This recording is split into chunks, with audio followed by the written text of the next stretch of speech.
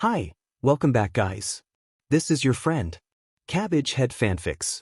Back with amazing fanfiction. This is the series of What If Deku Becomes Shadow Assassin?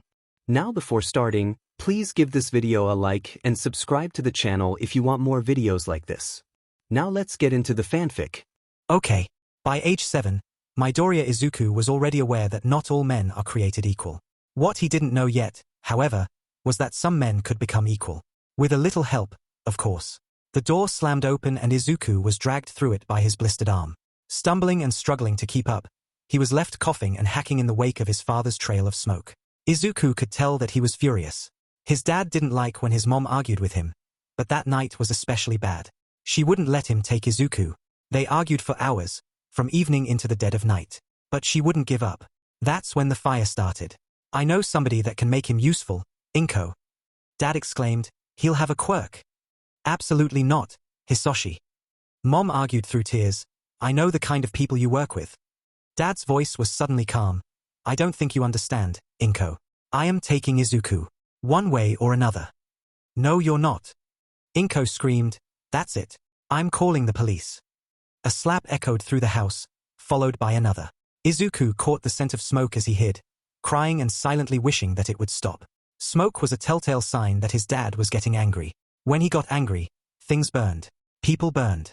The smoke grew thicker, making breathing difficult. Panicking, he scrambled out of his hiding spot and ran through the burning house. He made a break for the front door before an iron grip stopped him in his tracks. "Where are you going, Izuku?" His father asked, smoke bellowing from his mouth. "Are you trying to run away?" Izuku shook his head frantically, tears spilling down his cheeks. "You know what happens when you run, right?" His dad growled. Izuku flinched at the tone, hoping that the fire wouldn't come. It did.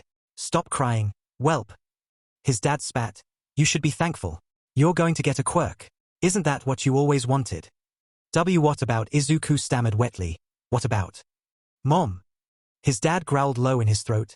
"She'll be fine, as long as you're good." Izuku nodded weakly and gave in, letting himself be dragged through the halls. His stomach twisted and turned, partly from the smoke he was trying to avoid, but also because he knew that it wasn't going to be fine. Where was his dad taking him? Why would he hurt them just to get him a quirk? His dad stopped him outside of a final door, and he knocked politely.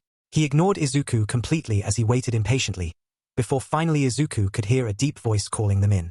His dad flung the door open unceremoniously and dragged Izuku into the room to face a large, intimidating man in a pristine suit. The man's features were broad and imposing, his black hair short and businesslike. In short, Izuku was terrified. He was thrown to the ground gracelessly, toppling into a trembling heap.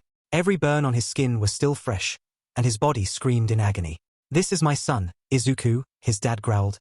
"Do what you want with him, as long as he becomes useful." "I will," the imposing man said simply. With that, Izuku watched his father storm out of the room and slam the door shut. Part of him was scared, but another part of him was relieved. My. Your father just refuses to be polite, doesn't he?" The man asked kindly as he crouched down in front of Izuku. "Are you all right, child?"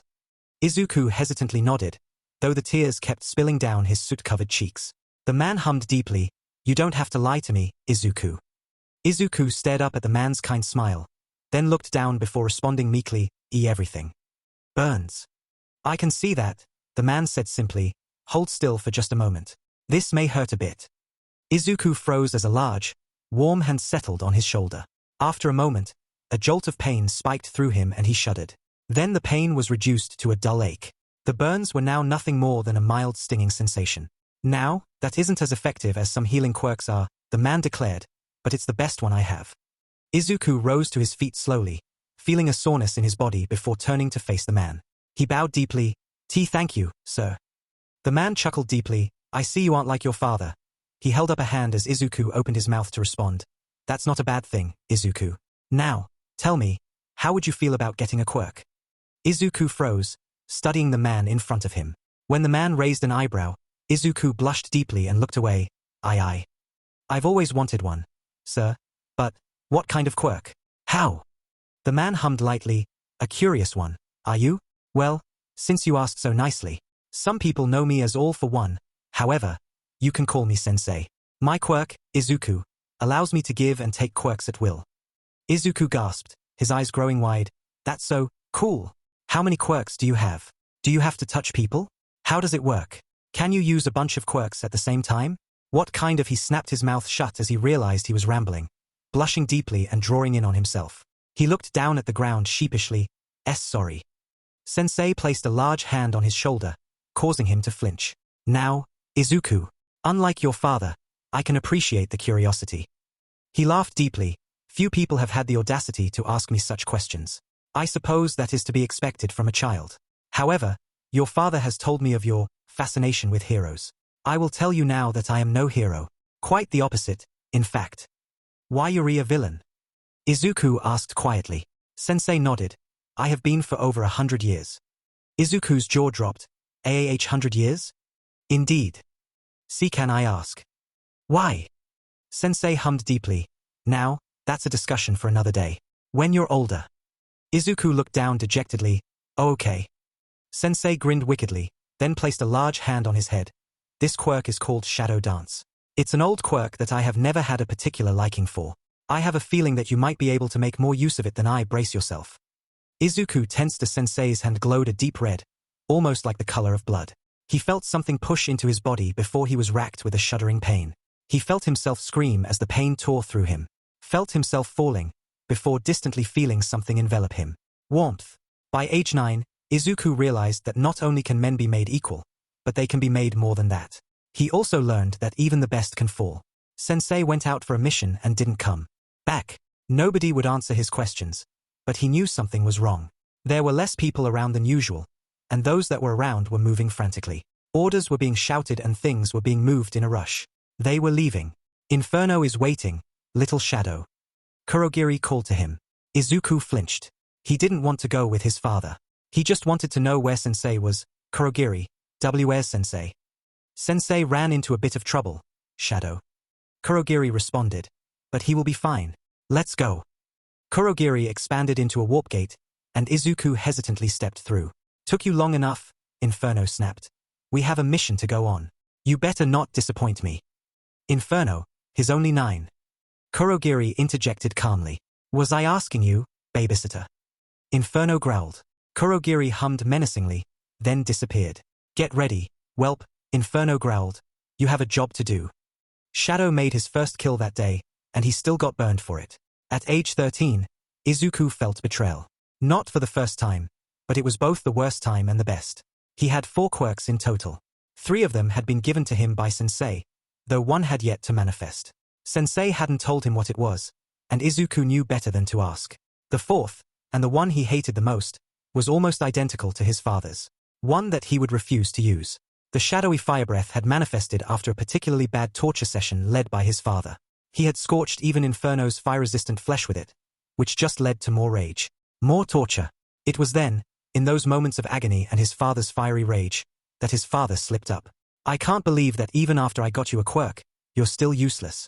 Inferno roared. If I didn't already kill your mother back then, I would. His father stopped and snapped his mouth shut, but the damage was already done. Darkness gathered around Izuku's form, and he got to his feet slowly. Cold, calculated fury settled in his mind. He was no longer shaking, no longer afraid. His tone was flat and completely devoid of emotion. You did what, Hisoshi? His father stared at him for a moment, dumbfounded, before his face twisted into a sneer and he growled, You heard me, brat. He barked a harsh laugh that brought smoke billowing out. She's been dead this whole time, you idiot.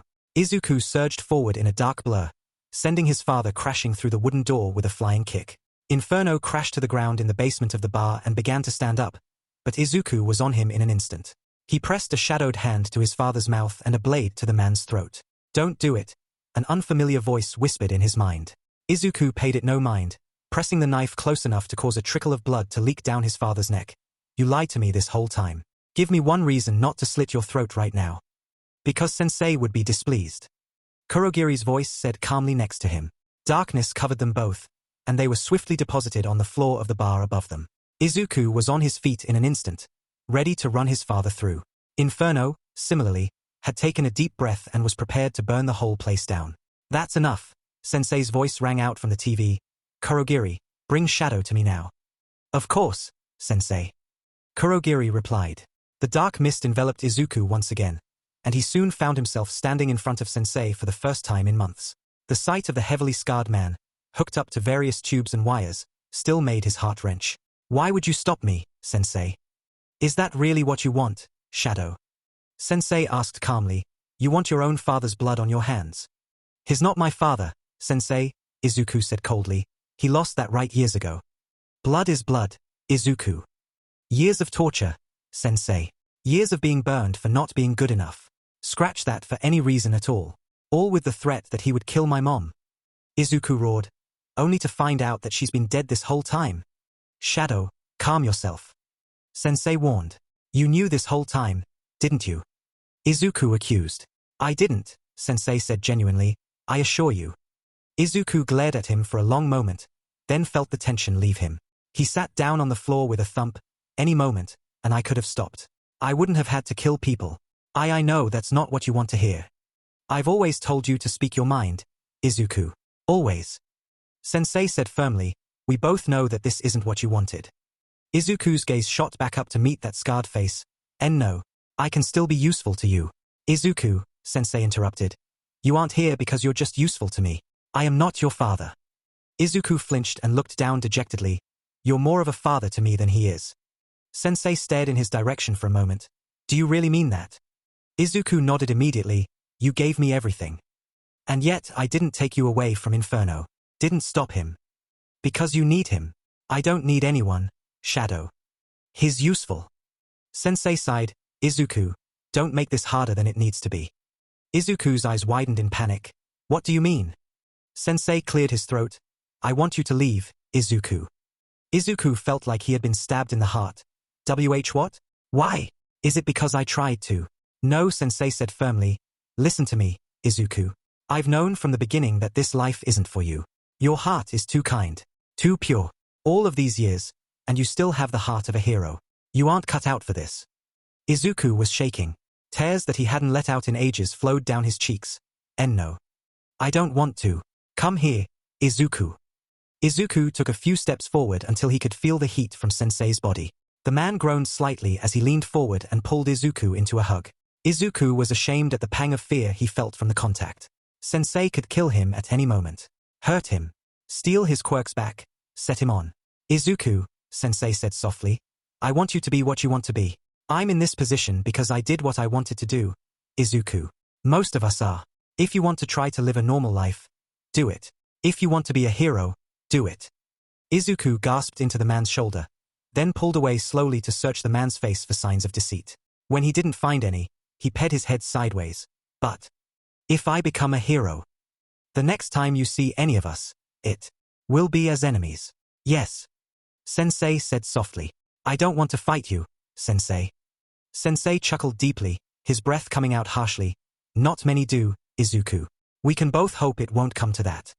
Izuku sighed raggedly. What am I supposed to do? I've set up an account for you, with more than enough money to get you through high school comfortably, but you'll have some catching up to do. Izuku shook his head slowly. I've kept up in my studies.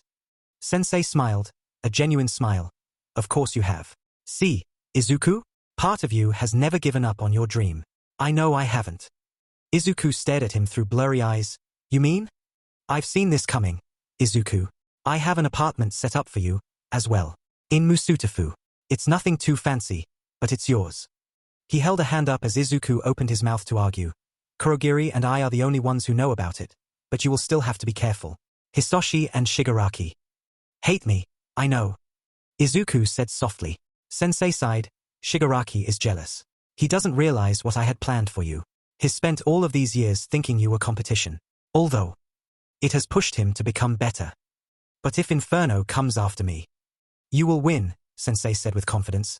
I will not tolerate his death here, but if he comes after you after I warn him not to, I won't fault you for killing him. I will win. Am I stronger than my father? You have doubts. Sensei observed. Izuku nodded weakly. Yeah. Sensei chuckled deeply. Izuku, you've been stronger than him for years. That isn't even considering the third quirk I gave you. What is it? Sensei wagged a finger back and forth. You'll know in due time. I have suspicions. But the quirk is called Guardian. I believe it's dormant because of your present company. Izuku stared off into space at the implication. causing Sensei to chuckle. Enough of that, Isuku, Sensei said. I think it's time. Isuku felt heartbroken, but warm at the same time. It was bittersweet. He could finally follow his dreams, but at what cost?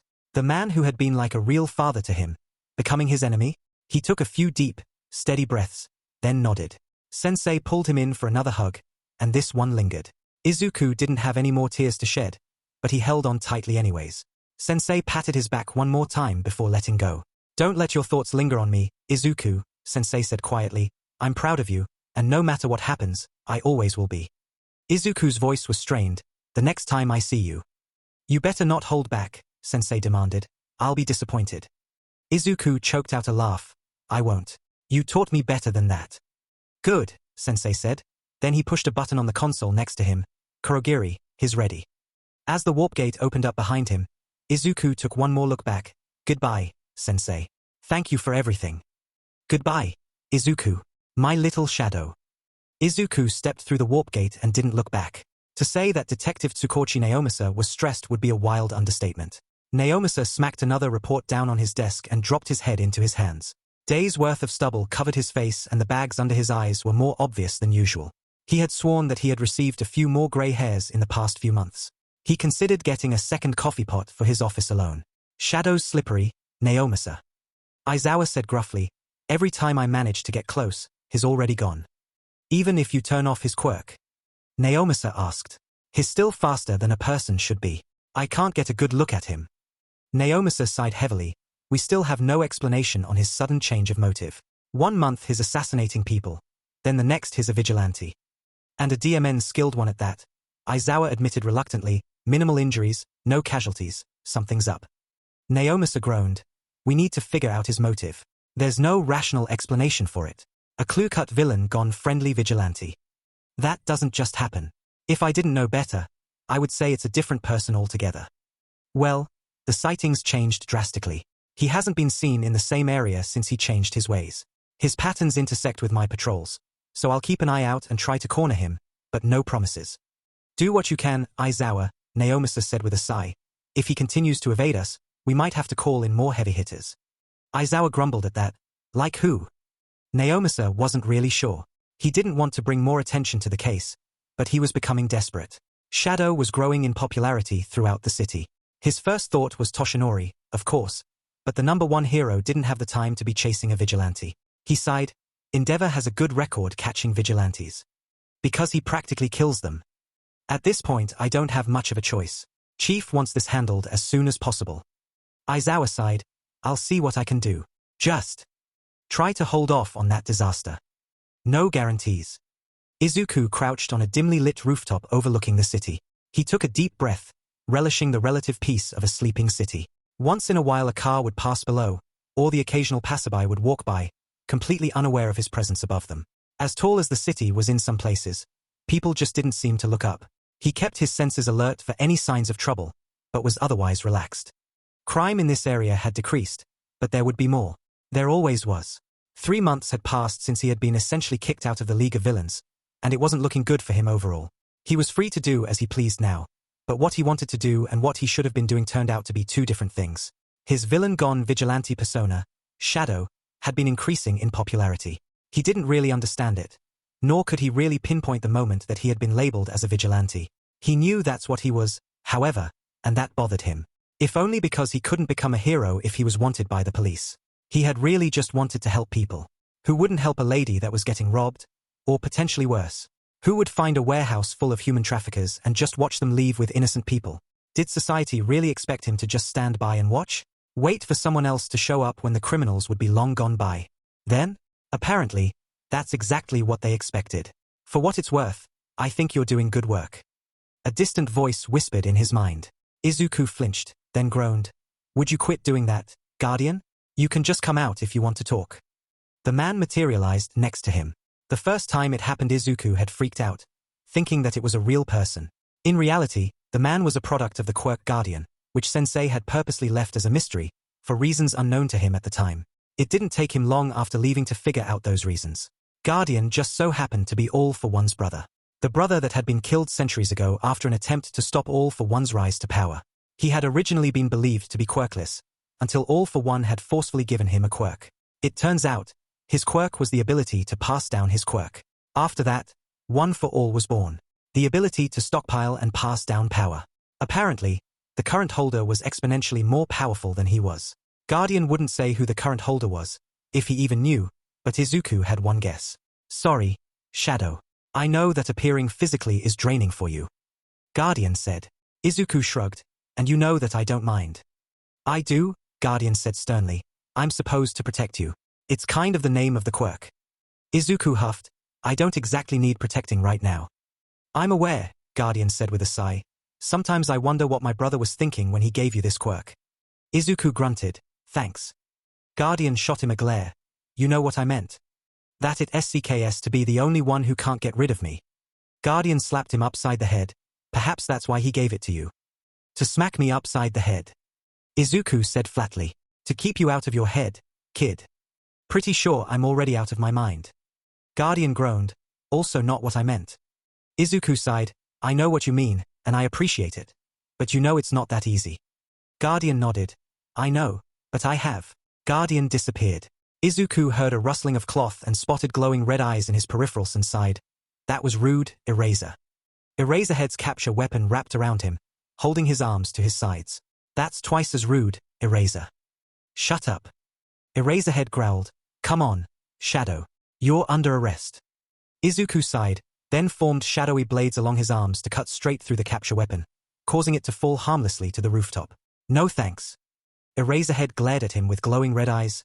How did you? Quirk. Mutation. Sure, why not? What about that guy that was with you? Also my quirk. Eraserhead's eyes narrowed further. They're nothing alike. I never said they were the same quirk. You can't have two quirks. Izuku shrugged. Anything can happen. We literally have. A crash sounded in the distance, followed by the breaking of glass that pierced the air.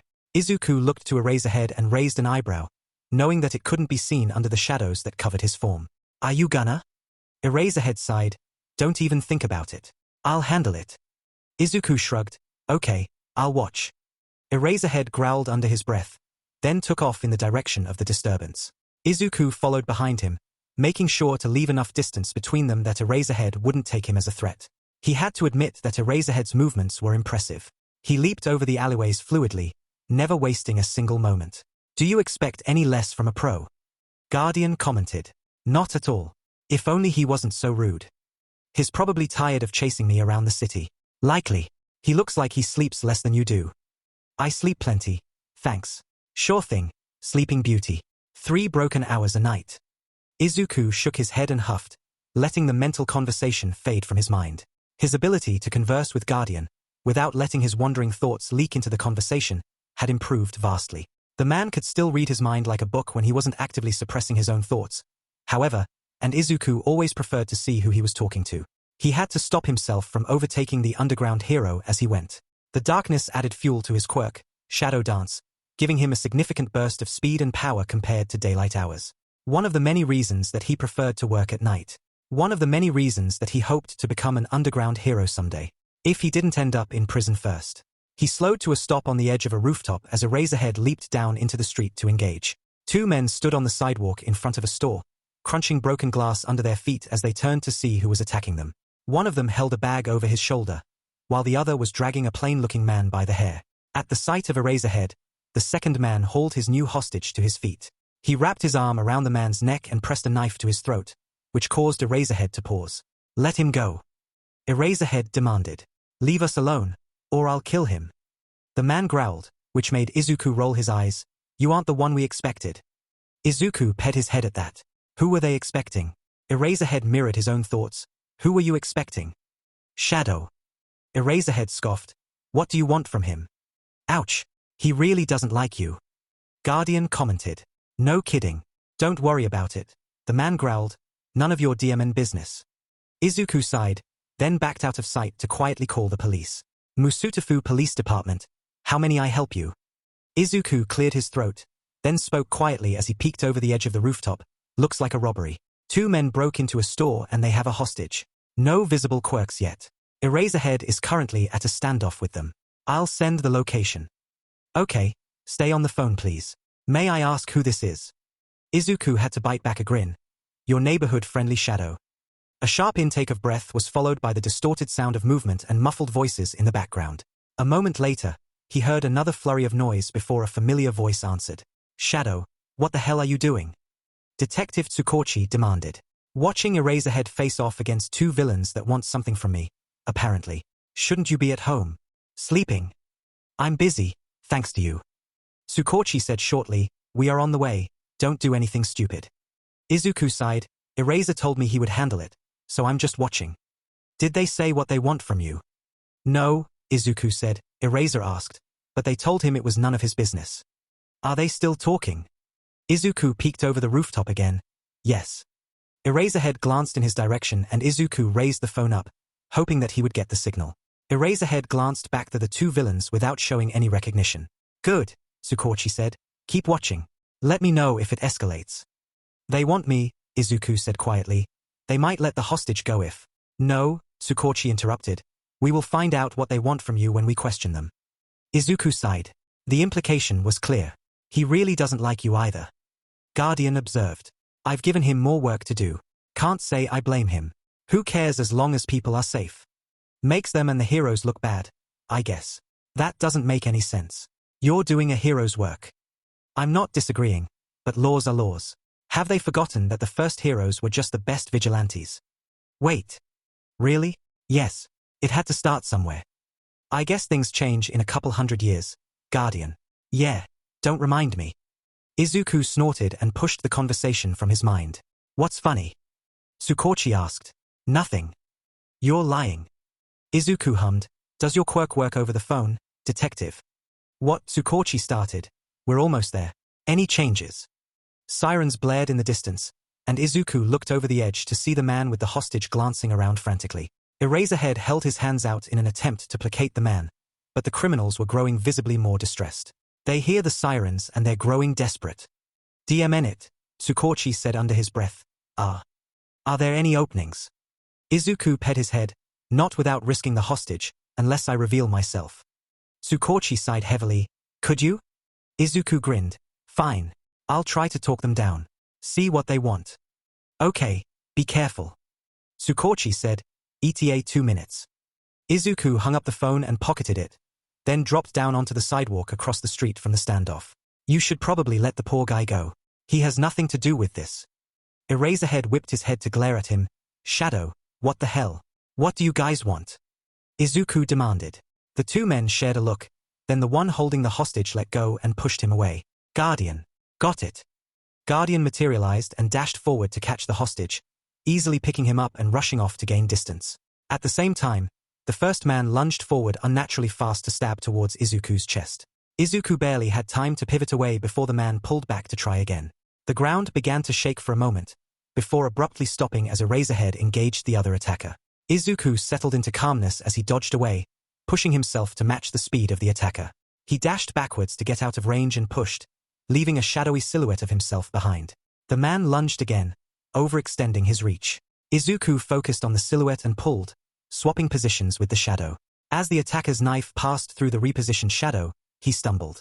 Izuku swept his legs out from under him in a blur, then grabbed the man's knife arm and twisted it behind his back before slamming him into the ground. He glanced over just in time to see Eraserhead slamming the other man into the pavement, his red eyes steadily fixed into a glare. Izuku lowered his eyes to glare at the man underneath him, forming a blade to press against the man's neck. That was actually pathetic, you know. He should know better than to send amateurs. The man growled. He lied. Said you were weak. Izuku laughed humorlessly. Now I know who sent you. The man paled. Why you didn't know? Izuku shrugged, then pulled the knife back as he spotted the police running towards them. Figures he's afraid to come after me himself. The man barked a laugh. Afraid? He just doesn't want to waste his time. Izuku pressed his knee further into the man's back. If anyone is wasting his time, it's you. Two officers ran up to him, so he stood up to let them take over. Careful. Some kind of speed quirk. One of the officers eyed him warily, then nodded curtly before cuffing the suspect and dragging him away. Izuku took a deep breath, then let it out.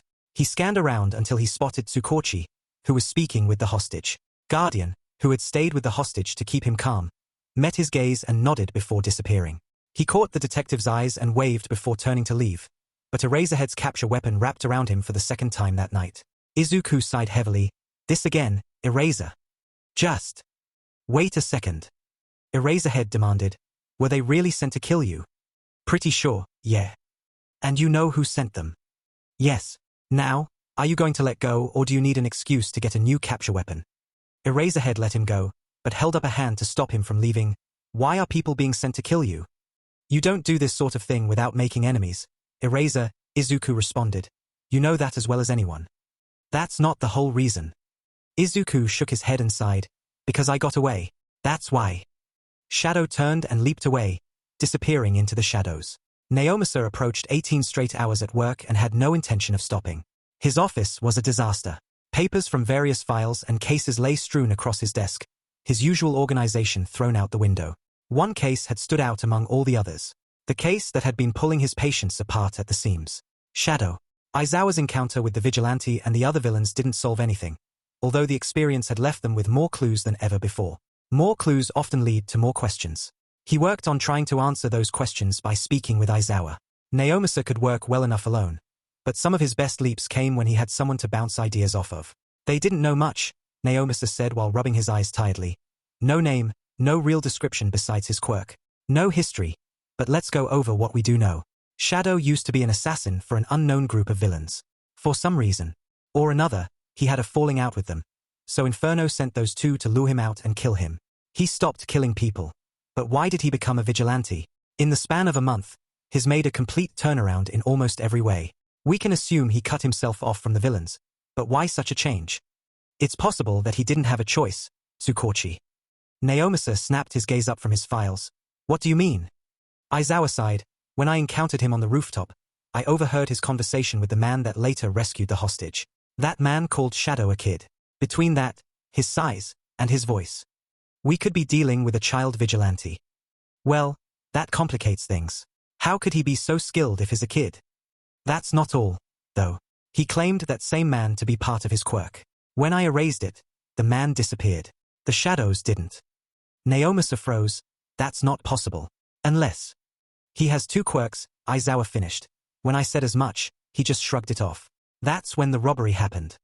Then he followed you, Naomasa said, and he must have overheard your conversation. He knew they were looking for him. Aizawa nodded. Then instead of trying to find out for himself, he called you. So does he only step in when nobody else is there? Naomasa asked, or does he not want more evidence on him? In that case, it wouldn't have mattered. They attacked him first. Even ditched the hostage to risk fighting two on and for that price. Most villains would do the same. Tsukauchi shook his head. 1000000. That's no simple grudge. From what we know of Inferno, he doesn't take things lightly, but there has to be more to the story. The conversation before he disappeared, Aizawa continued. He seemed to be expecting it. He certainly wasn't surprised. When I asked why they came for him, though, he told me that it was because he got away. Naomasa rubbed the stubble on his face, so either way, he left. But what exactly was he getting away from? Besides the obvious? I don't know, but he's in trouble either way, Tsukauchi. People don't throw that kind of money around and just give up when it doesn't work. Naomasa sat down and ran a hand through his hair. We can't help him if he disappears every time, Aizawa. I'm well aware of that. Have you tried talking to him without trying to capture him first? He may be a kid, Tsukauchi, but he's a dangerous one. He doesn't seem to have any ill intentions towards you.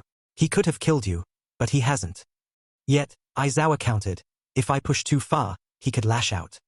That wouldn't match what we know about him, Tsukauchi argued. He would probably just disappear again. We don't know enough to make that assumption. Aizawa, you face life-threatening situations every day, Tsukauchi pointed out. You teach troubled students every day. I think you can handle talking to a kid. Aizawa grumbled. A kid that's trained to be an assassin, possibly with multiple quirks and a few loose screws in his head. I know, but Chief already called Endeavor to begin patrolling at night, Tsukauchi said, and he won't care what situation the kid was in. So I have to get to him first, Aizawa grumbled. And you guys couldn't have called. I don't know, literally anyone else. Chief wants results, Tsukauchi said firmly, and frankly, I can't keep fighting him on it. Aizawa stood up to leave. You won't be saying that when you have the parents of a mangled kid at your throats. As the door slammed shut, Naomasa stared at the files on his desk and heaved a sigh. He hated the situation as well, but his hands were tied. As helpful as he was to keeping crime down, It was illegal, and Shadow kept them too busy and distracted from other cases. Kid or not, something had to be done. Come on, Shadow. Just turn yourself in. Isuku dropped onto the couch in his oversized apartment with a frustrated sigh. It had taken him a while to warm up to the place, but once he did he had found humor in Sensei's words. What the man had considered not much turned out to be a large 2-bedroom, 2-bathroom apartment with almost everything that could be expected. As far as he could tell, the place was state-of-the-art and modern. If he had bothered to decorate it or add anything, it could almost be considered fancy. Isuku rubbed his eyes tiredly as he mentally ran through his night once again. He wasn't expecting Eraserhead to walk into a trap that was meant for him. A poorly executed trap, but a trap nonetheless. He should have expected that Hisoshi would hunt him indirectly after being forbidden from doing it himself. Even if Shigaraki and Hisoshi themselves teamed up, he would be able to escape at the very least. But he was tired of running. I don't see my brother taking kindly to Hisoshi's little loophole. Izuku couldn't help but nod in agreement. Might as well come out. I'm going to sleep soon anyways. Guardian materialized in front of him, then moved to sit next to him on the couch. Good. Maybe shoot for more than 3 hours this time. Izuku yawned. Maybe. Guardian shook his head and gave him a curious look. Was it a good idea to drop hints like that? I didn't really plan for it. Izuku said, I doubt those guys knew much, but Tsukauchi won't rest until he finds out everything. Guardian hummed. Fair point. They don't like you, but if they knew everything they might take it easy on you. They'll still arrest me, Izuku said with a flat tone. I bet they have a nice cold cell with my name on it. You don't deserve that. Guardian argued. You didn't have a choice. You can tell them that. Back then I didn't, Izuku snapped. Should I just walk into the police station and say, hey, I know I killed a bunch of people, but I didn't have a choice. My father tortured me and forced me to do it. But it's okay because now I'm using all 4 of my quirks to, oh yeah, still do illegal stuff. Guardian stared at him with a wry grin. Well, I wouldn't put it exactly like that. But yes. Izuku smacked his forehead and groaned. That sounds like a one-way ticket to prison. Guardian sighed with exasperation. You said yourself that they're good people. You really think that they'll hear your story and not want to help you? They have no reason to help me, Izuku mumbled. I'm just another problem. You couldn't be more wrong, Izuku, Guardian said firmly. You are a good person. Strong and talented. Even after 7 years of being around them, and being forced to do their bidding, you still have a good heart. Izuku heaved a frustrated sigh. Guardian viewed the situation through a biased lens. While Izuku couldn't blame him, considering he could still see the good in some people, he couldn't imagine a situation where they would bother helping him. To them, he was just another problem to be solved. Another case to be closed and forgotten. Izuku may have spent most of his life under a rock, but he knew that the police didn't take kindly to vigilantes. Villains were obviously not on their list of people to help either. No, he couldn't count on them taking it easy on him. Either he would have to continue evading them or fall off the radar entirely. Or turn himself in and most likely end up in prison. Falling off the radar could work, but Shadow Dance was far too obvious. Izuku still had almost a year, but the police and heroes wouldn't forget him. If he used that quirk at all in the future, he would bring every pro-hero in the school down on him. Guardian was also far too unique as a quirk, and while he could theoretically get by using just his passive agility quirk, he wouldn't accept being a hero using only a quarter of his potential. 75% he could accept. He knew all too well that his fire breath couldn't be turned off. Tendrils of smoke escaped from his lips periodically, though in times of stress the smoke could puff out like a cloud. Flames would rise from his throat if he wasn't careful. After only the first day, he had been forced to disable the smoke detectors and keep constant ventilation in his apartment. Regardless of the unnaturally dark hue to the flames, it was far too similar to Inferno's to fly under the radar. Although the nature of Shadow Dance allowed his fire breath to go unnoticed, that wasn't the connection he was worried about. Fire quirks weren't rare, but only Inferno had been known to have a fire-breathing quirk. If a kid showed up at UA with one, red flags would be raised automatically. And no matter how powerful the quirk could be, he refused to use it on another person. Guardian put an arm around his shoulder. You really don't have many options, Izuku. Izuku groaned. I know. Maybe if I just lay low for a few months. And give up helping people for that time, just to either get caught or hold yourself back anyways. Izuku had to admit that he was right on that, meaning he was left with only 2 options. Fine, then. I'll continue as I have been for now. Guardian grinned. I figured you would. And hey, maybe you could even make Eraser and that detective like you. Izuku snorted. I really doubt that, Guardian. Izuku loved the nighttime, but rainy nights were unbeatable. He took a deep breath of the fresh air from his rooftop perch, his face tilted to the sky to better feel the gentle droplets running down his face. Even in the most run-down parts of the city, the air was refreshing. The glow as the lights reflected off of the puddles and gentle streams of rainwater added a serene feeling to the usually hectic streets. In the darkest part of the night, he felt some semblance of peace. Isuku allowed himself to relax and enjoy the night, ignoring the increasing heaviness of his drenched clothing. While his work as a vigilante had been busy when he started months ago, the criminal activity in the area gradually slowed to a crawl. Nowadays it surprised him to come across more than 2 crimes in a night. He even considered moving his patrol to a different section of the city altogether, but eventually decided against it.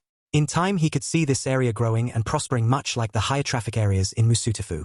The change left him with a spark of pride. Perhaps it wasn't his ideal way of making a difference, but he had to admit that he made a difference regardless. A change in the city and a lightening of his own regrets. While he wasn't sure if he could ever truly make up for his past, he resolved to do his best anyways. Even if he couldn't be a real hero. A faint splashing from behind Isuku pulled him from his brief revelry. After taking a deep breath, he slightly turned his head to spot his favorite pursuer. "Long time no see, Shadow." Eraserhead said. "It's hardly been a week, Eraser." "2, actually." Eraserhead corrected. Isuku shrugged. "What do you want, Eraser? Besides the obvious." "Rude." Guardian said with amusement. "He ruined my solitude." "I'm not going to try to capture you," Eraserhead said, "if that's what you're thinking." Isuku showed no outward sign of his surprise or the skepticism that came after it. Of course, the pro-hero would know by now that his efforts would be fruitless. Isuku didn't want to cause the hero trouble, but he had no intention of going into custody on someone else's terms. He let out a non-committal noise. "I'm surprised." Eraserhead stepped up slowly to sit down beside him, making a subtle show of keeping a wary distance between them. "Well, we both know how that would go," he grumbled and gestured to the gathered cloth around his shoulders. "And I just got this replaced." Isuku huffed, letting a small puff of smoke escape his lips. Surrounded by shadows, the smoke was hardly noticeable.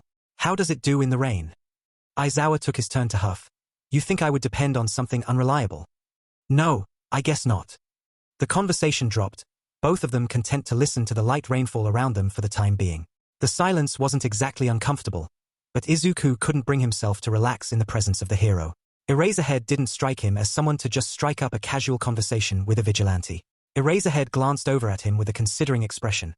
"When you told me that you got away, what did you mean?" Isuku studied him for a moment. "That I got away?" Eraserhead grunted. "No sheet. But from what?" Isuku felt his lips twitch up at the corners. It was tempting for him to just spill everything, but he held himself back. As much as he would like to just air it all out, he didn't know anything about Eraserhead besides the barest of details. "I think you should tell him." Guardian prodded. "I can't trust him. What's the worst that could happen?" Isuku paused to consider for a moment. In reality, it wouldn't hurt to give the man a few answers. At worst, Eraserhead would try to capture him again, likely failing in the process. At best, the answers would satisfy him enough to leave Isuku alone. Isuku sighed, more like who, but I didn't exactly escape. Eraserhead ped an eyebrow at him, but said nothing. Their threats turned out to be a bluff. When I found out, I tried to kill Inferno. They probably considered me a loose cannon, a knife at their backs. Because you didn't want to be there. Isuku shrugged. I didn't want to hurt innocent people. They weren't having it.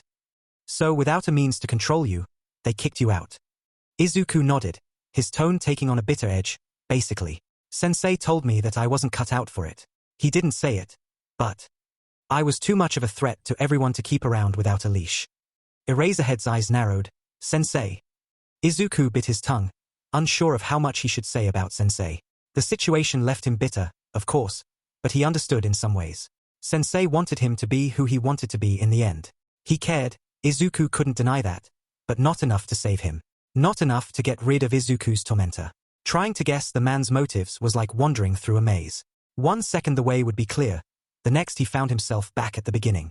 Remember that you'll be enemies next time you meet. Guardian said, in reality, that means you already are. Then why did he give me the opportunity to live my life instead of killing me then? As much as I don't want to admit it, he does care. Guardian said grudgingly, but you shouldn't feel like you owe him anything, Izuku. He's still a supervillain above all else. He's made that clear. The reasoning was sound, but Izuku couldn't help but feel like he was betraying Sensei. Without Sensei he would be nothing. He would be dead. If he actively gave away information, actively worked against them. Sensei wouldn't just let that go. Knowing Sensei, however, the man probably anticipated it. You're going to have to say something eventually. Better now than after more people get hurt. You're right, Isuku admitted with a sigh. He couldn't tell the hero everything, of course. Not yet. He turned his head to look at Eraserhead, Sensei's the leader. He did most of my training. Eraserhead hummed deeply, so they're organized. They blackmailed you, turned you into a killer, then kicked you out when it didn't work. Izuku sighed, there's a lot more to it than that, but... yeah, pretty much. That would explain a lot, Eraserhead admitted, but why become a vigilante? Honestly, I don't know. It wasn't an active decision. Izuku said, I like being out at night, and I wanted to help people. One night I saw someone was in danger and I just moved. I never stopped. Eraserhead grunted, then looked away. Have you considered becoming a hero? Izuku froze, then laughed bitterly. That was my dream. Even when I gave up hope that a hero would save me, I didn't give up on that. Sensei knew it. That's why he kicked me out, to go live my dream. He cared, Eraser. But he never said. Never told me that it was impossible. Izuku, Guardian said gently. Impossible? Eraserhead asked with raised eyebrows. Don't play stupid. Izuku snapped, I killed people, Eraser. I got free, and now I'm a wanted vigilante anyways. It's over for me. It's not, Guardian began. You didn't have a choice. It doesn't matter. Izuku snapped, accidentally letting dark flames escape from his mouth as he rocketed to his feet. I've been dodging Endeavor for a week, Eraser. Everyone knows that when he gets sent after you, your life is optional. He'll murder me in the name of justice, and you know what? Nobody will care. There's nobody left to care. Shadow, listen to me. Eraserhead insisted. We had no way of knowing your situation, but I had a hunch. That's why I'm here. We can help you. Izuku scoffed. I find that hard to believe. I know, Shadow, Eraserhead said, but I don't make promises unless I intend to keep them.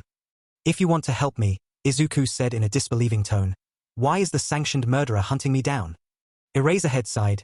Tsukauchi and I had no part in that. Higher-ups. Speak of the devil. Izuku tuned Eraserhead out as he caught the glowing reflection of fire in his peripheral vision.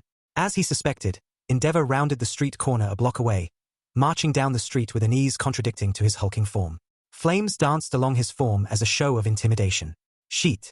Izuku backed slowly away from the edge of the roof, fighting to force down the panic that rose in his chest. He kept an eye on the number 2 hero who was looking around diligently, the permanent scowl on his face announcing to the world that he had no interest in being approached. No interest in being civil. Nope. Nope. Hell no. Eraserhead, to Izuku's surprise, didn't make a move to stop him. Instead, he crept backwards along with him to hide in the shadows. Izuku didn't miss Eraserhead's calculating gaze, however. He studied Izuku, who was torn between staying still as a statue and bolting like an arrow. Izuku kept his eyes locked on Endeavor. He felt a jolt of panic as the hero looked directly at them. Endeavor's gaze passed over him before doing a double take. Shadow. Endeavor roared before throwing a massive burst of fire straight towards him. Don't. Izuku forced the thought through his mind as he felt the familiar tug that signified Guardian's attempt to materialize. Izuku was already moving as Eraserhead yelled at Endeavor to stop. He dashed to the side, avoiding the brunt of the attack. He bit back a cry of pain as he felt searing pain shoot through his arm. Hissing through his teeth, he leaped off of the roof into the alley below. Heavy footsteps signified Endeavor's pursuit, the sudden oppressive heat warning him of an incoming attack. Izuku blurred to the right and bounded off of the wall, growling in pain as the fire caught his leg. What the hell is wrong with this guy? Guardian demanded. He bounced from wall to wall before cresting the roof and landing awkwardly. Pain shot through his burnt leg in protest. Burns were nothing new to him, but with familiar pain came familiar panic. Desperately he set his feet and pulled on shadow dance and agility. A rush of adrenaline flooded through him as the shadows deepened around him. When his head started to spin, he chose a direction and pushed off with his feet. Shadows kicked up like dust as he shot forward. The passing city bled together in one nauseating blur as he rocketed through it at breakneck speeds, block after block becoming nothing but a passing of streetlights and reflections. Izuku had to fight the vertigo and churning in his stomach until everything began to slow down. Gradually he began to reorient himself, the surrounding city becoming more perceptible as he began looking for a landing. Good thing you didn't slam into a building, Guardian said, feigning a light tone. But what the hell did you do? Panic. Well. Yeah. Izuku tried to judge his projected landing, but ended up landing rather ungracefully. His feet hit the rooftop with a heavy thump, the momentum forcing him to roll with it. His arm and leg screamed as the roll devolved into a wild tumble. He felt the familiar tug at his mind before coming to an abrupt stop. He groaned and looked up, realizing that Guardian had materialized to catch him. He looked past the man, realizing that he was only a few feet away from plummeting off the side of the building altogether. He gasped and heaved, trying to catch his breath and regain his equilibrium. He shivered, suddenly freezing cold. The rush of wind from his flight through the city had chilled his drenched clothing rapidly. Guardian held on to him silently, allowing Isuku the time to regain his bearings. Isuku was thankful for that. He wasn't sure he could form a comprehensible sentence at the moment. He shuddered violently as he felt the warmth begin to seep in. W8. Isuku stammered through clattering teeth. Why are you warm? Guardian pulled away to look down at him with a puzzled look. Should I not be? Isuku shook his head quickly. No. You never were before.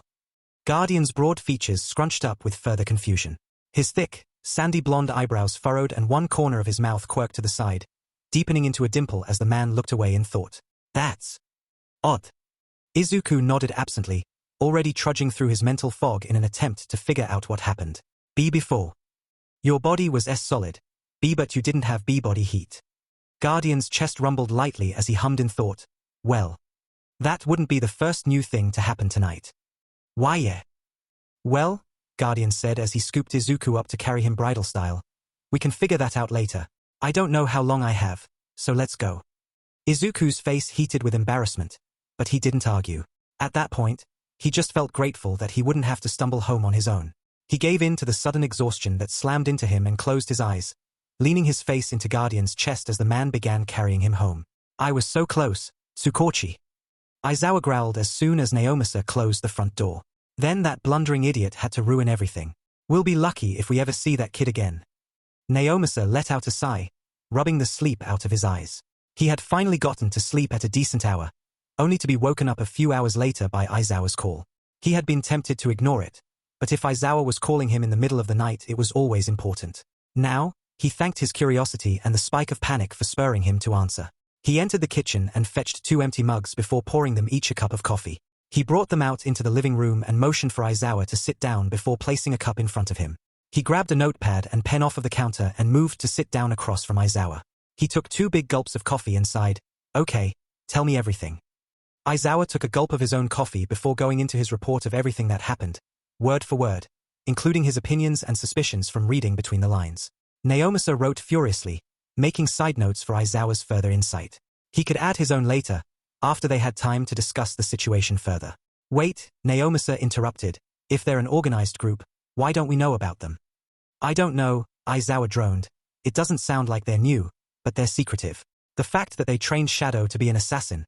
We knew he was affiliated with someone, but that's all. We know Inferno, but we never connected him to any other villains. It would make sense, though. Naomasa tapped his pen on his chin. It would. Okay, we'll get to that later. Continue. Naomasa raised an eyebrow when Aizawa told him about Shadow's reason as to why he became a vigilante. He had to admit that many vigilantes ended up that way for the same reason. As obligated as he was to be against it, and as frustrating as they were to deal with, he could understand it. Their conversation about Shadow's dream of being a hero, however, left him with an uneasy feeling. Shadow didn't seem to want any part of whatever he was a part of, which they had already assumed. But for him to sound so defeated, so bitter, how long was he with them? Naomasa interrupted again. I don't know, Aizawa admitted. I didn't have a chance to ask. Naomasa tapped his pen on his notepad and nodded. Okay, go on.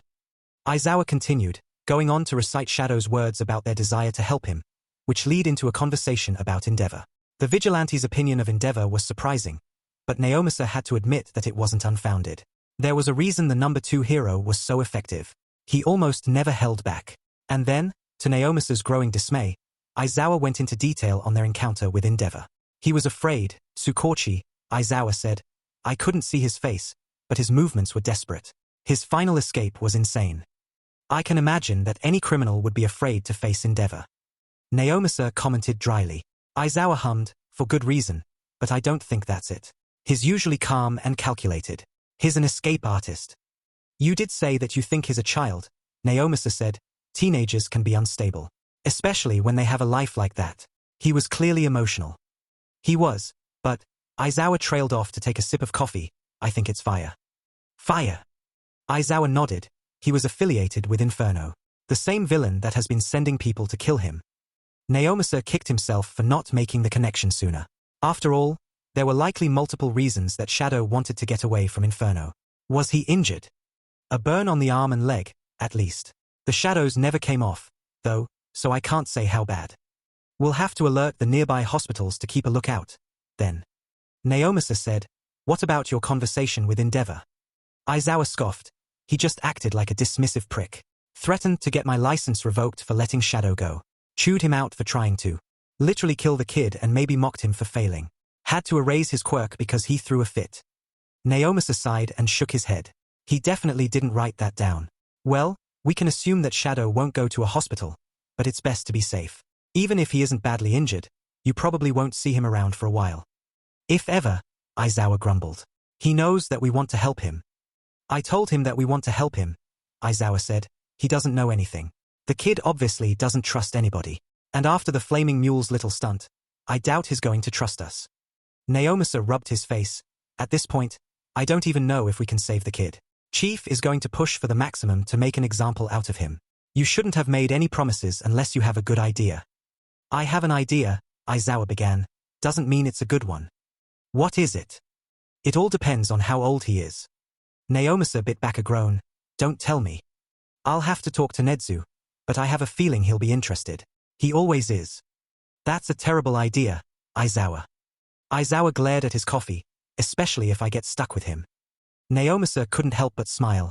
Well, see what you can do. Now the question is, what if Shadow disappears altogether? Aizawa raised an eyebrow. Don't you guys have his phone number?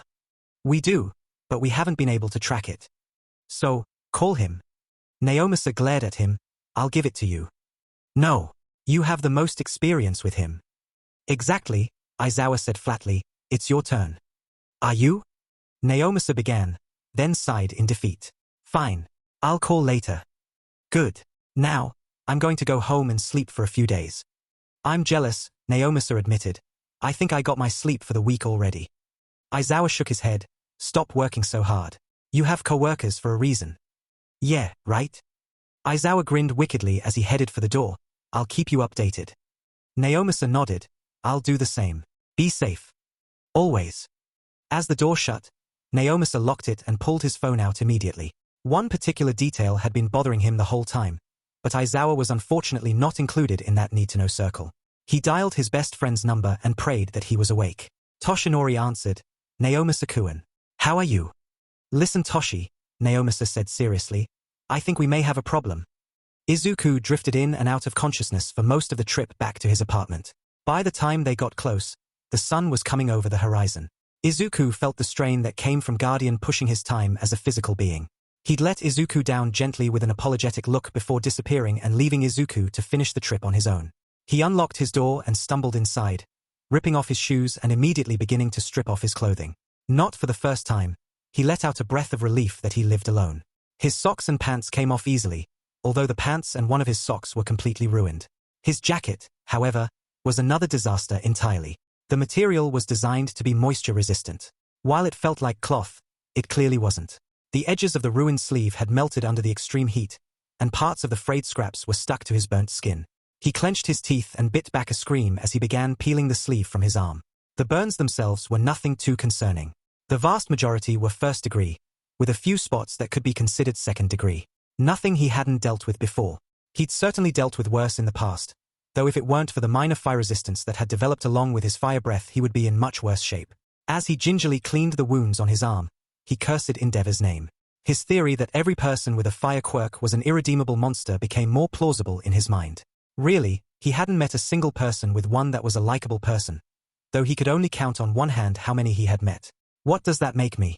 Then, he clenched his teeth and finished cleaning his wound. Grabbing a tube of burn cream and a roll of clean bandages, he made his way into the living room to plop down on the couch and turn on the TV, a routine he had picked up early on. Any warning that he had exposed himself more than necessary was a welcome one. News stations had a major flaw. They couldn't care less that what they reported often hindered the hero's efforts. Isuku considered his conversation with Eraserhead as he bandaged the fresh burns, the sounds of the TV fading into a droning background noise. He had a feeling that the underground hero was being genuine, but it worried him. Clearly there was a difference of opinion in the police force. Whether that divide had been caused by him or the idea of vigilantes altogether, he wasn't sure. Left with the question, however, he couldn't help but wonder. If it came down to it, which side would get their way? Endeavor showed his animosity towards vigilantes on multiple occasions. In an official dispute between the number 2 hero and an underground hero that nobody knew about, the outcome was clear. Unless there was more to the situation than he could see, his odds of actually being helped didn't look good. More likely they would throw him in a cell for his own good. Perhaps if he got a chance to tell his story on his own terms, however. Regardless, the logical decision would be to take a break from his nighttime activities. A few days off at least. After that, his new wounds wouldn't hinder his movements.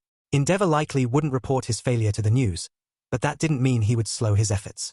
In fact, he was more likely to double them. Failure, Isuku could tell, was something the number 2 hero didn't take kindly to. Isuku let out a long sigh. At least with Endeavor patrolling at night, crime would drop to near non-existence. He wasn't exaggerating when he told Eraserhead what every criminal knew. Facing Endeavor was a death sentence. Between all of the villains that Isuku knew, only 2 could hope to stand against him. Inferno would put up a decent fight, if only because he had a strong resistance to fire, but it would likely be a stalemate. All for One, of course, would destroy anyone that wasn't All Might. All Might. The thought of the number 1 hero was a bittersweet one. On one hand, he hated the man for what he did to Sensei. On the other, he understood the man's reasons completely. The hero had no other option, and there was a long history between the two. From what Guardian had said, that history ran much deeper and further back than All Might. He still held the number 1 hero in high regard, but more often than not he was left feeling conflicted. If he ever had to meet the man, he wasn't sure if he would dissolve into a fanboy or ignore him completely. Maybe both. As he finished bandaging himself, his stomach growled loudly in reminder of how much he had pushed himself. Whatever he had done in his desperation to escape left him worn ragged. He decided that, once he recovered, he would have to find somewhere secluded to practice the new development. He stood up on shaky legs and entered his kitchen, letting his hunger guide him. He began looking through all of his food before he began pulling out various ingredients. He wasn't particularly good at cooking, but between pestering his mom when he was younger and Kurogiri more recently, he had learned enough to feed himself at least. Feeling exhausted and lazy, he put 2 generous cups of rice in his rice cooker and threw some fish in the oven. A bitter wave of nostalgia washed over him as he considered how Kurogiri would scold him for that. The other shadowed man despised the idea of baked fish. Isuku didn't know why, though. He was fairly certain that Kurogiri didn't actually eat. Isuku snorted to himself as he went back into the living room. Kurogiri had always treated everyone politely and with respect. Whether Shigaraki and Inferno believed it or not, Kurogiri's loyalty was clearly to Sensei first and foremost. If Sensei tolerated you, Kurogiri respected you more. If Sensei liked you, Kurogiri would almost break his stoic demeanor to show you kindness. Izuku was convinced that Sensei's fondness for him was the only reason that Kurogiri tolerated Izuku's presence behind the bar and in the kitchen. Izuku jumped as his phone vibrated on the table in front of him. He hadn't had anyone directly try to call him in weeks. He picked it up and saw a number that he didn't recognize. He almost ignored it, but curiosity got the better of him. Hello. Good morning, M. Shadow. Izuku felt the hair on the back of his neck stand up. Who is this? This is Detective Tsukauchi. How are you? Izuku let out a breath of relief, then felt a spike of amusement. I'm fine, Detective. Is this an attempt to track me down? A small huff came in response. No, we tried that before and it didn't work. I know. What do you want, Detective? I just wanted to see how you were doing after last night. Izuku hummed, I don't believe you. Tsukauchi sighed, I understand.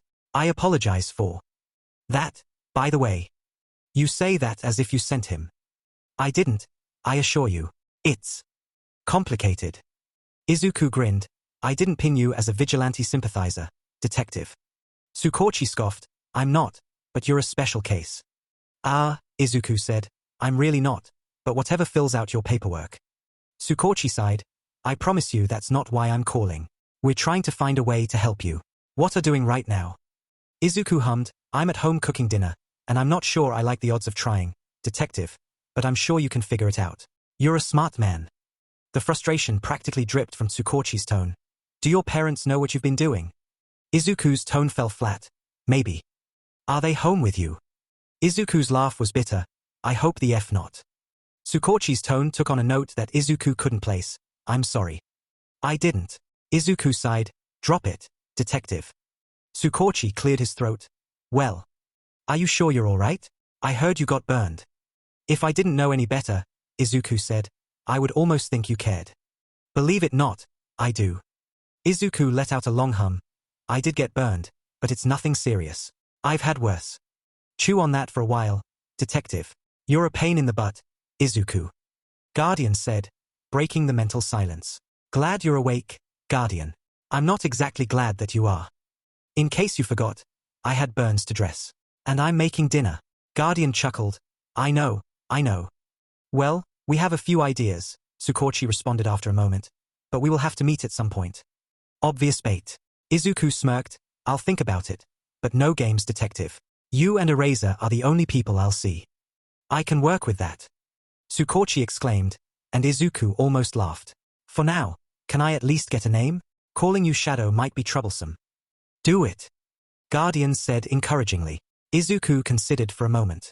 Giving a fake name would work, but if the detective really was trying to help him, he would need to give his real name eventually. Giving his real name would also establish a little bit of trust, as well as give the detective a head start on whatever help he had in mind.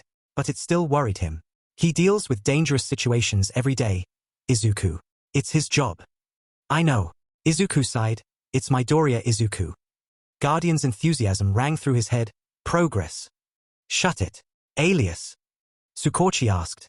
No, that's my real name. Isuku assured him. But, detective. Yes. Be careful, Isuku warned, or I won't be the only one with a price on my head. Tsukauchi cleared his throat. I will be. Thank you. See you later, Tsukauchi. Goodbye, Midoriya. As he ended the call, he sank into the couch with a sigh. That was either the best or worst decision I've ever made. It will be fine, Isuku. I'm not so sure. From the kitchen, the oven let out a loud beep to signal that his fish was done. His stomach growled loudly and he groaned in anticipation. Eat now, regret later. That's the spirit. Izuku laughed. Maybe things would work out, after all. Midoriya Izuku, Naomasa read, reported missing 7 years ago after a house fire that killed his mother, Inko. Presumed dead after 6 months without a lead. His father, Midoriya Hisoshi, was reported missing as well. At first the fire was presumed to be an accident, but upon further inspection was deemed suspicious. Naomasa rubbed the 2-day-old stubble on his face tiredly. Then he took another big gulp of room-temperature coffee. His office was a disaster, an increasingly more common trend that he was not a fan of. Ever since his phone call with Shadow 3 days prior, he had trudged along with minimal sleep, determined to dig for as much information as he could. Shadow's warning to be careful didn't pass unheeded, however. Naomasa approached this work with as much caution and discretion as he could. One of the few people that were included in these new developments, Aizawa, was sitting across from him looking every bit as tired as Naomasa felt. The underground hero had been just as busy, if not more so. Between teaching, increased patrols and his talks with UA's principal, he hadn't had time to meet until then. What was his registered quirk? Aizawa asked. Naomasa looked back at the old case file, quirkless. Aizawa raised an eyebrow. That's odd. Toe joint. Yes, though it's possible he developed a quirk and was just a late bloomer. We've seen it before, but it's rare. Aizawa nodded. What were his parents' quirks? Hold on, Naomasa said, turning to his computer to look back through the quirk registry. Midoriya Inko, telekinesis. Recorded as minor and generally weak. And his father. Midoriya Hisoshi. Naomasa began reading and stopped, feeling his stomach drop. A house fire, and a father with a fire quirk. That was too much of a coincidence to ignore. If that was the case, Midoriya Hisoshi was a prime suspect for murder. But if he fled, did he take his son with him? And how did Izuku end up with villains? Unless Hisoshi was one all along. The only villain they knew of with a fire-breathing quirk was oh, no. What is it? Fire breath. What? So Aizawa began, then stopped as his eyes widened. Oh, sheet. Sheet is right, Naomasa said. Midoriya Hisoshi is Inferno. That's quite a leap, but it would make sense. It's too big of a coincidence to ignore. It's the same quirk. Shadow's fear of fire could very well stem from an abusive father, especially if that father was responsible for the mother's death. It would also explain why a child ended up in the hands of villains in the first place. Aizawa stared off to the side for a moment before heaving a sigh. So when Shadow said that he tried to kill Inferno, he really tried to kill his own father. Naomasa reluctantly nodded. Looks like it. Aizawa growled under his breath. What kind of father would do that to their own child? To their child's mother. Naomasa clenched his teeth. One that doesn't deserve the title. 7 years missing. How old would that make him now? Naomasa glanced back at the file. 15. Aizawa groaned. The same age as my first years. Speaking of that, Naomasa said, how are the talks with Nedzu going? You know it doesn't take much to get him interested, Tsukauchi. The kid has a lot of potential, and Nedzu sees the logic in keeping him close. Naomasa nodded. If he wants Midoriya at UA, I can push it along to the chief and start the negotiations. We have enough information for that much, but getting Midoriya to agree might pose a problem. There's a lot that we don't know, Tsukauchi. Aizawa said, between an abusive father that most likely murdered his mother, being brought up in the company of villains. He's literally killed people. There's no way he is mentally stable after all of that. And what about education? Where is he living and who is he living with? We need more information. I want to make sure that we can make this happen first. Aizawa. Barring extreme circumstances, we need to be able to guarantee as much of his freedom as possible. If we make promises and can't keep them, this will blow up in our faces. I'm afraid of what that would do to him. Where would he end up? It would be a disaster. Naomasa nodded. Precisely. I'm not going to press him for more until we have assurances from all parties. Aizawa sighed. I'm going to be stuck with him. I know it. Naomasa gave a small smile. He could always go to 1B. This particular problem child might be too much for Vlad. Naomasa rolled his eyes. Just admit that you like him. Aizawa shot him a glare. You're one to talk. What was it you said before? He's a pain in the butt? Naomasa teased. I'm just looking forward to less paperwork. Aizawa rolled his own eyes at that. I'm sure that's all you're looking forward to. Naomasa snorted. Admit it. You enjoy having an easier patrol. Gladly. I might as well skip that part of the city these days. Meanwhile I'm bogged down with reports and an impatient boss. Aizawa stood up to leave. Good luck with that. You'll be in contact with Nedzu soon. Soon. Though he can handle the chief on his own, I'm sure. Aizawa snorted. You're right. Once he sees potential, he won't let it go. Lucky for us, in this case. Aizawa opened the door and took one step out. We'll see about that if and when he gets in. Naomasa smiled. Good luck. Aizawa shook his head and closed the door. Naomasa leaned back in his chair and rubbed his chin. They had initially had suspicions that their kid was in a bad situation, of course, but these new developments painted an entirely different picture. All it took was 1 or 2 names to shine a completely new light on the case. Midoriya Isuku held a persona that looked more and more like a facade the closer they got to figuring him out. What both he and Aizawa knew, however, was that the kid desperately needed help. I'm just doing my job. Izuku knew that most people his age hated studying with a passion. For him it had always been a welcome distraction, an escape from circumstances out of his control. A feeling of normalcy and progress in a hectic life. One of the few things he could do in an almost constant state of recovery. Part of him expected his fondness for the practice to fade after achieving his tenuous freedom, but he was wrong. He loved studying. It took Izuku a couple days to finally allow himself to hope for the future. Although it had been almost a week since Tsukauchi had contacted him, he continued his dive back into studying with a fury. It would be his last year of middle school, so he scoured the internet and the closest library for information. He searched for information on different classes, eager to find out where his education stood in contrast to the general standards. What he found was both relieving and disappointing. Sensei always encouraged his stubborn pursuit of education. After all, an ignorant villain would never be more than a pawn in his eyes. All for One was a genius, a mastermind with over a century of knowledge and a surprising abundance of patience for Izuku's endless curiosity. Shigaraki had spurned education for the most part, leaving Izuku plenty of time to pick Sensei's brain. He pictured Sensei's confident grin. Even after the grievous injuries, that grin never changed. He remembered the man's amusement when Izuku would inevitably manage to take their conversations off track. Almost every session transitioned into a discussion about quirks, an endlessly shared passion that neither of them grew tired of. Izuku quickly found that he easily matched where his peers would be. In the subjects he felt a particular interest in, he was easily at a high school level. Some gaps made themselves clear, however. Without a formal education, he excelled in some areas and lacked in others. Ever an opposite of Sensei, though, Hisoshi saw no purpose in formal education and had easily burnt more books than most children have ever read. However, one of Hisoshi's many failings was his tendency to disappear for long stretches of time, leaving Izuku free to pursue his own desires in between training sessions and minor jobs. Looking back, Sensei had never pushed him to do any jobs that he knew Izuku hated doing. Sensei preferred to use him for observation, as his quirk and skills fit the bill perfectly. True to his code name, As long as he stuck to the deeper shadows, he was almost invisible. Izuku's appreciation for the man upon that realization had known no bounds. Nowadays his conflicting thoughts left him flashing between being missing Sensei and feeling obligated to hate him. He loved the man like a father, but the supervillain had his priorities and was clear on where Izuku's should be when they parted ways. Sensei's life as a villain was clearly his top priority, so Izuku decided that being a hero should be his. He didn't like that his dream once again depended on the generosity of other people. His renewed hope flickered at times, dimmed by his distrust and cynical tendencies. With adamant encouragement from Guardian, he finally allowed himself to trust Detective Tsukauchi and Eraserhead. Being able to escape just about any situation helped immensely. It would take an intricate trap for them to betray him successfully. That trust and hope lead him to where he was now, sitting at home with a massive stack of books and a browser full of tabs on different educational standards. His dream had always been to attend UA, so he spent hours searching for examples of their curriculum to compare his own knowledge to. Winter had finally gripped Musutafu in its cold grasp, leaving him with a few months to fill the holes in his knowledge. Overall, he was confident that he could score well enough to pass, but Izuku had no intention of being average. If he was somehow allowed to attend his dream school in the future, he was determined to excel. Enemy or not, he would continue giving Sensei reasons to be proud of him, slapping Hisoshi in the face in the process. While I agree with some of your sentiments, Izuku, Guardian said, you think way too much.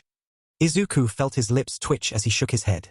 Guardian kept quiet in Izuku's mind while he was studying, but his tendency to let his attention be pulled away often prompted Guardian to interrupt.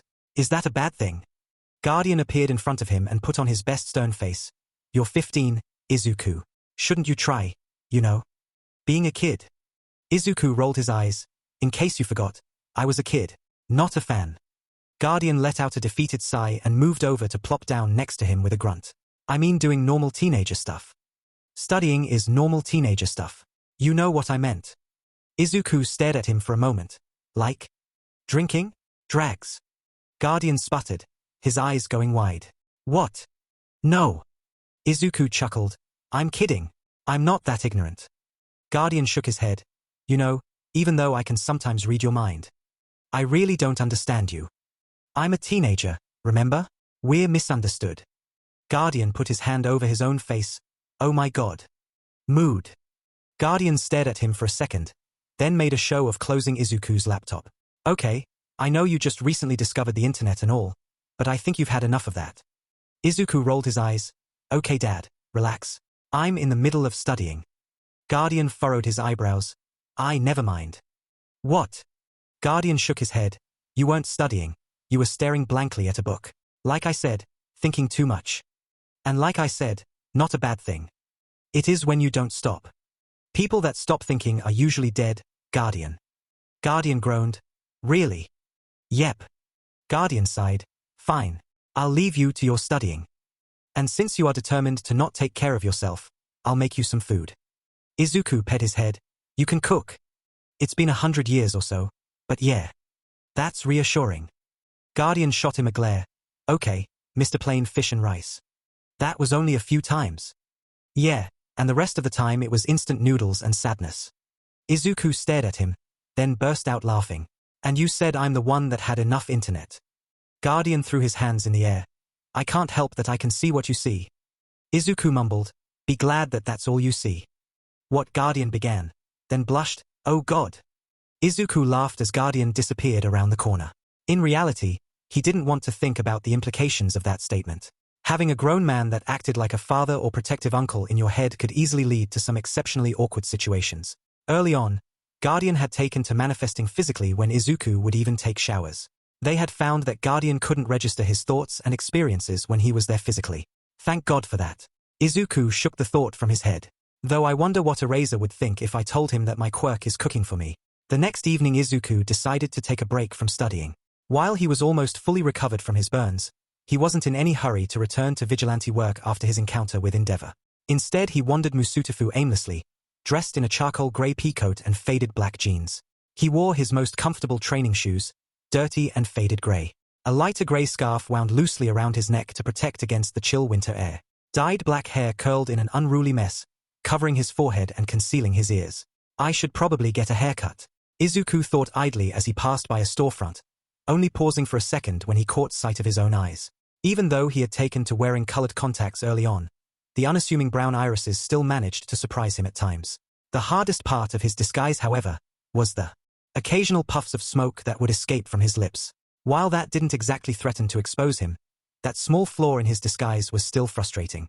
In the colder weather that had been settling in though, the smoke was easy to overlook. At least you don't have a mutant quirk, Guardian said. Isuku had to give him that. Mutant quirks were almost always impossible to disguise.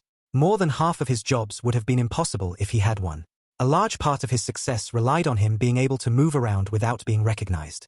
Shadow dance was helpful for not being seen, but even that had become recognizable and some jobs didn't take place at night.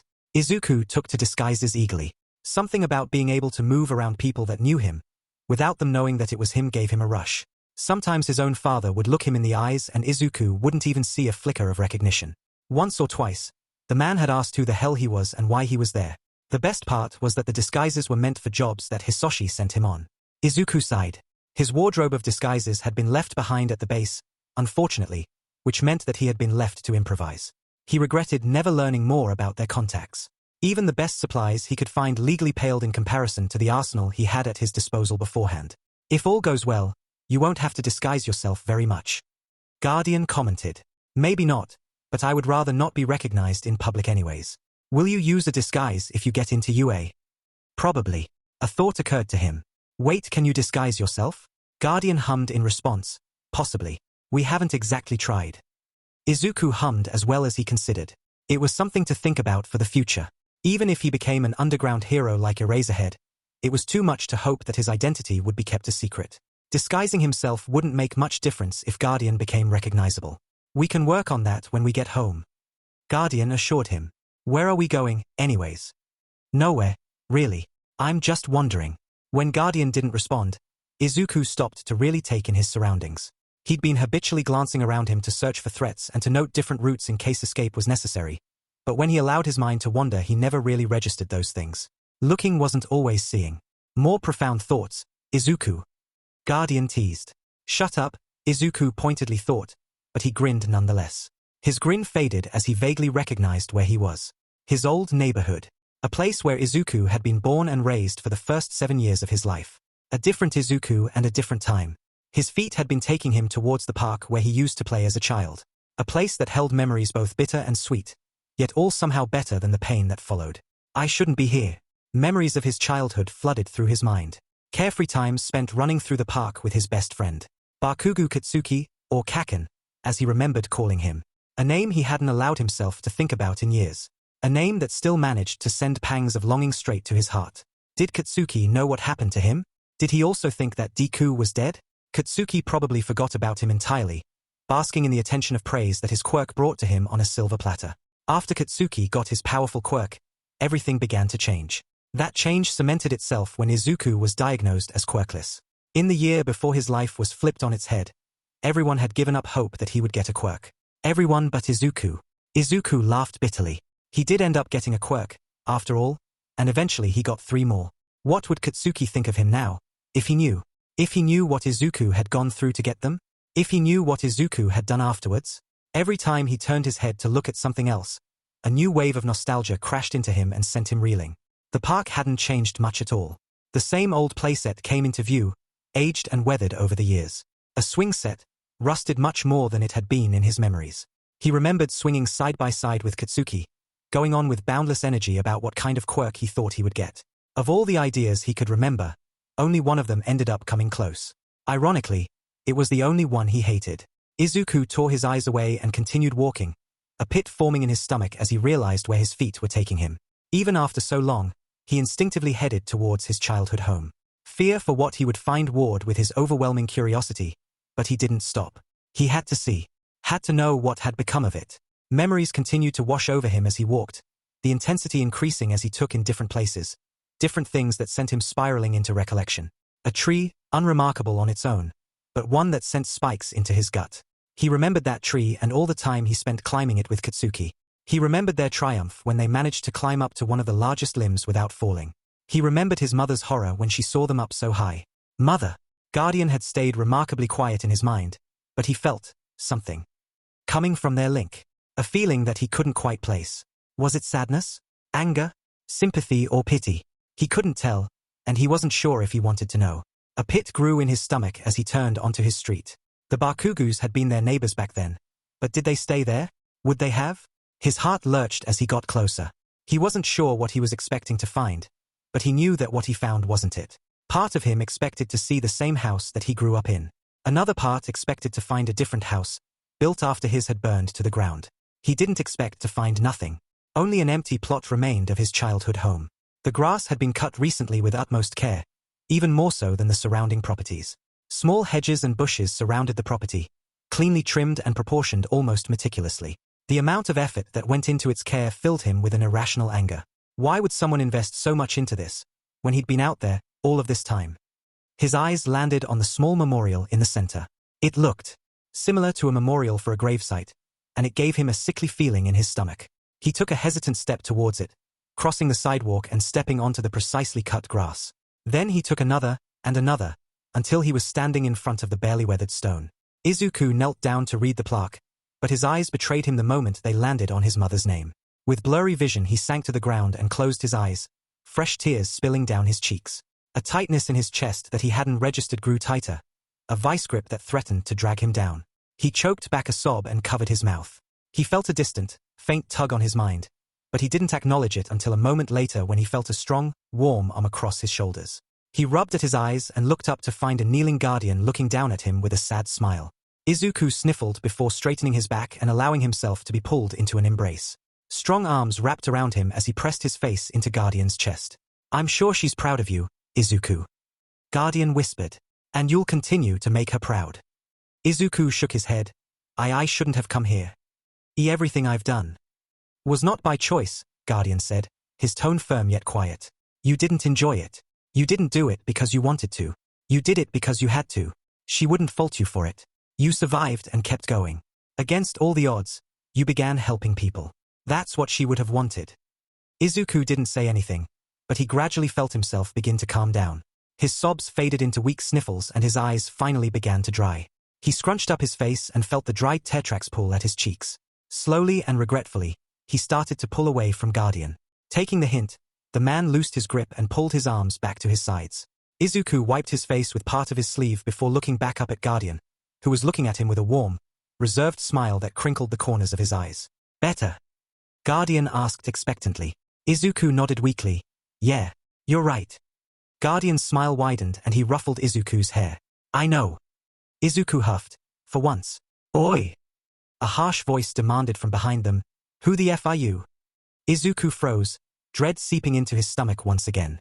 He turned slowly to meet the glaring red eyes of the last person he wanted to see. A small whisper of relief settled over him when he spotted no sign of recognition from the blonde-haired boy that just arrived. Bakugo Katsuki. Sensing his tension, Guardian turned to respond calmly. "What's it to you?" Sparks crackled and popped along Katsuki's palms as he growled. "Ha! Why the hell are you standing by my auntie's memorial like you knew her or something?" "Maybe we did." Guardian replied smoothly. "If you did," Katsuki growled, "I would recognize you, unless you're some fucking extras who never came around. We need to go." Izuku thought, before kicking himself mentally, forgetting that Guardian can't hear him when he's there physically. He shot a glance between Guardian and Katsuki, the latter's tension almost thick enough to cut with a knife. Izuku sighed. "We should go." "Bullshit." Katsuki snapped. "You fuckers aren't going anywhere until you tell me who the hell you are." Anger settled into Izuku with a sudden rush, burning cold through his veins. He itched to activate Shadow Dance, but he couldn't risk it.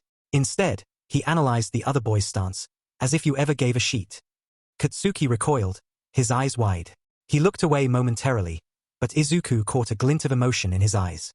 Before he could figure it out, Katsuki's eyes narrowed again and he fixed Izuku with a glare and growled, "Every effing day. There were never any effing answers. Why Auntie Inko?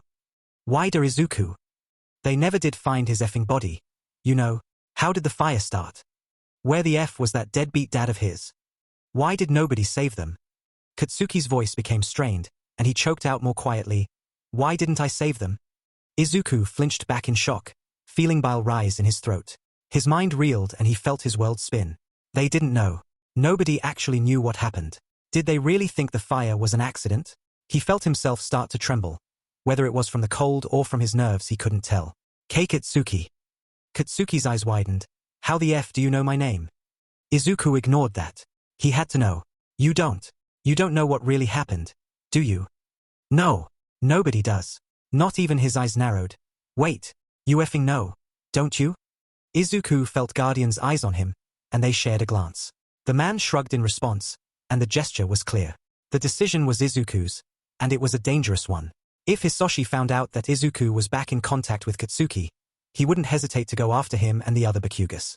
If he told Katsuki anything, he would have to somehow swear the other boy to secrecy. Nobody could know what he knew. F it. Izuku decided in a very Katsuki-like fashion. He took a deep breath to steady his nerves and met Katsuki's gaze. Well. Izuku sighed. Come on. Let's talk somewhere private. Ha! You think I'm just gonna effing trust you? Izuku gave him a cold stare. Do you want to know or not? Katsuki growled low in his throat, but he gave in. Fine. But if you F around I'll blow you to pieces. Izuku laughed bitterly and began walking away. Unless something major changed, there was one place he knew that nobody would be. Dagobah Municipal Beach. Izuku set a quick pace, walking swiftly and with a purpose. After all, the less people that saw them together the better. While Izuku could feel Katsuki's tension and growing impatience, he blessedly remained silent. Izuku noted with satisfaction that the other boy was deadly serious about finding answers. However, why he was so desperate for answers puzzled Izuku. What happened in the last 8 years? One way to find out. Before long they were walking down the wooden steps, overlooking the garbage dump that had become of Dagobah Beach. While the beach had always been a mess in Izuku's memory, 8 years of neglect certainly hadn't done it any justice.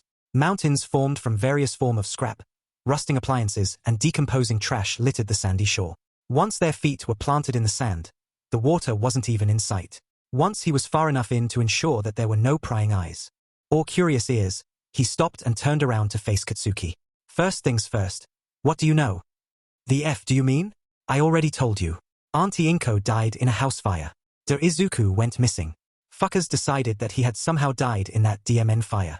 They didn't even wait a effing year to pronounce him dead. They never determined the cause, but said it was a goddamn accident. And you don't believe it? F no. Katsuki yelled. Something fucky was going on, but nobody would say shit. Izuku scoffed. At least someone involved has a DMN brain. Katsuki snorted. DMN right. Izuku took a deep breath. Second. No matter what I tell you, you have to swear that you won't say shit to anybody. Why the F not? Izuku met his eyes coldly. Because people will come after you and your family. Katsuki's eyes went wild, and sparks began to pop on his hands. You fucking threatening me, a-hole? Izuku held his gaze evenly. No, but there are people who will. They're already after me. Who are they? Villains. There's a million on anybody that knows anything about this. It wasn't quite a lie, but he had to drive the point home. Otherwise Katsuki would go home screaming the neighborhood down once he knew everything. He also knew that it would become the truth if Hisoshi found out. Katsuki flinched. The F dash. Why? Either you swear, or I leave. Katsuki growled. Fine. I swear I won't tell anybody. Whatever. Here goes nothing. Izuku glanced over to catch sight of Guardian, who was clearly keeping watch for eavesdroppers. Izuku nodded before turning back to Katsuki. Taking a deep breath, he pulled a contact case out of his pocket. He pulled the contacts out of his eyes, put them in the case and snapped it shut, putting it back in his pocket. He blinked a few times, then brought his gaze back up to meet Katsuki's. My hair is dyed, and it's been a few years, but I think you get the point. Katsuki's face went slack as if he had seen a ghost. He started to reach a hand out, but decided against it and dropped it to his side. No. No effing way. You're dead. Izuku shook his head. Nope. What the F happened to you? Where did you go? You asked where my deadbeat dad was, right? Katsuki scowled. Yeah, what of it? Izuku barked a bitter laugh. He never left. Katsuki. Who do you think started that fire? Katsuki sputtered. I effing knew it. That fucker. He knew it? Izuku tilted his head. Does the name Inferno ring a bell? Yeah, but what does that have to do with OF-? Izuku nodded. That's him. Katsuki growled. What did that fucker do with you? He told my mom that he knew where I could get a quirk. That there was someone who could make me useful. Katsuki flinched and looked away. She told him no, obviously, and they argued until Hisoshi got cessed and started the fire. I tried to run, but he caught me, burned me and threw me in a car. Next thing I knew, he left me with his boss and told him to do what he wanted. Katsuki was staring at him wildly now. What did they do? Izuku looked at the ground and grit his teeth. A lot of experiments, followed by a lot of training. All he did was take his anger out on me. Katsuki looked away, visibly trembling. What the F dash dot? Yeah. Ever heard of Shadow? The vigilante that used to be a villain? Katsuki asked, his eyes narrowed before shooting open wide. Don't fucking tell me. Izuku pulled on the darkness and felt the shadows envelop him like a comforting blanket, much to Katsuki's dismay. It's called Shadow Dance. Makes me stronger and faster the darker it is. Perfect for working at night. I can do a bunch of things with it. He made a visible blade out of the shadows and waved it around before making it disappear along with the quirk itself. That's the first quirk I got. Hisoshi made me do jobs after that. Assassination, mostly. Katsuki stared at him for a moment, then his eyes narrowed. Why didn't you run away? Izuku exhaled through clenched teeth, letting a wisp of smoke escape through them. I didn't see her die, Katsuki. Nobody told me, so when Hisoshi threatened to kill her if I didn't do what he wanted, I did it. Katsuki was shaking with rage at that point. That piece of sheet. You found out, didn't you? Yeah. The second he let it slip, I tried to kill him. Would have succeeded if the others didn't stop me. Why the F did they stop you? Izuku wasn't sure how to respond to that. Spilling as much as he already had wasn't in the plan. However, regardless of his abrasive and confrontational demeanor, Katsuki wasn't stupid. Any sign of deception would just push him to find out on his own, and that was dangerous. No, it's better to be as honest as possible. Izuku shrugged. Hisoshi's useful to them, but the boss also liked me. He knew I would never really be one of them. I wasn't cut out for it. He had already saw something like that coming. It was only a matter of time before I started to fight back. After I tried to kill Hisoshi, he told me to leave.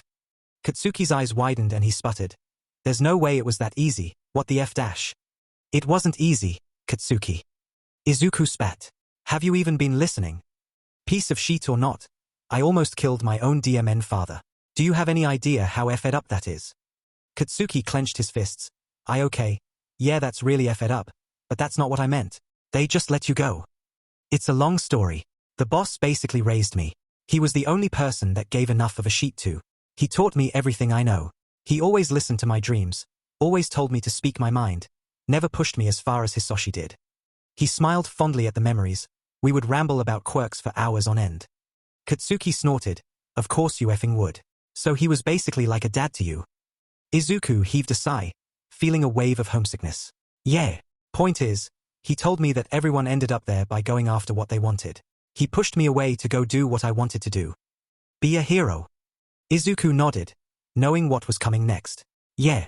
Stupid, right? Even after all that, I still never gave up. No, Katsuki said in a quiet tone. It's not effing stupid. Izuku was taken aback. Wasn't Katsuki going to tell him he's useless? That he should have given up? That it doesn't matter how strong he is now? He would just get in the way. Don't give me that DMN look. Katsuki growled, then sighed and looked away. Look. I was wrong, okay? All those years ago. I was stupid and cocky. I still am, but I effed up. Alright? 8 years is a lot of goddamn time to think. They mom made me go to therapy, and that old ha woman made me think about the sheet I said. I'm sorry Izuku. For all that sheet. I accept, Izuku said easily, earning a shocked look from Katsuki. What? Do you think I would still be bitter about that? I mean. Yeah. Izuku almost laughed. After so long, did Katsuki really think that it was so important to him? After everything that happened, Katsuki was one of the last people on his mind. Some things never change, though. I was literally tortured for 7 years. Katsuki. I think I can handle a little bullying. Katsuki flinched. Tortured. Yeah. Hisoshi never. Izuku's phone began vibrating in his pocket, interrupting his thoughts and almost making him jump. He ignored Katsuki's scowl and pulled his phone out. Hold on. Tsukauchi? He opened the message to see that it was just a location. No words, no message. Just a location. Why is he sending me his location? Who? Katsuki demanded. Detective Tsukauchi. You know him? Izuku nodded. Yeah. He's been chasing me for months. Now he's trying to help me. Then go, idiot. Katsuki interrupted. He's probably in trouble. Izuku felt a wave of cold flood through him, shoving every other thought down as a deep focus took over. After a glance to Guardian, the man disappeared entirely. He turned back to Katsuki. I'll meet with you later. Remember, don't fucking tell anyone. I got it. Now go. Isuku nodded one last time before turning away.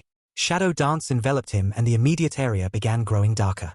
He pulled on agility as well, pushing it much the same as he had when fleeing from Endeavor, although to a lesser extent. The last thing he needed was to rocket himself into a building. Again. Guardian added.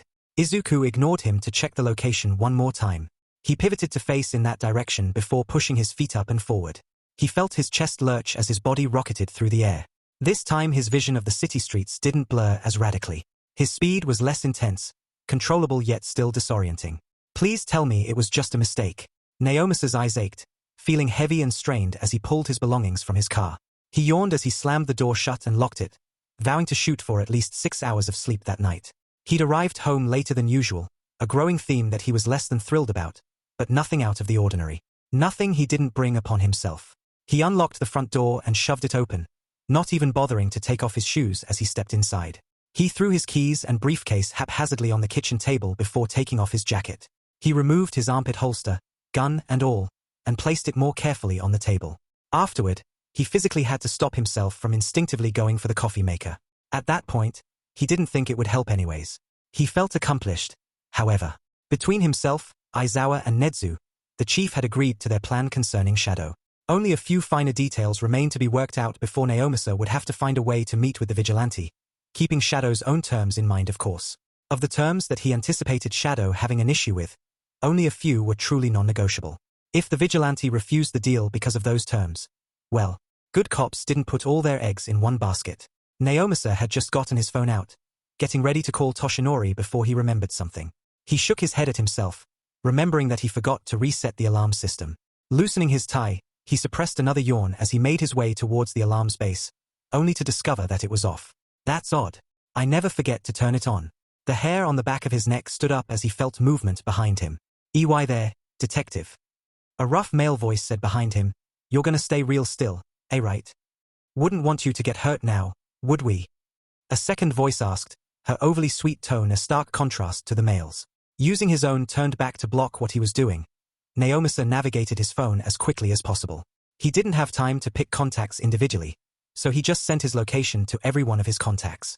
Without any message, the best he could hope for was that somebody would get the hint. Somebody that could help. That done, he decided to at least try to call even if he couldn't speak to them. Every officer knew the protocol.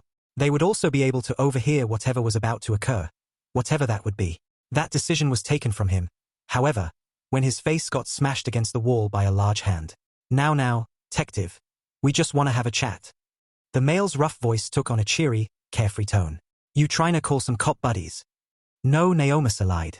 Something crashed into his ribs, taking the breath from his lungs.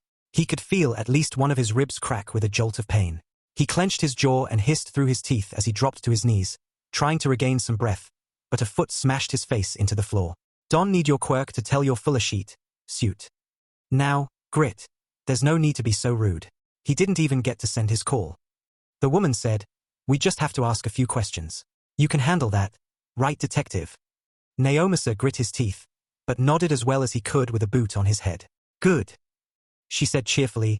"Let him up, Grit." Grit growled as he lifted his foot off of Naomisa's head, who twisted around to get a look at them both. Grit was a massive, hulking man. Thick arms strained against a leather jacket, left unzipped to show a sizable gut that seemed to stretch the plain black shirt underneath. He wore dirty jeans and dirtier boots. The only remarkable feature besides his sheer size was the mask over his face, a half-mask made of worn leather that left his mouth and square, stubble-dusted jaw exposed. No obvious quirk. If I had to guess, most likely some form of strength enhancement. A hand grabbed his shoulder and pulled, the woman flipping him over onto his back and straddling him, allowing him to get a good look at her. Too good of a look, and far too close for Naomisa's comfort. Jet black hair spilled over her shoulders and in front of her face, which was half covered by a pink medical mask. Dark brown eyes stared down at him with amusement. Her shirt, for lack of a better word, hardly covered anything. Naomisa noted the cleavage with hardly a glance before looking back up at her eyes. She smiled sweetly down at him, leaning down towards his face. "Now, detective. How about you tell us where Shadow is?" Naomisa kept his expression carefully neutral. "I don't know where he is." He felt something pull at his mind, but nothing came after that. A quirk like mine? Maybe it makes people want to tell the truth. But the woman's eyes opened wide before flashing with annoyance, followed by amusement. She suddenly sat up straight and sighed. He's not interested. Grit. Guess we're doing this the hard way. Grit grunted. Fine by me. Maybe a big, strong man can make you tell the truth, detective. She suggested sweetly as she stood up and stepped over him. Not a lie detector quirk, then. If it was meant to make me tell the truth, it would have worked before I answered. Then what? Grit reached down and grabbed him by the collar, hauling him to his feet with ease before shoving him back against the wall, sending a stab of pain through his side. Hot, acrid breath assaulted his nose as Grit brought his face down towards his own. How about it? Then? Where's Shadow? Naomasa had to resist the urge to GG as the man's sour breath washed over him. He turned away in disgust. I told you I don't know. Nobody's seen him in over a week. A massive hand gripped his chin, roughly forcing him to face Grit again. The man spat at him. Don't F with me, detective. Bile rose in Naomasa's throat as he choked out a response. I'm not. Bullshit. Grit growled. We know you've been looking him up. Naomasa huffed. Why would I be looking him up if I knew where he was? One hand let go of his chin, only for the other to crash into the side of his head, sending him crashing to the floor, his vision flashing white in pain. He groaned, gasping for breath as he rolled, trying to stand up, but a heavy boot to the gut forced the air from his lungs and sent him sprawling. He had no time to recover before he was straddled, this time by Grit. The man's oppressive weight pressed down, forcing more air out of him. He struggled, his lungs burning from lack of oxygen, his ribs protesting with stabs of pain. Another fist connected with his face so hard that his vision blurred, threatening to go black. The coppery taste of blood filled his mouth. One last time, Grit threatened, his voice sounding muddy to Naomasa's ringing ears. Where is Shadow? I'm going to die here. Naomasa desperately gasped for air, shifting his body despite the pain to get even the smallest breath. Blood sputtered from his mouth, running down the side of his face as he tried to speak. His voice came out as a strained whisper. I don't know. Naomasa closed his eyes as Grit raised his fist for another blow. He knew it would be the final blow. There's no way he could. The sound of shattering glass cut through his thoughts. He opened his eyes as the other man's tremendous weight finally lifted, just as a dark blur sent the man crashing into a wall. He gasped for air, but the pain caused him to cough violently enough to send blood splattering onto the floor. He tried again. His chest rumbled as he took in a ragged breath. Naomasa tried to get up as the sounds of a struggle continued, but he couldn't even make it to a sitting position. Desperate frustration filled his foggy mind. He had to get up, had to move. Whatever knocked Grit across the room might be an ally, but he couldn't count on it. Pain or not, he had to try. Giving up wasn't an option. I have to get up. If I can reach my gun. His breaths came shallow, accompanied by sharp stabs of pain. With every breath he tried to take, the pain increased, his chest barely rising from the effort. As it was, everything was already beginning to fade, his vision spinning and growing darker. He closed his eyes and laid back. Unconsciousness pulled at him from every side, but he focused on trying to breathe. One painful breath after another. He vaguely felt the pressure of something hitting his face, but his eyes wouldn't open. He heard someone calling to him from far away, but he couldn't make out the words. He felt himself sinking, the calm lull of darkness promising to free him from the pain, and he couldn't argue anymore. He drifted off, letting himself be pulled away. Isuku landed with a heavy thump, stumbling gracelessly as the momentum carried him forward. It took a few rapid steps before he regained his balance. Once he did, he turned to face the house that Tsukauchi's location led him to. Sirens sounded in the distance, growing closer, but Isuku wasn't about to wait. A few seconds could be the difference between life and death. He heard the muffled sound of flesh meeting flesh. As he drew closer, he heard a voice. Where is Shadow? A rough voice demanded. Sheet. Again? He threw subtlety out the window by crashing through one, taking a split second to register the scene he was barging into. One massive, unfamiliar man straddled who he assumed was Tsukauchi. The former had his fist raised in the air in preparation to throw a punch. Off to the side, a woman whipped her head around as he flew through the window in a storm of broken glass. I'll take her, Guardian said. He felt the telltale tug of Guardian manifesting himself, so he locked his eyes on the man in the leather jacket. He shot forward and spun, pushing as much power as he could manage into a kick that smashed into the side of the man's head, sending him stumbling to crash into the nearby wall. He pressed the attack and sent another kick into the man's ribs, followed by an elbow to the back of the head. The big man went limp as he dropped unconscious onto the floor. Izuku backed up to see that Guardian had already knocked the woman out. He nodded in satisfaction, but one glance at the detective shattered his deadly focus. Detective Tsukauchi lay on his side, battered and covered in blood. His eyes were closed and he was gasping for air, blood leaking from his mouth and pooling onto the floor. Even as Isuku watched, the breaths began to slow down. No, no, no. He rushed forward in a panic, hovering over the detective before smacking the man's face repeatedly, trying to get him to respond. Come on, detective, stay with me. A few more smacks and he raised his voice louder. Tsukauchi, open your eyes.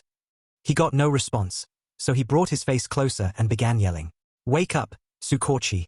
His voice grew strained and desperate, tears beginning to leak down his face. Please. Isuku jumped as the door behind him slammed open with a crash, revealing the very last person he expected to see.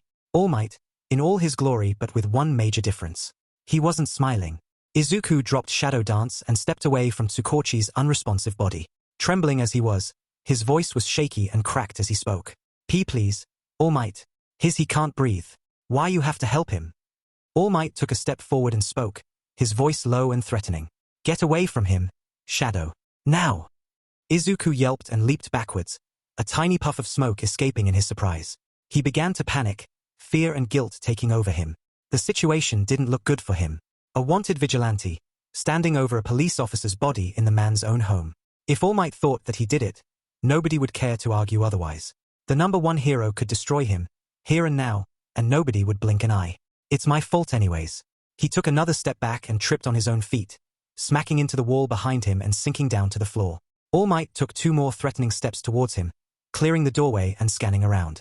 After he spotted the 2 unconscious villains, he waved his hand forward. Paramedics rushed forward with a stretcher. As they assessed the detective's status, All Might held Isuku with a baleful glare. A few seconds or an hour later, Isuku couldn't tell, but eventually the paramedics lifted Tsukauchi gingerly onto the stretcher and rushed him out through the remains of the front door. As soon as they did, police officers began flooding in to see what happened. All Might, however, was still glaring at Isuku like he just killed the man's puppy. Isuku, on the other hand, was just trying to breathe. Ragged breaths came in short intervals, the shallow gasps sending his mind spiraling further. He took a desperate glance around in search of Guardian, only to find that the man was no longer there. I'm sorry, Isuku. Guardian said, when he showed up, I thought it best that I disappear. In the blink of an eye, All Might was in his face.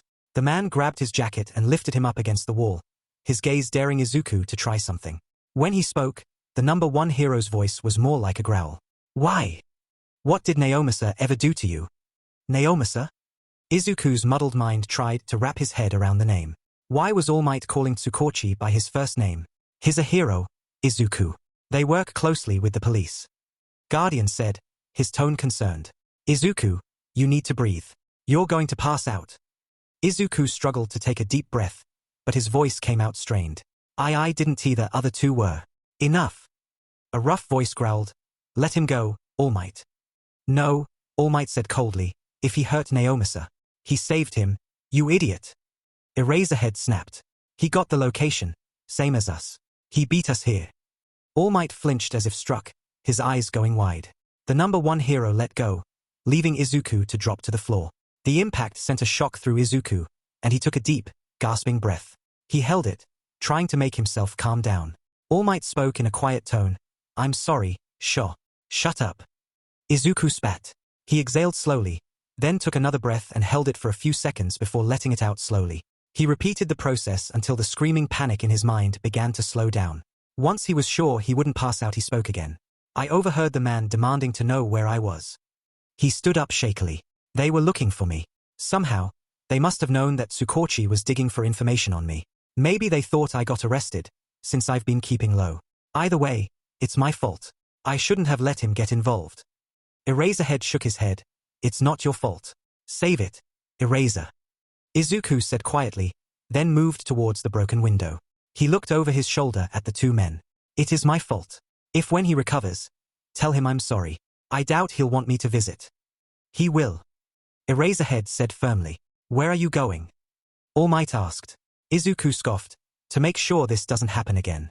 That's all you need to know. Isn't it dangerous? Why do you care? Izuku snapped. 5 minutes ago you were ready to kill me. Either I succeed or I'm not your problem anymore. It's a win-win for you. Izuku leaped out the window, ignoring their calls for him to stop. He activated Shadow Dance as he ran, effectively disappearing into the darkness. Even Guardian's pleas for him to stop were ignored as cold rage flooded his veins. Danger was nothing new to Izuku, but good people getting hurt because of him was unacceptable. Hisoshi took it too far and Izuku had every intention of making that clear. Questions raced through his mind. However, did Sensei know what Hisoshi was doing? If so, why was he letting it happen?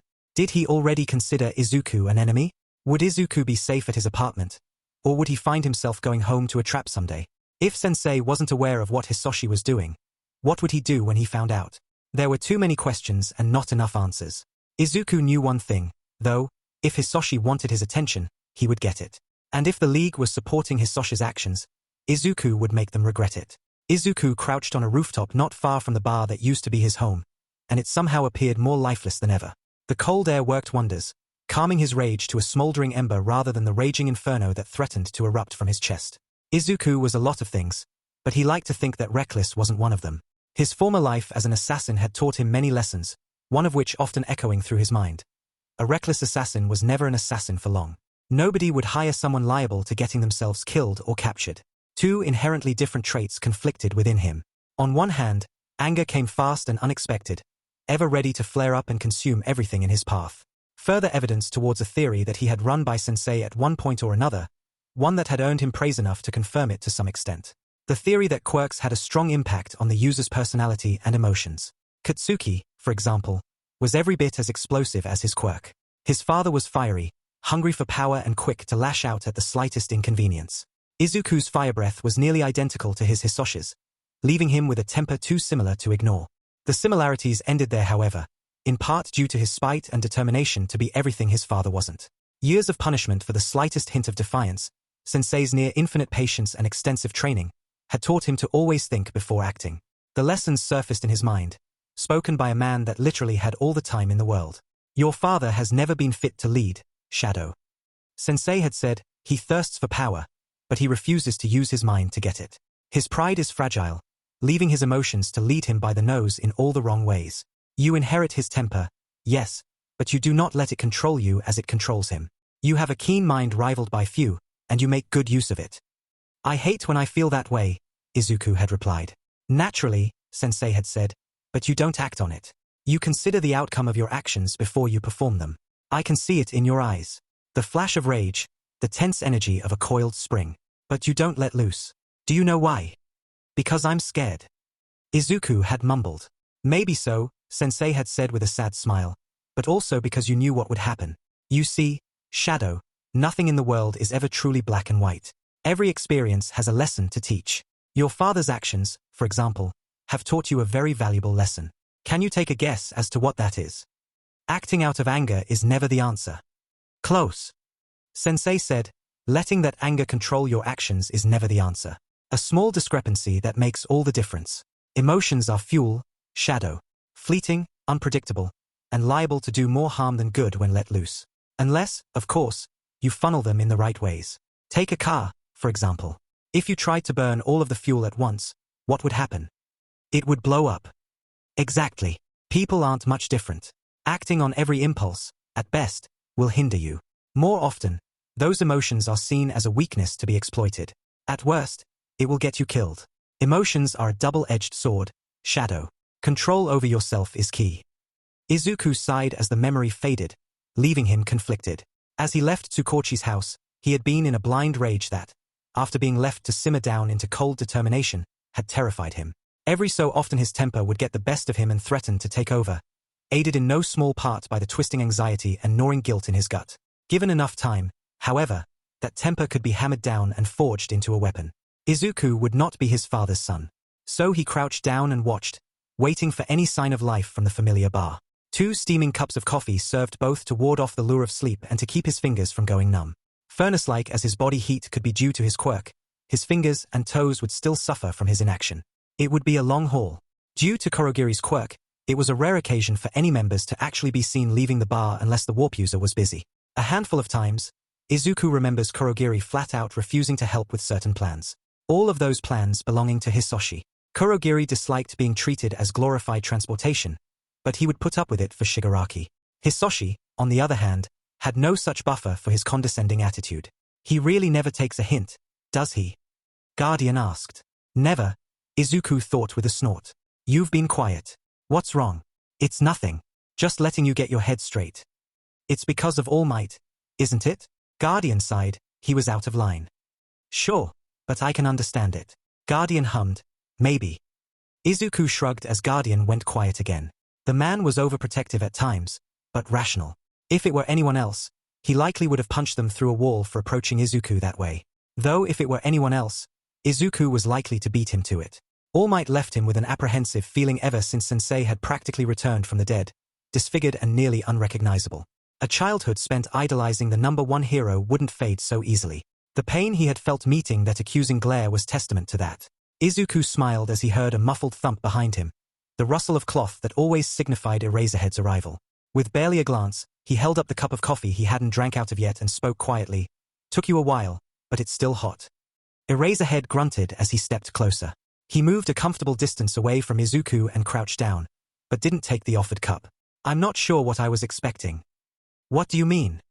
Isuku asked and raised the cup higher. It's not poisoned or anything, I promise. Eraserhead sighed before hesitantly taking the cup. That's not what I meant, but thanks. Sure.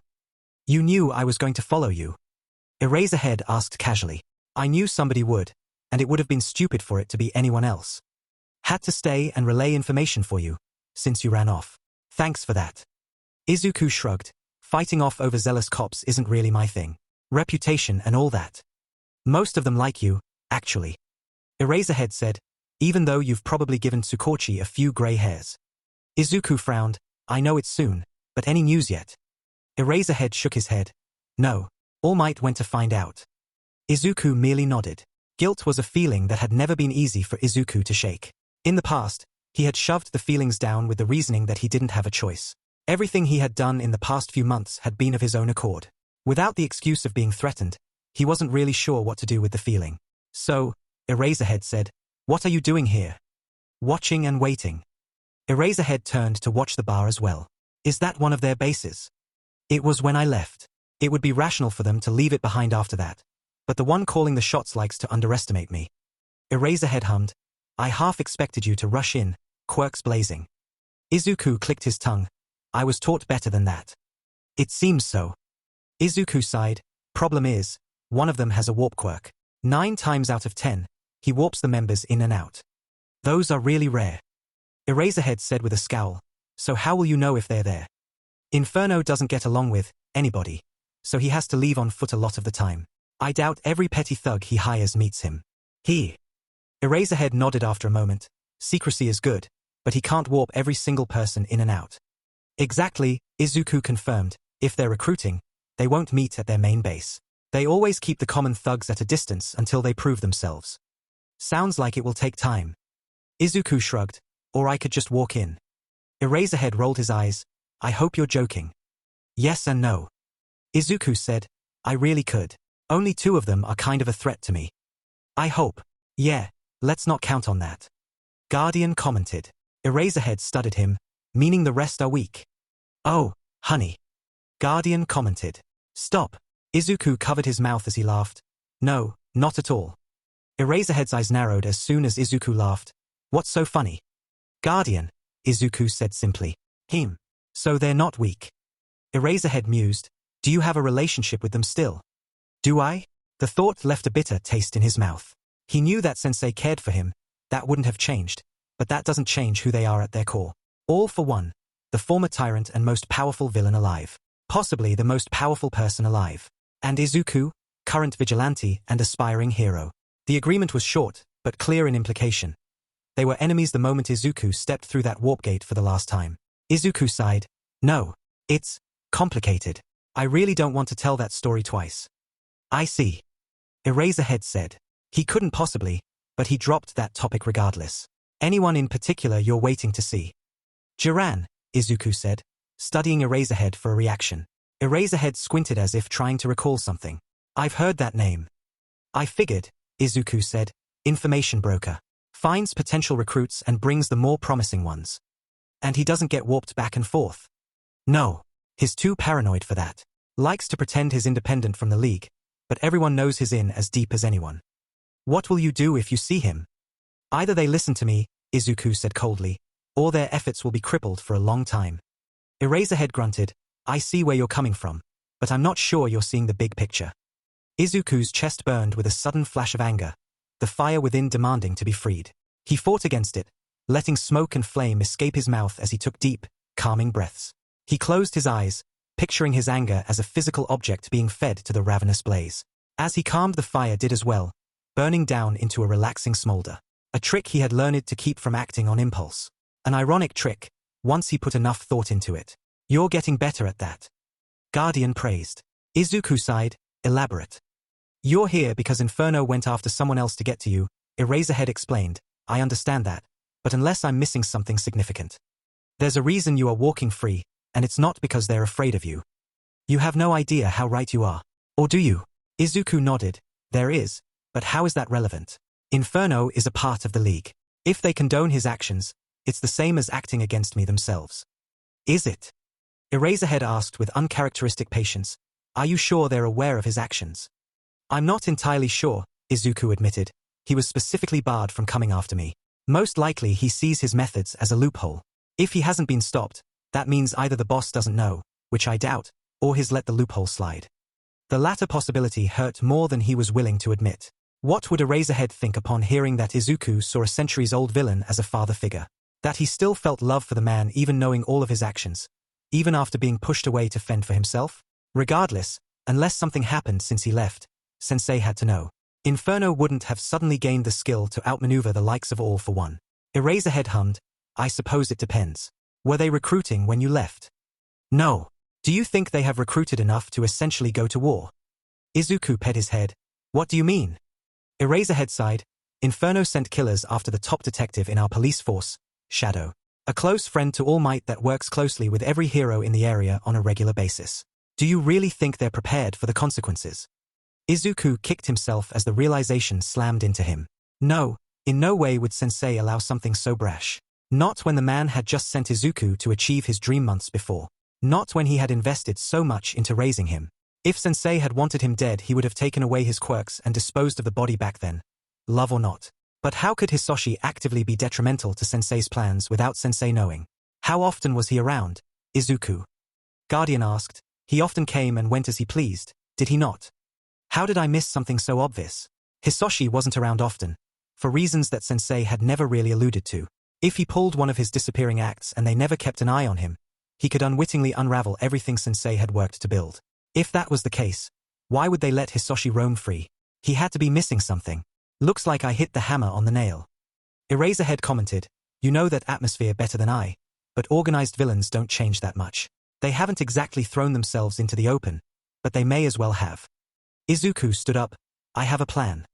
Eraserhead studied him. What is it? I have to tell them what Inferno's doing. No, Eraserhead argued. It's too dangerous. Izuku gave him a look. I'll be fine. I know them better than anyone. Seriously, think about it.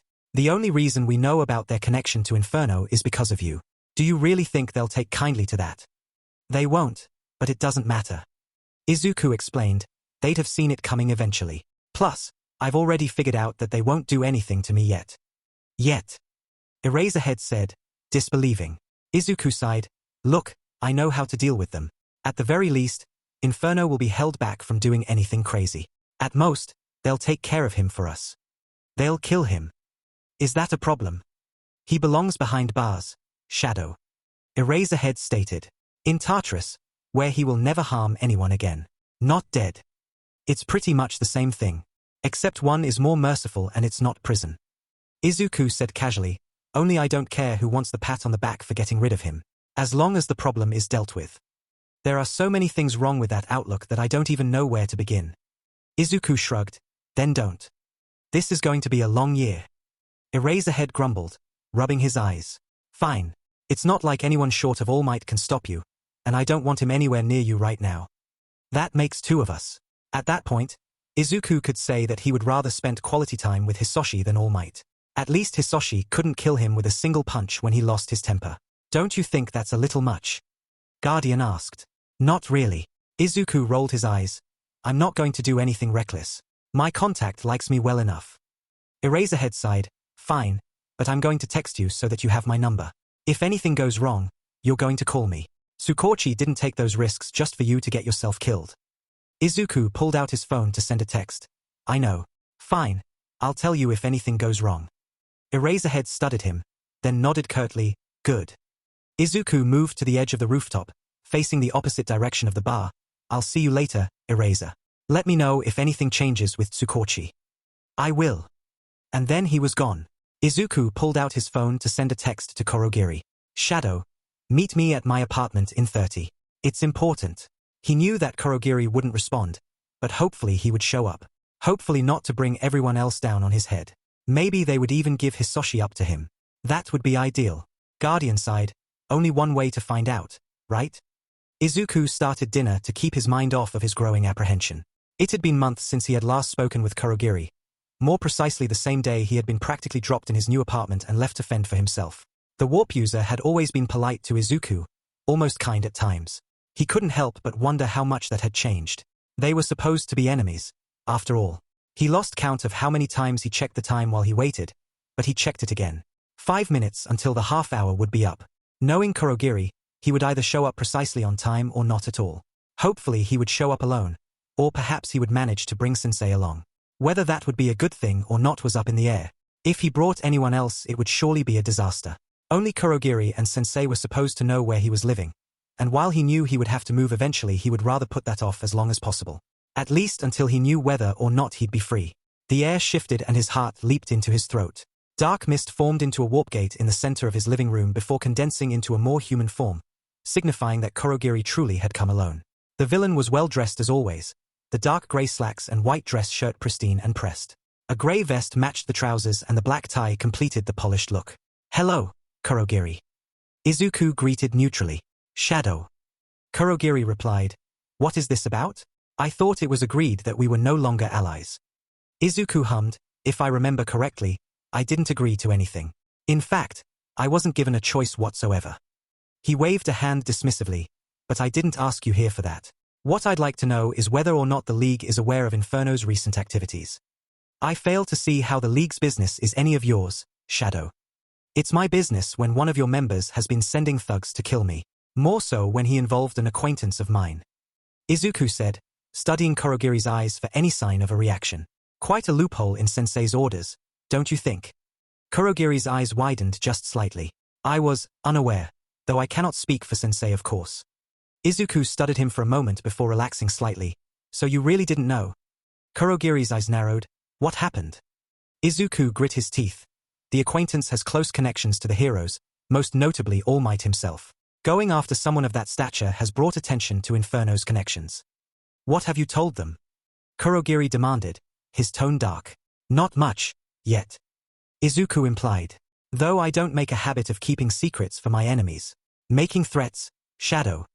Kurogiri's voice was tinged with amusement. I didn't know you had the heart for it. Threats are the least of your worries. Izuku shot back. My acquaintance has been helping me clear my name so that I can become a hero. In case you forgot, Sensei sent me out to do just that. I didn't forget. Kurogiri insisted, though Inferno has always been allowed to do as he pleases. I'm well aware of that, Izuku reminded him, though unless I missed a lot, the League isn't ready for that kind of attention. Kurogiri hummed, I will be sure to let Sensei know of these developments. Now, unless there is anything else. Izuku ped his head at the blatant dodge. I guess not, though if Inferno continues to come after me and mine. I think it's safe to say that Sensei will put a stop to such foolishness immediately. I would hope so. I would hate to have to hunt him down. Kurogiri chuckled darkly. I'm sure you would. I don't believe that will be necessary. I would appreciate it if you would keep me updated, considering he almost ruined everything. I will discuss it with Sensei and relay your request. Izuku scoffed, I won't get my hopes up, but thanks. Kurogiri paused for a moment, then sighed. He still cares for you, Shadow. Actions speak louder than words, and all that. Izuku said dismissively. Inferno's supposed usefulness has always taken priority over my existence. As long as Hisoshi is a part of the League, Sensei is indirectly sabotaging the same goal he sent me to achieve. Everything Sensei does has a purpose, as you are well aware. That's what I'm afraid of. Izuku mumbled. Kurogiri hummed, that makes two of us. My apologies, but I must be going. Sensei will want to know of this immediately. Of course. Izuku said, mildly disappointed. Take care, Kurogiri. Kurogiri bowed his head slightly. You as well, Shadow. The dark mist flooded out of Kurogiri's body, covering him completely before collapsing in on itself and disappearing entirely. Isuku trudged over to the couch and collapsed onto it with a heavy sigh. Dealing with Kurogiri had always been exhausting. Getting a read on the man was a chore, though for some reason he'd been more expressive than usual. Izuku knew well that what showed on the surface spoke little to the turmoil underneath. Perhaps the reality was worse than it appeared, but it already seemed bad enough from Izuku's eyes. The League's MO had always been to work from the shadows. That wouldn't have changed in just a few months.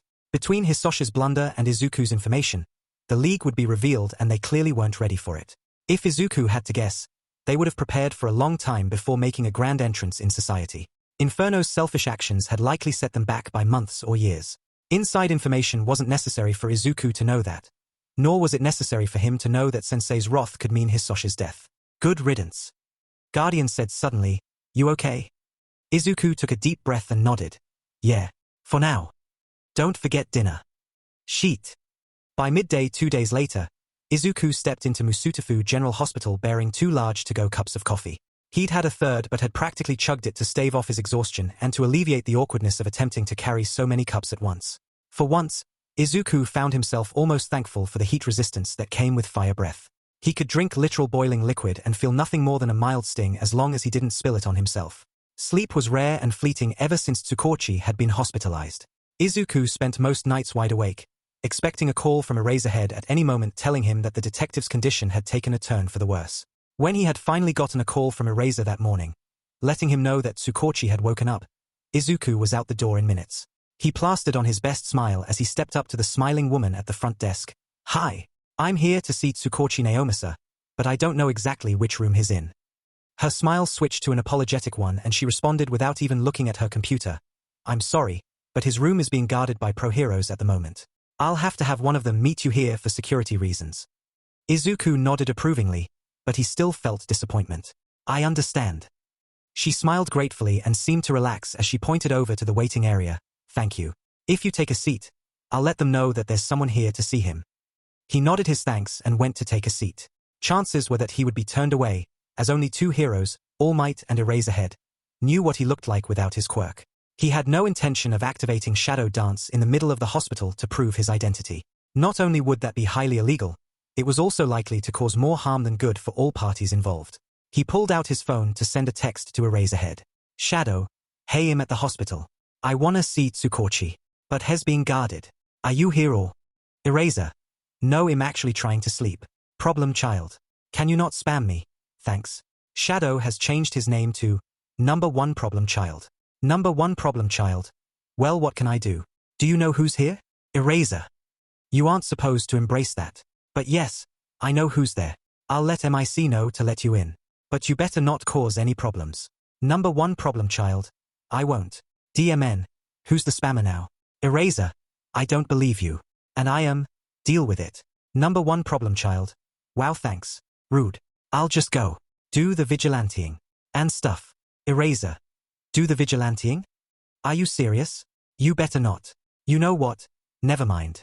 I'm going to sleep for at least 15.5 hours. Don't die. #1 Problem Child. I'm kidding, but 15.5 hours. That's oddly specific, but okay. Sweet dreams and sheet. Izuku smirked and shook his head, staring at his phone for a minute until he realized that he wouldn't get a response. With a sigh, he shoved his phone back in his pocket and crossed his arms to wait. A few minutes later, a tall blonde-haired man rounded the corner and spoke in hushed tones with the receptionist. Izuku studied him for a long moment until the man nodded at the receptionist and turned to face him, and the recognition slammed into him like a freight train. "Present MIC." The pro-hero laughed loud enough to hurt his eardrums, earning a wince and a glare from the receptionist. Sorry. But yes, little listener, that's me." Izuku grinned widely. "Your radio show is so cool. I listen to it all the time." Present MIC matched his grin. "Always good to meet a fan. Aizawa told me all about you." Izuku pet his head. "Really? He talks about me." Present MIC chuckled. "Hard to believe, I know." He leaned in and attempted to whisper conspiratorially, "You didn't hear it from me, but he likes you." Izuku laughed. "Could have fooled me. He's a real softie behind that harsh mask, trust me." Present MIC said cheerily. "Now come on. I'm sure Tsukauchi-kun will be happy to see you." "You're more certain than I am." Izuku thought as he followed, still feeling guilty that he'd gotten the detective into his mess of a life. Eraser had been adamant that Tsukauchi made that decision on his own, but Isuku didn't care. If he had been able to help himself, the man wouldn't be in this situation to begin with. If there was nobody to help, nobody could get hurt. Stop that. Guardian demanded. You're worth helping and you know it. You're biased, Izuku shot back. I'm also right, Guardian said smugly, as usual. Izuku rolled his eyes. His disagreement didn't need to be voiced or actively thought.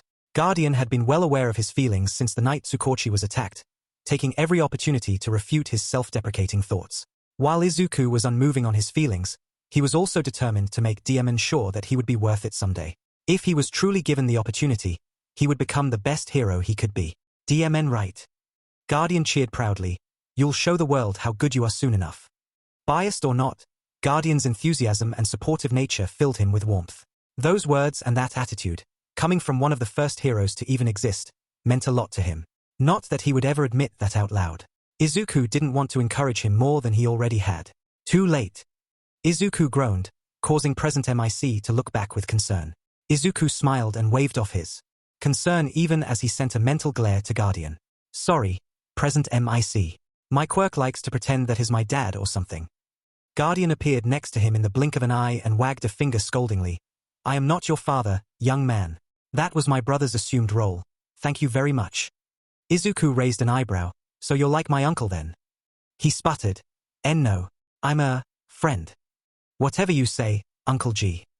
Guardian went red in the face. I swear to God if you call me that I'll leave. Oh no, Izuku said, waving his coffee cups into the air dramatically. He'll leave, just like everyone else. Guardian frowned and looked down at the ground. Hey. That's not fair. I'm kidding. It's not like. Present MIC cleared his throat, drawing both of their attention simultaneously.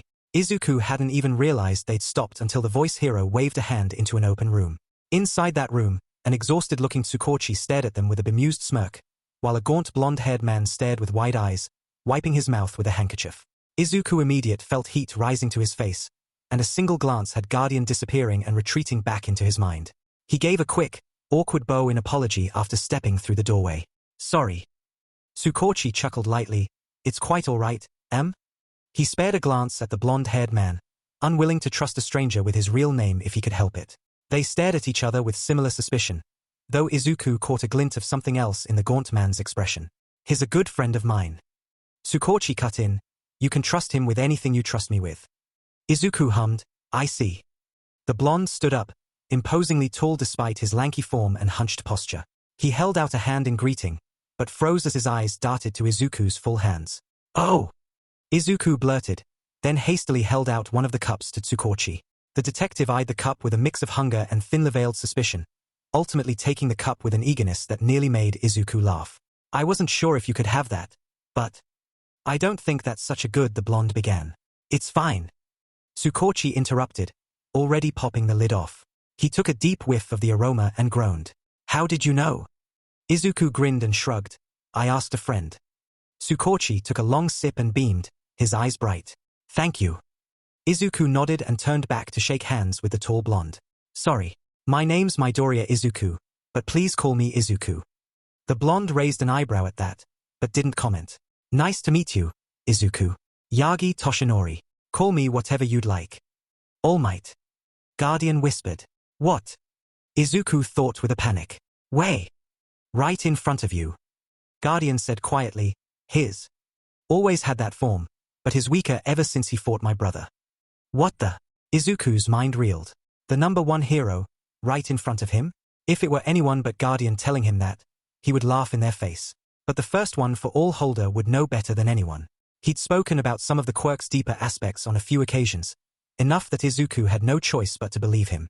Like it or not. Is something the matter? Yagi asked. Izuku shook himself out of that train of thought. All Might clearly kept that form a secret, and Izuku could understand why. Despite his mixed feelings towards the man, he decided not to press.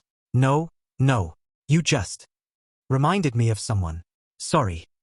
Yagi eyed him skeptically but seemed to accept that. He nodded and sat back down with a light grunt. Izuku turned back to Tsukauchi, who already looked significantly more lively since he'd started drinking the coffee that Izuku brought. I want to apologize. Tsukauchi pet his head. For what? You almost died because of me. I don't know why you wanted to help me, but I understand if you don't now. He swallowed against the lump in his throat. I want to tell you everything, and then you can throw me in jail or whatever if. Tsukauchi held up a hand to stop him. His eyes were hard as he drew himself up straight, his voice stern but not without kindness. Isuku, I'm going to stop you there. I didn't almost die because of you. I almost died because of your father. Isuku winced at that, but Tsukauchi barreled onward. I chose to help you of my own accord, so give me some credit here.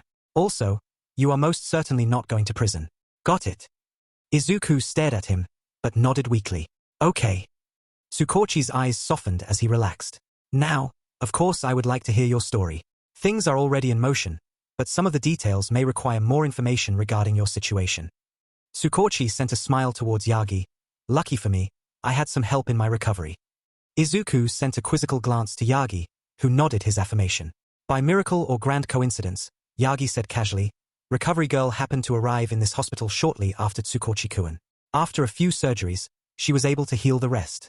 He slept through all of yesterday and last night, only awakening this morning. So obvious, Isuku thought wryly. He grinned and shook his head. Grand coincidence. Hey? Right. Well, if you're sure that you're okay to talk now. I am. Isuku looked back towards the door. Aren't you expecting people? Tsukauchi shook his head with a small smile. Nope. I asked them to turn away anyone else until after you leave. Izuku's eyes widened. Oh. Okay. Well, where should I begin? From the beginning, if you don't mind. It's a very long story. Isuku informed him. Tsukauchi smiled and tapped a pen on his notepad. We have time. Where the hell did that come from? Isuku shot a questioning glance at Yagi, who merely shrugged. He took a deep breath. Okay, then. It all started when I was 4. I was diagnosed as quirkless. Isuku was tired of running, tired of being chased down a path he never wanted to walk. With each step he strayed further from his dream, lone as a wolf outside of his territory. He was led to a place that was never a home, given a false sense of belonging where he never belonged. At times he hoped it would last, at others he hoped that it wouldn't. In the end he'd been set free anyway, the decision made for him like so many others before it. For most of his life Hisoshi made his decisions for him. His father decided when he ate and when he slept. Above all, he decided when Isuku felt pain. Sensei never put a stop to it.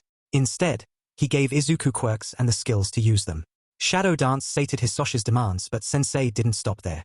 He gave Isuku agility and Guardian behind Hisoshi's back, the former being a subtle edge and the latter being a secret even to Isuku. A secret that had saved Isuku in more ways than one after he was left to fend for himself. After years of being under Sensei's wing, Isuku still couldn't begin to understand him. His ambitions were clear on the surface and a mystery underneath, concealing motivations that pushed him towards an endgame that nobody had been able to figure out. Even Guardian, being all for one's brother, had never truly understood. All Isuku knew was that he planned for everything, as he taught Isuku to do. Did he plan for Isuku to manifest fire-breathing somehow? Did he plan for Isuku to try murdering Hisoshi when the lie slipped? Did he foresee that Isuku would be caught in a cycle, running from opposite sides of the law while residing somewhere in the middle? Did Sensei know that Isuku would be there, telling the story of his life to a detective that Hisoshi almost had killed? Did he know that Isuku would spill everything he knew about the League? Sensei said it first and Kurogiri drove it home. They were no longer allies. Isuku didn't know how to feel about it, but it didn't matter. If he had to fight Sensei someday he would need every advantage he could get. Sensei had allies, so he needed allies as well. Sensei was strong, so he needed to get stronger. Sensei had plans, so he needed to plan. Sensei's lessons would be turned against him. He would expect nothing less, after all. Isuku told Tsukauchi everything with Yagi as a witness. Minor details he summarized, but he spared no details on anything significant. He told them everything he remembered leading to the day Hisoshi burned the house down and the constant abuse that followed, informing them that Inferno often spent weeks at a time away from the League doing things on his own, and how that led to the situation they were in. He knew they were most interested in All for One, so he went into excruciating detail on his first meeting all the way through the last. He recalled what he felt when he received his first quirk and all of the training he went through, from basic combat to the underground arts of spying and assassination. He told them of his education and the quirk analysis that Sensei encouraged, analysis that had been used on multiple occasions to give them an edge over the heroes. They stopped a few times for Tsukauchi to give his hand a break and once for him to get a fresh notebook to write in. Fortunately Yagi had apparently stopped at the detective's house to pick up his briefcase. Isuku assured them that he could give more minor details later, but also let them know that he would rather tell some stories only once. They agreed without hesitation, as there were some stories that they themselves didn't want to hear even the first time. He glossed over a good deal of the abuse that Hisoshi had put him through, as it was overall irrelevant and insignificant in the grand scheme of things. When having a conversation about the world's greatest supervillain, that was to be expected.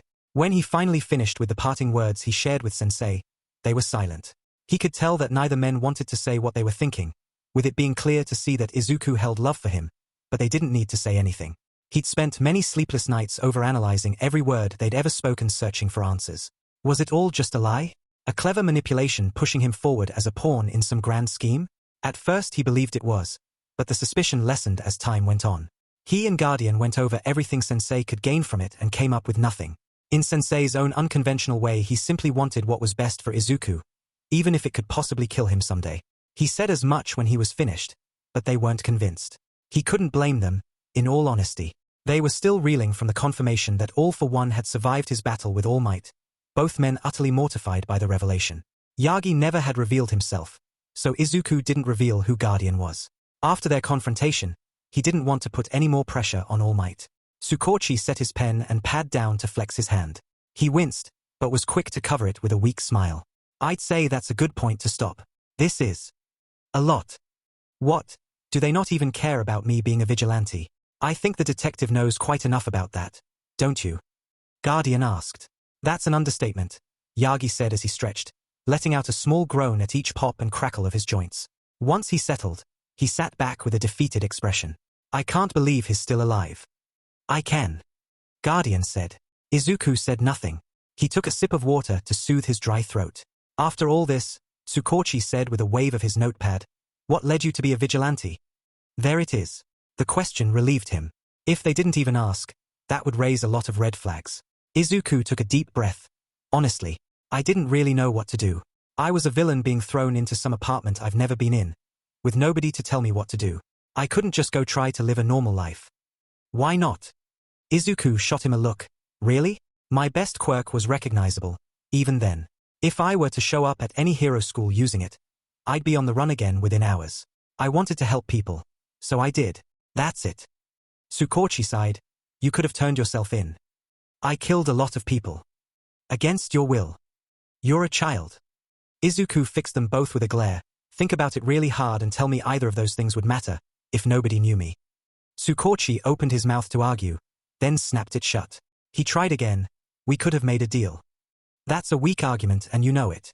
I'd be thrown in a prison the second I gave you information and forgotten. Who's to say that won't happen now? Yagi asked casually. Isuku and Tsukauchi both glared at him. Well. I'm just saying it's possible. Guardian growled. I'll whoop your lanky little. That will not be happening. Tsukauchi stated firmly. I considered it. Isuku met Yagi's eyes pointedly, but I decided to trust Tsukauchi and erase ahead. At worst, I run again and I'm back where I started. Tsukauchi smiled. Thank you. Running won't be necessary, I assure you. He cleared his throat. However, there are a few terms we need to discuss before we proceed. Isuku expected that. There was no way they would just let him roam free after everything he'd done, good or bad. Of course. First is a matter of your identity. Would you rather remain as Midoriya Izuku, or take on a new name entirely? It's up to you, although taking a new name may be preferable. Izuku tapped his chin. A new identity could be useful, but it wouldn't help much in the long run.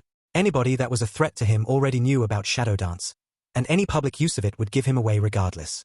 I would rather keep my name. Tsukauchi nodded, scribbling something on his notepad. In any case, since you're still a minor, you will need a legal guardian. He held up a finger before Isuku could cut in. And no, your quirk does not count. Hisoshi doesn't count either, obviously. Come on. Guardian groaned with feigned outrage. Furthermore, your current living situation is troubling. All for One both paid for it and knows its location, I assume. Isuku nodded. I'd planned to eventually pull all of the money from my account and move somewhere else. Tsukauchi nodded. That leads me to more of a compromise between myself and the higher-ups. Originally, they demanded that you be kept in a secure location, under constant guard. Isuku nodded. Again, he'd expected something like that. That didn't mean he'd like it. Tsukauchi continued, however, since both of us are in danger in our current residences, we will find a new place to live with me as your guardian. Isuku stared at him. What? Yagi sputtered and coughed up blood. Why you didn't tell me? Tsukauchi ignored him and pushed forward. I still have work, of course, so we will still have a guard posted when I'm not there. Also, you won't be able to go into public unsupervised. You'll have to wear a tracking bracelet. No, Isuku said. I mean yeah, sure that's to be expected but, what? Why would you want me to stay with you? Tsukauchi raised an eyebrow. Well, it makes sense, right? We both need to move, and I'm in charge of your case. I can make sure you stay out of trouble and act as your legal guardian at the same time. Isuku blinked. Are you sure you don't want to just get this over with and move on? What do you gain from it? Tsukauchi looked insulted. Do I have to gain something from it? What if I just want to? We were right, Guardian said. He is a good person. Too good. Isuku ran a hand through his hair and sighed. Okay, I understand well, I really don't, but sure. Tsukauchi smiled brightly. Good. There are a few options, and they're being checked over as we speak. Security reasons and all that. Okay. Moving on, then. You will of course have to cease all vigilante activity starting immediately. Isuku sighed, also expected. Tsukauchi nodded. Furthermore, as more of a formality than anything, you will be taking Udai's entrance exam in a couple months. Wait, what? Isuku froze. As a formality? Yes, of course. Tsukauchi said with a smile, you're attending the heroics course regardless. His brain stopped working. Apparently it showed, because Tsukauchi chuckled. Is that such a surprise? Your talents have caught quite a few eyes. Udai's principal Nezu has been instrumental in making this happen. He's taken quite the interest in you. Why don't I like the sound of that? He stared at Tsukauchi suspiciously, waiting for the detective to start laughing or announce that it was a trick. What's the catch? No catch, Tsukauchi assured him. Besides that you may be roped into having tea with the principal sometimes. Yagi chuckled lightly at that. Isuku couldn't believe it, and he made it known. So that's it? I'll be guarded and tracked, I'm assuming with a curfew of sorts, living with you and going to U.A? What else? Tsukauchi smiled. Well, we may also have you act as a consultant for villain activities, due to your experience, but besides that, that's about it. What about my quirks? What about them? I'm not going to be under quirk suppressants or anything. As much as he joked, he really didn't like the idea of Guardian not being there. He also didn't like the idea of being at a large disadvantage if anything were to happen. Tsukauchi shook his head. Your guard and I will have them on us if you decide to do anything rash, but otherwise no. I believe the circumstances are quite enough to keep you in line, or am I wrong? Isuku shook his head. No, you're right. Good to hear. Tsukauchi said warmly. Now, I believe that's about it for that. If I don't eat and get more rest, my doctor will tear all of our heads off. Isuku smirked. What? Coffee isn't a food. No, it's not. Yagi responded with a pointed look. And working from bed doesn't count as sleep. Tsukauchi glared at him. You're one to talk. And, that's my cue to go. Isuku bowed respectfully to Tsukauchi. Thank you. For everything. Not a problem, Midori. Call me Isuku, please. Tsukauchi nodded. Isuku, then. I'll call you soon, okay? Make sure you stay out of trouble. I will. Isuku said, and he meant it. He'd gone much too far to ruin his chances. He gave a small wave. Get some rest. Seriously. No promises. He shared a glance with Yagi, who smirked and nodded in return. Isuku left, closing the door softly behind him. You did it, Isuku. Guardian said proudly. Yeah, I guess I did. Isuku smiled and waved to present MIC as he passed, feeling a new warmth in his chest that didn't come from his quirk. Naomasa was released the next day, and not a minute too soon.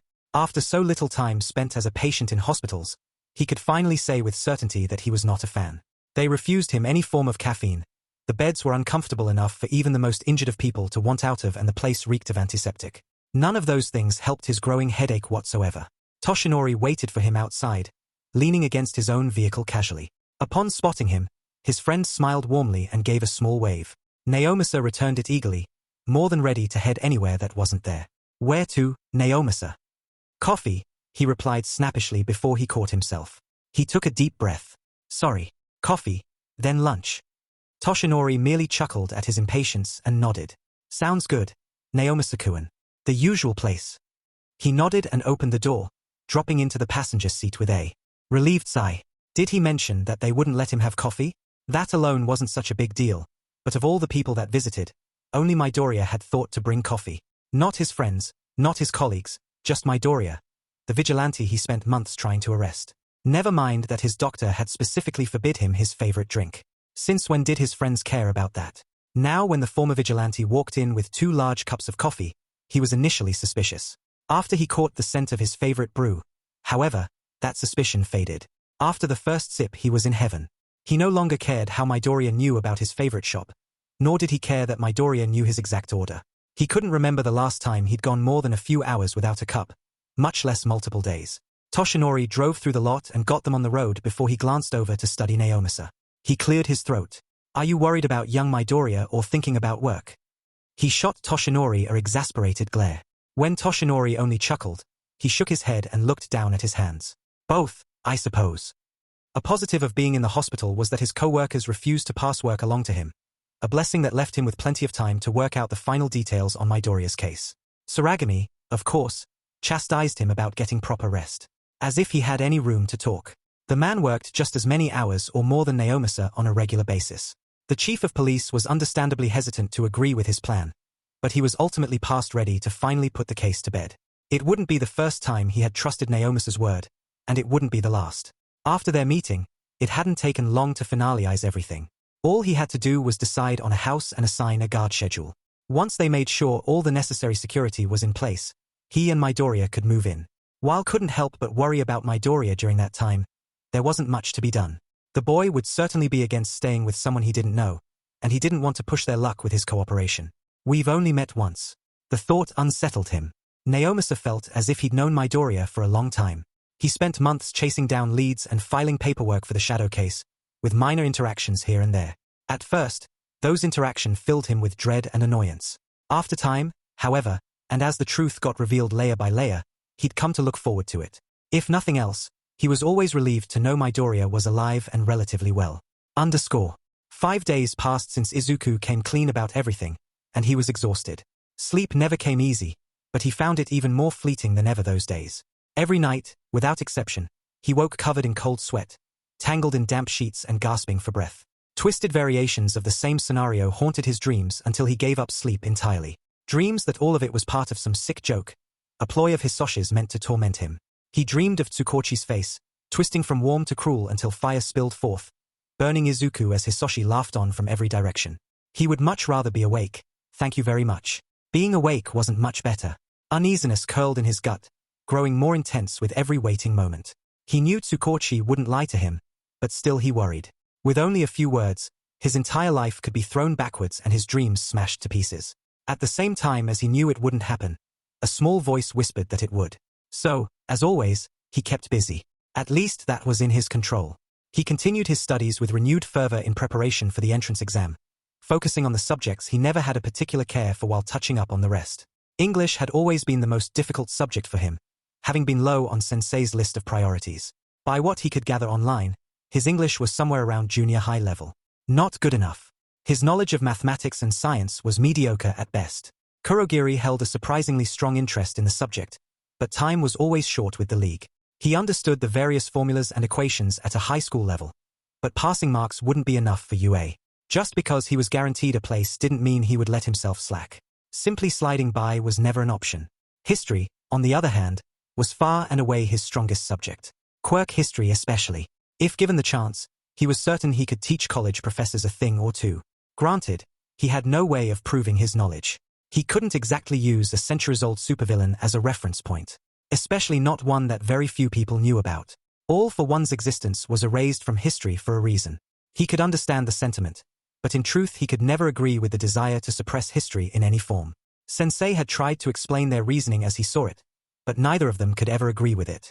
Denying the truth of history to future generations only created more problems down the line. Problems that had already occurred. History repeated itself, whether you heed its lessons or are ignorant to them. Most people aren't history buffs like you, Isuku, Guardian said fondly, and you know what effect that history can have. I'm aware of that, but that doesn't make it right. People deserve to know where we came from, Isuku countered. He knew public opinion to be fragile and fickle. People as a whole were quick to rise in outrage and quick to forget, even ignoring issues they championed just weeks or months prior. He knew that, yet he still couldn't support blatant censorship of those key moments in history. I understand that, but think about people who have quirks deemed as villainous, Guardian said. If the general public knew of my brother's tyranny, how do you think people like that would be treated? Worse, But that's because people are idiots. Any quirk is capable of being villainous in the wrong hands. Quirks are an extension of us, not the defining aspect. All for One was just as capable of being a hero's quirk as a villain's. Guardian sighed. Exactly what I mean. As you put it, people are idiots. As for him, well, it's a pity it didn't turn out that way. Yeah, it is. Sorry. I understand your point, but that doesn't mean I have to like it. He typed out a few more lines in his notes and saved the document before closing his laptop. He leaned back on the couch and let out a sigh. A quick look around the apartment confirmed what he always knew it to be. Temporary. Everything he ever needed was there and more, but he could take everything he cared about with him in one trip. He planned on doing just that. Any day, he would be moving out and moving on from that brief chapter of his life without looking back. Vigilantism was a temporary solution to his problems, a way to help people without actually accomplishing his goals. With a new path in sight, he had no issues leaving that lifestyle behind for good. Being watched 24/7 wasn't appealing, but it could be worse. After half of his life had been spent under the cold, watchful eyes of villains, he could handle having a guard. He could handle being tracked. It would be just like his first few months doing jobs for the League, with eyes on his back searching for disobedience, watching as if he would screw up at any moment, waiting for him to prove his uselessness. Isuku, Guardian said in a raised tone. Isuku flinched into alertness. He took a quick, weary look around before remembering where he was. The apartment. On the couch. Why was he sweating? Did he fall asleep? What is that buzzing sound? Isuku? Your phone? Guardian asked. Oh. His phone moved slowly across the table as it vibrated, screen lit with an incoming call. Isuku hurriedly grabbed it. Hello. Am I Isuku? Tsukauchi asked. Hi. Hey, Tsukauchi. How are you? Good. Tsukauchi said in a warm tone. We're cleared to move in tomorrow. Is there anything you need to do before then? No. I've got everything settled here.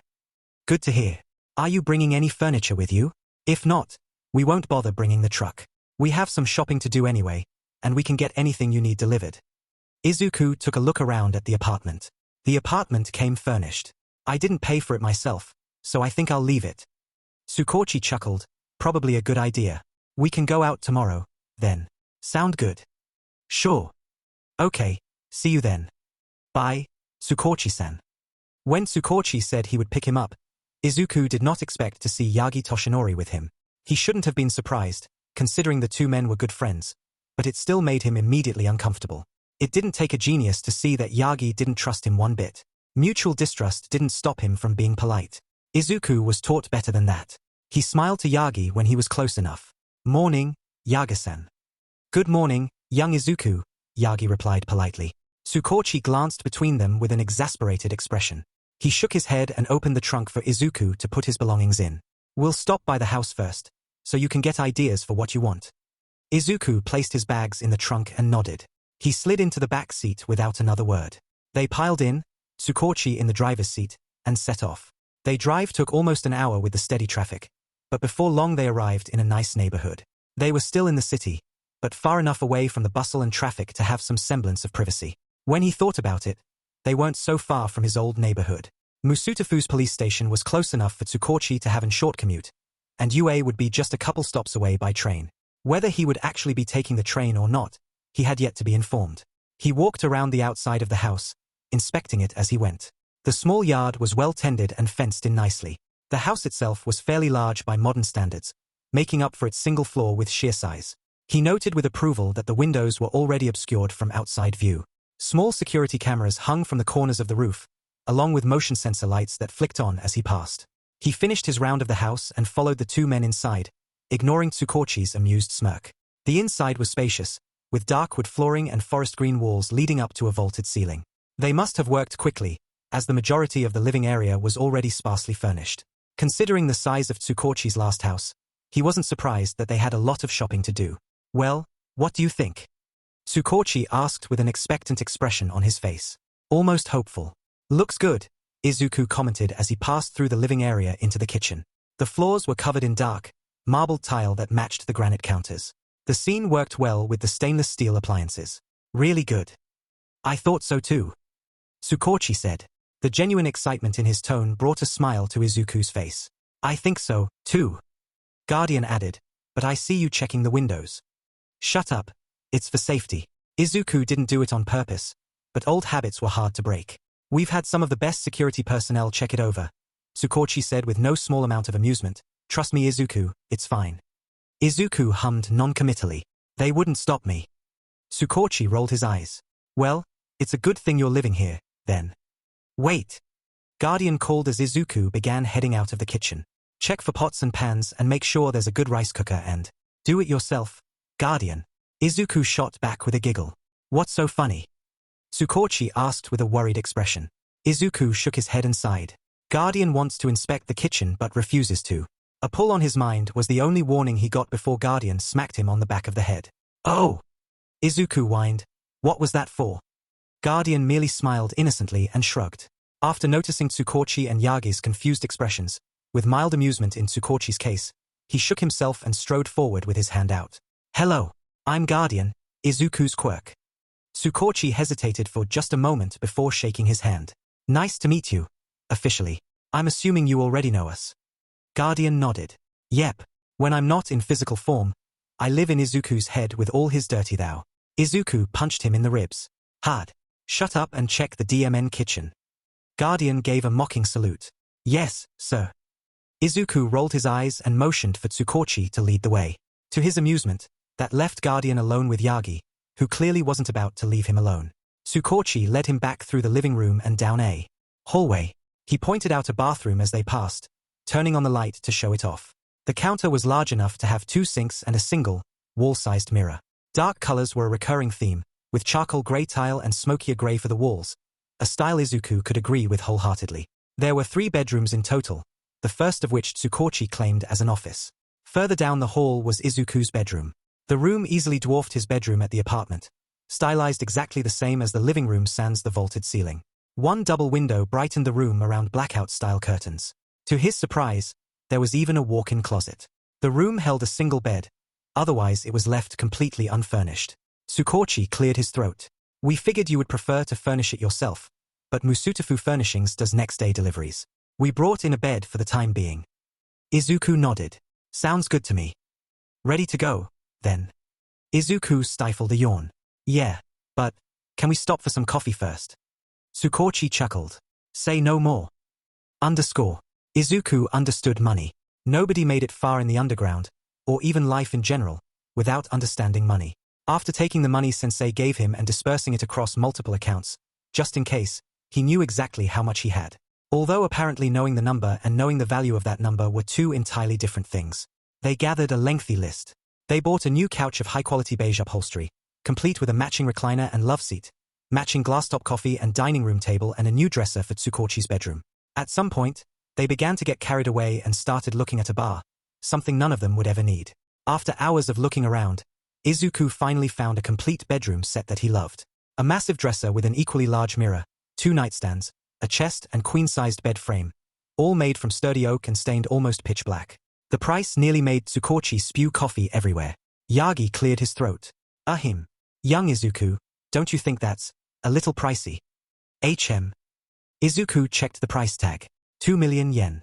Oh, is it? Tsukauchi and Yagi shared a baffled look. Tsukauchi coughed. Izuku? That's almost 2 months' salary for me. Izuku hummed as he considered. It wasn't like he had much to spend his money on, and the furniture set would only dent one of his many accounts. Perhaps the bank teller's reaction should have been a clue, along with her adamant suggestion that he split his money up in the first place. It's fine. I can afford it. Yagi raised an amused eyebrow. Can you? How much money do you have, young Izuku? Total? About 50 million yen. Izuku hadn't thought much of it, since Sensei only mentioned the money with a passing comment. Perhaps he should have. Yagi coughed up blood and that time, Tsukauchi did spew coffee everywhere. Luckily, he missed the furniture. Whether by coincidence alone, strings pulled or the inordinate amount of money they spent, all of their furniture was delivered by afternoon the next day. 4 sets of eyes watched the enthusiastic movers like hawks while they worked. After all, what would be the point of going to so many lengths for security if people were free to move about unsupervised? When it came to Izuku's bedroom set, the movers appeared more than a little bewildered when he directed them into his room. One man in particular looked at him as if he'd made a mistake, but Izuku and Tsukauchi both cleared up his confusion. Izuku with a reassuring nod, Tsukauchi with an amused remark about frivolous spending. Tsukauchi made fresh coffee for everyone including the movers, who accepted gratefully. Labor was one method of staying warm, but few people would protest a hot drink on a cold day. Winter had the city in its cold grasp, with no sign of letting up anytime soon. The few occasions of snowfall had thankfully been light enough for the daytime sun to melt away. Snow made for precarious footing, one of the last things anyone in the underground wanted to deal with. That wouldn't be his problem for the rest of winter, at least. Once everything was moved in and situated how they wanted it to be, they settled into making dinner. Tsukauchi and Guardian had a light-hearted argument over who would cook, neither willing to concede the duty. Eventually, they came to the compromise that they would cook together and delved even further into a debate on what to cook. Meanwhile, from the living room, Isuku shared an exasperated look with Yagi at their banter. Isuku turned on the television and flipped to his preferred news station, pretending to pay close attention. While he wanted to know if anything major was going on, he had to remind himself that it was no longer his problem. He had no intention of running out to take care of any villains, not when it could jeopardize his future as a hero. They sat in uncomfortable silence as savory aromas drifted from the kitchen, accompanied by the clanging of pots and pans. Small fragments of conversation came through as well, but Isuku couldn't quite make out the words. The tone remained civil enough, however, so he kept himself out of it.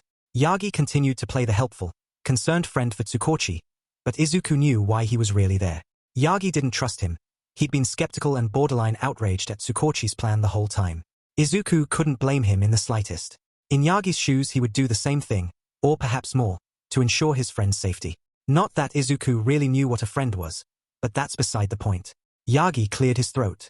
So, have you been studying? Isuku didn't even look away from the television. Nope, I'm just gonna waltz in without a care in the world. Ha! Yagi barked with faint humor. Very funny. You know, just because I have a guaranteed spot, Isuku interrupted, doesn't mean that I can slack. He took a deep breath and settled into a more relaxed posture as he let it out. Yeah, I've been studying. Who decided that English would be a good language? Yagi chuckled and sank back into the couch. It's confusing, I won't lie. He held up a finger. Though most Americans would say the same about Japanese. Isuku stared at his finger with a scowl. They would be wrong. That's a matter of opinion, young Isuku. Isuku shook his head. Nope. Yagi laughed just as Tsukauchi poked. His head around the corner, eyebrow raised and a half-smile on his face. Dinner's ready. Izuku's stomach growled as he leaped to his feet. When he entered the kitchen, however, he laughed in disbelief. The entire center island was covered in different dishes. Seaweed, rice, miso soup, salad, sauteed vegetables, and a large platter of different meats. Izuku recognized the fish as Guardian's work, meaning that the pork was likely Tsukauchi's doing. Yagi eyed the arrangement warily. Where's the army? Tsukauchi rubbed the back of his neck, a sheepish smile on his face. Well, we couldn't decide, so we both made different things. Izuku shot a playful glare at Guardian. Really? Guardian smiled brightly and shrugged. Can never have too much food, right? Tsukauchi nodded his agreement. We can always save the leftovers for lunch. Izuku shared a knowing look with Yagi, who was clearly trying not to laugh at them. Well, I guess that makes sense. Good. Let's eat. The next morning, Izuku woke in a tangle of sheets damp with sweat, despite the slight chill in the air. He groaned, rolled over and stretched before fully opening his eyes to a room he didn't recognize. In a heartbeat he was on his feet, shadow dance activated and curling around his body. Dark smoke crept from his lips as he produced a blade from the shadows. Izuku? Guardian asked in a calm, yet concerned tone. This is your room, remember? Izuku paused and stood straight. The past day's events replayed through his mind and he immediately felt out of place. Oh, right. He flipped his shadow knife into the air and let it dissipate along with the quirk. A quick glance at his alarm clock showed 4:47 a.m. He groaned and pulled at his shirt, peeling the damp cloth away from his skin with a disgusted huff. After rubbing the sleep from his eyes, he opened the door and peeked around the corner, both watching and listening to see if Tsukauchi was awake yet. He heard nothing, so he padded his way into the kitchen without a sound, on a direct path to the coffee maker. He dumped out the leftover coffee from the day before and started a fresh pot. Guardian pulled on his mind before appearing physically and placing a hand on his shoulder. You okay? Izuku nodded heavily. Yeah, just tired. Guardian nodded, but his brow remained furrowed with concern.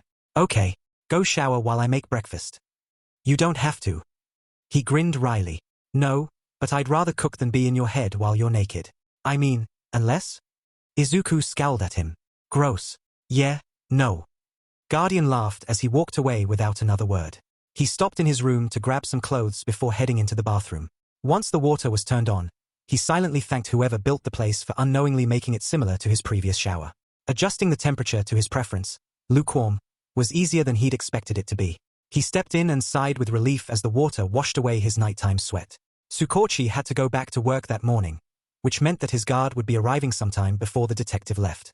While not exactly nervous, his stomach burned lightly with apprehension. New meetings and social interaction most definitely weren't his strong suit. Tsukauchi hadn't had much to say about the guard, whoever it may be, and that worried him. He wasn't expecting someone friendly, of course, nor was he expecting someone soft. That would just be insulting. What would be the point of having a guard if he could just walk all over them? If their goal was to pick someone that could handle him in a fight, they would need a pro hero. He doubted that to be the case, though All Might's distrust could influence that decision. More likely, they would pick someone intimidating to deter him from causing any problems. Someone who would watch him and report any inappropriate or dangerous behavior. After all, if he made any big mistakes, he would likely end up in prison or on the run. Not a comforting thought. He stepped out of the shower, dried himself off and got dressed in a hurry. He didn't want to hold Tsukauchi up in his morning routine. For all he knew, Tsukauchi could have a master bathroom of his own. Without knowing for sure, he kept his own shower time short. It had been a long time since he had to be considerate of others, but he wasn't a heathen. After exiting the bathroom and depositing his dirty clothes, he padded his way back into the kitchen to get coffee. The smell of breakfast filled the house, fueling his hunger as he approached. When he walked in, Guardian had just begun setting out an American-style breakfast. Scrambled eggs, bacon, hash browns and toast heaped onto large plates. "Feel better, Isuku?" Isuku poured himself a cup of coffee and, to Guardian's horror, immediately chugged half of it before refilling it again. "Better now. Thanks." Guardian eyed him critically for a long moment before his shoulders sagged in relief. "I'll never get used to that." Isuku grinned and took another drink, this time only a sip. The first time he had chugged a scalding hot cup of coffee, Guardian nearly throttled him in panic until Isuku explained. Due to his fire breath, he could drink anything short of boiling water without a care in the world. Unfortunately, that resistance didn't come without a fair share of downsides. The first few times he accidentally breathed fire, his body hadn't grown accustomed to it yet. His mouth had been burned for weeks and his taste buds still hadn't fully recovered. Guardian never did accept that as the reason Isuku never cared what his food tasted like. If he didn't know any better, he would think Guardian had a personal mission to make him a picky eater. Tsukauchi trudged his way into the kitchen like a zombie, already dressed for work minus the coat and hat. He gave a small wave and an incoherent grumble. Isuku poured a mug of coffee and handed it over without a word. Tsukauchi nodded his thanks and took a huge gulp. "Okay, you have no excuse." Guardian sputtered in disbelief. "How can you do that?" Tsukauchi scowled at his mug and hummed. "Practice." He completely drained the mug and leveled Guardian with a pointed look. "It's not that hot," Isuku chimed in. A traitorous wisp of smoke escaped his lips. Guardian eyed the smoke and his lips twitched upwards. "You can literally breathe fire." "It's not that hot," Tsukauchi repeated. He refilled his mug and took another sip to drive the point home. Guardian threw his hands up in the air. "Fine. Hurry up and eat before it gets cold." They moved into the dining room and sat down to eat. Isuku sat and put a small amount of everything on his plate. He'd never had a large appetite for any meal, as he hated the sluggish feeling that came with overeating, but he was hungry enough to eat. When he began training with the League, high-protein diets were a requirement so that he could build muscle, though he never knew how long he would keep anything down once training actually began. After he got free, he had nobody to force him to eat. Guardian tried but ultimately wasn't persistent enough, at first. It took Isuku a while to finally begin eating an acceptable amount again. The abrupt awakening and apprehension that morning, however, spoiled his appetite. He met Guardian's disapproving look with an apologetic one as he began picking at his food. Guardian disappeared, leaving them to eat in silence. He and Tsukauchi both prioritized coffee over the actual food. It was almost comical, watching Tsukauchi become more alive with every gulp. "Your guard should be here in a few minutes," Tsukauchi said after he finished eating. He folded his hands on the table and settled his gaze on Isuku. "He'll stay in the house with you while I'm gone." Isuku pushed his plate away and nodded. "I figured. Is he safe?" Tsukauchi smiled weakly. "He wouldn't even know where we live, if he wasn't. He's been screened through every means in existence. I don't know him personally, but he was selected as one of the best by the chief of police." So Tsukauchi didn't have a choice in the matter. An interesting development, though not unexpected. It may have been Tsukauchi's case, but the entire police force had reason to ensure everything went along without a hitch. Isuku nodded his acknowledgement. What kind of rules are in place? Tsukauchi held out his hands with palms up. That's up to him, though I'm sure you're aware of the basics. Listen to any orders he gives, be respectful, don't make any unsolicited physical contact, things like that. He held up a finger. I would suggest not using any quirk except Guardian without express permission. He should have been made aware of your quirks ahead of time.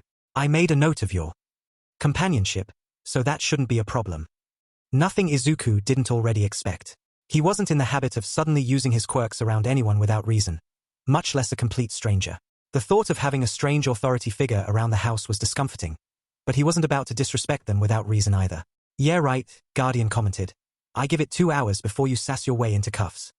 Isuku didn't respond, but his lips twitched up into a smile. When Tsukauchi gave him an exasperated glare, Isuku held up his hands. I'll behave, unless he's an a-hole. Isuku. Someone knocked on the door. They shared a look before Tsukauchi hurried out to answer it.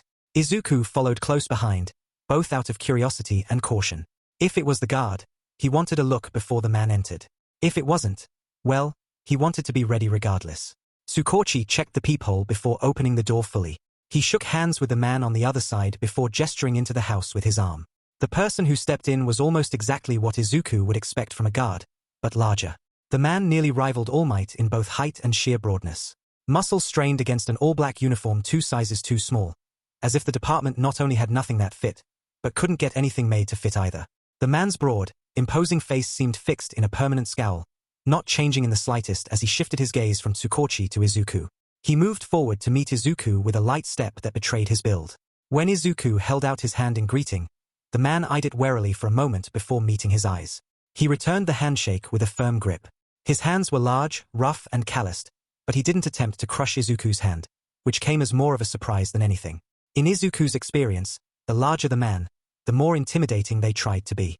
You can tell a lot about someone with a handshake. Whether or not a heavily muscled man had a strength quirk, for example.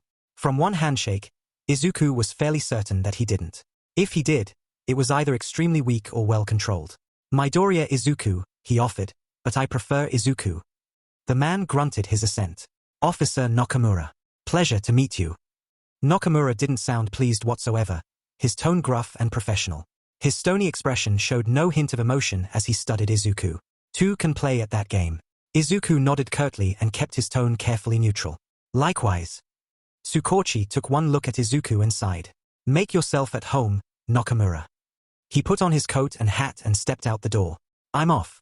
Take care. Be careful. Isuku called to his back right before the door shut, his eyes never leaving Nakamura's. Isuku, behave, Guardian warned. Also, let him know I'm coming out. Guardian wants to meet you, Isuku said casually. Nakamura showed no sign of surprise before he nodded. Guardian materialized next to Isuku and held out his hand towards Nakamura in greeting. Nice to meet you. Nakamura shook it. Likewise. Guardian smiled and waved an arm towards the kitchen.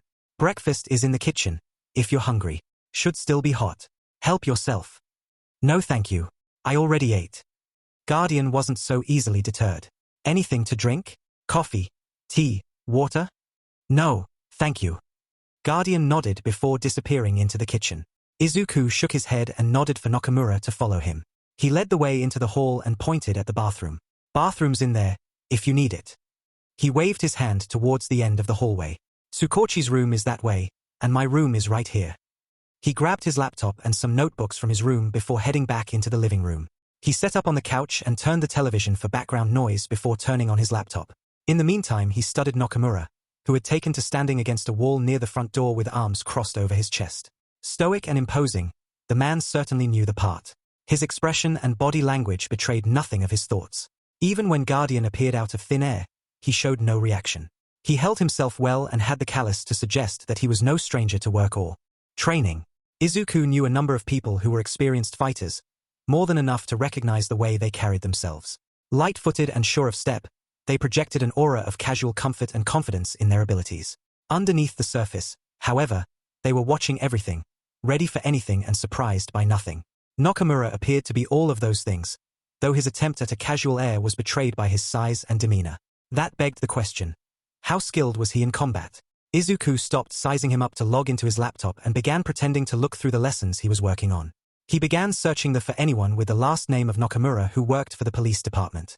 Police records were hard to access, but the majority of the everyday officers were listed publicly. He found 2 matches. One of them worked in Hosu, the other in Shinjuku. Neither of them looked anything like this Nakamura. Suspicion sparked in his gut, but he quickly smothered it. If they were being careful, as he knew they would be, Nakamura would either be from a different program altogether or hidden from public record. Perhaps both. Isuku himself was fairly high-profile, but Tsukauchi was a high-ranking officer and a brilliant detective. His quirk alone gave the police a huge advantage in their work. They wouldn't send just anyone into their house. "Can I ask what your quirk is, Nakamura?" Isuku asked with a mildly interested tone. "You can. But you won't tell me." Nakamura grunted, but said nothing. Isuku let out a sigh. "You aren't just here to watch me. It would be nice to know who's protecting me, if it comes down to that. If it does, I will handle it. You're either uninformed or overconfident." "Neither. I can handle myself." Isuku pet his head. "Prove it." "Excuse me. If you're so confident, prove your skills." "Isuku, enough," Guardian demanded as he rounded the corner with 2 coffee mugs in hand. "You aren't sparring with your guard on the first." "Fine," Nakamura interrupted. "Try to hit me." "See? Wait. What? Really?" Nakamura nodded. "Use whatever you want." Isuku leaped up in an instant with Shadow Dance activated. He produced 2 shadow knives with blunted edges and threw them straight at Nakamura. He followed through, using the arm of the couch to propel himself forward with 2 more knives in hand. Both knives bounced away, and Isuku didn't have time to stop himself before he slammed into something solid and bounced backwards. He twisted and spun midair to land in a crouch a few feet away. Instead of resuming his attack, he stood up straight and dropped Shadow Dance entirely. "What was that?" Nakamura held up a hand and faint shimmer flowed across it. "It's called Repel. I can create force fields that reflect kinetic energy." He closed his hand and the shimmer spread across his body, growing more faint as it spread. "I can condense it as I please. If I want to, I can even create weapons from it." Satisfied, Isuku stared at him, his mind reeling at the possibilities. Nakamura's quirk repelled his shadow knives, as well as his entire body, and the officer didn't even appear fazed. "That's so strong. You could do anything with it. Why aren't you a hero?" Nakamura let his quirk shimmer away. His cheeks reddened slightly as he folded his arms across his chest and grunted. He looked away, signaling that he was done answering questions. Isuku didn't care. Nakamura's quirk was incredible, perfect for defense not only for himself, but for others. The quirk could be used offensively if needed, though if he had to guess it couldn't be used for both at once. At least not to its fullest effect. But why would he not be a hero with such a powerful quirk? Izuku's life became one of studying and training. Since the move, Isuku had more free time than he knew what to do with.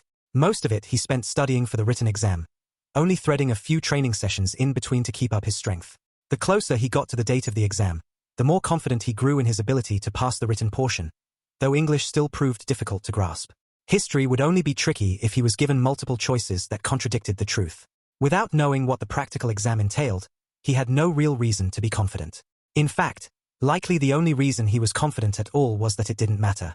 He would be attending UA regardless, a fact that rubbed him the wrong way regardless of reason. Either way, he had more experience than hopefully every other applicant for the normal exam. He would even go so far as to guess that he had more than recommended students as well. Much of his training was done solo, exercises that he learned early on to keep himself in shape. Training with Guardian kept his skills up, though the challenge wasn't there. Skilled in martial arts and strong as Guardian was, he was still entirely too slow to keep up. His instinctive refusal to harm Isuku left him with a further disadvantage, though whether that refusal came from the nature of his quirk or not, Guardian wouldn't say. He was able to convince Nakamura to train with him exactly once after his initial test, and that took a lot of convincing. The guard took his job seriously, a trait that Isuku both admired and disdained. Nakamura rarely spoke, rarely did anything more than stand to the side and watch over him like a hawk. Izuku swore that the man wouldn't eat or drink anything on the job if they hadn't all but forced him to. Izuku had been told on more than one occasion that the best way to get to know someone was to fight them, although he'd never truly put that theory to the test until recently. Most people he fought in the past either didn't survive or ended up in prison. That time, however, he had the perfect opportunity to learn more about the stoic guard. They met outside and Nakamura settled into an at-ease stance, arms crossed as he studied Izuku with only mild interest. Clearly he saw it as a further test of his abilities, nothing more than a waste of time. Izuku couldn't help but smirk. He had a few theories to test. Unlike the first time, he didn't bother to blunt the knives he formed. With his awareness of Nakamura's quirk, he wouldn't have to worry about accidentally killing the man. For his first test, he made the knives as sharp as any normal, physical blade could be. Without knowing exactly where the dome would be, he'd be left mostly guessing on how to time his strikes. He threw both knives straight at the man with as much force as he could muster without throwing off their trajectory. He didn't bother following through that time, instead choosing to study the man's expression. The knives struck the dome and bounced off, but a faint shimmer rippled outwards from the point of impact. Nakamura's eyes widened a fraction, and he uncrossed his arms to settle into a more ready stance. Good. He's taking me seriously now. The slight change in attitude signified that Nakamura's quirk did, in fact, have a weakness. If he could make the blades sharp enough, combined with enough force, he may have a chance of breaking through the dome. He grinned and formed 2 more knives, these slightly sharper than the previous. He crouched low and shot forward. Right before he reached the dome, he pulled back and moved at a single point with both blades. The blades met resistance on impact, sending a spiderweb of shimmering cracks through the dome. He pulled back and slammed the knives down again. The cracks brightened and grew wider before the barrier gave altogether. He let go of the knives and flared both agility and shadow dance to lunge forward in a flurry of blows. Nakamura took a step back and blocked a number of blows before taking a step back, his skin and uniform both glowing faintly from his quirk. After a few seconds, Isuku managed to land a hit to the gut. He pressed the attack, trying to throw the giant man off balance with a purely offensive push. Nakamura must have pulled the aura back the moment his dome broke in order to protect himself. Unfortunately, that meant that once the dome broke, the remaining energy returned to him. Fortunately, however, the rebounding properties didn't seem to have as much effect when he used it on his body alone. Izuku's hits didn't bounce back when blocked, nor did the one he landed on Nakamura's gut. But why? He didn't have much time to consider in the moment. Nakamura blocked a high punch and countered with his own, but Izuku ducked it and spun into a high side kick to the chest. Nakamura grunted, but recovered quickly and swung into a kick of his own. Isuku leaped back out of range at the last second. You win in speed alone, Guardian observed, but you don't have enough power to do much damage during the day. Not without your blades. I know. Isuku didn't have many options. He had no desire to actually harm Nakamura, especially not while training. His best bet would be to aim for body shots to wear him down. A well-timed blow to stomach or solar plexus could take even the strongest men down. In an extended fight, attacking the legs could lead to a large advantage. Pressure points and nerves were tricky to attack, but always an option. Izuku threw 2 more knives at Nakamura's chest, blunted just in case they actually landed, and shot forward behind them. Nakamura narrowly dodged them, but the movement put him in a bad position to counter Izuku's intense speed. Izuku landed a snap kick onto the inside of Nakamura's thigh, then pivoted into a kick to the ribs. Nakamura bounced back to correct his stance and then lunged forward in a counterattack, throwing a flurry of jabs and straight punches that Izuku easily dodged. Speed or not, he was forced backwards to avoid Nakamura's attacks. He didn't have much room to dance around the man without taking too many risks, so he moved slowly backwards while biding his time for an opening. He ducked a punch and feigned a leg sweep, only to pivot and shoot his foot upwards into Nakamura's midsection. The man took the blow with a grunt, but swung his hand down anyways. The punch looked wrong, almost as if he was swinging a hammer instead. Weapon. Guardian called out, but it was too late. An invisible force slammed into his gut, forcing the air from his lungs along with a large gout of shadowed purple flames and smoke. Straight at Nakamura. The resulting growl of pain was something that Izuku never wanted to hear from another person in his life. Low and strained, the sound that came from Nakamura made Izuku drop every quirk in an instant. The smoke was just clearing as he stepped towards Nakamura, whose arms were raised to cover his face. The sleeves on his uniform hung down in charred scraps, revealing welted skin turned tinted angry red. The smell of burnt cotton, hair and smoke filled the air, a scent that threatened to bring Izuku's lunch back up. Oh, no, Guardian breathed. N.A. Nakamura, Izuku began. He took a step forward with his trembling hands spread non-threateningly. I'm sorry. I didn't know. Nakamura's harsh voice stopped him in his tracks, more of a growl than anything. Go inside and stay there. This is it. Izuku backed away slowly. I'm sorry. Go. Izuku took one last look at Nakamura's burnt arms before he slumped in defeat. He trudged into the house and made his way into the bathroom to grab the first aid kit and his favorite burn cream. He placed them on the living room table in plain sight before shutting himself in his bedroom and throwing himself on the bed, curling up to hug his knees and just breathe. I just burned somebody. His blood ran cold at the thought, his mind buzzing at the realization. Never did he believe it would happen. Never did he consider that he would watch that quirk hurt someone else, but this time he was the one to do it. He vowed to never use it again for anything, but on a person, he burned his guard, just like he himself had been burned so many times before. He swore he would never become his father. He failed. I'm a monster. It was too hot. He ripped his shirt off, threw it across the room and sprawled out on his bed. He was a failure. He ruined everything. He burned Nakamura. Tears pricked at the corners of his eyes as he took breath after rasping breath. He forced the air out through his nostrils, but the smell wouldn't leave. Smoke, charred clothing, burnt hair. It's over. He hurt someone with his quirk. He would go to prison, never to see the light of day again. His chest strained under an invisible weight, shallow breaths coming more rapidly as he tried to breathe. He was no better than Hisoshi, no better than a villain. His vision blurred and darkened around the edges. His lips tingled with numbness, his arms felt heavy. Each breath brought the taste of smoke to his tongue stronger. He gagged. His stomach twisted, bile rising in his throat. He launched himself out of bed and stumbled for the door, tearing it open and rushing for the bathroom. He dropped to the tile just in time to vomit. Violently into the toilet. Lunch came up first, then acid, then nothing. Again and again, even when there was nothing left. Even when his vision faded from blurry to black with each dry heave. He fell back against the wall, gasping for air. He had his chance and he ruined it, all for a little sparring session. Acid stung the back of his throat and burned inside his nose. He deserved it. He deserved all of that and more. Who was he kidding? A hero? He was always bound to ruin it.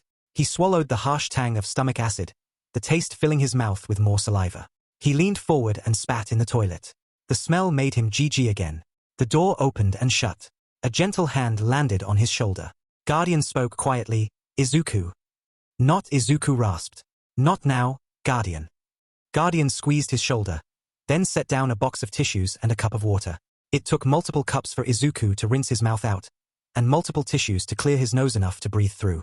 Even still, the smell of vomit lingered. Better than smoke. Anything was better smoke. Will Nakamura be okay? Isuku asked. Guardian nodded. The burns are minor. You caught him off guard, that's all. Isuku breathed a sigh of relief. That's good. But it doesn't matter, does it? I still did it. Guardian sighed. You are not your father, Isuku. I don't think he's nearly as upset as you are, Isuku. Talk to him. Isuku doubted that was the case, but there was only one way to find out. He took a deep, slow breath to calm himself before standing. He waved off Guardian's offered hand for support and opened the door. He peeked around the corner and spotted Nakamura standing in his usual spot against the wall, bandages covering his arms where sleeves used to be. Nakamura turned his head just as he fully exited the bathroom. As soon as he spotted Isuku, his eyes widened. His eyes lingered on Izuku's torso and his posture became tense. The muscles in his jaw bunched up as it clenched. Finally, his eyes narrowed before he looked away altogether. Guardian cleared his throat and placed a hand on Izuku's bare shoulder. Isuku, do you want to put a shirt on? What? Isuku looked down just enough to catch sight of his scarred torso. Angry pink in tint, the wrinkled, welted flesh covered the majority of his torso. He'd become so used to it that he sometimes forgot about it altogether. He'd grown used to the limited range of movement the tissue offered, being less flexible than healthy skin. Used to it or not, however, that didn't stop him from being embarrassed. He jumped and his face immediately grew hot. He hurried into his room to grab the first shirt he came across and hurriedly put it on before leaving the room once again. He met Nakamura's eyes, which had returned back to neutral observance, and quickly looked away. He rubbed his neck in discomfort. I'm sorry, Nakamura. I didn't mean to use it. If you want to lock me up. Enough, Nakamura demanded in a rough voice. Don't be ridiculous. You aren't getting locked up. It was my own fault for doing something as foolish as fighting you. Isuku stopped, stunned both by Nakamura's tone and his words. What do you mean? I burned you. Nakamura shrugged his heavy shoulders. I forced it out of your lungs.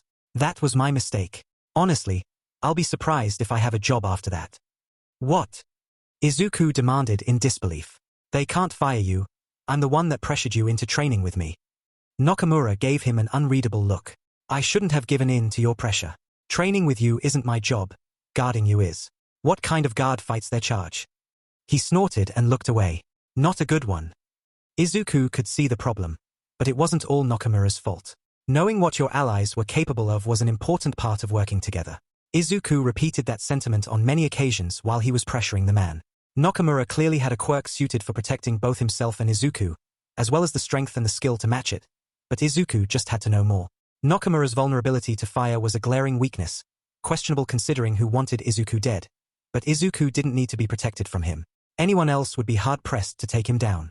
Perhaps Shigaraki if his quirk could decay the barrier, or Kurogiri if he could warp inside of it and take Nakamura's head off, although Isuku doubted he would be seeing either villain anytime soon. All for one. Well, he didn't need to think about that. Hopefully not for a long time. Isuku shook his head. That's not true. You're perfect. Nakamura stared at him, his brow furrowed slightly as if confused. After a long moment he cleared his throat and shifted his feet before looking away entirely. Isuku ped his head as Guardian stifled a laugh next to him. What? Did I say something wrong? You can't just call somebody perfect, Isuku. Guardian said in amused tones. Why not? It's true. Nakamura shook his head, his cheeks lightly tinted pink. Nobody's perfect. Isuku rolled his eyes. Well, no, but you're perfect for the job. You're strong, deceptively fast, experienced, all with a quirk to match. Sure, you have weaknesses. So what? Everyone does. Inferno could pose a threat if he came after me himself, but he probably won't. Even if he does, I can take him down. Nakamura let out a heavy sigh. You aren't supposed to take anyone down. That was my job. He said was, as if he already knew he wouldn't be doing it for much longer. Isuku could let that happen. He'd only just begun to grow more comfortable around Nakamura. If his guard was replaced, Isuku would have to deal with someone else. Someone who would almost certainly be weaker, not to mention a potential security risk. Isuku grinned and tapped his temple. You can't lose your job if nobody knows. Nakamura's eyes narrowed as the implication set in. I will not falsify reports. Isuku shrugged. Training accident. You were too close and got burned. It's not a lie. It's not the truth. Isuku threw his hands in the air. Come on. You can't tell me you've never had to withhold information in your line of work. You aren't a typical police officer or security guard. How do you know? I looked. Isuku suggested. He searched on multiple occasions, even went so far as to try his hand at hacking into the police database. He didn't make it very far before he had to bail from their system, though he got far enough to know that the man's file was classified at a high level. He had yet to ask, but he was willing to bet that even Tsukauchi would have a hard time gaining access. Whatever it was, it ran deep. Nakamura showed no outward sign of tension, not a single change in his stance or demeanor, but Isuku learned long ago how to read a room. The atmosphere changed to one of tension, taut as a rope ready to snap loose. Despite that, Nakamura grunted non-committally. What did you find?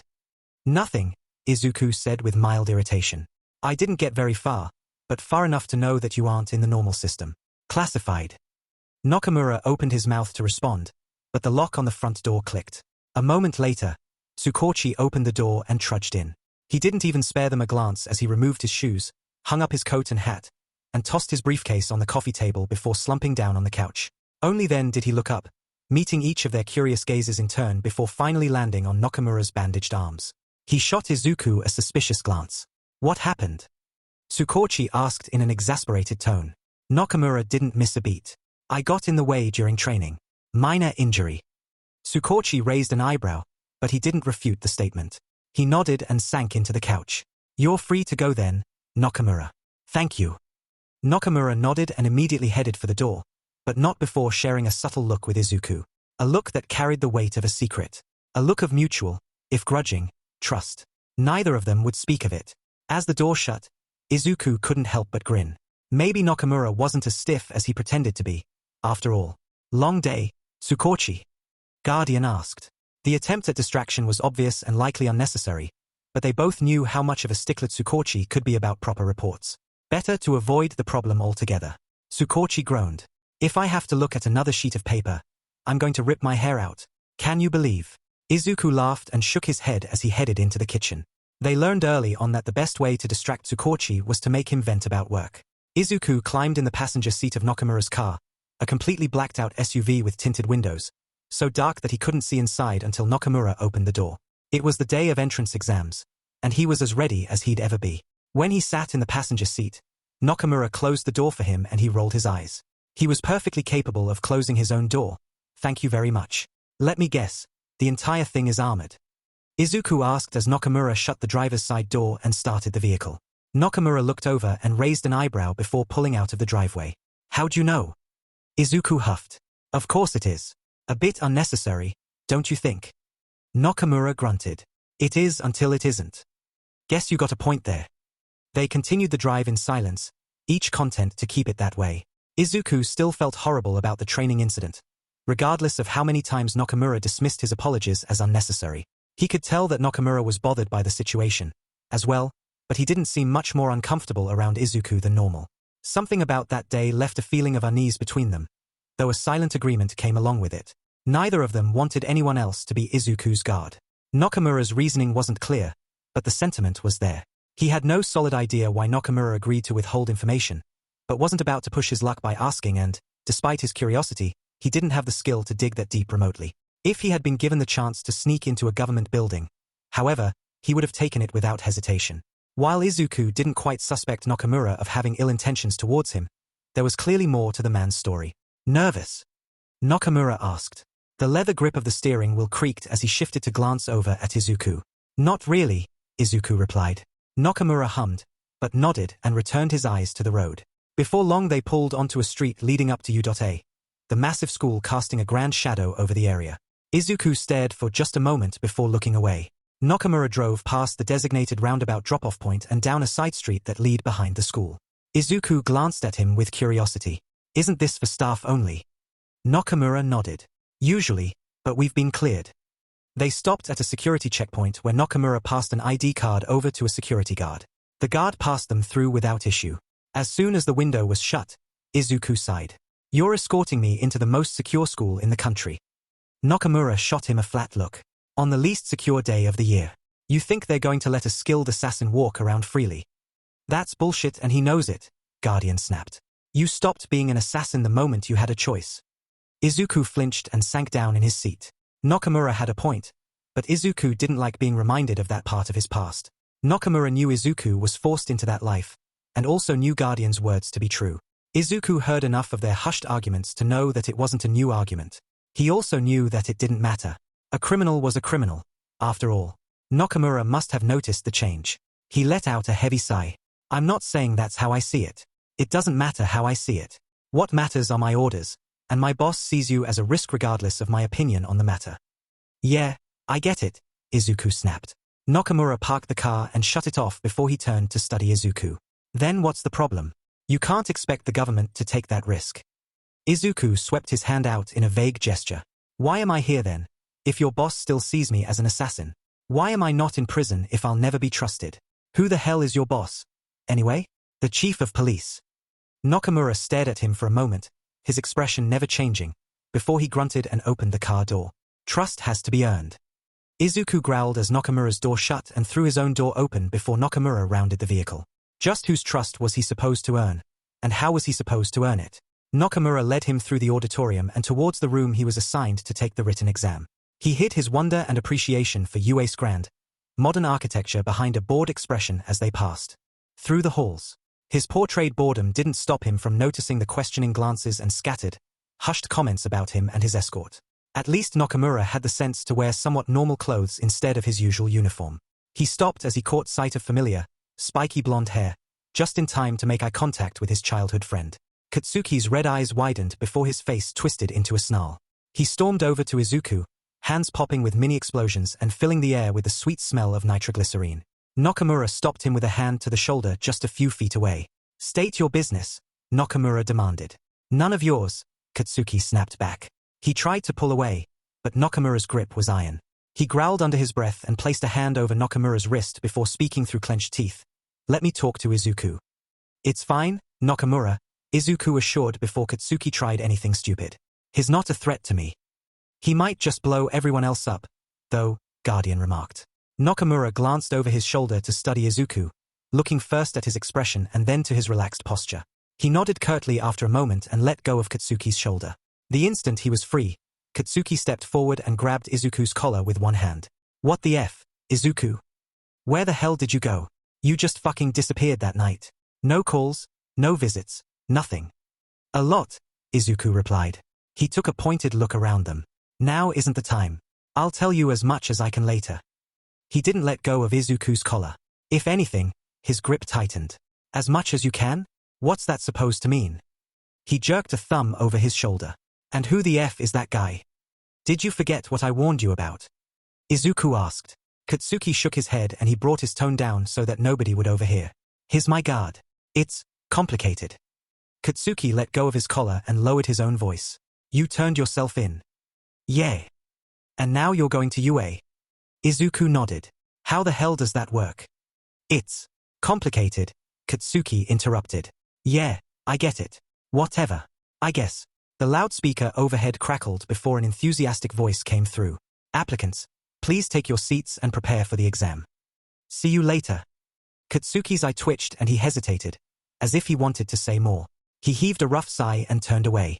Yeah, see you then. After Katsuki was out of earshot, Nakamura put a hand on his back and led him to his seat. He stopped at the last desk against the wall and leaned in close. He spoke in a hushed tone. How much does he know? Isuku met his eyes. More than he should. As far as anyone else is concerned, though, he knows nothing. Nakamura grunted. That's not your decision to make, but we'll see. With a small push on his shoulder, Isuku sat down and Nakamura turned away without another word. He leaned against the wall just behind Isuku and crossed his arms, facing the door but scanning the room with cold precision. Isuku shook his head and sighed before shifting to face forward. A few moments later, an examiner passed by and laid a packet on his desk. Begin. Once the written exams were done, the heroics applicants were shipped off to various battle centers by bus. Isuku was surprised to find that he was assigned to the same area as Katsuki. With so many applicants, the chances were fairly low of that being the case. If the school, Nakamura or Tsukauchi had been aware that they knew each other, he was certain it wouldn't have happened. In theory, Isuku could have spent the whole time helping Katsuki instead of gaining his own points. He wouldn't, of course, partially because he was confident that Katsuki wouldn't need help and also because his childhood friend wouldn't appreciate the charity. Pride was always a significant factor in Katsuki's life, and he felt it safe to assume that much hadn't changed. Nakamura clearly wasn't comfortable leaving Isuku alone to take the practical portion of the exam, but neither had choice in the matter. He informed Isuku that he would wait for him outside, near enough to intervene if anything were to go awry but far enough to not interfere in any way otherwise. We'll be fine, Guardian grumbled. I don't think it's us he's worried about, Isuku thought with a bitter edge. Nakamura may not personally feel that Isuku was a threat to anyone that wasn't a villain, but he was nothing if not professional. In that aspect, he made it obvious that he never wanted Isuku out of his sight for any reason. He took his job so seriously that he was even hesitant to leave once Tsukauchi got home to relieve him. I think he's getting attached, Guardian said, only half teasing. That's about as likely as me failing the exam. Silently he cursed UA for having the test in the middle of the day. While the city environment was familiar to him, he wasn't used to having his speed hindered by daylight. A light cloud covering filtered some of the harsh rays, but not nearly enough for him to be at full strength. As it was, he could push himself to around 70%. Isuku stepped up next to Katsuki towards the front of the gathered applicants. They shared a glance before Isuku spoke. Which direction are you going? Katsuki didn't miss a beat. Left. I'll go right, then. Katsuki huffed. One less person in my way. Isuku rolled his eyes, but said nothing as the monitor above the gate lit up. Present MSC showed up on the screen and screamed loud enough to distort the sound. Are you ready? Silence. Isuku could practically hear crickets chirping. Present MIC showed no reaction to their lack of enthusiasm, just as he hadn't during the earlier explanation of their test. Instead, he threw his fist in the air and screamed again. Start! The gates flew open. Isuku activated Shadow Dance and shot forward first, followed shortly after by Katsuki. He didn't bother to look back for the rest of the contestants, instead immediately veering to the right as Katsuki blasted off to the left and disappeared around the corner of a fake store. Isuku had studied the vague information provided to them beforehand, searching each robot type for any obvious weaknesses. Unfortunately, the interior designs were kept secret, which left Isuku to make an educated guess at where he should strike. He couldn't destroy the robots entirely like some people could, but he could slice them in half if he got close enough. If he threw a blade at the right spot, he could disable them as well. A group of robots barreled out of an alleyway, 3 1-pointers and a 2-pointer. Isuku created 2 blades and threw them straight at the eye of 2 of them and struck true. The blades pierced the lenses like paper and a shower of sparks shot out with a loud hiss. The robots themselves slumped to the ground, deactivated. Isuku conjured a single, larger blade the size of a katana and dashed forward, using agility to make up for the daytime decrease in speed. He slashed twice through the 2-pointer before spinning to dodge a strike from the last small robot. He sheared its arm off before stabbing his blade straight through its lens and letting the blade disappear. By that time, a scattered group of students drew close, so he dashed into an alleyway and bounded between the walls to reach the rooftops. Once on higher ground, he began bounding across the roofs with comfortable ease, heading deeper into the city in search of robots. He didn't want to poach points from other students, so his goal was to get far enough ahead to leave the majority of the robots behind. He cleared a few blocks before peering over the edge of a building and spotting 2 robots lying in wait in an alley.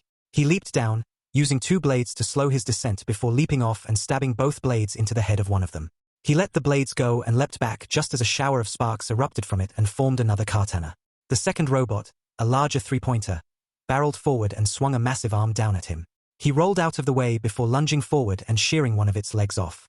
As the robot began to topple over, he brought the blade back up to stab a hole through its torso. Before the robot even hit the ground, he ran to the end of the alleyway and peered around the corner. He was glad that he did, because the group of robots that waited there was more like an army. He counted at least 7 2 and 3-pointers among at least a dozen 1-pointers. They stood as still as statues, seemingly waiting for signs of movement from approaching students. Guardian appeared behind him, not bothering to peer around the corner. He spoke in hushed tones. "That's a demon army out there. What should we do?" 6 minutes left. Present MIC screamed. Isuku pulled back out of sight to think. Even at his top speed, rushing out into a group like that would be dangerous. Their bullets may have been non-lethal, but taking a hit from one of the 3-pointers the wrong way could break bones or worse. Without a distraction, every robot's attention would be on him. A distraction. He turned to Guardian.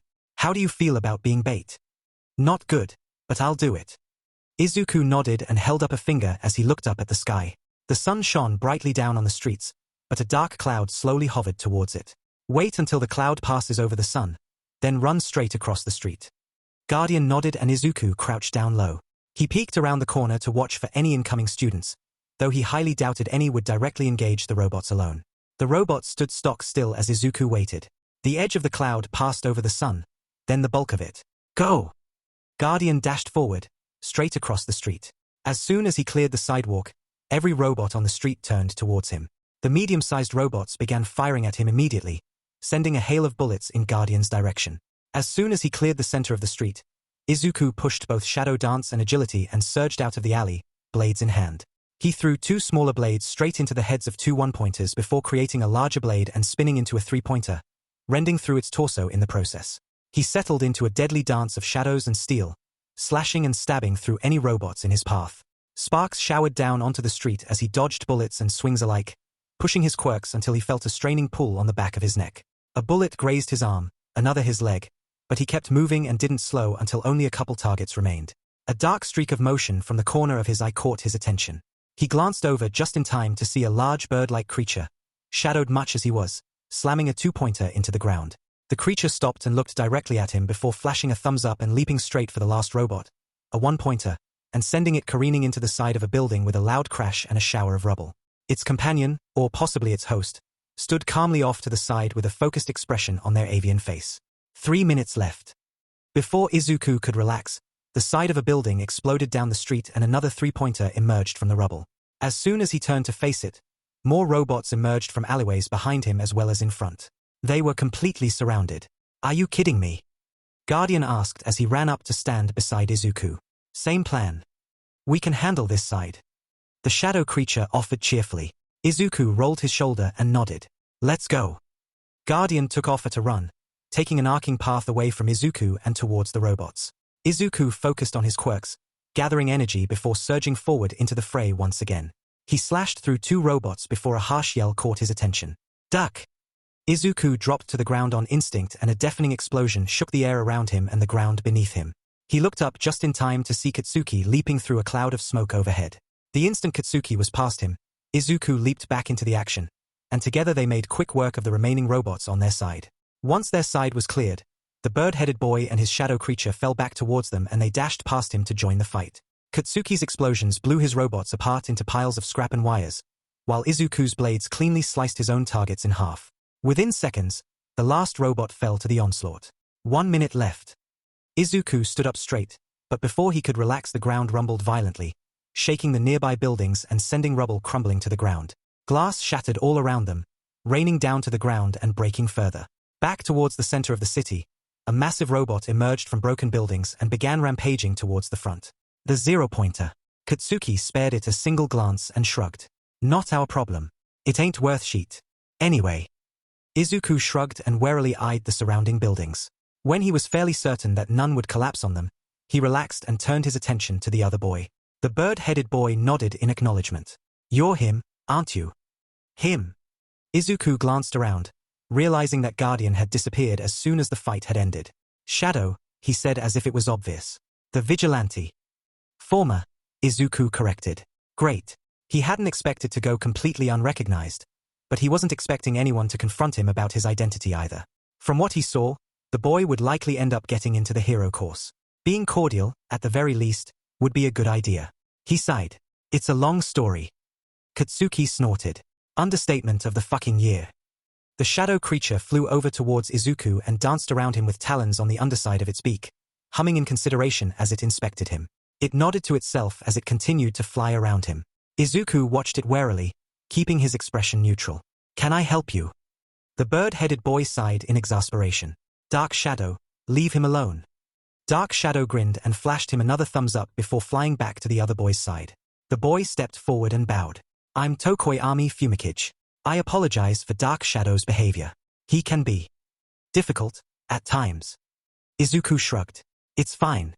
I'm Midoriya Izuku, but just call me Izuku. Or Shadow, I don't care. Tokoyami bowed his head. As you wish. Darkness gathers together even in the light. Katsuki barked a laugh. Hi? What kinda edgy sheet is that? Izuku kept his expression carefully neutral, detecting that Tokoyami was being completely serious. Tokoyami glared at Katsuki while Dark Shadow chuckled. Katsuki ignored both, a feral grin still twisting his face. Towards the entrance of the city, everything came to a halt and Present MIC's voice screeched through the battle center. Time's up. Katsuki scowled and shot him a glance. Think you passed? Definitely, Izuku replied and turned to nod at Tokoyami. You. He nodded sagely. Darkness prevails. Izuku had to stop himself from laughing or rolling his eyes. Tokoyami took the whole darkness theme a bit far, and that was coming from someone who spent years only going out at night if he could help it. Instead of giving him a hard time, Izuku nodded and turned towards the entrance. Well, hopefully we end up in the same class then. Either way, it was nice to meet you. The pleasure is mine, Tokoyami replied. Until we meet again. Katsuki brushed past him to fall in beside Izuku. He gave a half-hearted wave over his shoulder. Later, Bird Boy. They took a straight path through the city, passing the remains of countless buildings and robots along the way. Mounds of rubble and broken glass littered the streets and small tendrils of smoke rose lazily into the air. The scent of the smoke was unnatural, coming from wires and electronics rather than wood. He exhaled through his nose and a small cloud of his own smoke puffed out. Electrical fires were the second worst kind of fire. Katsuki looked over to him with weighing eyes. How many points did you get? 40 or 50? I didn't really count. Katsuki snorted. Bet I got more. Izuku shrugged. He didn't really care how many points he gained. He wasn't trained to take down robots, nor was he particularly suited to the task. Katsuki's quirk was almost perfect for the test, capable of large area attacks while Izuku's required more direct contact to be effective. In reality, he would be surprised if he beat Katsuki's score. So, what happened with your detective friend? Katsuki asked, changing the subject when Izuku said nothing else. I saw him around town once or twice after that. He was attacked by people that were looking for me. I stopped them, but it was close. Too close. Katsuki grunted. So you turned yourself in. Now you're guarded 24/7 and they still let you go to you today. Izuku wrinkled his nose. Something like that. They made it to the front of the city, where the majority of the other applicants either waited or began filing out of the gate. After they passed through the gate and stopped off to the side where Nakamura waited, Izuku turned to Katsuki. I'll see you if we get in. Katsuki snorted and turned to walk away. You know DMN well, we'll both get in. Later, nerd. Izuku couldn't help but grin at the abrupt farewell. He sighed and shook his head before turning to Nakamura, who was watching Katsuki leave with a neutral expression. Ready to go? Nakamura nodded and turned to lead the way without a word. Something Izuku enjoyed about his situation was the fact that he never had to take public transportation anywhere. Before, he had always avoided trains as much as possible, preferring to make his own way around the city when the situation allowed it. He still could if he felt the need, of course, although that would lead to a new slew of problems. Regardless of his own perspective, Nakamura and Tsukauchi would surely take that as a sign of delinquency, a breach of trust. As smothered and restless as he was, he refused to break what little trust he'd gained. He strummed his fingers on his armrest as he stared longingly out the window, eager for any release for his pent-up energy. He scanned the busy streets and sidewalks as they passed, eyeing the drones of bundled-up pedestrians with envy.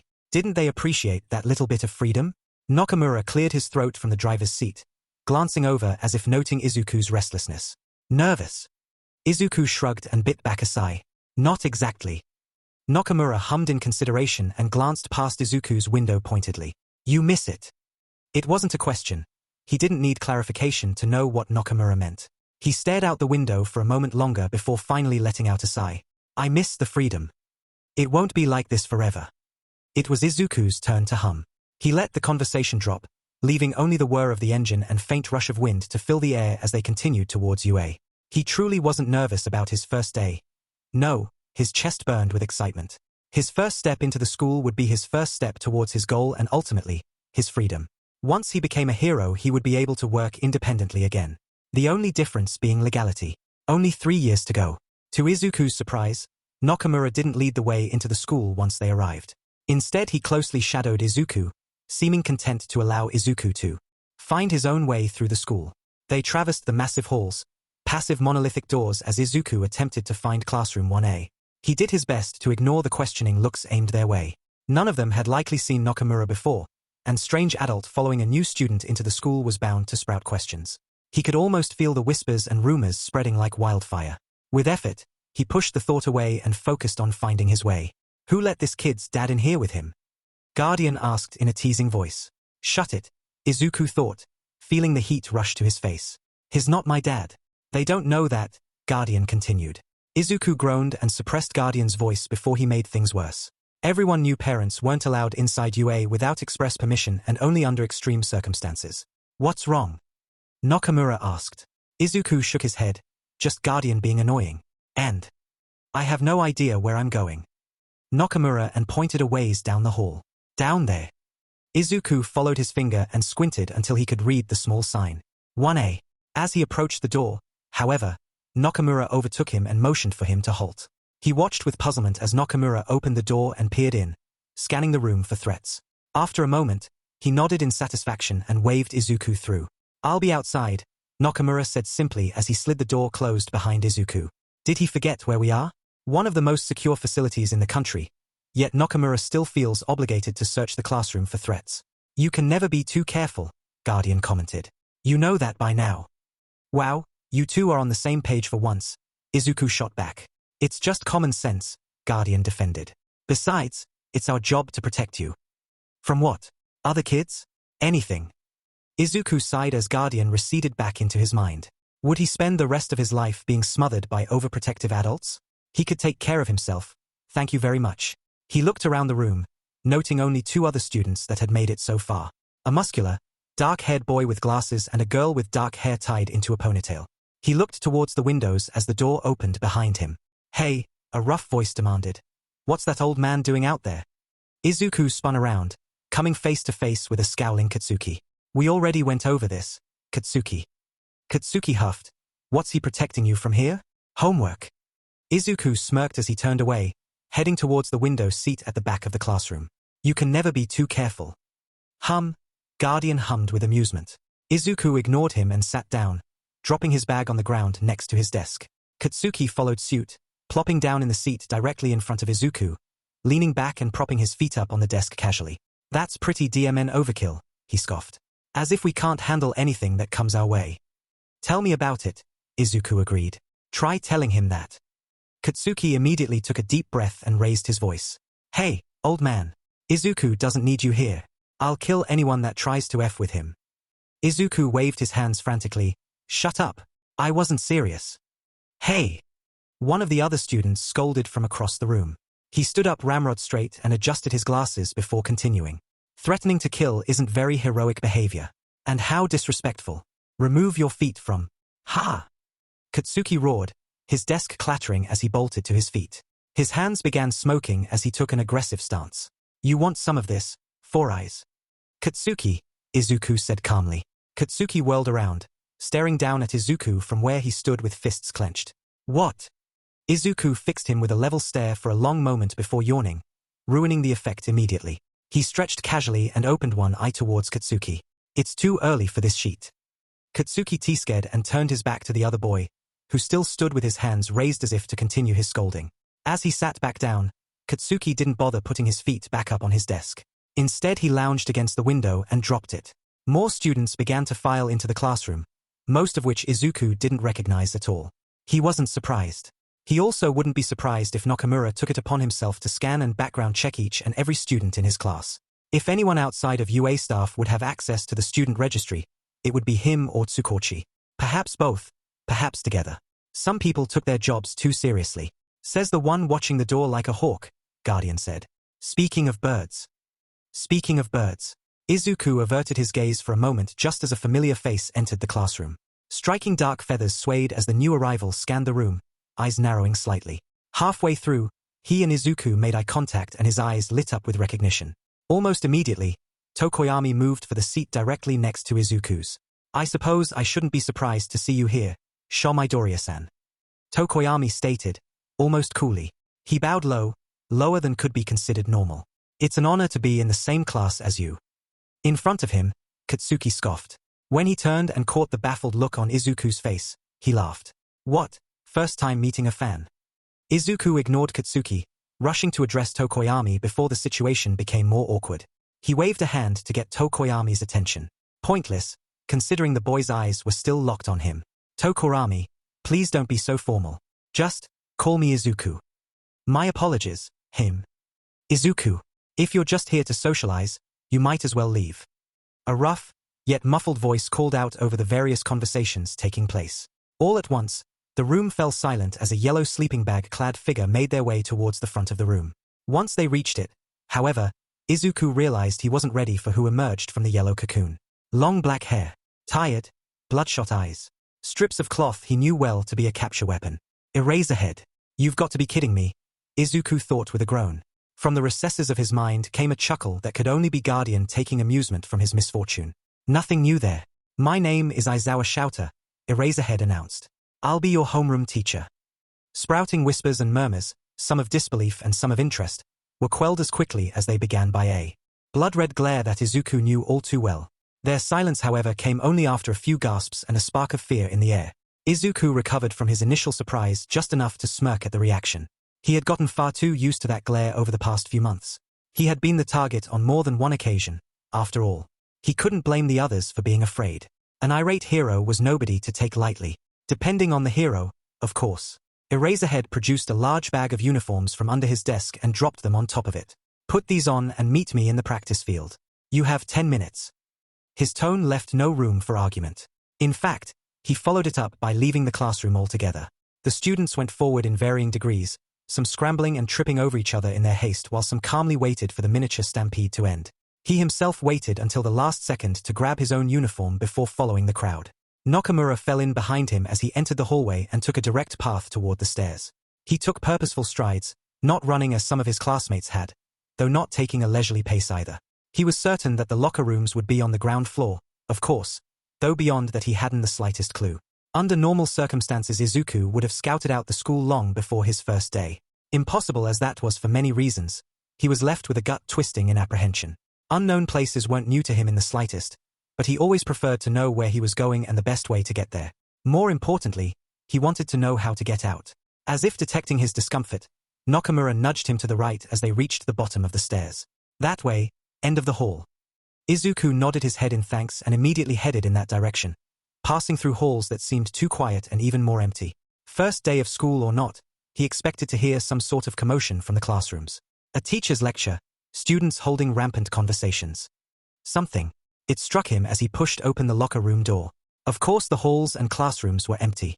There was supposed to be an orientation at the beginning of the day. Orientation, almost a rite of passage for those who made it into such a prestigious school. An event he held no excitement for, though none too few of his fellow students likely looked forward to. An event they were missing. If Eraserhead had enough freedom to withhold his class from such an event, and he had no doubt the underground hero would, the class was in for a wild ride. Izuku entered the locker room, allowing himself to hope that the majority of the class would already be out on the field or on their way out. Luck was not on his side, it appeared, as he walked right into a room buzzing with excitement. A red-haired boy gushed animatedly about what the day held for them as a few others listened intently. A blonde-haired student with a prominent black streak through his hair added his own excitement to the mix. None of them paid Izuku more than a passing glance as he entered, and he was thankful for it. Izuku chose a locker as far away from the crowd as possible, nearest to the entrance to the showers but not quite tucked in a corner. Doing his best to hide behind the locker door, he removed his school uniform with haste and had just begun pulling his legs through the workout pants when a hand pulled his locker door further open. "Hey man," the black-haired student asked. "What's with the old sorry." Isuku watched as the boy's wide eyes grow even wider, but didn't look away. He held the boy's gaze with a flat look. "Do you mind?" The boy blinked and coughed into his elbow, one that Isuku quickly noted wasn't a normal elbow. Instead of a normal joint, his elbow had a cylinder-like shape that a thin strip of material hung out from. "Cloth of some sort?" The boy gave a quick bow of apology. "Yeah. Sorry dude." Before Isuku could respond, the boy rushed back to the group of students he was talking to. After exchanging a few quiet words, the students departed the locker room together.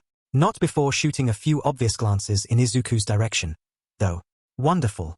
Isuku sighed as he finished changing and hurried out of the locker room. Eraserhead had given them 10 minutes, but Isuku preferred not to be the last one to the field. Ideally, he would be the first, giving him time to scope out the other arrivals and to get an early guess as to what they were getting into. In a perfect world, he would already know and have a plan. Or two, at least. "Izuku, relax," Guardian said in a calming tone. "It's the first day. You're more than prepared for whatever comes." "Am I?" Isuku asked. "Of course," Guardian stated with confidence, almost as if it was obvious. Isuku shook his head as he joined the rest of the gathered students. He wasn't the last student, thankfully, though there weren't many left to wait for. Eraserhead stood facing the group in a steady stance, his near-permanent expression of disinterest tinged with impatience. The hero checked his watch one more time as two more students joined their ranks. Not once did his eyes linger on Izuku, passing over him just as smoothly as anyone else. Before long it appeared everyone had gathered. At least Izuku assumed so by Eraserhead's change of demeanor. The underground hero cleared his throat and announced loudly, "Today we're doing a quirk apprehension test. The goal of this test is to get a general idea of where you stand with your quirks. This will serve as a baseline judgment on where you need to improve over the next year. Any questions?" A short brunette raised her hand and bounced on the ball of her feet. Eraserhead nodded towards her, gesturing for her to continue. What about orientation? One of the things that makes UA unique is this. As your teacher, I have the freedom to run the class as I see fit.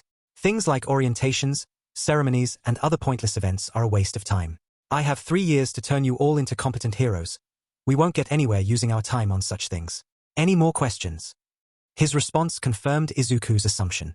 The gruff and blunt response seemed to quell any further curiosity, as no other student spoke up. Eraserhead nodded curtly as he pulled a baseball out of his pocket. "We'll be running 8 tests today. Quirk use is not only allowed, but required." "Bakugo." "Yay!" Katsuki called. Back. Eraserhead tossed the ball, which Katsuki caught effortlessly, and pointed towards a large painted circle on the ground. "Throw this ball as far as you can using your quirk. I don't care what you do as long as you stay in the circle." Katsuki grinned as he swung his right arm in a circle, warming up his shoulder. He stepped into the box and, after a short wind-up, blasted the ball into the sky with a massive explosion. "Die!" Eraserhead simply nodded after a moment and marked something down on a notepad. 705.2 meters. "Dude," the red-haired boy breathed. "That was awesome. We're supposed to compete with that?" Another boy asked with disbelief. "No," Izuku whispered. "You're supposed to do your best." The short-haired girl from earlier bounced up and down. "This is going to be fun." "Fun?" Eraserhead asked mockingly. He glared at the class as a whole. Think of all the crises and disasters heroes have to deal with on a daily basis. Robberies, murders, fires, and earthquakes, you name it. Does that sound fun to you? No? How about this? Whoever scores the lowest gets expelled. How is that for fun? What? That's not fair. Life isn't fair, Eraserhead countered. He dropped the subject and pointed towards the first test. 50-meter dash. Bakugo and Midoriya. You're up. Anything goes. If you hold back, you're out. Izuku didn't miss the pointed look aimed in his direction. Katsuki shot him a glance as they stepped up the box and grinned wildly. Let's see what you've got. Izuku shrugged and lowered himself into a sprinter stance. He activated Shadow Dance, letting the cool, comfortable embrace wrap around him. He grabbed the familiar surge of power and amplified it, pulling as much as he safely could without putting himself through the fence far past the goal. The energy gathered until the tension in his legs felt like a spring coiled too tightly. Go! Izuku released on his first step, the pressure bursting to send him surging through the goal in a blur. He skidded to a stop nearly 10 meters past the goal and spun around, using a hand to aid his balance as he spun back around. Dust swirled around him as he slowed to a stop, the world realigning itself around him as his eyes adjusted. 2.3 seconds. Katsuki flew through the goal a moment later, adding to the cloud of dust that Isuku left behind in the process. Instead of scowling, as Isuku expected, Katsuki barked a laugh and flashed a toothy grin. Not bad.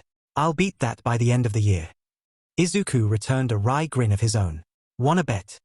TCH. Katsuki turned away and called over his shoulder, just you wait. Isuku shook his head and followed his old friend back to the group of students, nodding to the next two students as they passed. Upon returning, the class erupted with comments and questions. That was bad, but... They blonde and black-haired boy cheered. I didn't even see you cross the line until you stopped. The way you flew using your explosions, though, Bakugo, that was insane. Midoriya. Izuku turned to regard a girl with dark green hair who squatted nearby. Her large eyes studied him coldly, though not with hostility. Yay! Are you related to Shadow? Izuku made an effort to school his expression to that of mild interest. Shadow? Yeah, the vigilante, another student called out. Your quirk is kinda similar, yet another added. That would explain a lot of scars. The eager red-haired boy threw in. Izuku snapped his gaze towards the boy with elbow dispensers, fixing him with a cold glare. The boy shriveled from his glare and moved out of sight, hiding behind the group of students that continued closing in on him. Oi! Katsuki barked, small explosions popping from his hands. Leave him alone, you weird FS.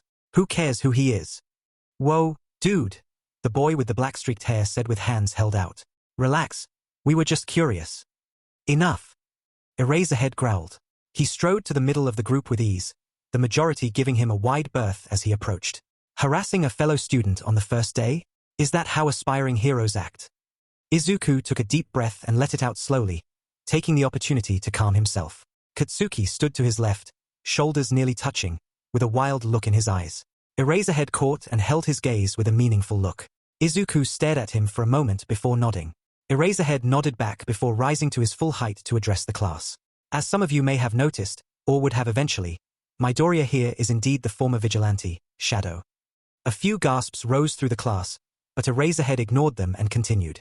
The specific circumstances for his enrollment are complicated and, most importantly, confidential. He spared a glance for Izuku himself at that. Midoriya is a student the same as the rest of you and is to be treated as such. Any questions you have will be kept for your own time, but there won't be a second warning for harassment or badgering. Any questions? Is that why that big guy follows him around? Yes, Eraserhead said. He gestured vaguely around them.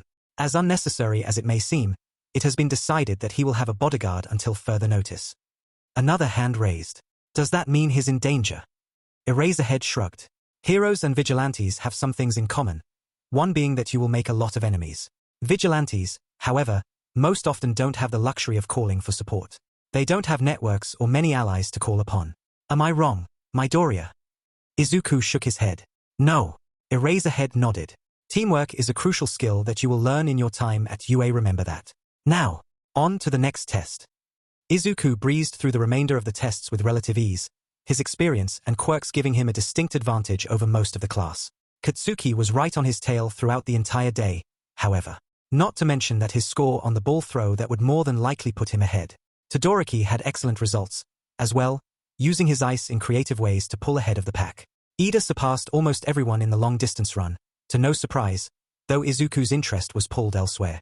Yoroorozu quite literally crushed the grip test. From what he could tell so far, she was able to create almost anything from her own body at will. A quirk limited only by imagination and whatever she used to fuel it. He itched to ask her more about it. He had to stop himself from drifting off into the possibilities. Before long they reached the final test, the ball throw. Izuku had no realistic possibility of beating Katsuki's score, not to mention the score of infinity as Uraraka had. His skill set, not to mention his quirks, relied upon speed over power.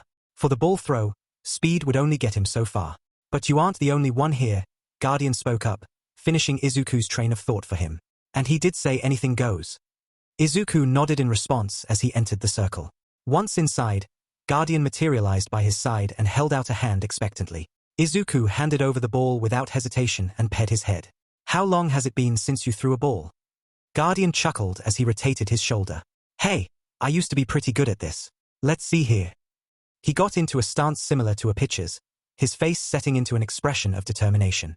After a long moment he reared his arm back, took a large step forward and threw with all his might. The ball flew forward, leaving a small gust of wind in its wake. Nothing spectacular, but certainly better than Isuku could do on his own. After a few moments, Eraserhead held out the meter in his hand. 256 meters. Guardian stayed at Izuku's side as he retreated from the circle, clenching and unclenching his fist. Odd. Izuku glanced up at him. What?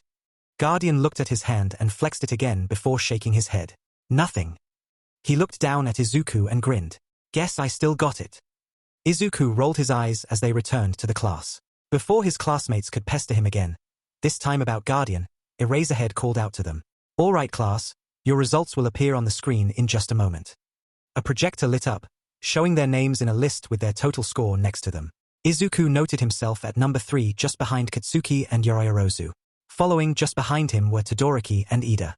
After that he skimmed the rest of the list until he got to the bottom. Mineta, the short boy with purple ball instead of hair, sat in last place. That's not fair, the boy shrieked. It's only the first day. Eraserhead replied gruffly. I've said it before and I'll say it often. Life isn't fair. The real world doesn't wait for you to be ready, nor will heroics. Only the best are accepted, and only the best of the best will graduate. You're dismissed. The boys stared at their teacher with teary eyes before huffing and stomping off back towards the entrance without another word. Good riddance, Gyro said with relief. He gave me the creeps. You. Hagakyu countered. He totally grabbed my chest on purpose. If that's true, that kind of person has no place among heroes, Guardian said, quiet enough that only Izuku could hear. Izuku nodded. He wouldn't last a day in the field. No, I don't think he would. That's it for today. Eraserhead called out. You're free to get changed and go home. Izuku turned to head for the locker rooms when a cold hand grabbed his arm. Todoroki nodded his head away from the crowd and, curious, Izuku followed him. When they were a good distance away, Todoroki stopped. He spared a single glance for Guardian, who stood a safe distance away, before fixing Izuku with his cold gaze. Experience or not, scores are irrelevant. Izuku matched his gaze calmly. He didn't need his past experience with Endeavor for the conversation to already rub him the wrong way. What's your point? My point, Todoroki said, is that I can't allow myself to lose to someone like you. Izuku snorted. Someone like me, heh. He turned his back and took a few steps away before calling over his shoulder. You've got a lot of work to do. If your father couldn't catch me, what hope do you have? With that he walked away, leaving Todoroki behind without another glance. Chapter text. I am. A muffled, yet familiar voice called through the door. The door slammed open, presumably from All Might kicking it in if the massive leg sticking through was any hint. He took one step inside to finish his sentence. Coming through the door like a normal person. Izuku had no idea why he didn't expect to see All Might on their second day of school, but somehow it slipped his mind. Perhaps the fact that he had no real desire to see the number one hero had something to do with it. Every interaction he had with the man, few and far between as they were, had been tense and awkward. The few times All Might had come to visit his best friend Tsukauchi, Izuku stayed clear and let them spend time together. First impressions were important, and while their first meeting hadn't been Izuku's first impression of All Might, it had been the other way around. Tsukauchi pressed him about it once and, after catching Izuku's lie about it being fine, did his best to assure him that All Might held no hard feelings towards him. The change in All Might's expression as his eyes passed over Izuku hinted towards the contrary. Izuku bit down a sigh as he hunched in his seat, a small puff of smoke escaping his lips. He wished he could disappear, despite the sun glaring through the windows and the overhead lights leaving no trace of a shadow to hide in. He averted his eyes from the classroom to glare out the window. He hated being forced out of his element every single day. He understood being pushed out of his comfort zone, of course, but his was so far out of reach that it might as well have not existed at all. If you value his opinion, Guardian spoke through his mind in a quiet tone, you'll just have to change it yourself. Make him see you as the hero you will be. Yeah, Izuku returned, I guess I will. As much as he wanted to pretend he didn't care, he couldn't lie to Guardian or himself. He'd looked up to All Might since before he could remember, long before everything had gone wrong, long before he gave up on the idea of being saved only to save himself. He swallowed the bad taste that rose in his mouth and sat up in his seat, not ramrod straight like Ida but with a posture of relaxed confidence. He had saved himself in a way, indirectly and with the help of Sensei, but his own stubborn nature led to it. He could get through the hero course and obtain heroics without the approval of his idols if he had to. He wasn't a child anymore. Izuku snapped out of his thoughts as the wall in front of the classroom opened up to reveal 19 numbered cases. He glanced around as students began to get up, some running and some walking to retrieve their own cases. Isuku stood after a moment, moving to the front to retrieve his own. Good, young heroes. All Might boomed. After the last of the students returned to their seats. Now put those on and meet me at ground beta. Izuku's costume was simple. Charcoal grey pants specifically made from fire-resistant material, with a number of hidden pockets and padding for the most common impact points. Attached was a heavy-duty belt with a handy little lever that made it easy to detach in an emergency. He nodded to himself, appreciating the level of detail that UA observed. Regardless of how tight a belt was, it still made a useful grapple point that he himself had made use of once or twice. A belt could also be used offensively or for other utility purposes when in a pinch. A black hoodie, simple in appearance, completed the simple look. Fire-resistant much like the pants, the material was different. Lighter and softer than the pants, the hoodie felt comfortable enough to be barely noticeable. What he did notice were the number of hidden pockets inside, specifically the ones in the sleeves that could easily conceal knives. Curiosity swelled in his chest. Did the support department really add these things to every hero student? Or did they know more about him than he thought? Perhaps Eraserhead had a word with them. The boots, steel-toed and made from hearty black leather and sturdy rubber soles, fit his feet perfectly. Attached to them was a note. Hey there. I took some initiative and added a little touch to your boots. Tap the heels together twice and some spikes will come out the bottom like cleats. Hope you like them, but feel free to stop by if you want any changes. My. Izuku grinned as he dropped the note back in his case. If they did know about him, they didn't know that he could do something similar with his quirk when needed. Regardless, the final touch wasn't intrusive or clunky, so he made a mental note to keep them, as well as a note to have some special knives made. He never knew when he wouldn't be able to use his quirks, and being caught unprepared wasn't on his list of favorite things. Once in the field, Izuku took the opportunity to appraise his classmates and their own costumes. Most of them were flashy and memorable as he'd expected, although most of them did well to complement their quirks where applicable as well. Izuku understood, though it left him a bit disappointed. Eraserhead's words the day before had been correct. Vigilantes didn't usually have the luxury of having a network of allies. His goal of being an underground hero naturally meant that the allies he could have would be invaluable. He could still work with them, of course, but it would be nice to work with someone who could go unnoticed as he could. For the second time that day, All Might interrupted his thoughts. The costume makes the hero, and you all look the part, he said before flashing a grin and a thumbs up. He pulled out a note card and began reading. Now, today we're doing a battle trial, an exercise of heroes versus villains. His reading from a note card. Guardian asked with barely concealed mirth. This isn't a speech, All Might. Izuku had to forcefully conceal his expression, biting his tongue to avoid snorting in laughter. All Might was a lot of things, but he was already making it very clear that he wasn't an experienced teacher by any means. The object of this battle is for the villain team to hide a bomb in this building. All Might pointed to a projection as it popped up. The hero team will have 10 minutes to capture the villains or the bomb in order to win. If they are captured in turn, or fail to touch the bomb in 10 minutes, the villains win. Izuku nodded. A fairly simple exercise, but one that would provide valuable experience and insight for both the students and teachers. We'll be deciding teams by drawing lots. All Might announced, brandishing a state-of-the-art box. Isn't there a better way to decide teams? Ida asked with his hand raised to the sky. Why raise your hand if you're just going to blurt out your question at the same time? Katsuki snorted and Uraraka giggled behind her hand as Ida glared at him, causing Izuku to shrug. What? It's a valid question. Never mind that he didn't mean to ask it aloud. Uraraka turned away, her face still glowing with humor. All Might Sensei, won't random teams lead to unfair matches? Yeah, that can't be fair. Can we choose teams? Doesn't my cape look fabulous? All Might grimaced, attempting feebly to hide his frustration behind his hand. I can't answer everyone at once. No, it makes sense, Izuku cut in. You can't always choose who you work with in the field, and you definitely don't choose who you fight. Yorozu nodded her head. Of course. Wise words, Shadow Brother. Tokoyami said with a sagely nod. Shadow Brother? That's new, Izuku thought before acknowledging the praise with a nod of his own. Exactly, young Midoriya. All Might announced, sounding relieved. Now, if I'm not mistaken, we have one issue here. There's only 19 of us. Jiru asked pointedly.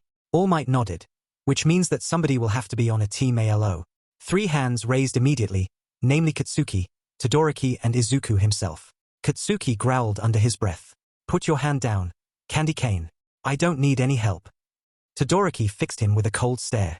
And you think I do? I don't give a. Enough. All Might interrupted. That won't be necessary. In fact, I've already decided that it would be best for young Midoriya to be on his own. He turned his gaze to Isuku. Are you okay with that? As long as I'm on the hero team, Isuku said pointedly. And if I can have 2 communicators. All Might seemed to consider for a moment before nodding. That can be arranged. Isuku stepped forward and drew his own lot.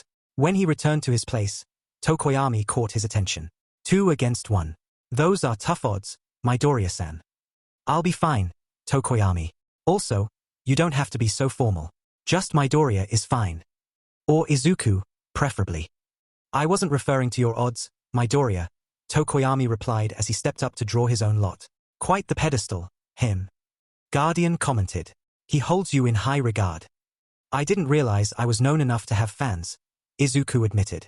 Eraserhead probably doesn't expect it either, but I'm sure he does. That's a completely different thing, Izuku thought with a roll of his eyes. Guardian hummed. Is it? Izuku shook his head.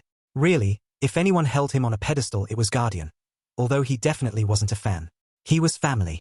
First up, we have Todoroki Shoto and Ojiro Mashirao. On the hero team versus Asuitsuyu and Toru Hagekyu as the villains. Izuku wasn't sure what he expected from Todoroki, but freezing the entire building wasn't it. Regardless, he understood why the other boy insisted on being alone when the opportunity seemingly rose. In one move he'd single-handedly won the match. He couldn't fault the other students. In the end they simply had a bad matchup, further cementing his point that it wasn't up to the hero who they fought with or against. The harsh reality of the profession is that sometimes you just couldn't win, and in that situation they had no escape route to regroup or retreat. It happened sometimes. Not everyone had equal power, nor did everyone have a counter to everything. Next up, we have Midoriya Izuku on the hero team versus Yororozu Momo and Shuji Mizo on the villain team. Izuku immediately headed for the preparation area. Although he had nobody except Guardian to plan with, he appreciated the time to himself for once. Nakamura, who had shadowed him as always, stood near the door but made no move to follow. Izuku nodded to him and made to pass, but a large hand fell on his shoulder. Be careful, Nakamura told him, voice as stern as ever. Izuku nodded. Always. Nakamura's words could have been taken a number of ways for how simple they were. It could have been a show of concern, something Izuku doubted, a warning to be careful to his opponents and avoid harming them, or perhaps both. Perhaps something else. Izuku had long since come to the conclusion early on that Nakamura's job was to simultaneously keep Izuku safe and to keep people safe from Izuku, should he have to. Izuku pushed the thought away, refusing to spiral into that rabbit hole. He had no intention of getting hurt or hurting anyone enough to cause a problem. Minor injuries were to be expected, especially when you threw a bunch of kids into battles with each other with little to no experience. His opponents could be a problem for him. Of the few students he would prefer to avoid fighting, he was against one of them. Yororozu. Were the tables turned he wouldn't be concerned, but on the villain team she had 10 minutes to prepare in advance for his arrival. With a quirk like that, her imagination and any other limits posed to her were all that stood between him and a maze of traps. The front entrance was far too obvious, although too clear of an option for Yororozu to ignore. Ideally she would waste a good portion of time trapping that entrance, but she could always opt to heavily trap the areas surrounding the bomb room instead to draw him into a false sense of security. The bomb room itself would be dangerous regardless of her approach. He had no idea of her limits, so he was left with no option but to assume the worst for himself. Step 1. Be unpredictable. They knew he was coming and had time, however limited, to prepare. He was already at a disadvantage. His only element of surprise wouldn't be in his approach, it would be about where, when and how he approached. He activated Shadow Dance and grinned. Time's up, villains. Hero team, go! Izuku shot forward from his position, making a show of beelining straight for the front door. He landed heavily just outside of the entrance, stopping just long enough to shoot a Thought Guardian's way. Keep your steps light. Look out for traps but head for the 3rd floor. Got it. As Guardian materialized, Izuku handed him a communicator. As Guardian began making his way into the building with caution, Izuku ran around the building with light steps. He wasn't sure what kind of traps and sensors Yororozu would use, nor did he know much about Shuji's quirk other than his multiple arms. He wasn't the distraction, so silence was his best bet. Izuku scaled the building to the 3rd floor. He didn't know how much the duo knew about him, but an approach from the roof wasn't out of the question for many of his classmates, including him. As viable a strategy as the top floor seemed on the surface, it simply wasn't a good option for them to set up. Instead he would shoot for the middle and hope his prediction was right. He latched himself to the side of the building, just out of sight of a window, and placed his hand on the communicator. Anything yet? One tripwire, Guardian replied. Didn't trip it. I'm heading up to the 3rd floor now. Good. Let me know when. Sheet. A small blast came through both the communicator and the window. Contact. DMN. Isuku leaped across the large alleyway, planting his feet on the neighboring building before surging back across and through the same window he'd waited by. Shattered glass and dust followed, filling the air but being left behind as he raced out of the room. As he passed through the doorway, the sounds of combat met his ears. To the right, Isuku pivoted and sped down the corridor, forming a blunted sword in his hand as he cleared the hall in a blur. He ran up the wall to round the corner, having no time to avoid any foot-level traps that may have been placed. As he hit the floor again, he caught sight of Guardian engaged in hand-to-hand combat with Shuji, and with multiple arms to deal with, Guardian wasn't left with much time to counter the flurry of blows. Shuji, back! The large student backed off immediately as Yoroyorozu leaped out of a doorway, holding something in her hand. She took aim. Izuku took a few steps forward, but leapt back instinctively as a loop beep sounded. Not a moment later a small explosion went off, crumbling part of the wall and filling his section of the hallway with a smokescreen. Izuku crouched and pulled hard on Shadow Dance before the smoke could clear. After a moment he leaped, surging through the screen of smoke blindly towards his two opponents, blunted sword in hand. In a blur he was on them, already attacking as his vision cleared by cracking Shuji in the back of the legs with his sword. The boy cried out and fell to his knees, giving Izuku the opening to chop him in the side of the neck. The boy crumbled to the ground, unconscious. Yoroyorozu was quick to react, taking a flurry of swings at Izuku that he dodged with relative ease. She may have been fast, and more than familiar with the staff, but he was faster. He flashed forward with his own strikes, knocking her staff to the side just enough to get 2 strikes to her ribs, back to back. She cried out, reaching for her side as she retreated into the room she had come out of. Izuku glanced to the side, noting that Guardian had retreated back to Izuku's mind to recover. On the ground was a taser, discarded as she had no time to reset the tethers. He looked back up and into the room. The bomb. It's been a while since I've done this, Izuku thought as he projected a shadow just outside the doorway, facing in. He crouched again, staring into the room. Straight ahead of him was the bomb, but he knew it wouldn't be that easy. He could clear the distance in no time, but he wasn't sure he could slow down in time to avoid knocking the bomb over. Simulation or not, that would lose him a few points for certain. Not to mention the room would be littered with traps. He had to time it right. Too late and he would be stuck in whatever trap she'd set for him. Too soon and he wouldn't set them off at all. He concentrated, pulling the shadows to him a little bit at a time. Just a little bit more. Now. He surged forward, leaping into the room with a powerful first step and immediately darting his eyes around. Tripwire, sensor, a net on the ceiling. Beep. Izuku pulled, swapping placed with his shadow. His stomach lurched from the sudden change in momentum, but Izuku swallowed back the urge to empty his stomach. His shadow disappeared as 3 traps hit it at once. A sparking wire at ankle level, a smokescreen and a weighted net from the ceiling that crashed into the floor. Hoping that he got them all, Izuku crouched again and shot forward and up, throwing himself into a fast leap through the air. He soared through the room without resistance, catching a glimpse of Yoroyorozu's wide eyes as he landed just in front of the bomb before placing a hand on it. Hero team wins. All Might announced. Yoroyorozu's shoulders slumped and her quarterstaff clattered onto the floor. She took a deep breath and sighed before ducking into a bow. Well done, Midoriya. You got us. Shuji stepped into the room hesitantly, rubbing his neck tenderly. Ouch. What happened? Izuku grimaced, plastering an apologetic smile on his face. Sorry, I knocked you out. Shuji shrugged. I signed up for this, but DMN. I should have known you would be too fast. You two did great, though. It wasn't easy, and you gave Guardian a run for his money. That doesn't happen often. He sent a nod to Yoroyorozu. Good job with the traps, but I have a few suggestions. If you don't mind, of course. She pet her head slightly, but didn't object. We should return to the observation room. Perhaps later. Izuku nodded, following as she led the way back. Now. All Might began with a raised finger. Any ideas on who the MVP is for this match? Midoriya-kun. Uraraka called out. All Might tapped a finger on his chin. Can you tell me why? Uraraka's expression became puzzled. He won. No sheet, Sherlock, Katsuki said with a snort before looking at All Might with a bored expression. He saw through their sheet strategy and used it against them, sending his quirk to set off their traps while he scaled the building. Sure, it didn't go exactly as he probably planned, but there's no goddamn way it could have. We hardly know each other's quirks, for FS sake. He somehow knew the bomb would be on the 3rd floor and barged in while they were distracted to fucking body them. Effing nerd. Izuku chuckled as Katsuki finished his explanation, earning himself a glare that wasn't quite hostile in the process. All Might rubbed the back of his neck and laughed. Well, I wouldn't put it that way, but yes, Bakugo-kun, that would be correct.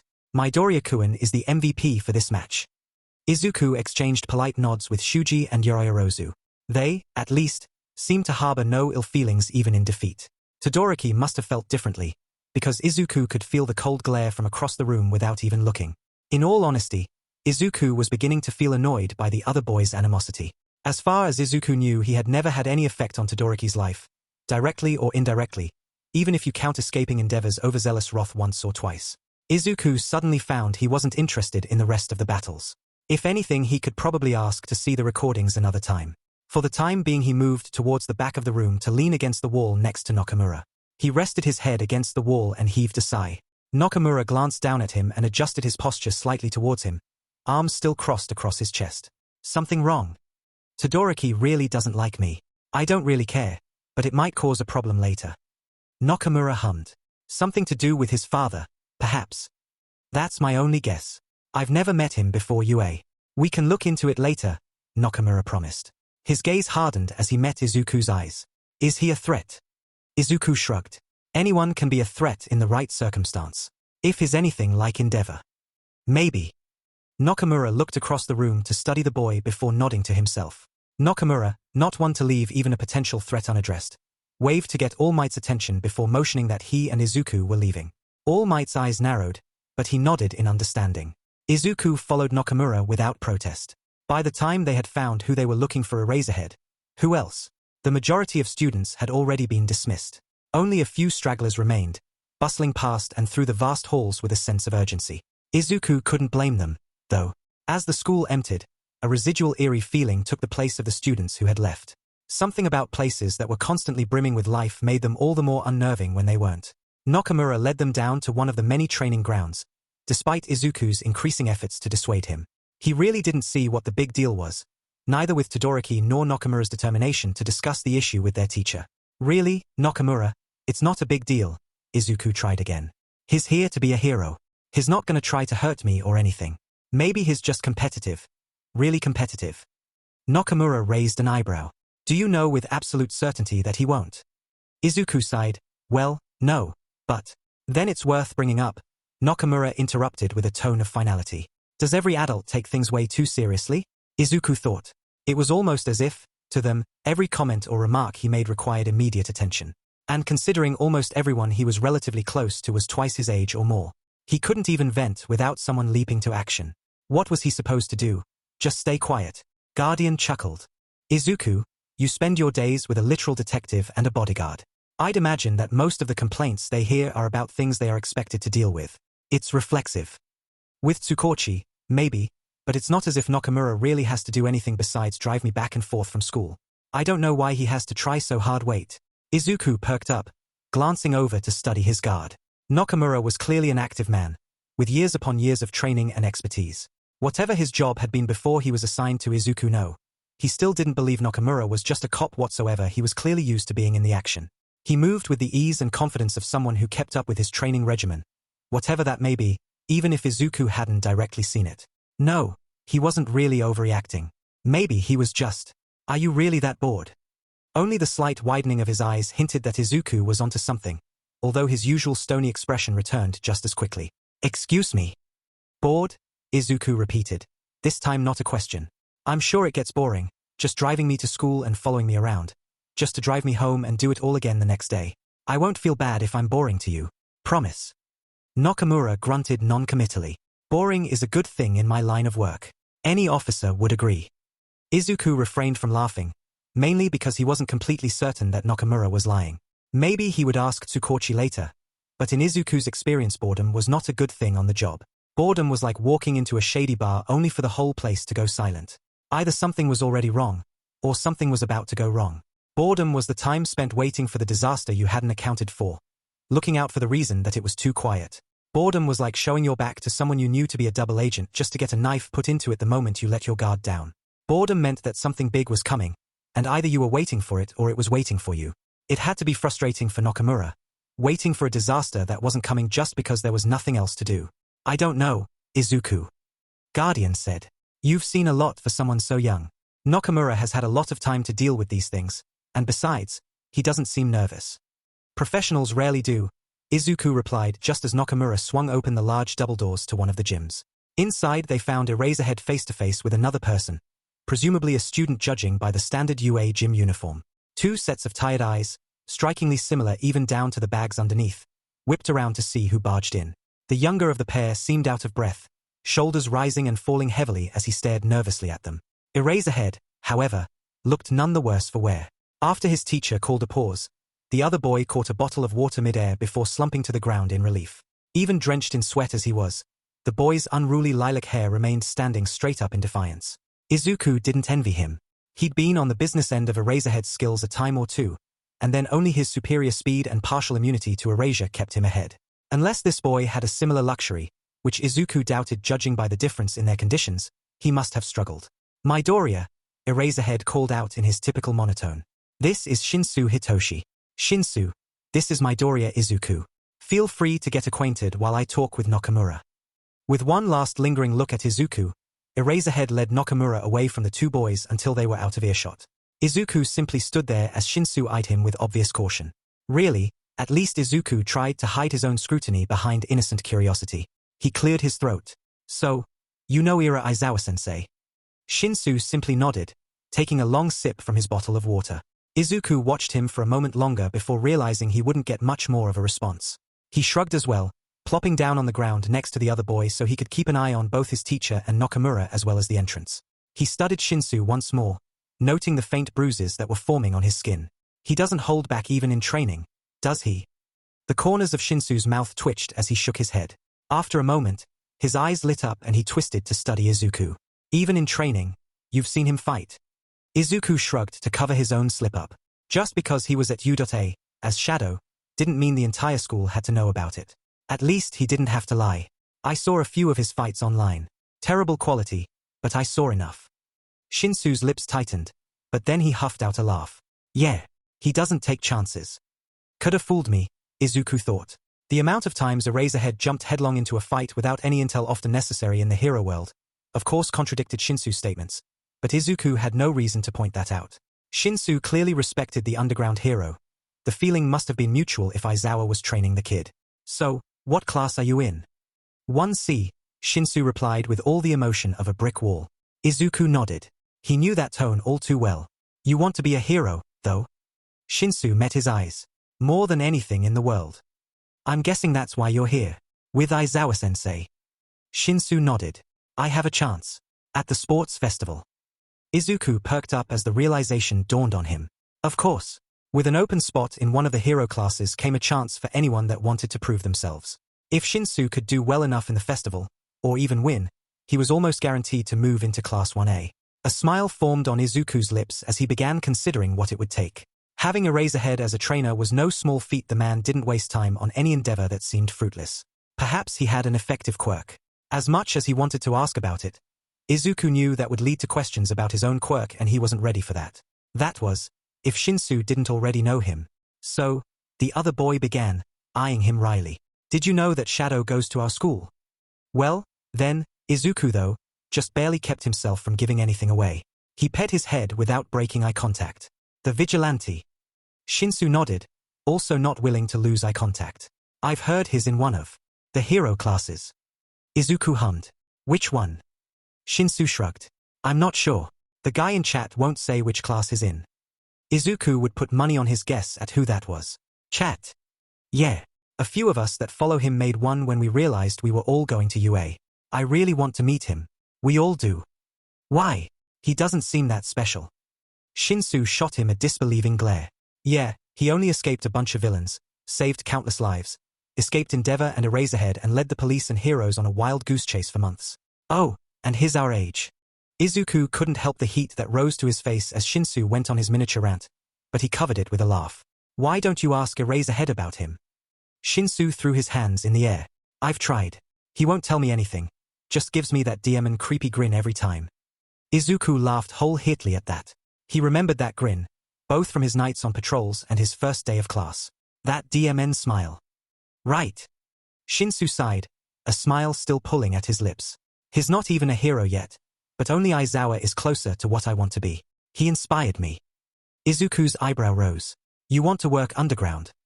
Shinsu nodded. Shadow got attention because he was doing it illegally, but still nobody knows much about him. His quirk made it easy to live a double life after he double-crossed the villains. Isuku coughed, releasing a small puff of smoke as he choked on his own saliva. Sorry. Double-crossed.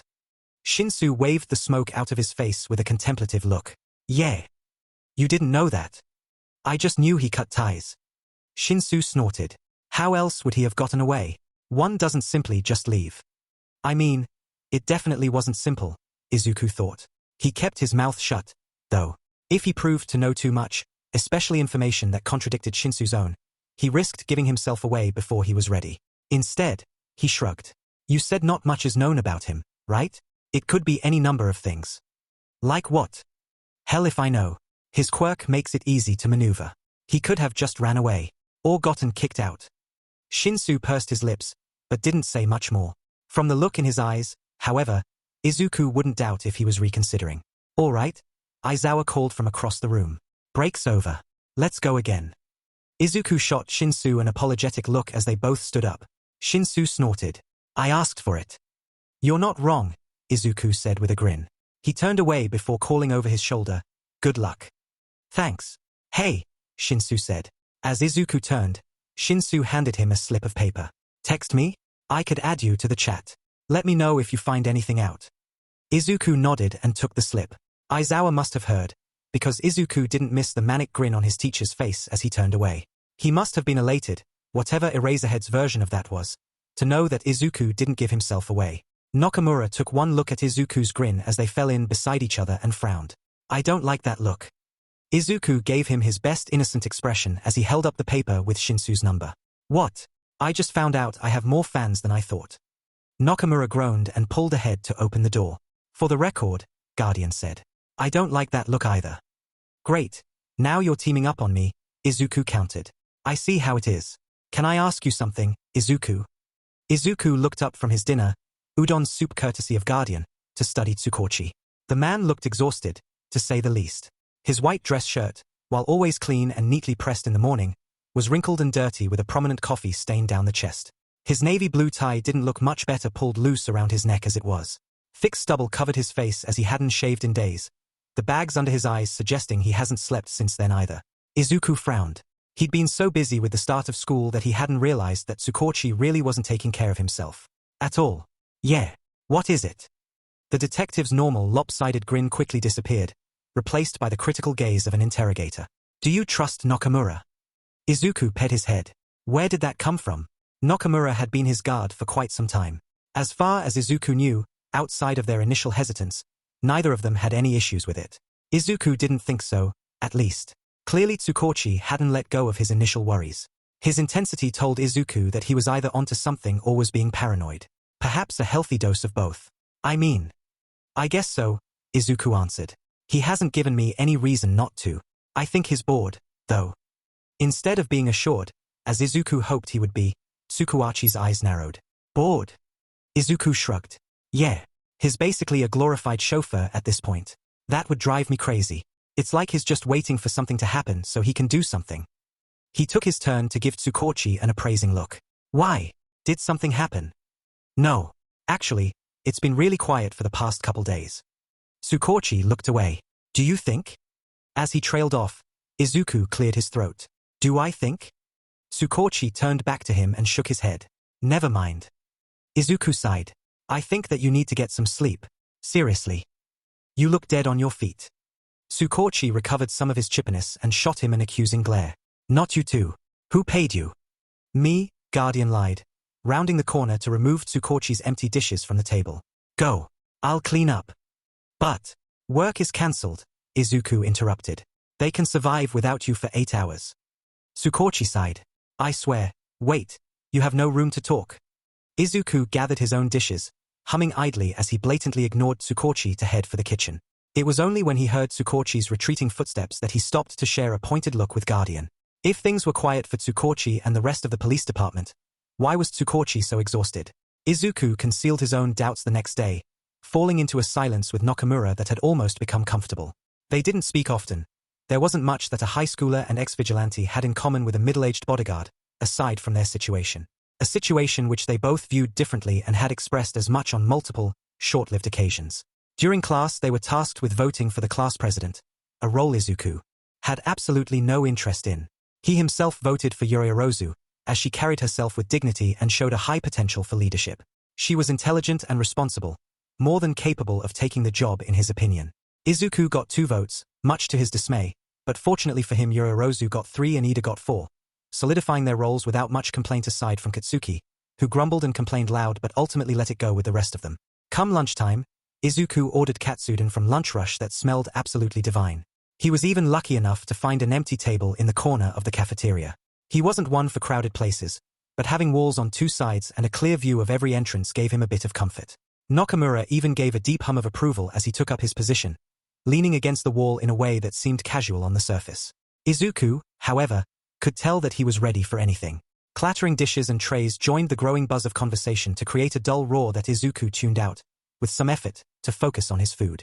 He dug into the katsudon with gusto, only sparing a glance upward and around the room periodically out of habit. He found all of the rumors about Lunch Rush's cooking to be true, perhaps even understated. He was so focused on his food, in fact, that he almost missed Nakamura's subtle hand signal. He glanced to the side and then up, smiling as Tokoyami approached. "May I sit here, Midoriya?" Izuku nodded. "Of course. I wasn't expecting anyone." Tokoyami bowed his head in thanks as he sat down next to Izuku, clearly preferring to keep his back against the wall as well. He looked around the bustling room with narrow eyes. What a recipe for chaos. Izuku nodded his agreement. Crowded places invite madness. A familiar head of purple hair moved through the cafeteria, glancing around with such a blank expression that Izuku considered running over to pull Shinsu away from the crowd. He waved a hand, trying to get the boy's attention, but it didn't work. He stood up to make his way there, but Nakamura placed a hand on his shoulder to stop him. "I'll get him." Izuku rolled his eyes, but complied. Could he not do anything himself? As soon as Nakamura was out of earshot, Tokoyami leaned closer. "You don't like him, do you?" Izuku shook his head. "It's not that. I'm just used to doing things on my own." Tokoyami studied him for a moment before nodding sagely. Birds of prey must take flight or become prey themselves. Izuku raised an eyebrow. "I'm not a bird." "Nor are you prey," Tokoyami said with a chuckle, then waved a hand dismissively. "It was merely a figure of speech. You're used to the freedom of your former occupation. It's only natural that you would feel constricted, Midoriya-san." Tokoyami-kun. The other boy looked away. "My apologies, Midoriya-kun." Izuku smiled. "There. No more of that formal crap."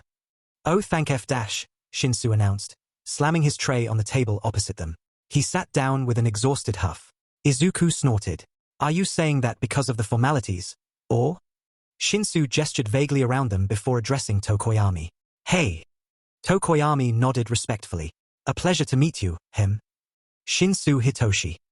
A nod. "My name is Tokoyami Fumikage." "Cool." Tokoyami glanced over with a puzzled expression, to which Izuku merely shrugged. If Shinsu didn't want to talk much, he wouldn't pressure him. After all, the sheer number of people in the room was enough to be taxing to anyone. He wouldn't blame the other boy for withdrawing. "Maybe we should find somewhere else to eat tomorrow," Izuku muttered. Shinsu looked up at him, an almost pleading expression on his face. "Why? This is fine." Izuku sputtered out a laugh. "Really?" "No." Tokoyami chuckled. "I agree. Cafeterias are usually fine, but this is like an ocean of hell no." Shinsu grumbled into his food. Yes. You could put it that way. I just did." Shinsu countered dryly. He glanced around with a wry smirk. "Hey, Midoriya, where'd your dad go?" Izuku's mood instantly plummeted, his adrenaline spiking as he jerked his head up. His chair screeched as he pushed backwards, rising onto the ball of his feet in a ready stance. His eyes narrowed as he scanned the room, taking in every single body and filtering through every movement in his search for threats. If his father was here. Wait. He glanced down at his tablemates, unsure whether it was Guardian who spoke or his own internal thoughts talking sense into him. Shinsu and Tokoyami exchanged glances, neither giving away much until Shinsu looked up at him with a scrunched brow. "Dude, relax. I was just joking. He's obviously not your dad." "Oh." Nakamura, Izuku relaxed, the tension leaving his shoulders as they sagged. He sighed and dropped back down, pulling his chair back under him as he sat a day. He studied the room again, this time less frantically, searching for Nakamura's close-cropped, slightly graying hair.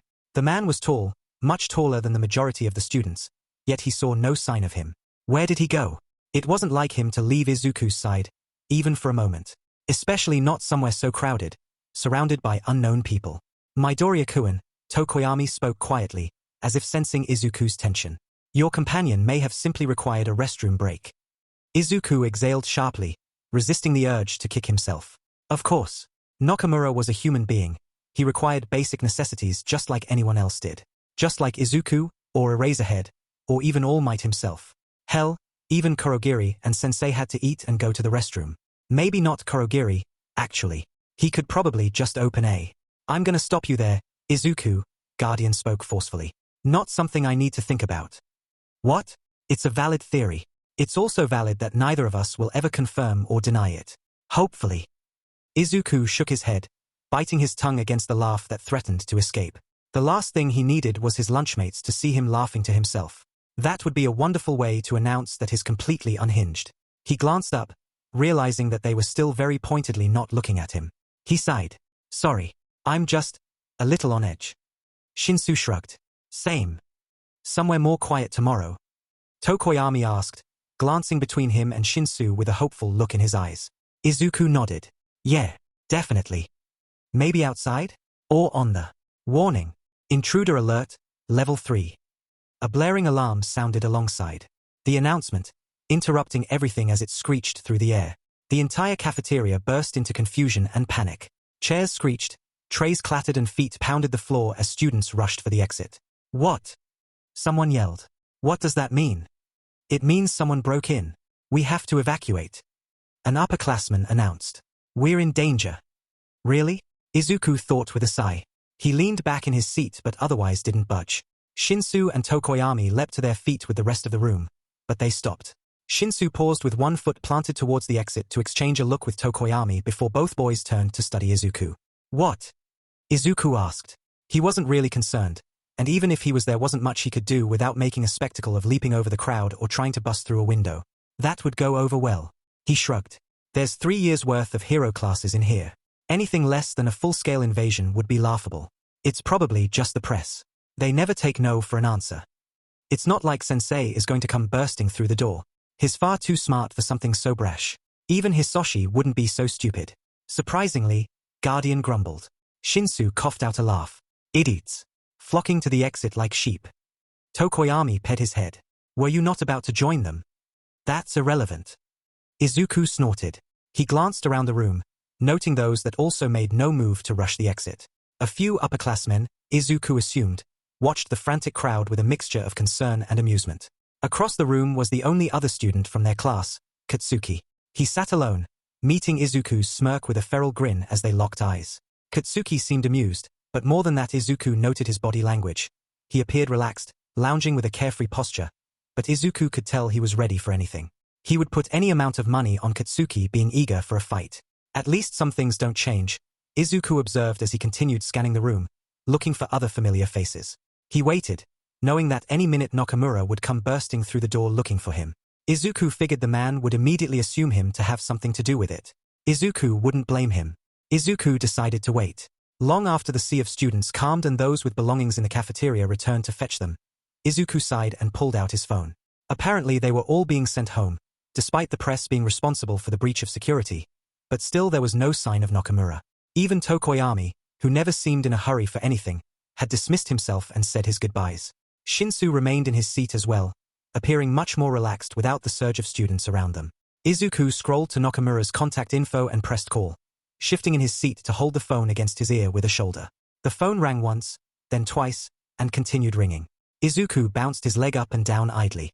Your call has been forwarded. F this, Izuku growled, ending the call. He slid his chair back and stood, sliding the phone into his pocket before looking down at Shinsu. I'm gonna go see what's going on. Wanna come? Shinsu shook his head. Nah.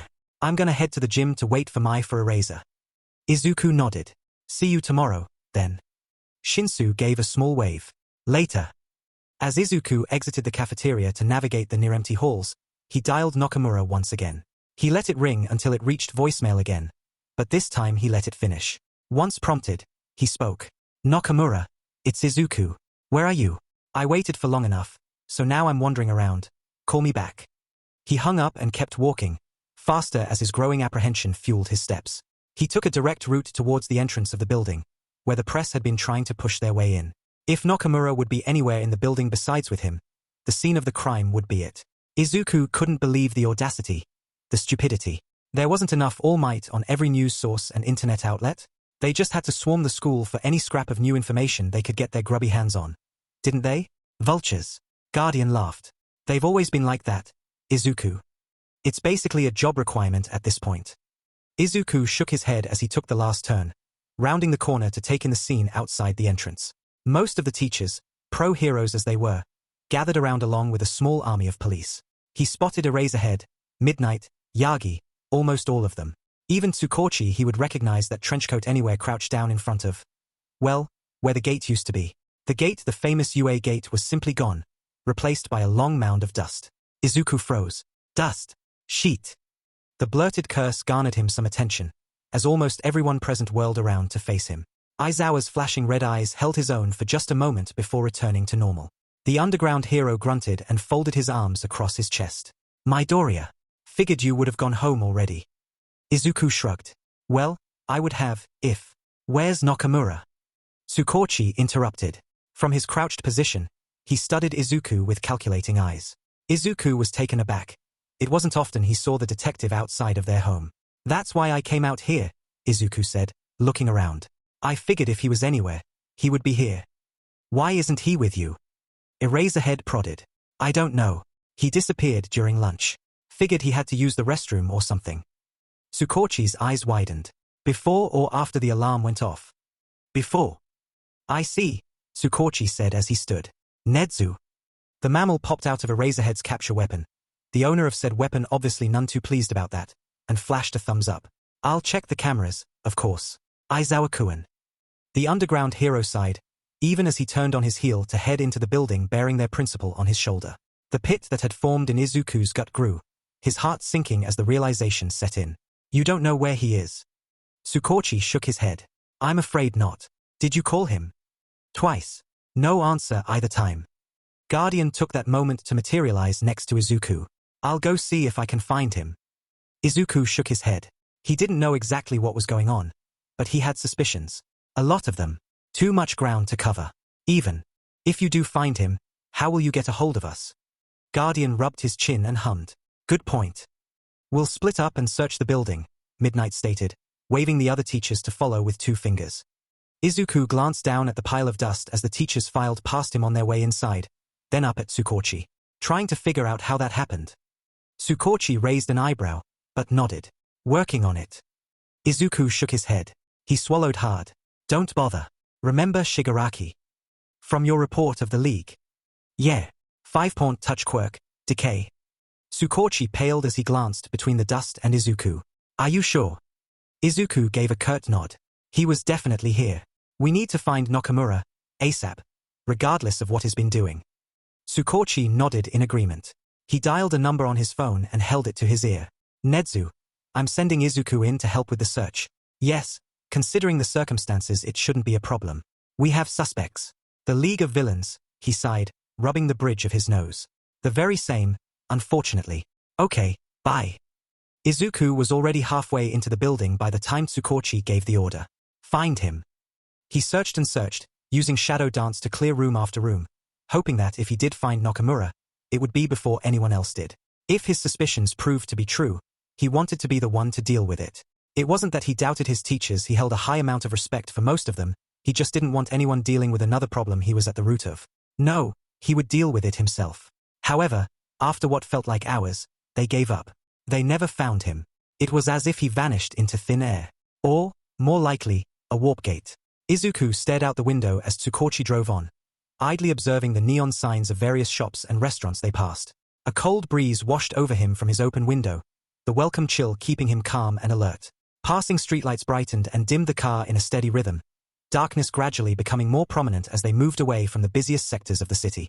He took a deep breath, the cool night air and illuminations of the city lights bringing him back to different times. Better times, in some ways, while much worse in others. He let out the breath in a long sigh. At that moment, he would give just about anything to go back to his brief stint as a vigilante. Hey, Tsukauchi spoke from the driver's seat. Izuku glanced over to the detective, a street light casting a warm glow over Tsukauchi's frown and contrasting the lines of worry on his forehead. Tsukauchi turned his gaze back to the road as the car lit up again, and Isuku could almost feel the determination in those narrowed eyes. We'll find him. One way or another, we'll get to the bottom of this. Isuku turned away to gaze out the window again. No, we probably won't. Tsukauchi let out a sigh. Look, we have to try, don't we? We've worked without leads before. The damage is done, Isuku replied. His next words left a bad taste in his mouth. Most likely, he's a traitor, right? His disappearance was too perfect to be a coincidence. Tsukauchi gave a slow nod. Unfortunately, yes, that seems to be the most likely case, but we can't. If that's the case, Isuku interrupted, then he would have left with whatever information the League wanted and disappeared, literally without a trace. Isuku sighed, the betrayal twisting his chest like a knife. He's gone, Tsukauchi. If we ever see him again, it will be on their terms. I wouldn't be so sure, Isuku, Tsukauchi returned in a quiet tone. He must have noticed that it lacked the steel it had previously, because he cleared his throat. When he spoke again, his certainty returned. We can find them. We will. Isuku threw his hands in the air, fire rising in his chest. And then what? Do you really think All Might's ready for round 2? Is anybody ready for a round 1? Even? Because I know I'm not. Isuku slumped in his seat and growled under his breath. When I left, he said we would be enemies the next time we met. I imagined years before that would happen, not months. The leather steering wheel creaked as Tsukauchi's grip tightened, but he said nothing to counter. Instead they rode on in silence, tension gripping the air like a spring awaiting release. We're here. Isuku opened his own door and stepped out into the quiet parking lot, kicking his legs up to ease the stiffness that gripped his knees. Tsukauchi followed suit, making a feeble attempt to smooth out his wrinkled shirt as he locked the vehicle and led the way towards the entrance. Izuku took in their surroundings. A large apartment complex, modern in structure and fairly upscale by his standards, judging by what he saw of the surrounding neighborhood. Vehicles ranging anywhere from standard sedans to high-end luxury cars filled the lot, hardly a speck on any of them. He kept an eye out for anyone who may be suspicious, scanning vehicles for any sign of lingering passengers. Tsukauchi slowed down, allowing Izuku to catch up before keeping pace side by side with him. Aizawa isn't the only hero who lives here, Tsukauchi assured him in a hushed tone. Don't worry, it's safe. I'm just about tired of hearing that, Izuku thought. He looked up, intrigued by the second part of the detective's statement. Who else lives here? Tsukauchi shrugged. It's not my place to say. Safety reasons. Izuku rolled his eyes, but didn't press. By now, the two of them understood well how important that piece of information was. They understood too well. Izuku followed Tsukauchi into the entranceway, a small room separated from the lobby by a thick glass door that was clearly locked. Izuku raised an eyebrow as Tsukauchi pulled out a bulky bundle of keys and began sorting through them. You have your own key. Tsukauchi finally found the one he was searching for and unlocked it. He nodded as he held the door open and waved Izuku through. Of course. He insisted I have one, just in case. Izuku shook his head before speaking in his best monotone grumble. It's only logical, right? Tsukauchi chuckled at that, shaking his head as he passed Izuku and headed for the stairs. Together they climbed to the 3rd floor and made their way to the far end of a hallway before the detective stopped to knock on a door marked 315. Izuku wasn't sure what to expect when Aizawa opened the door, but he wasn't at all surprised to see the man in his hero attire. As far as Izuku knew, Eraserhead patrolled every night, only taking days off occasionally and with no real pattern to follow. How he managed that on top of teaching, Izuku didn't know, especially after the day they'd had. He would have thought the hero would take a day off. Apparently not, Izuku thought. Either the man was even efficient with his sleep, considering the sleeping bag that may as well be part of his hero costume, or he forewent the necessity entirely. Judging by the bags under his eyes, Izuku would put his money on the latter. Tsukauchi, Midoriya, Aizawa greeted in his usual rough monotone. He stepped aside and waved a hand inside. Come in. Make yourself at home. Tsukauchi gave a tired wave. Thanks again, Aizawa-kun. I appreciate your help. Aizawa waved it off. He's my student, Tsukauchi. The circumstances only make this the logical decision. Tsukauchi rubbed the back of his neck as he nodded. Well, thanks anyway. Where are you going, anyway? Probably work, Izuku grumbled. Tsukauchi flinched. Only for a few hours. I have some calls to make, then I'll be crashing at Tayagasan's house. Only a few hours, Izuku thought. He rolled his eyes and gave a small wave. Have fun. If you don't get any sleep, I'll blame him. Tsukauchi began to argue, but Izuku turned away and entered further into the apartment, finding it to be both cleaner and larger than he anticipated. The walls were a light shade of blue, decorated sparsely with various framed pictures of scenic views. He removed his shoes and stepped into the living room, glancing around before noticing the reason that the apartment wasn't at all as he expected. "Hey, little listener," Present MIC said in greeting, glancing back with one arm over the back of the dark brown couch. "Come on in." "Hey, thanks." Isuku took a hesitant step in before noticing a familiar head of tall lilac hair just over the back of a navy blue recliner, facing the TV. "Shinsu." Shinsu waved a hand through the air without looking. "Hey. You all live together." "Indeed, Midoriya-kun." Present MIC answered with a beaming grin. "Surprised?" Shinsu exhaled sharply. "I told you nobody would guess." "I certainly wouldn't have," Guardian said. "Well, not Present MIC at least. I knew Shinsu and Aizawa were related somehow." "Yeah," Izuku replied with a smirk teasing his lips. "I never would have guessed Aizawa would be with someone energetic." Shinsu huffed lightly. "Yeah, he gets more sleep than all of us combined." "That's not saying much," Yamada grumbled. He looked up to study Izuku with an appraising gaze before shaking his head. "Yep, eyebags all around." Izuku opened his mouth to respond, but was interrupted by a loud, insistent meow. He looked down just as an orange and white tabby cat started rubbing against his leg, meowing again with no less insistence. Izuku crouched down to scratch the cat on the head, smiling as it leaned into his touch.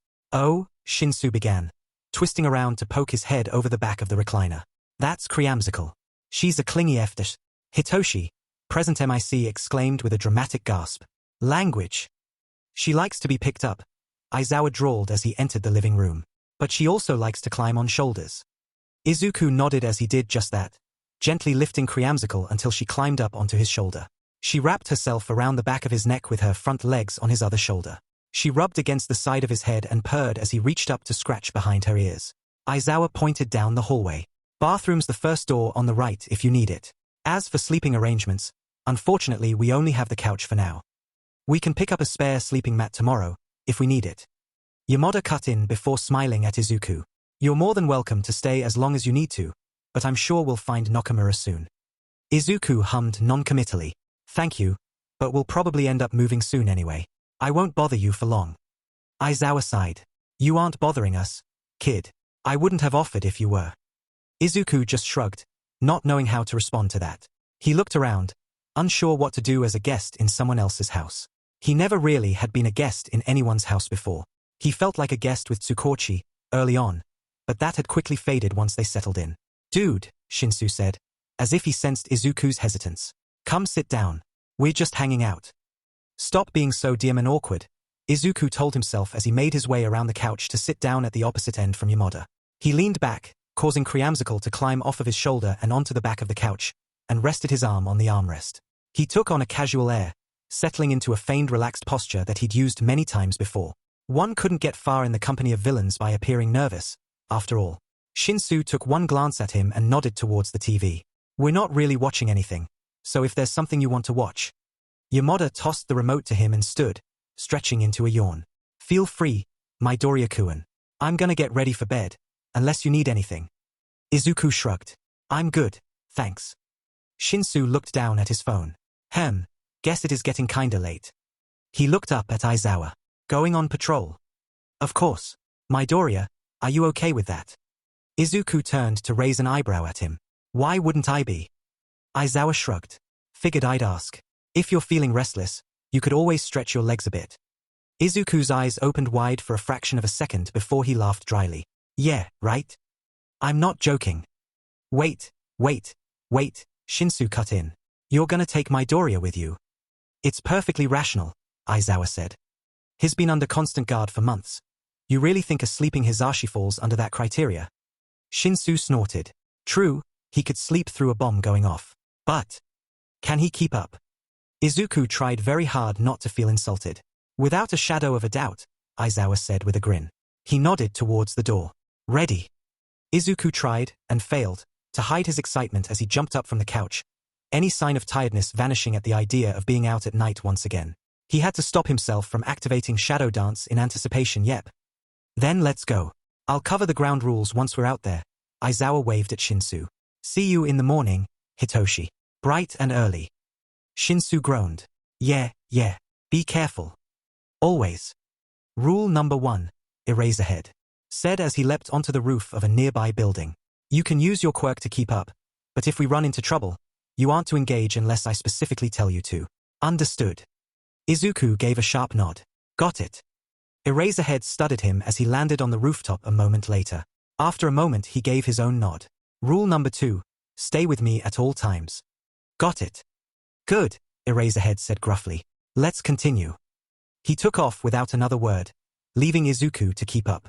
Isuku grinned as he sped up, keeping just a few paces behind the underground hero with relative ease. The cool night air caressed his skin as he leaped, continuing through the weightless sensation of clearing alleyways in one bound. He landed and rolled, using his momentum to bring himself back to his feet and kept going. With one hand he cleared a ventilation unit in one smooth motion, just to speed up and throw himself over the rooftop wall with 2 hands. As he landed on the next building, he laughed. Finally, after months of being cooped up in the house, only releasing his pent-up energy through exercises he'd done 1,000 times before, he felt free again. His elation didn't stop his skepticism. However, he studied Eraserhead even as they leapt to the next building as normal as a brisk morning jog. What purpose did it serve? What did Eraserhead get from it? So what's the catch? Isuku asked, his tone more demanding than curious. Eraserhead stopped before the next roof gap and turned to regard Isuku. He raised an eyebrow. There is no catch. Isuku snorted. There's always a catch. No, the hero countered. There isn't. We may be out in the streets, Midoriya, but we don't abide by the same rules. Isuku stared at him, waiting for any sign of deceit to show on the underground hero's face. When he found nothing in the man's expression, he spread his hands in a vague gesture. So why are you doing this? Eraser huffed. It doesn't take a genius to see that you've been restless. You expect me to believe that you're content with being cooped up in a house with a workaholic and a brick wall? Please. You don't get a taste of this. Eraserhead gestured around them. Just to give it up. Trust me. I know. What about me? Guardian asked in a pouting tone. I'm not a workaholic or a brick wall. That's debatable, Isuku countered, a grin teasing at his lips. He nodded in response to Eraserhead's explanation. So it's that obvious, huh? Not really, Eraser said with a shrug. But I know the signs. You don't want anything. Isuku said, disbelieving. Aizawa sighed. Look, I can't pretend I don't have questions. I can pretend I'm not concerned, but it's probably not convincing.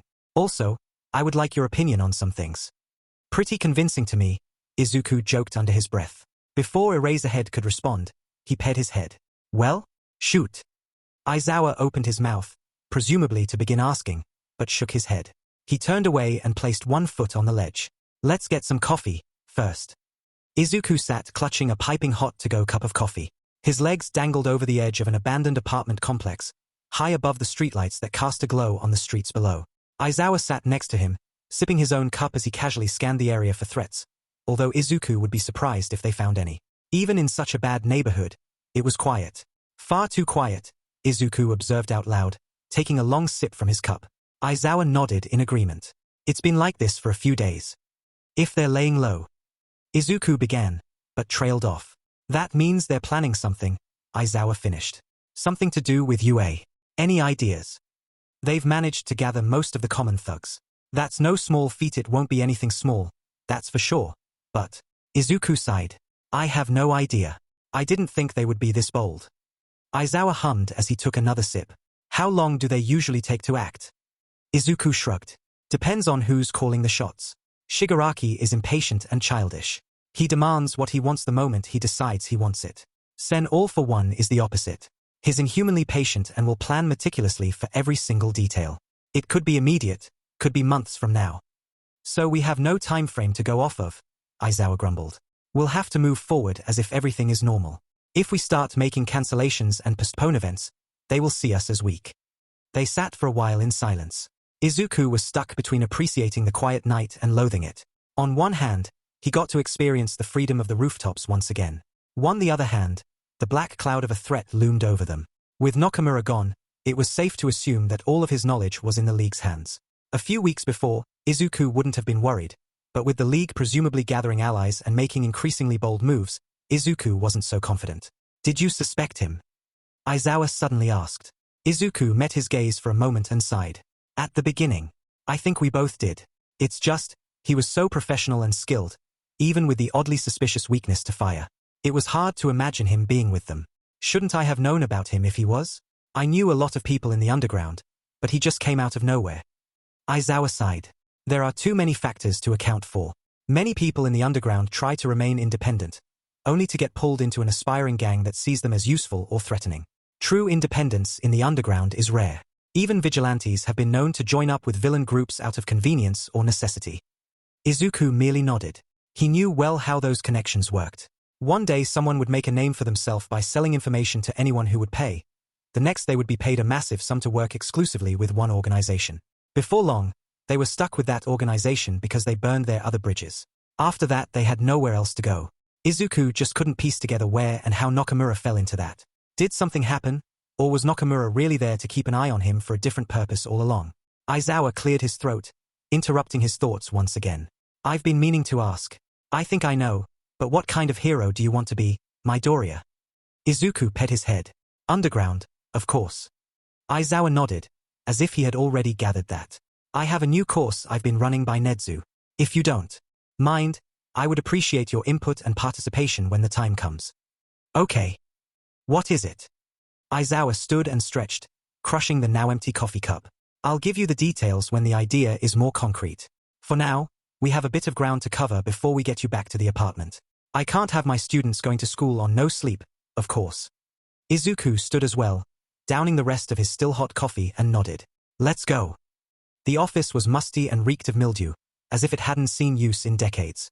Dust covered every untouched surface like a blanket. Any speck that was disturbed now floated lazily through the air, caught by the dim lighting overhead. Above the desk, against where his host leaned casually, the light flickered on and off to cast the man in a more menacing light. The rickety chair creaked as he shifted, bound in place by nothing but fear and a grudging respect that quickly quelled his initial white-hot anger. It was the man's sheer presence alone that told Nakamura who he sat across from. Above the signature suit, nothing about All for One struck him as familiar. Nakamura, however, had no doubt that it was him. So, All for One crooned, his deep voice ringing with a metallic tune. The heroes thought to hide my little shadow at the most prominent hero school in the country. The only school I would ever expect him to attend, mind you. Neither he nor I would expect any less, don't you think? His not yours, All for One, Nakamura growled. He's his own person now. All for One carried on as if Nakamura hadn't spoken a word. And they deemed you worthy of protecting him. Quite ironic, if you ask me. He looked down, his eyeless gaze burning a hole in Nakamura's soul. Quite ironic that the heroes have him on a leash, forcing him to be the good little hero, or else. That's not how it is. Nakamura growled. It's for his protection. Protection. Of course. All for One exclaimed, his voice ringing with false enlightenment before dropping into a dark tone. It's always about protection, isn't it? Heroes will do whatever they please under the guise of protection. Tell me, is it for his protection, truly? Of course. Or is it for their protection? All for One interrupted. When Isuku realizes their society isn't all it's portrayed to be. Isuku is a brilliant child. I assure you it won't take long. Nakamura froze, glaring at the world's most powerful supervillain as if he had a chance against him. Regardless, he would take that chance if it came down to it. His voice came slowly, through clenched teeth. What are you implying? You see, Isuku is pure. So pure, in fact, that even with the blood of hundreds on his hands, he still wants to be a hero. Years of killing and destruction, and he never gave up. Do you think society can stand under the microscope of his resolve? Do I think? Nakamura trailed off. He couldn't believe the words coming from All for One's mouth. At the same time as he claimed Isuku to be pure, he also implied that the boy would attack a society for being imperfect. Society was flawed, of course, but society always was and always would be. Nakamura grunted. I think that you're delusional. Isuku isn't pure. He's flawed, just like the rest of us.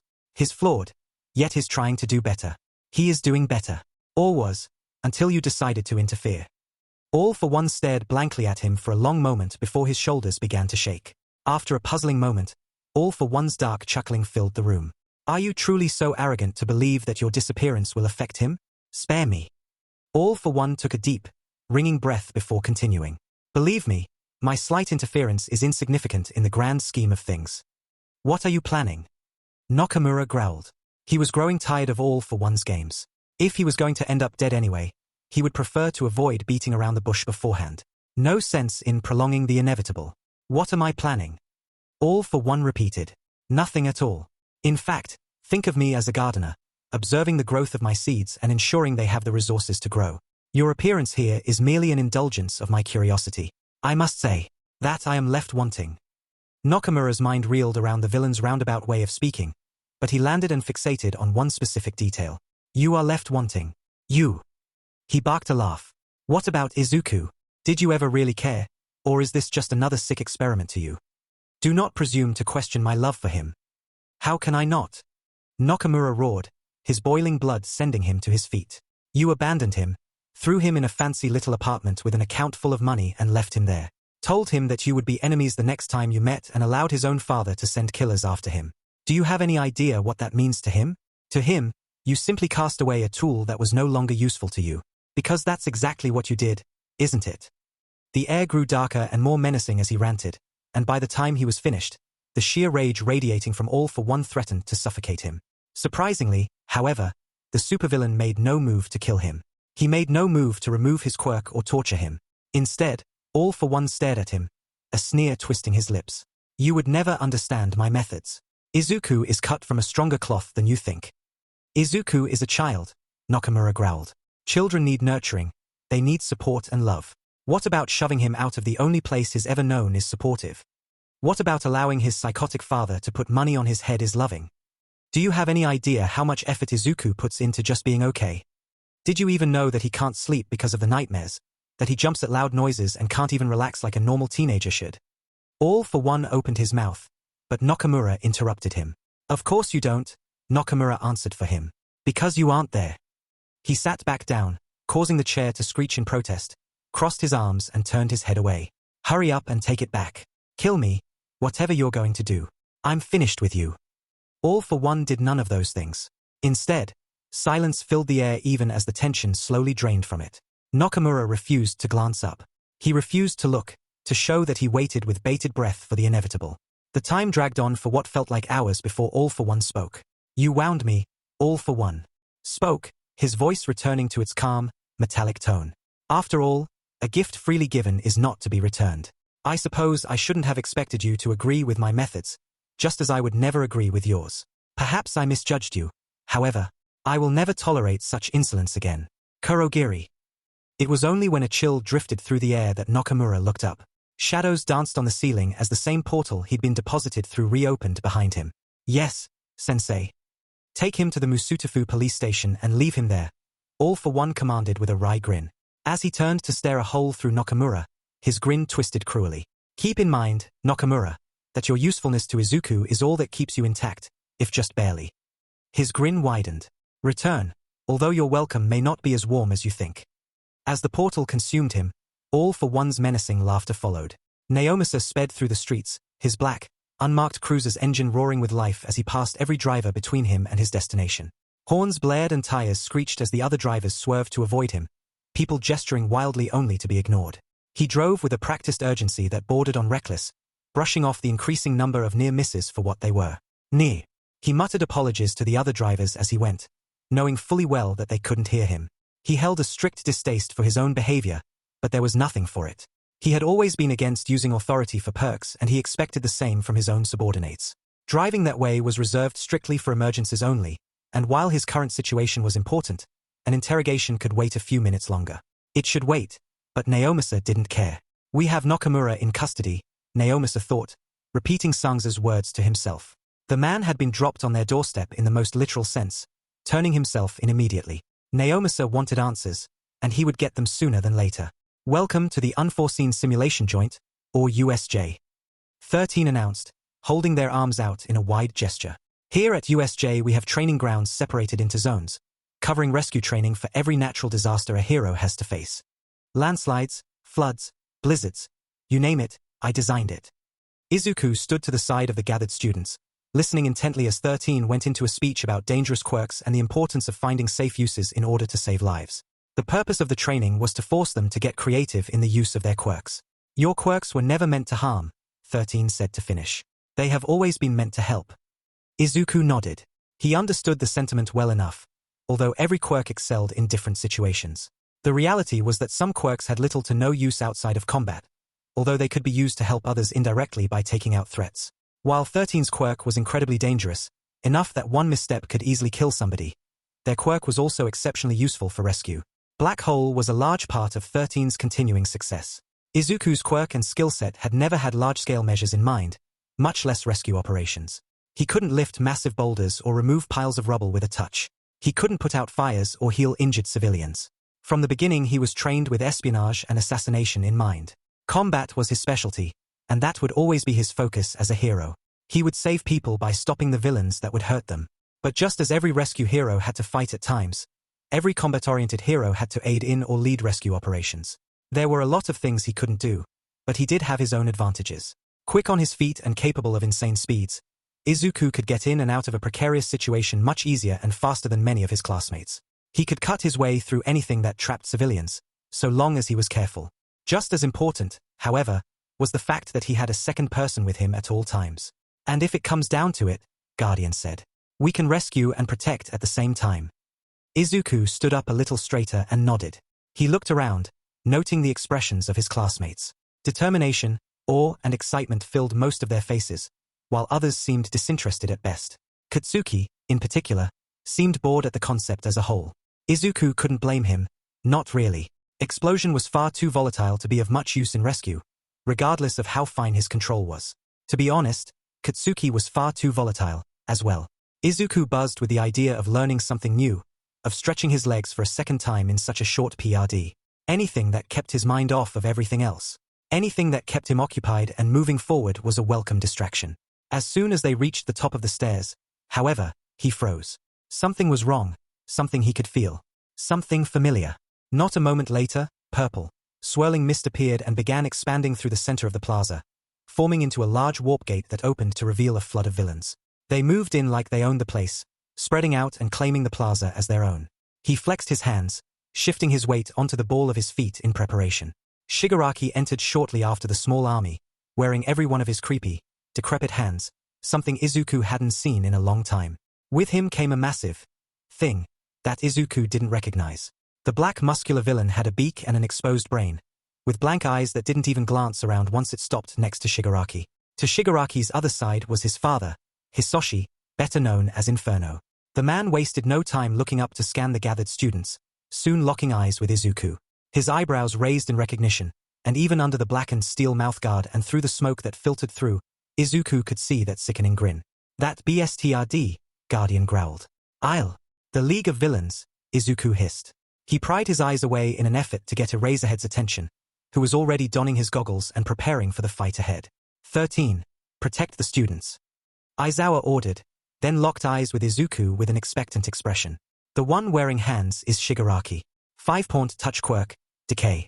Don't let him touch you. 2. His left is Inferno. You know him. I don't know who, or what, the muscular one is. Eraserhead nodded before taking a deep breath. Get out with the rest of the students. With that, their teacher leaped headlong into the action, capture weapon whipping through the air in a flurry of motion. He wasted no time in taking out a handful of villains, his quirk giving him the element of surprise. How long that would last, Izuku had no idea. 13 tore their eyes from the scene below and whirled around to address them. Students, evacuate immediately. Those are real villains, not a part of. The air shifted behind them, causing 13 to look over and above them. Izuku whirled around just in time to meet Kurogiri's glowing eyes. Kurogiri, what the? Pardon our interruption, Kurogiri announced, sparing but a single glance for Izuku before continuing. But we are the League of Villains. It's a pleasure to meet your acquaintance. We've come seeking the symbol of peace, however it appears he is not here. All Might? Izuku wondered. Why would they be going after All Might? In one of the most secure facilities UA had to offer, no less. And without Sensei, neither Shigaraki nor Inferno would be any match for him. The small army of thugs certainly wouldn't stand a chance. That only left the muscular villain with the exposed brain and empty eyes. What quirk did it have? Was it even a person? Kurogiri continued. Unfortunate. If he won't show himself, we will give him a reason to. Izuku stepped up next to Ida and stopped, brushing his arm to get his attention. As the taller boy's concerned eyes met his own, Izuku spoke. I'll distract him. Get out as soon as you can and get help. Ida's eyes opened wide. You want me to run? I can't simply abandon. You can, and you must. 13 said.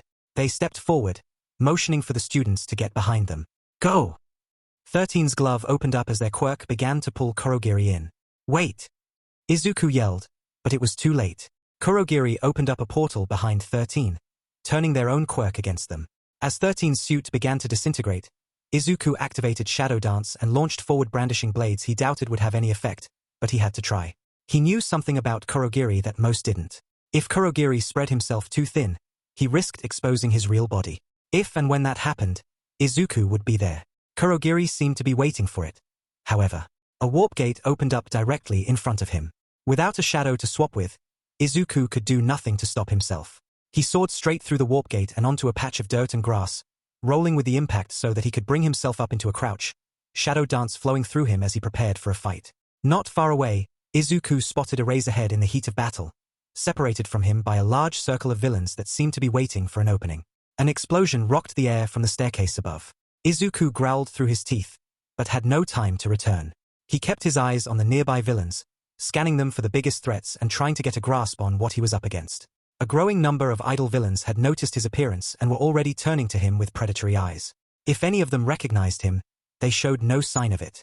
Two of the nearest villains threw themselves at him, one swinging a baseball bat in a wild arc and the other spinning at him with a tail swipe. He dashed to the side, ducking under the bat and narrowly avoiding the scaled appendage that followed. He slammed a palm into the batter's throat, dropping him to the ground with a choked gurgle.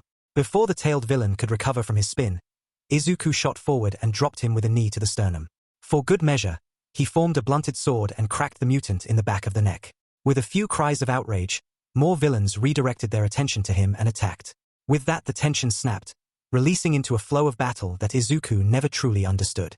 Even in the chaos of limbs, quirks, and bodies being thrown around, Izuku fell into a rhythm that rolled over him like a familiar song. If there was anywhere Izuku truly felt at home, it was in the rush of a fight. As the impatient villains turned to close in on him, Guardian materialized to join the fight. Together they fought, moving in an arcing path to avoid being surrounded. Izuku let his own impatience pass, content to keep the large numbers busy.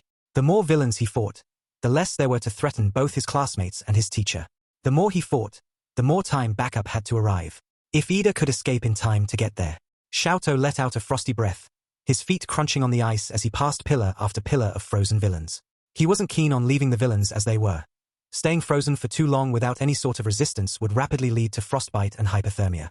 As he saw it, however, he didn't have a choice. If he thawed them out, they would either attack him again or move on to find his classmates. Neither outcome was ideal, but he would accept the consequences. He continued onward as he thought over what he knew. The villains were after the symbol of peace, a pointless pursuit, but it was their goal. The Warper had said they would make All Might show up, which meant they weren't opposed to casualties. Which meant his classmates, particularly the weaker ones, were in danger. Midoriya clearly had a history with the villains, although Shoto only recognized one of them, Inferno. His father had been in a rage about the villain for a long time, throwing a tantrum on many occasions when the villain managed to slip away from him. Of course his father would be foaming at the mouth to fight another fire user. He always did, just to show how superior he was. After being warped away, Shoto finally understood just why Inferno always slipped away. The last thing Shoto had seen before being warped away was Midoriya being warped into the fray. Midoriya had experience as Shadow, as hard as that was for him to believe, but neither he nor their teacher seemed suitable for fighting large groups. If Shoto could make it there on time, the balance could shift in their favor. And if he got the opportunity, he would take down Inferno himself, if only to see the look on his father's face. Katsuki blasted another villain through a wall and kept moving through the husk of a building. Shitty Hair trailed behind, following but keeping an eye out for more trouble. Katsuki didn't care. It was insulting, really, that the villains would throw them in with some rejects that could hardly fight. Hell, they hardly managed to even slow him down. What a joke. Where are we going? Shitty Hair asked. Katsuki snorted. To the plaza, where the F else? What about everyone else? Shitty Hair answered. What if they're in trouble? Really, idiot? Katsuki sneered. These villains are trash. If anyone's in trouble, it's our teacher and effing Izuku. Effing Izuku. We're busy fighting deadweight while you get to fight the real villains. But, Katsuki growled under his breath. Sure, he wanted a fight against a villain that was worth fighting. Who wouldn't? That wasn't the problem though. The problem was that effing Hisoshi was there. Inferno, the villain that killed Auntie Inko all those years ago. The villain that took his only friend away from him. Inferno was going to get destroyed when Katsuki got there. I don't know, Kirishima argued. We don't know where everyone else ended up. We should try to help them first. Then fucking go. Katsuki snapped. I don't give a shit. I'm going to help Izuku. A new voice answered from a shadowed doorway. You think you can just walk out of here, kid? Katsuki twisted around as another villain leaped at them, hands prepared to blow them to hell, only to stop as Kirishima smashed the villain's face with a hardened fist. Dust plumed outward as the villain crumpled into a heap on the floor, unmoving. Nice, Katsuki admitted. He kept moving, talking over his shoulder as they exited the building. Like I said, I'm going to the plaza. You coming or not? Kirishima scrunched his brow as he thought it over before nodding and pumping a fist. Let's go. Izuku leaped over the body of one of the many unconscious villains to take out another with a spinning kick to the jaw. He landed next to Eraserhead, crouching on the ball of his feet in a ready stance. The underground hero nodded his thanks, taking the brief moment of respite to catch his own breath while guardians stood behind them to cover their backs. The circle of remaining villains made no move to attack, instead exchanging glances and even inching away from them. They are hesitating, Izuku said, low enough that only Eraserhead and Guardian could hear. Eraserhead nodded. They are. Now would be the time. Shigaraki interrupted him. I guess that wasn't enough time for All Might to show up. He scratched his neck, hard enough that Izuku could see blood. You NPCs really are useless. He will be on his way soon enough, Inferno drawled out with a cloud of smoke. He rolled his shoulders and sent a glare at the nearby warp villain. Since Kurogiri can't handle a few kids. With every word out of his father's mouth, Izuku grit his teeth harder. He growled under his breath, blood boiling at the audacity. They were having a conversation as if he wasn't even there, as if he hadn't taken out just as many of their villains or more. He took a single step forward that was immediately noted by Inferno, who squared his shoulders and stuck out his chest in a gesture of utter confidence. Shigaraki growled and scratched his neck harder. Man, Eraserhead, I guess I underestimated you. You're pretty cool, but let's see how you handle our cheat code. Numu. Only his enhanced reflexes kept Izuku from being smashed as the Numu darted straight towards them. Eraserhead barely managed to skirt out of the way of the first punch, dancing to the side and flourishing his capture weapon in a ready stance. That sort of speed, however, wasn't something he could contend with for long. Izuku pushed forward with blades adjusted to razor sharpness. As the Numu made to grab his teacher, Izuku darted between its legs and spun, cleanly slicing through both of its legs at the knees and passing through to a safe distance away. The Numu screeched as it fell, only screeching louder as it landed on the stubs of its own legs. That's a disappointing cheat code, Tomura, Izuku said with a smirk. Shigaraki matched his grin with a more manic one. Not bad, Shadow, you've improved. But my Numu isn't done yet. As if on cue, the remainder of the Numu's legs began to shift, ripping and bulging as the limbs began to regrow from the open wound. Within a few seconds, the limbs reformed as they were originally, completely good as new. Super strength and regeneration, Izuku observed. How many more quirks did Sensei stuff into that thing?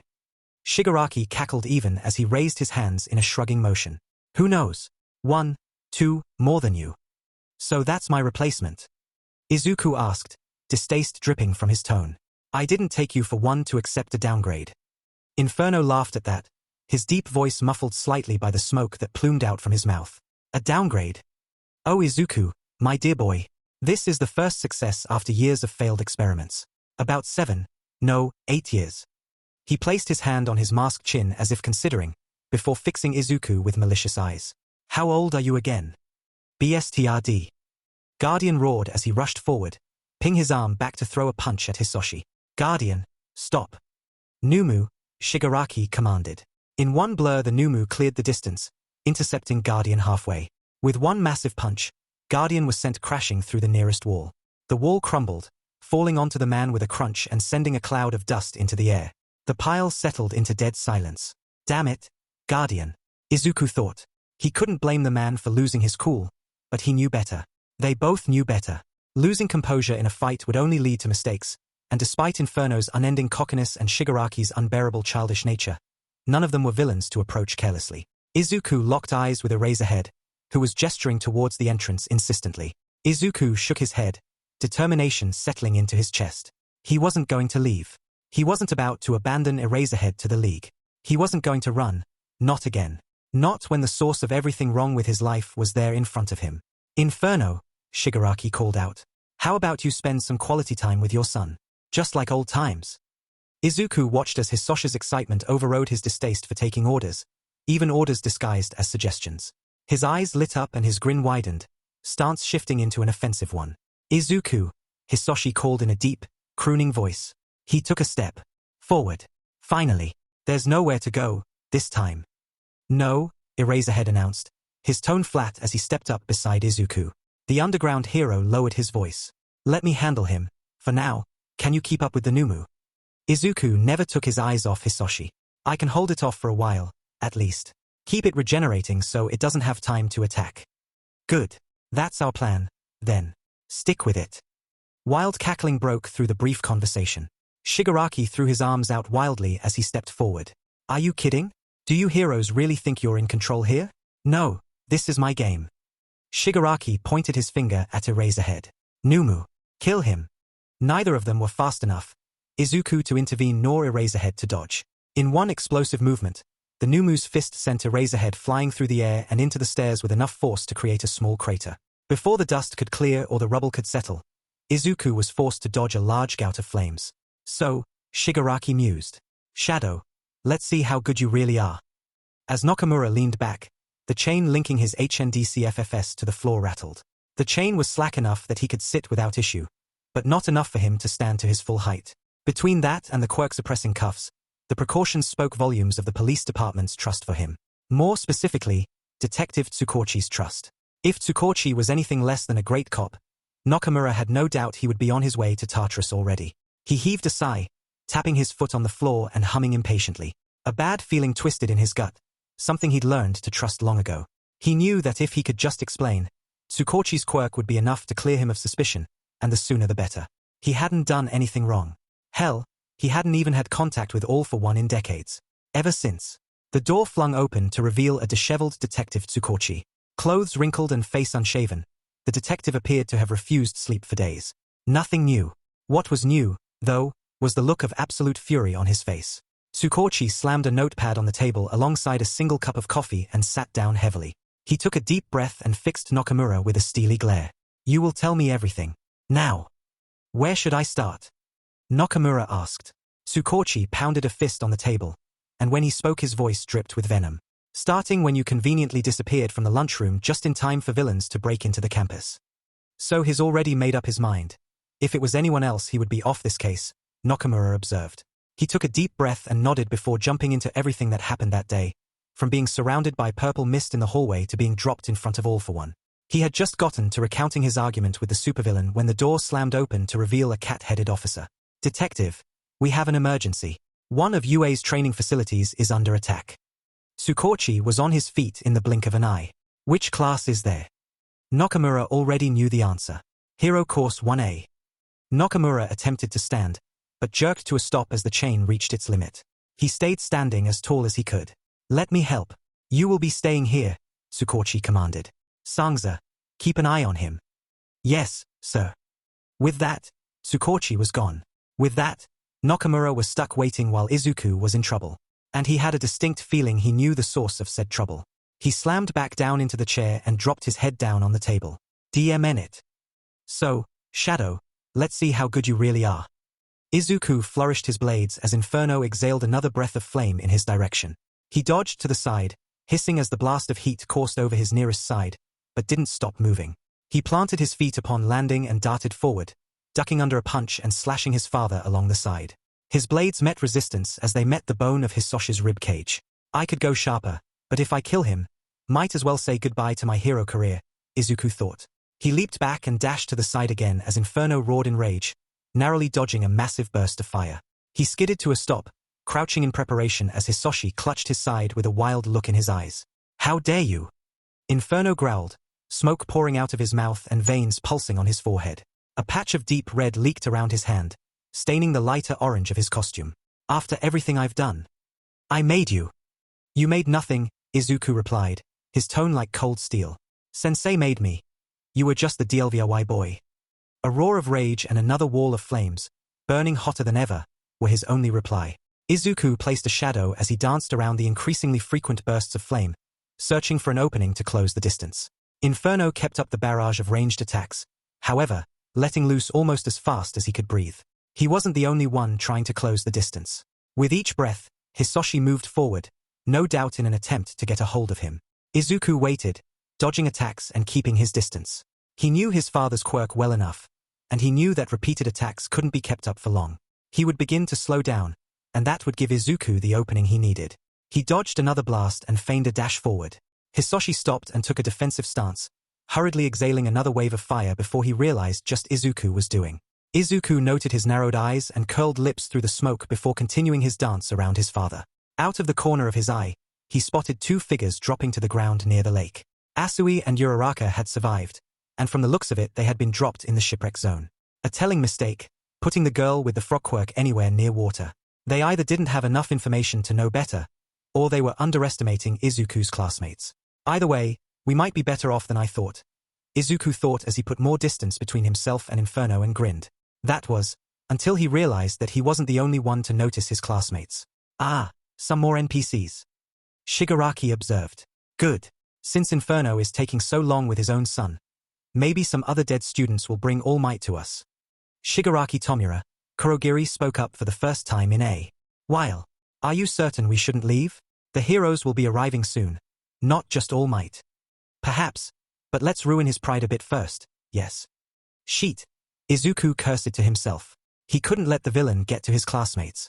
As Shigaraki darted towards his classmates, Izuku crouched and shot forward himself, the quirk-enhanced leap propelling him through the air like a rocket. He twisted mid-air, throwing a kick just as he was about to reach Shigaraki. The Numu appeared just in front of Shigaraki, catching Izuku's leg with its hand. As the hand closed around his leg, Shigaraki laughed. Not bad, Izuku, but you'll have to do better than that. Numu, throw him back to Inferno. Keep him out of this. The Numu ped back and threw Izuku through the air, directly at his father. Before he got in range of Inferno's breath, Izuku flared Shadow Dance and pulled, swapping places with the shadow he left beforehand. The same shadow that put him directly behind his father. He grinned as he recovered from the lurching change of momentum, conjuring new blades and moving them towards his father's back.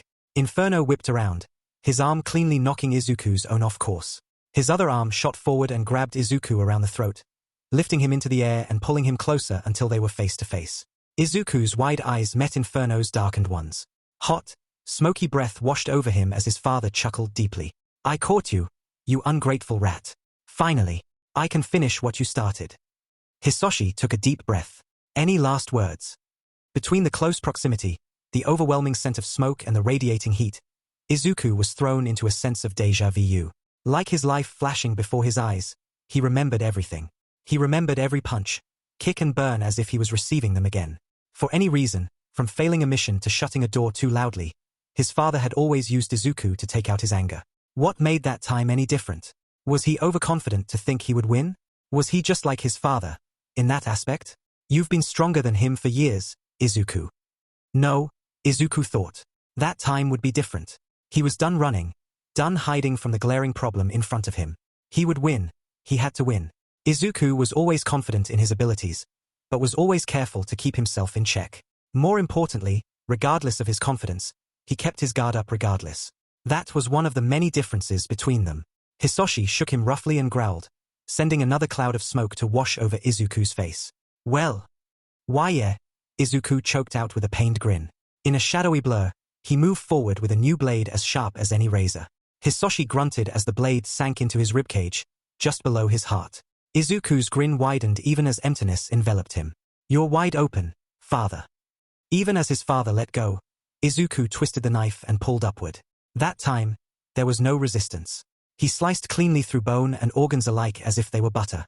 By the time Izuku's feet met the ground, Hisoshi had fallen backwards.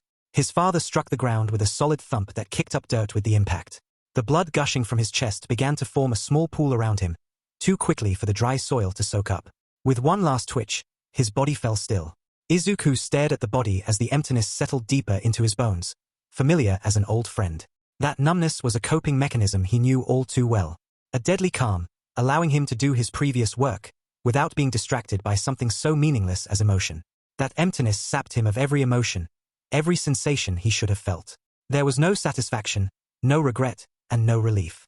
Instead, he regarded his father's lifeless body and felt nothing. Die! But the job wasn't finished yet. He glanced up, just in time to watch Katsuki unleash an explosion into Shigaraki's back, sending him sprawling to the ground away from their classmates. The explosion seemed to snap them out of their fear, for not a moment later Asui leapt through the air with Uraraka in tow. They landed near the stairs and stopped to check on their teacher. Their teacher who was still unconscious or worse. Numu. Shigaraki screamed as he scrambled to his feet. The moment the Numu moved, Izuku moved with it. With his blades at the ready, he surged forward in a shadowed blur to meet the beast. Katsuki tried to dodge by blasting himself into the air over the creature, but the Numu caught him by the leg and pivoted in an attempt to smash him into the ground. Blades blurred through the air as Izuku slashed, separating the Numu's arm at the elbow with cold efficiency. Freed from its grip, Katsuki let off explosions in its face as he blasted himself away to land behind Izuku. For good measure, Izuku slashed through its legs once again, leaving it to shriek as it fell heavily to the ground a second time. Izuku, what the F? Katsuki demanded. Is he effing dead?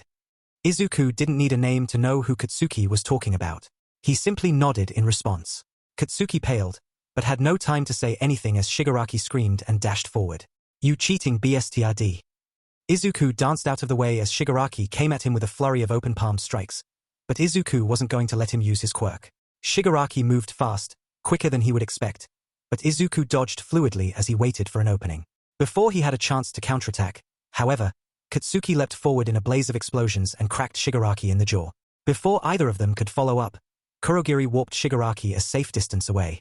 The Numu, now fully regenerated, stood up to its full height and made a screeching sound that reminded Izuku of a battle cry, only to be frozen in place by a wave of ice. Izuku jerked his head towards the source of the ice and locked eyes with Todoroki. The ice user studied them through puffs of frosty breath, before taking in the rest of their surroundings, observing everything before settling his eyes on the Numu. The creature flailed, swinging a fist down and shattering the ice at its feet. It took a single step forward, only to be frozen again by Todoroki. Tomura, Kurogiri said. We should leave now. Any moment. The door at the entrance exploded, rocking the air as pieces of metal and rubble blasted through the air. Fear not, students, All Might exclaimed. I am here. About fucking time, Katsuki grumbled. All Might stepped up to the top of the stairs with a dark expression on his face. He ripped off his tie before leaping down the stairs and onto the plaza. In a burst of speed Izuku could barely see, the number one hero took out the remaining villains on the sidelines, leaving a trail of unconscious bodies in his wake. Not a moment later, he gathered Todoroki, Katsuki and himself and deposited them on the stairs. Well done, students, All Might said in a low tone. Rest, and let me take care of the rest. Wait, Izuku called out in a flat tone. When All Might met his eyes, he continued. The huge muscled creature is the Numu. It has regeneration and super strength. He remembered how ineffective his kick was, and probably shock absorption. Numu, kill him. Kill All Might. Shigaraki screamed. Wasting no time, All Might shot forward to engage with the Numu, the fight erupting into a flurry of blows that Izuku didn't bother trying to track. He glanced around, taking a mental head count on his classmates. To his surprise, almost all of his classmates were in attendance, all watching the ongoing battle with rapt interest. Izuku kept his eyes on Shigaraki and Kurogiri, waiting for them to make a move. If they were to have any chance of beating All Might, they would have to work together. All Might dashed behind the Numu and grabbed it around the waist, lifting it high into the air and suplexing it into the ground. Just before it met the ground, however, a warp gate opened up that allowed the Numu to twist around and grab All Might by his side. Izuku watched for just long enough to see blood seeping through their teacher's shirt before he leapt back into the fight. Todoroki must have had the same idea, as a wave of ice froze the Numu in place just as Izuku arrived.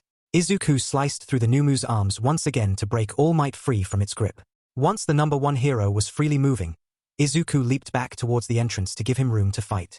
The fight resumed and escalated almost immediately. With its hands still regenerating, the Numu was far less effective, leaving All Might every opening to overpower the creature with a blinding flurry of attacks. After bludgeoning the Numu with dozens of blows, All Might sent it flying through the roof with one final smash. All Might settled and took one threatening step towards Shigaraki. What now, villains? Not so confident now, are you? Something's wrong, Guardian whispered. Izuku nearly jumped at Guardian's voice, the quirk having been in recovery for the majority of the fight. What do you mean? He's struggling, Izuku, Guardian replied. Look at his movements, and the steam. Izuku's eyes narrowed as he noted the source of Guardian's concern. Jerky movements, rising steam and a growing bloodstain. If All Might were well, wouldn't he simply take out the other two villains with ease? Shigaraki accepted the challenge and dashed forward, but Izuku dashed forward much faster. Before the villain could reach the hero, Izuku planted a foot in his sternum and sent him to the ground. Shigaraki scrambled back to his feet gasping for breath, with a wild, desperate gleam in his eyes. Bang, bang, bang. Gunshots filled the air, taking Shigaraki in both shoulders and one of his knees. Before he could even hit the ground, Kurogiri surrounded him to block him from any further attacks. Not a moment later, the warp gate disappeared, taking Shigaraki and Kurogiri with it and leaving Isuku alone with All Might. As Isuku turned to regard the number 1 hero, a wall of cement blocked them off from the rest of his classmates and the arriving heroes. When Isuku took in the sight of All Might's true form, he could see the reasoning. Isuku cleared his throat. That was close. Yagi nodded, coughing up blood into his fist. Indeed it was. Now, I'm sure you're surprised. I already knew, Isuku interrupted as he turned away. I won't tell anyone. He made it a few steps before All Might called out, Midoriya, wait. Isuku turned to glance over his shoulder. Yes. Thank you, All Might said with a bowed head. For protecting me. Isuku nodded and turned away without another word, leaving All Might to be whisked away to safety out of sight. Perhaps if he could survive the next few days without being expelled or arrested, he would thank the hero in turn. After all, killing villains was never acceptable, only tolerated in the most extreme circumstances. This is a pretty DMN extreme circumstance. Isuku, Guardian cut in. Don't worry about it. I'm sure they'll understand. I'm not worried about it, Isuku replied. That was part of the problem. He couldn't bring himself to care at all. Where's Midoriya? Katsuki grit his teeth hard enough to make them groan. He was growing DMN tired of all the questions. Isuku this, Shadow that. What happened down there? Where did Isuku go? Who the F cared? In case none of them noticed, Isuku wasn't the only one who had to fight for his DMN life. It was as if half of those extras weren't even there. Katsuki whirled around to fix Isuhot with a glare. What's it to you? Todoroki met his glare with a cold stare. I just want to ask him a question. TCH. If this is about your petty but rivalry, forget about it. That's none of your business. Katsuki wasn't stupid. He noticed Todoroki staring at Izuku like some kind of creep since the first day Izuku used his quirk. He didn't know what the hell was wrong with the kid, or what problem he had with Izuku. Honestly, he didn't give a shit. They could handle their problems on their own time and leave Katsuki out of it. What bothered Katsuki was that his only friend's dad was dead on the ground just below them. And Izuku was nowhere to be found. Katsuki's palms popped as he let off miniature explosions. He took a step toward the budget freezer, which got no reaction. That set him off even more. Listen, Isuhot. It's none of your business where the fucker is. Got it? The kid who just had to kill his piece of shit dad probably doesn't want to talk to you. If you give even half of AF dash, you would leave him the hell alone. With that, Katsuki stomped away growling under his breath. Honestly, what the F was wrong with people? By the time Izuku made it back to the entrance, most of his classmates were speaking with various police officers and giving reports of their experiences. Many of the students were clearly shaken up, and for good reason. Not even a month into their time at UA and they had already had to fight villains. Not all of them had spent years around them or months fighting them. Even Izuku felt his nerves coming back to haunt him, although for a much different reason. He brushed past Katsuki, who shoulder-checked him and grumbled under his breath. Nice of you to show up. Izuku turned to say something when a new voice stopped him. Shadow. Izuku turned his head to regard an unfamiliar police officer. Yay! You know you can let go of your quirk, right? It's safe. Izuku looked down at his shadowy hand and flinched. He let go of Shadow Dance and took a deep breath. Yeah, sorry. The officer wore a sympathetic smile as he nodded. Not a problem. According to your classmates, you had one hell of a fight out there. Could have been a lot worse if you hadn't. Izuku.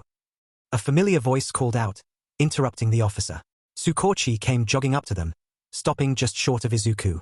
The detective turned to regard the officer with a stern gaze. Takeda, did you need something from him? The officer flushed and shook his head. Not at all, detective. In fact, I was just about to tell him that you were asking after him. Tsukauchi sighed as Izuku raised an eyebrow. He placed a hand on the officer's shoulder and directed him away. Interview one of the other students, would you? As the officer obliged, Tsukauchi placed a hand on Izuku's back and led him away. When they were out of earshot, Tsukauchi stopped. Izuku. Izuku looked away for a moment before looking back. I didn't have a choice, Tsukauchi. He would have killed me if... What? Tsukauchi asked. No, I mean... He let out a sigh. We'll deal with that later. Izuku, we have Nakamura in custody. But that pulled Izuku out of his head. He blinked up at Tsukauchi, his mind whirling around what he just heard. Wait, what? Tsukauchi nodded, a grim frown set on his face. He turned himself in earlier today. I was just starting the interrogation when I got the call to come here. He's not going anywhere, Izuku. Izuku nodded idly, still trying to piece together what little information he had. Why would he turn himself in? I don't know, Izuku. But we'll find out soon enough, okay? Izuku simply nodded. Tsukauchi stopped and planted himself in front of Izuku. He squatted down to be more level with Izuku, meeting eye to eye. Hey! Are you alright? Are you injured? Izuku opened his mouth to say he was fine, but stopped. Tsukauchi would know immediately that he was lying. Instead, he bit his tongue and looked at the ground. I'm not injured. But you're not fine. It wasn't a question. Izuku shook his head. Tsukauchi stood and wrapped an arm around his shoulder. Come on, we can get your report later. Okay. Izuku silently leaned into Tsukauchi's side and let himself be led away. While Izuku knew that Tsukauchi's goal was to help him keep his mind away from everything that had happened, they both should have known it wouldn't work. Izuku wasn't one to leave loose ends regardless of his mental state. Not when a main contributor to his stress sat waiting in the police station. In the same vein, Tsukauchi wasn't one to leave work on the table either. He wanted Izuku to be there for the interrogation if he thought himself ready for it. Ready or not, Izuku just wanted to get it over with as soon as possible. Tsukauchi's relieved expression when he said as much told him that he wasn't alone. Only a brief window of time remained before the multitude of low-level villains would be transported from USJ and prepared for their own interrogations. After that, Tsukauchi would be kept busy until well into the night at the very least. It only made sense for them to proceed with Nakamura's interrogation immediately. And so Izuku found himself in the viewing room, staring through the one-way mirror as he waited for Tsukauchi to begin the interrogation. I think he's innocent, Guardian said. Look at him. He's miserable. You can't even see his face, Izuku replied. To be truthful, Izuku's eyes hadn't left the man since he entered the viewing room. At a height and with a build that rivaled endeavor, the middle-aged man looked more like a caged brute on the far side of that table. Nakamura sat hunched over, although the chains were clearly long enough for him to sit up straight. His head rested just above the height of the table with eyes downcast, and if it weren't for the foot tapping against the floor, Izuku would have thought he was asleep. The viewing room door opened to reveal Tsuragami Kenji, the chief of police and one of the last people Izuku wanted to share a room with. The chief paused inside the doorway as they locked eyes, before Izuku broke eye contact to bow respectfully. Tsuragami-san. No need for that, Midoriya-kun, Tsuragami insisted as he stepped up beside him. The chief never took his eyes off of him, but where Izuku expected to find suspicion, or at least caution, there was only concern. Tsukauchi is just about ready to begin. Or rather, to continue. Are you sure you're ready? Izuku nodded, his chest fluttering as he fixed his eyes back on Nakamura. We need to know. Tsuragami merely hummed in response before turning to watch as well. When the door opened to allow Tsukauchi in the interrogation room, Nakamura's head snapped up. Black stubble with flecks of gray covered the lower half of his face, a clear sign that he hadn't had a chance to shave in days. Dark circles surrounded bloodshot eyes below a wrinkled brow, where Izuku read a flashing mixture of emotions. Concern, anger, desperation. Perhaps all at once. Guardian was right. Nakamura looked like a complete disaster. Izuku fought down the roiling sensation in his gut that warred with the cold rage he already felt. He couldn't afford to feel bad for the man, not unless he proved innocent. And if he didn't prove innocent, well, he glanced over at the chief of police, whose canine eyes were still studying Nakamura, and pushed the temptation from his mind. He wouldn't be able to do anything about it, not in a police station. Not standing next to the man who had Izuku's future in his hands. Revenge would get him nowhere. He would only end up throwing away the little chance he had left after everything else. A chill passed through him and tension gripped his chest. He scared in a breath, forcing his chest to expand until it began to strain, as if to push the sensation away. He found that the strain on his chest helped to fend off the impending panic. As long as he could breathe, he could keep going. Hey, Guardian said in a smooth tone. Don't worry about that right now. One thing at a time. Izuku took another slow breath, that time through his nose. He filled his lungs and held it for a few seconds before letting it out just as slowly. Tendrils of smoke rose from his mouth as he exhaled, rising through the air to be pulled away through a vent in the ceiling. Guardian was right. He couldn't deal with everything at once.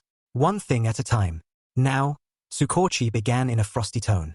Let's begin. Is Izuku okay? Nakamura interrupted, his deep voice grating like gravel. He put his clasped hands together on the table and leaned further forward. Please tell me he's okay. Tsukauchi paused for a moment and cleared his throat. Everyone will be fine. There were no permanent injuries. Nakamura's relief was obvious. He sagged back in his chair and let out a long breath. Good, thank you. Now, let's get started, Tsukauchi said in a purely professional tone. He clicked his pen on the table and put it to his notepad. First things first, Would you tell me what happened on the day you went missing from UA? Nakamura nodded. It was during lunch PRD. I went to use the restroom when that mist villain showed up. Kurogiri. I believe his name was. Tsukauchi scribbled on his notepad. Have you had any prior interactions with Kurogiri? No. Tsukauchi nodded and tapped his pen once on the table. Inside the viewing room, Isuku glanced at the chief. Saragami studied him for a moment before turning his eyes back to the interrogation. True. So the tapping must be a signal, Isuku gathered. Perhaps 1 tap for truth, 2 for a lie. Or 2 for a partial lie and 3 for a full lie. Izuku couldn't help but wonder why he'd never thought of it himself. It would make sense for them to have their own system in place between the two of them. Perhaps they could establish one at home. What happened after that? Tsukauchi questioned. He didn't say a word. He just warped me into an old office and disappeared. All for One was waiting for me. Izuku's breath hitched. What did All for One want with Nakamura? Tsukauchi stopped writing and looked up. All for One. Nakamura nodded. Yes. He told me that he knew Izuku was at UA. He seemed to believe that we were hiding him there. That UA was the only school that he could see his Izuku going to. Izuku took in a sharp breath. What was that supposed to mean? His Izuku, Tsukauchi echoed. What did you say? Nakamura looked down. I told him that Izuku wasn't his. That Izuku was his own person. Tsukauchi flinched. You told that to All for One. Izuku mirrored the detective's disbelief. He loved Sensei, even saw him as a father, but nobody argued with All for One. Very few in his inner circle, where Izuku himself had been, could even debate with Sensei. Even worse was that the line between a respectful disagreement and insubordination was paper-thin in Sensei's eyes. Nakamura must have proved himself very useful if he was still alive to see an interrogation room. Izuku's eyes narrowed as Nakamura continued. Nakamura nodded. I'm aware that it was reckless, but All for One seemed to believe that we were holding Izuku prisoner, that he had no say in his current arrangement. He believed that we had him on a leash, under the guise of protecting him, because he trailed off. Because, Tsukauchi prodded. Nakamura looked up. He believed that we were afraid of what Izuku would do when he finds out that society isn't all it's cracked up to be. That Izuku is too pure to stand for an imperfect hero system. The man is insane. That's ridiculous, Izuku said incredulously. He always wanted to be a hero. Hell, that was the reason Sensei told him to leave in the first place. Because Izuku would never give up on his dream. That was the reason, wasn't it? Nakamura cleared his throat and continued. He also implied that Izuku would tear down society when he decided it wasn't good enough for him. Tsukauchi paled. And what did you say to that? That he's delusional. That Izuku is flawed just like the rest of us. He's trying to be a better person, just like the rest of us. I told him that his actions were ruining that for someone he supposedly loves. I lost my cool. I'll admit. I should have tried to get information instead of arguing with him. I'm sorry. I'm flawed just like the rest of you. You have no idea. Izuku shook his head. How is he still alive? I was wondering the same thing, Guardian said. So far, everything he has said is true, Saragami chimed in. Though, I must admit that I'm curious as well. Well, then, Tsukauchi continued. What did All for One want from you? Nakamura took a deep breath and sighed. That's the thing. I don't know. It's almost as if he just wanted to talk about Izuku, although it felt like he was deciding whether or not to kill me the whole time. I wonder why, Izuku commented out loud. Did All for One ask anything of you? No. 1 tap. Did he demand anything of you? No. 1 tap. Were you working with any villains, at any point during your assignment as Izuku's guard? Izuku took a deep breath and waited. No, Nakamura insisted. I haven't had contact with anyone besides the police, Izuku, and UA staff since starting this assignment, outside of the occasional shopping trip. 1 tap. When Izuku exhaled, his shoulders dropped and his neck loosened. He nearly slumped over as the tension faded from muscles he wasn't aware were even tense. Guardian materialized to steady him, wrapping a heavy arm around his shoulder and pulling him close. He ruffled Izuku's hair and chuckled. See? Guardian said lightly. I told you he was innocent. A bit of restraint on quirk use would be appreciated, Midoriya Izuku. Saragami said sternly. Besides, it's not over yet. Izuku opened his mouth to apologize for Guardian's sudden appearance, but before he could, Tsukauchi spoke again. That just about covers it, Tsukauchi continued on. I appreciate your cooperation. However, there is one more question I must ask. Nakamura eyed him warily and nodded.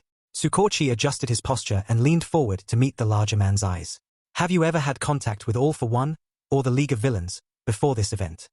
That's both classified and irrelevant, Nakamura said automatically, reverting back to the all-businessman that Isuku was familiar with. He's our enemy, plain and simple. Is there anything else? Silence fell as they stared at each other. Nakamura's expression was pointedly blank, and while Isuku could only see Tsukauchi's face in the reflection of a mirror, he could tell Tsukauchi wasn't satisfied with that answer. Professionally, he had to accept it, but his personal outlook was a different story. That made two of them. If Nakamura had contact with them, at any point, he hardly considered that irrelevant. Whether he was working with villains or not, that shred of information could mean everything. The detective broke the silence by smacking his pen rather forcefully on the table. Once. Then you are free to go. As to your employment, however, the chief of police and I have decided that the decision should be in Izuku's hands. As two officers entered the room to begin removing the HNDCFFS and chains, Nakamura's eyes widened. Izuku? Is he here? Izuku shot a wide-eyed glance at Tsuragami, who met his eyes and nodded. You heard his response. Everything he said is true, he's innocent, and truly views All for One as an enemy. Unless you would prefer a new guard. Izuku hummed as the chief moved towards the door. Why did Nakamura sound so nervous when he asked after Izuku? He wasn't there for the USJ attack, but that wasn't his fault. He was an innocent man. If anything, Izuku should be the nervous one. As hard as he tried to pretend otherwise, he felt bad for Nakamura. The man got mixed up in Izuku's problems merely because it was his job, and Izuku passed him off as a traitor without a second thought. One single scrap of coincidence was enough for him. On the other hand, the same person Izuku was supposed to be protected from was dead. All because Izuku was forced to fight him alone. If Nakamura had a history with All for One, he put them both at risk by making himself a target. That wasn't the only thing bothering him, though. Why was Izuku even being allowed to make this decision? Why was he allowed to make any decisions?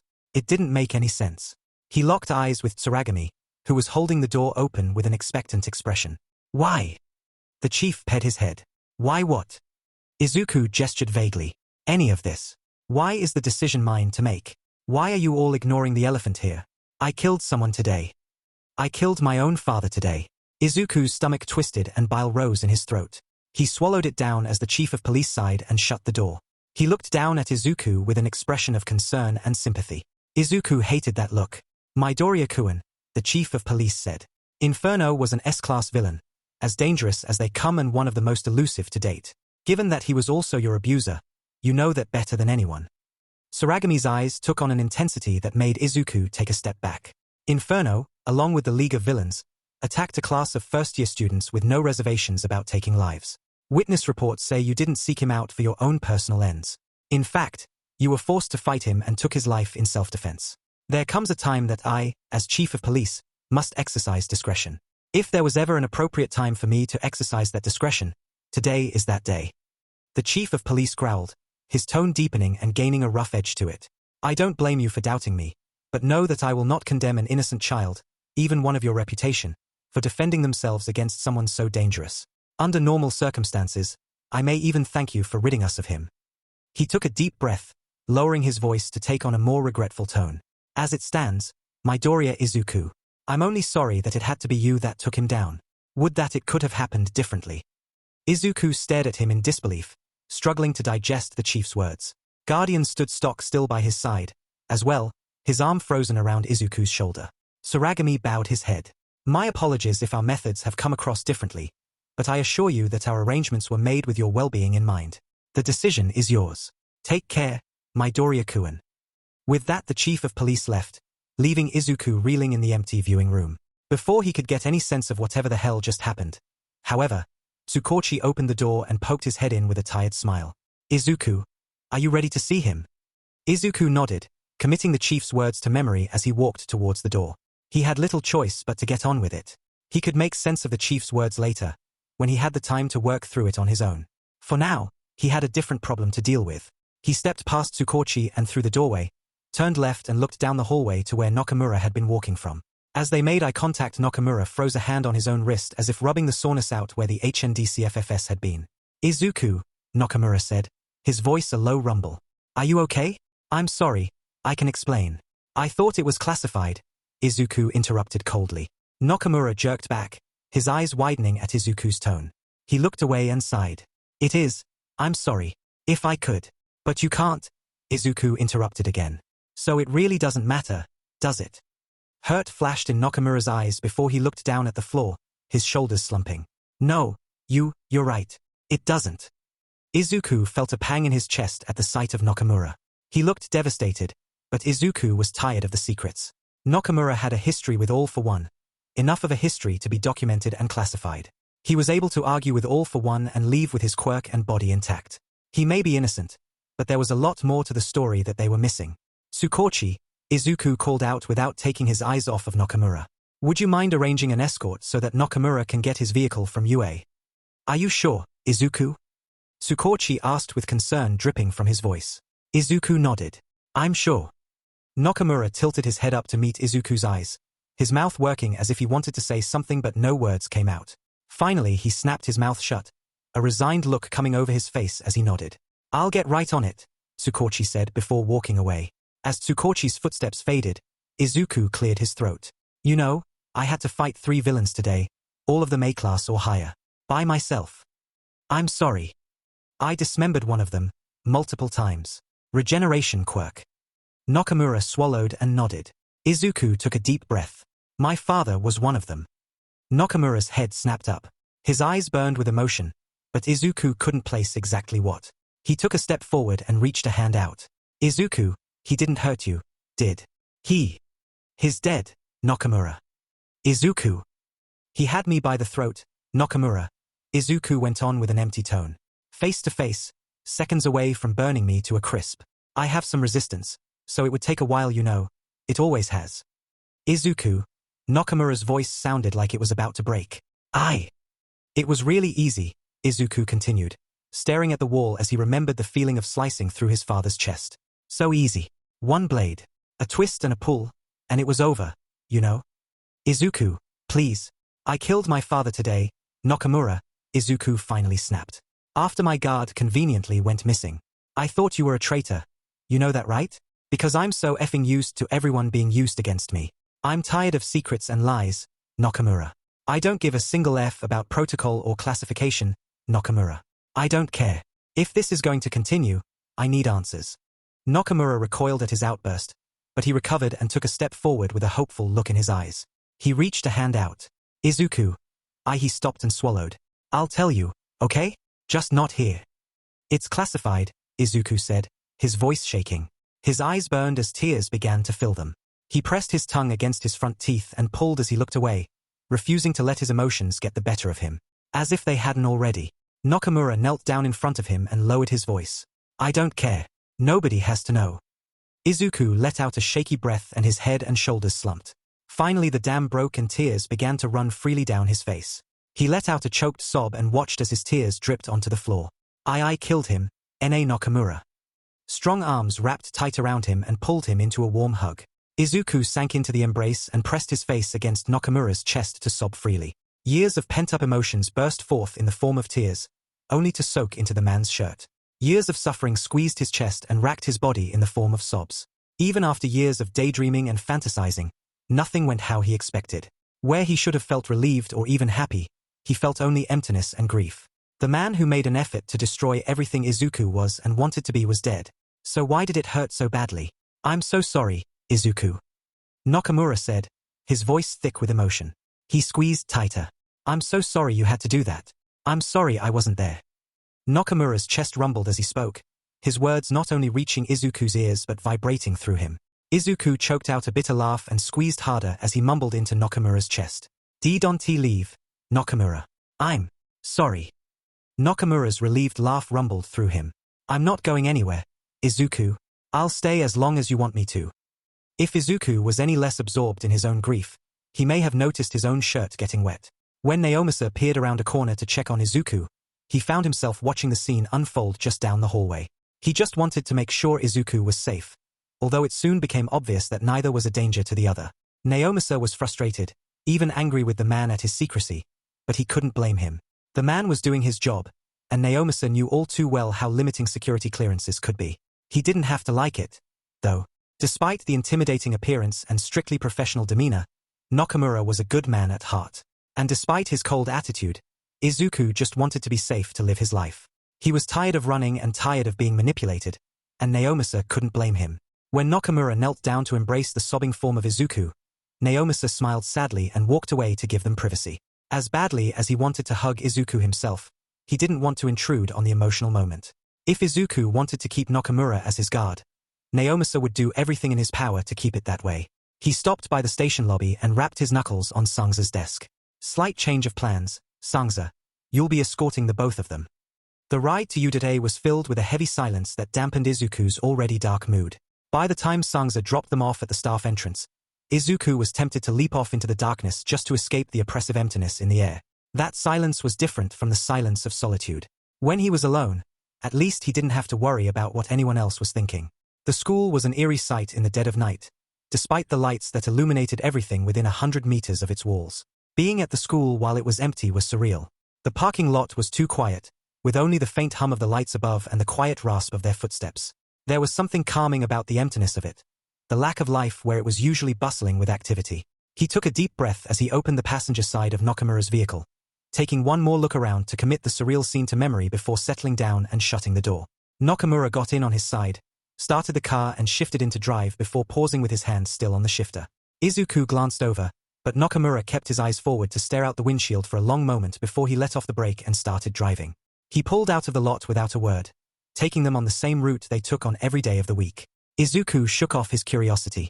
If Nakamura didn't want to talk, or even look at him, Izuku wouldn't push him to. His presence left Izuku with such a mixed bag of emotions that he couldn't place one before another took its place. Relief that his suspicions were wrong shifted into guilt that he even had those suspicions in the first place. Anger at the secrets the man had yet to reveal flipped into fear of what those secrets were. A small part of him missed that one transparent moment back at the police station. It was the child in him, something he'd pushed down and despised for its weakness for most of his life. That part of him wanted to leap across the seat and cry his heart out, to cling to one of the few people who saw him at his most vulnerable and accepted him. He pushed that urge down and that part of him went with it. They had their moment of mutual vulnerability, but those walls were in the process of being rebuilt.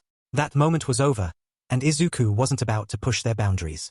He indulged his own selfishness enough by pushing them into that position in the first place, a position where Nakamura was forced to make a promise that could cost him everything. Izuku shifted to stare out the window, letting out a long breath through his nose as he leaned his head against the cool glass. He watched idly as the world outside passed by in a steady rhythm of lights and patches of darkness. It reminded him of the night Aizawa brought him along on patrol with him, a night that felt so long ago, despite only days having passed. Izuku grimaced as he remembered the hit that sent Aizawa crashing into the stairs at USJ. He knew firsthand how tough Eraserhead could be, but the fact that he remained unconscious through the rest of the fight was alarming. His teacher was even sent to an actual hospital rather than being held on campus with Recovery Girl.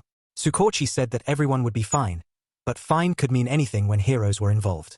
Izuku shifted in his seat and glanced over at Nakamura. The man knew nothing about USJ outside of the sum of Izuku's worst experiences. He was unaware that Aizawa-sensei was in the hospital and that All Might was injured as well. Would he feel more guilty if he knew how close they had been to losing someone? Did he already? Nakamura caught his glance and raised an eyebrow. Something wrong? Izuku considered brushing it off, but he wanted to know. He knew his way around the city, and they weren't far away. Could we go to the hospital? I know it's late, but I want to see how Aizawa-sensei is doing. Nakamura's brow wrinkled and he shifted to study Izuku as he drove. What do you mean? Tsukauchi said everyone was fine. Fine could mean a lot of things. He took a bad hit and didn't get up for the rest of the fight. Nakamura went silent as he turned the car onto a side street, and Izuku braced himself when the car's tires let out a series of short squeals through the turn. Once they straightened out and stabilized, Nakamura continued at a speed well over the limit. Fortunately, it was nearing midnight, so the streets were relatively clear of other drivers. Izuku eyed him from his peripherals. While Nakamura showed no outward signs of irritation physically, Izuku could feel his displeasure radiating off of him in waves along with his change of driving. Was it something he said that caused it? Or was he simply tired and wanted to go home? They both had a long day, and while Izuku felt the effects of exhaustion, he was well accustomed to late nights and days without sleep. Izuku let out a long breath and sank down in his seat as he kicked himself mentally. Of course, Nakamura was likely running on no sleep since before the incident. Hell, he probably hadn't even eaten since being kidnapped, and not only did he have to watch Izuku well past his scheduled time, he was stuck driving Izuku around in the middle of the night. Don't beat yourself up, Izuku, Guardian said. It's been a long day, but I'm sure he wants to check on Aizawa too. Yeah, I guess you're right, Izuku conceded. When they finally found a spot in the parking garage, not too far from the connecting entrance, Nakamura parked the vehicle and was halfway out the door before he stopped and cleared his throat. It's unlikely that we can see him, but we'll see about an update, okay? Isuku nodded and got out himself. He followed a half-step behind Nakamura as they entered the hospital lobby and stepped up to the receptionist desk. The lady working the desk looked to be in her mid-30s, with black hair bunched up into a bun and dark circles under her eyes. She offered a weak smile in greeting. "What can I do for you?" Nakamura took a quick glance around before pulling the badge from his belt and flashing it. "I'm with the police. My charge, and I want to know what room Aizawa Shouter is in." Guardian chuckled. "That's the most cop thing I've ever seen. Could you imagine him going undercover?" "Hey now," Isuku shot back with a roll of his eyes. "At least he isn't tramping around in uniform anymore. Give him some credit." "Oh, defensive. Are we?" Guardian teased. Isuku hit Guardian with his best mental glare, but dropped it when the receptionist responded. "I'm assuming you're here on business?" she asked. Nakamura nodded and the receptionist continued with a regretful smile. "Ultimately, it's up to his doctor and the hero stationed outside whether you can see him or not. I'll call up there, if you'll just give me a minute." "Did he just lie?" Guardian breathed. "You aren't here on business." "I think so?" Isuku fought to keep his expression neutral, despite his disbelief at the prospect. Nakamura used his badge and lied to get them in to see Aizawa? It was a small lie, just a nod of the head, but even so, either Nakamura really wanted to know or he really wanted to be done with it. The receptionist finished her conversation and hung up, looking up with the same tired smile. "Floor 5, room 27. "Thank you," Nakamura said before turning on his heel and, with a jerk of his head for Isuku to follow, heading for the stairwell. Isuku followed, and once they were on the third flight of stairs he spoke up. "So, business, heh?" Nakamura nodded as he continued taking the steps two at a time. "Yes. You were asked to check on him." "No," Nakamura answered, voice carrying with a tone that Isuku couldn't place. He rounded the landing and made brief eye contact before ascending the next set of stairs. "But we can let Tsukauchi know how he's doing." Isuku paused, a grin spreading across his face as he processed the implication. Nakamura's consistent demeanor was so professional and no-nonsense that anything outside of that threw him for a loop. Before the interrogation, Isuku struggled to remember so much as a hint of emotion. Since the interrogation, though, Isuku learned more about the man than the past months combined. But for Nakamura to lie and use his position to get information that would hopefully set their minds at ease, that shined a whole new light on the man in front of him, a light that he wanted to see more of. He bounded up the stairs with new energy, catching up to the older man ahead of him but settling into pace a few steps behind. Guardian hummed. "I think you're rubbing off on him." "Is that a bad thing?" "Yes. He's supposed to keep you out of trouble, not put you in it." "Can't get in trouble if you don't get caught," Isuku pointed out. "Besides, I won't get in trouble at all. I'm just following his lead, right?" Guardian's sigh echoed so loudly through Izuku's mind that he had to bite his tongue to keep from laughing. They reached the 5th floor and located the hall that held Aizawa's room. It was dark, with only the occasional light to brighten the hallway. It was quiet as well, having passed only one nurse along the way. Only one room in that wing had the lights on inside, the rest having been either vacant or their occupants asleep. Towards the end of the hall stood Midnight and Ectoplasm, both in their respective costumes. Midnight turned as they got closer and put a hand on her whip, face contorting into one of distaste. "Nakamura." "Midnight," Nakamura greeted calmly as he stopped a comfortable distance away. "How the hell did you get out of jail?" she demanded with a crack of her whip. Isuku stepped in front of Nakamura. "He was released, Kayama-sensei. He was kidnapped by Kurogiri, as he said." Tsukauchi confirmed it. Her face softened as they locked eyes, but she didn't stand down until Ectoplasm stepped up next to her. "Is there a reason we weren't informed of this? We came straight here after he was cleared.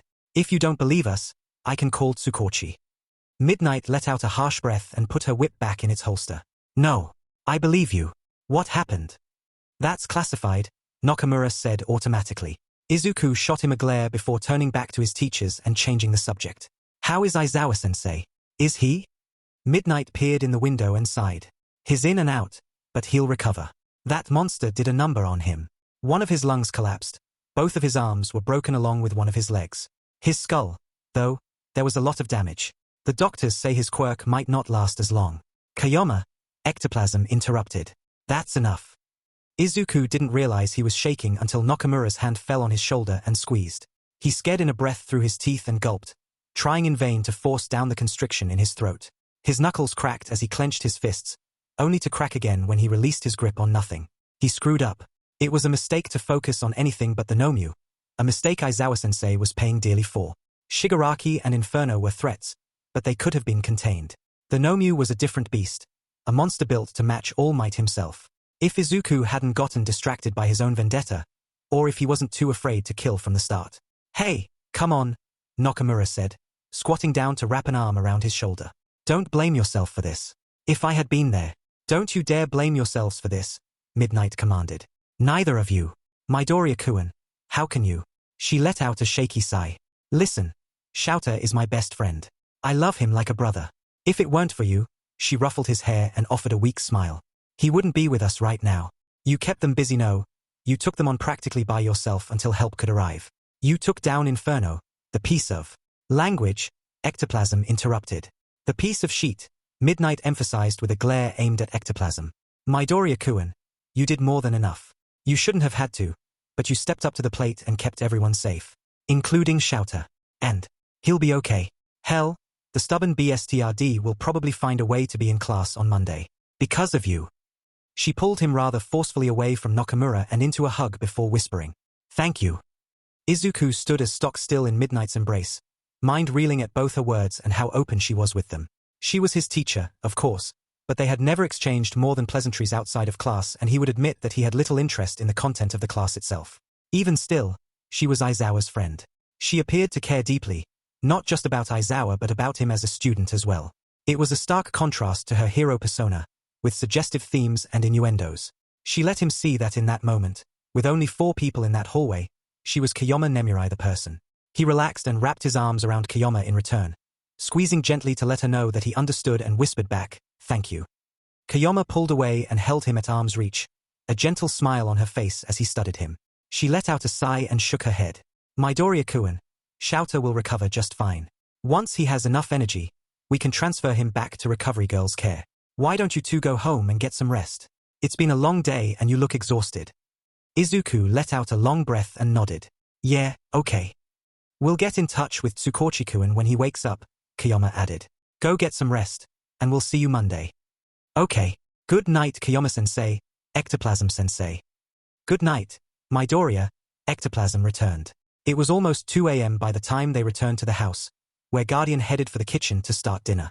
Neither of them had eaten since lunch, or breakfast in Nakamura's case, and Guardian insisted that none of them go to sleep hungry, if they went to sleep at all.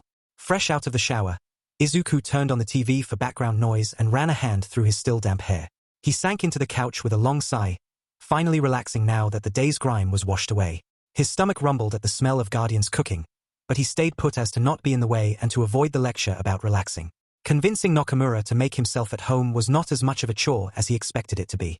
The man hardly put up an argument before heading to the bathroom to take his own shower shortly after, a testament to how exhausted he must have been. On any normal day, Nakamura would deny any need for even natural bodily functions on the job.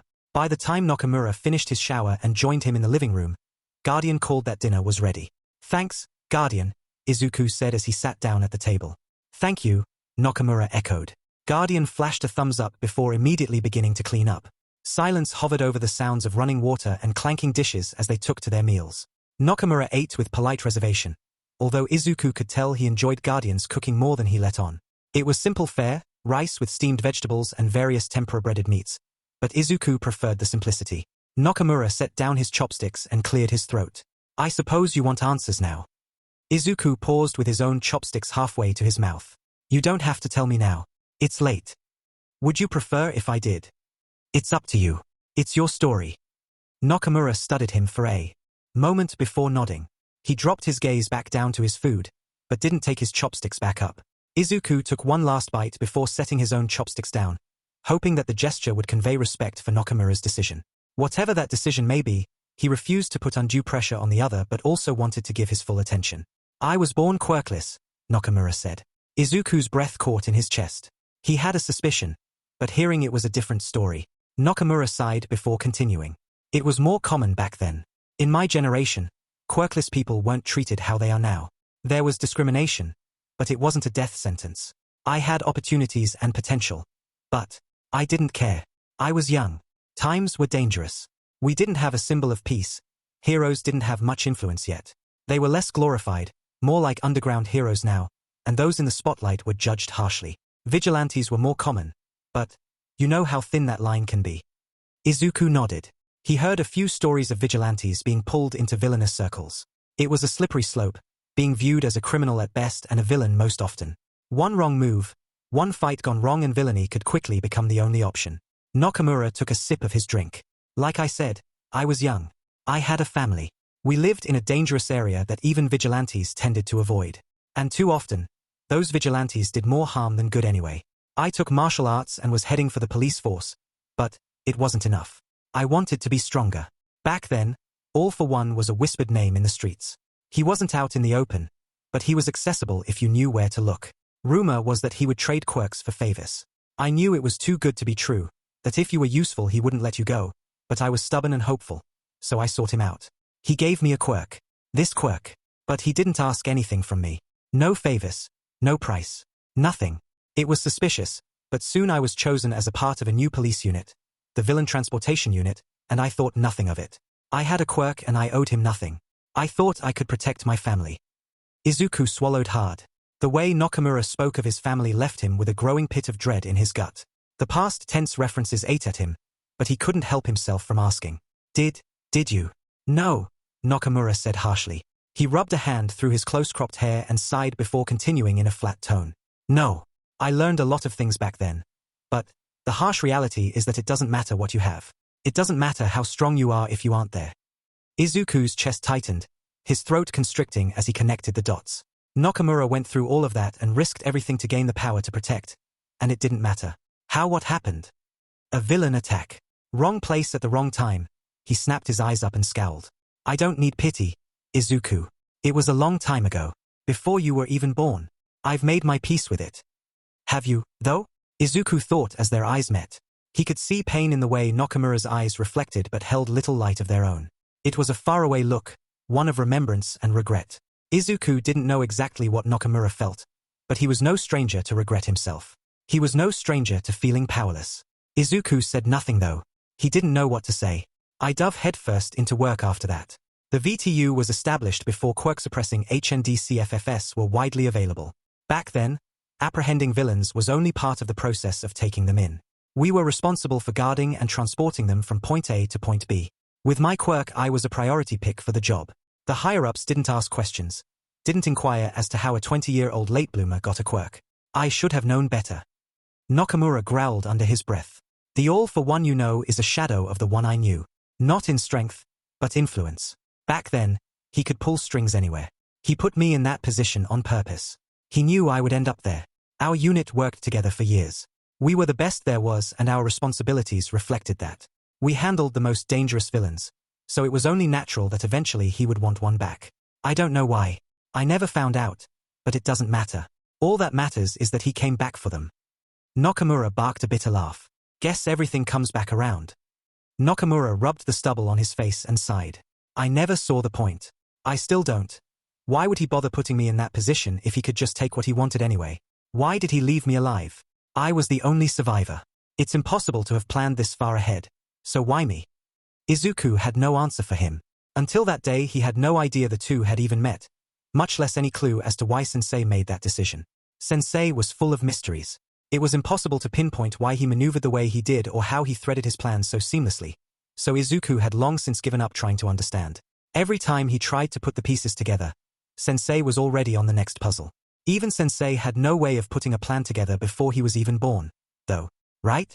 Nakamura threw his hands up. I don't pretend to know why or how, I just know that I had to keep moving forward.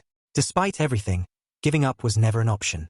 Once quirk-suppressing HNDCFFS became common, they abolished the VTU for good.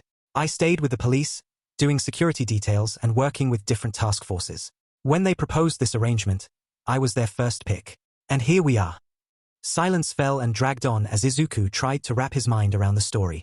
He tried to put the pieces together, but none of the possibilities made sense. He would have known if Sensei had a quirk that could tell the future when he knew him, but that didn't mean he never did. Nakamura said himself that All for One traded in quirks, but he couldn't see Sensei giving up something so useful. Izuku pulled himself back before he could dive into that rabbit hole. Having been there too many times before, he knew it was pointless. Questions would only earn him more questions when Sensei was involved. He took a deep breath and let it out. It didn't matter. The story was irrelevant to his situation. just as Nakamura said it was. I'm sorry. Izuku, you have nothing to be sorry for. None of it was your fault. Hell, you weren't even born. That's not what I meant, Izuku interrupted. I was being selfish. I should have just taken your word that it wasn't relevant and… Izuku, Nakamura insisted. I've never talked to anyone about this. I never had anyone to tell. You wanted to know, and I wanted you to know. That's all. I don't regret it and I don't hold it against you. Izuku's heart wrenched at his admission. If he had nobody to tell, did that mean he was alone? He didn't confide in anyone. Had he been carrying that weight for all those years, with nobody to talk to? Of course. Nakamura was closed off and distant. It took months to get anything resembling an emotion out of him. But now that Izuku knew why he was like that, he understood. Nakamura kept his distance to avoid losing anyone else. Before he could stop himself, he was out of his seat and rounding the table. Nakamura watched him with a raised eyebrow and a hint of caution, but did nothing to stop him. Izuku threw his arms around the larger man, not even managing to reach around his back, and squeezed tightly. When he didn't respond, Izuku cursed at his misjudgment and was about to pull away when Nakamura wrapped his massive arms around him, pulling him close and nearly crushing him against his solid chest in the process. He radiated warmth in a way that was nearly suffocating, yet Izuku felt safe. Izuku mumbled into his chest. Nakamura, Katashi, Nakamura rumbled before loosening his grip. Izuku pulled back and looked up. What? Nakamura let go and cleared his throat before dropping his eyes to the ground. Katashi, my given name. You've been using my family name this whole time. After today, I think we're past that, don't you? Katashi, he? Izuku thought as a smile took over his face. Well, Katashi, if you want to talk more about it, I'm here. I'm not going anywhere either. Nakamura made a soft grunt. Izuku, I'm an old bodyguard. I'm here to help you, not the other way around. Izuku raised an eyebrow. We're on a given name basis now, Katashi.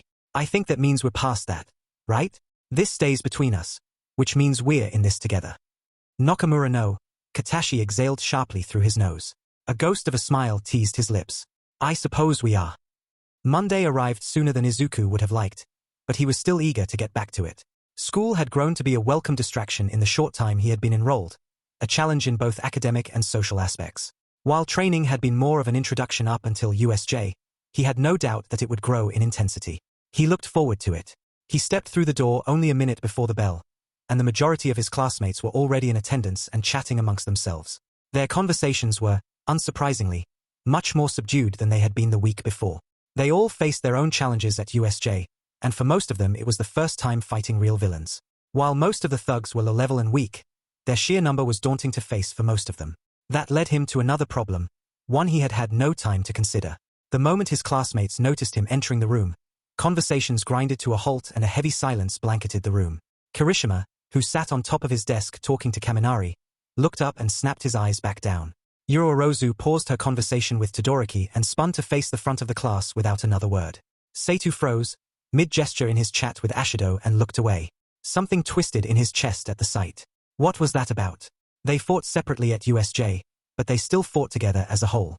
It was a tough battle, of course, but they succeeded. Nothing should have changed drastically. In fact, he came back expecting that they would be closer as a class. Yet the smiles and good-natured jokes he had come to expect were gone entirely, replaced by something else. What happened? Did they blame him for the attack? If they knew enough, they would know he had been connected to the League. Or did they blame him for their teacher getting injured? I think you know exactly what happened, Izuku, Guardian said. To anyone who hasn't been in the field before, its his sigh rushed through Izuku's mind like a gust of wind. They're still green, Izuku. Killing. That isn't a reality for them yet. They've never had to choose between their own life and a villain's before. Reality crashed into him all at once, guided by Guardian's words. Of course. The one real difference between him and his classmates was that he killed someone during the attack.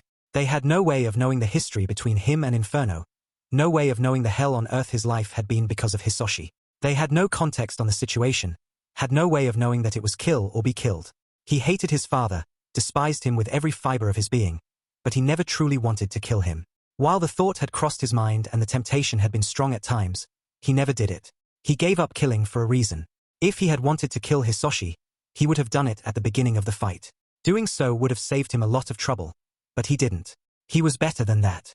At least, he thought he was. Tossing his backpack on the floor, he plopped down into his seat and propped his head up with one hand. Katsuki, who was sitting sideways and leaning against the wall, eyed him for a long moment before looking away. He swept his gaze over the classroom and let out a rough sigh when he looked back. He said nothing. The door slid open to reveal Aizawa-sensei, who was only recognizable by his costume alone. Every square inch of skin was covered with bandages, and he walked with a single crutch to aid him. "Sensei!" Ida exclaimed, breaking the silence as he leapt from his seat to gesture mechanically. "You should not be out of the infirmary." "Ida, if I had to spend one more minute in a hospital bed I would have expelled you all," Aizawa said in a flat tone.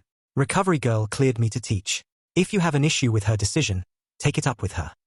Ida looked like he wanted to argue, but ultimately gave up and sat back down. Aizawa made it to his desk, humming thoughtfully as he took his seat. "Listen, I know USJ was a jarring experience for you. None of us expected you to be moved into danger so early, but that doesn't excuse our failure. Security measures have, and will continue to be upgraded and expanded, something your parents have already been informed of. Additionally, Hound Dog's office is open to any student who would like to speak with him, whether it's about USJ or not. I would encourage you to do so. However," he continued, "the challenge has not yet passed." The class waited with bated breath, some students shifting in their seats as they waited for him to reveal some form of danger they had never considered. One or two of his classmates shot a glance back at him. "The sports festival is coming up," he announced as if saying the world was ending. "Ah!" Kaminari cried out with relief. "That's normal." "Finally, something normal," Jiru muttered. "Some of you may be wondering why we are going forward with the event, but the principal has decided that cancelling would do more harm than good. After the villains attacked the other day, to cancel an event so large would show weakness. Regardless, security has been upped from previous years to be safe. Any villain bold enough to risk an attack will be taken down immediately.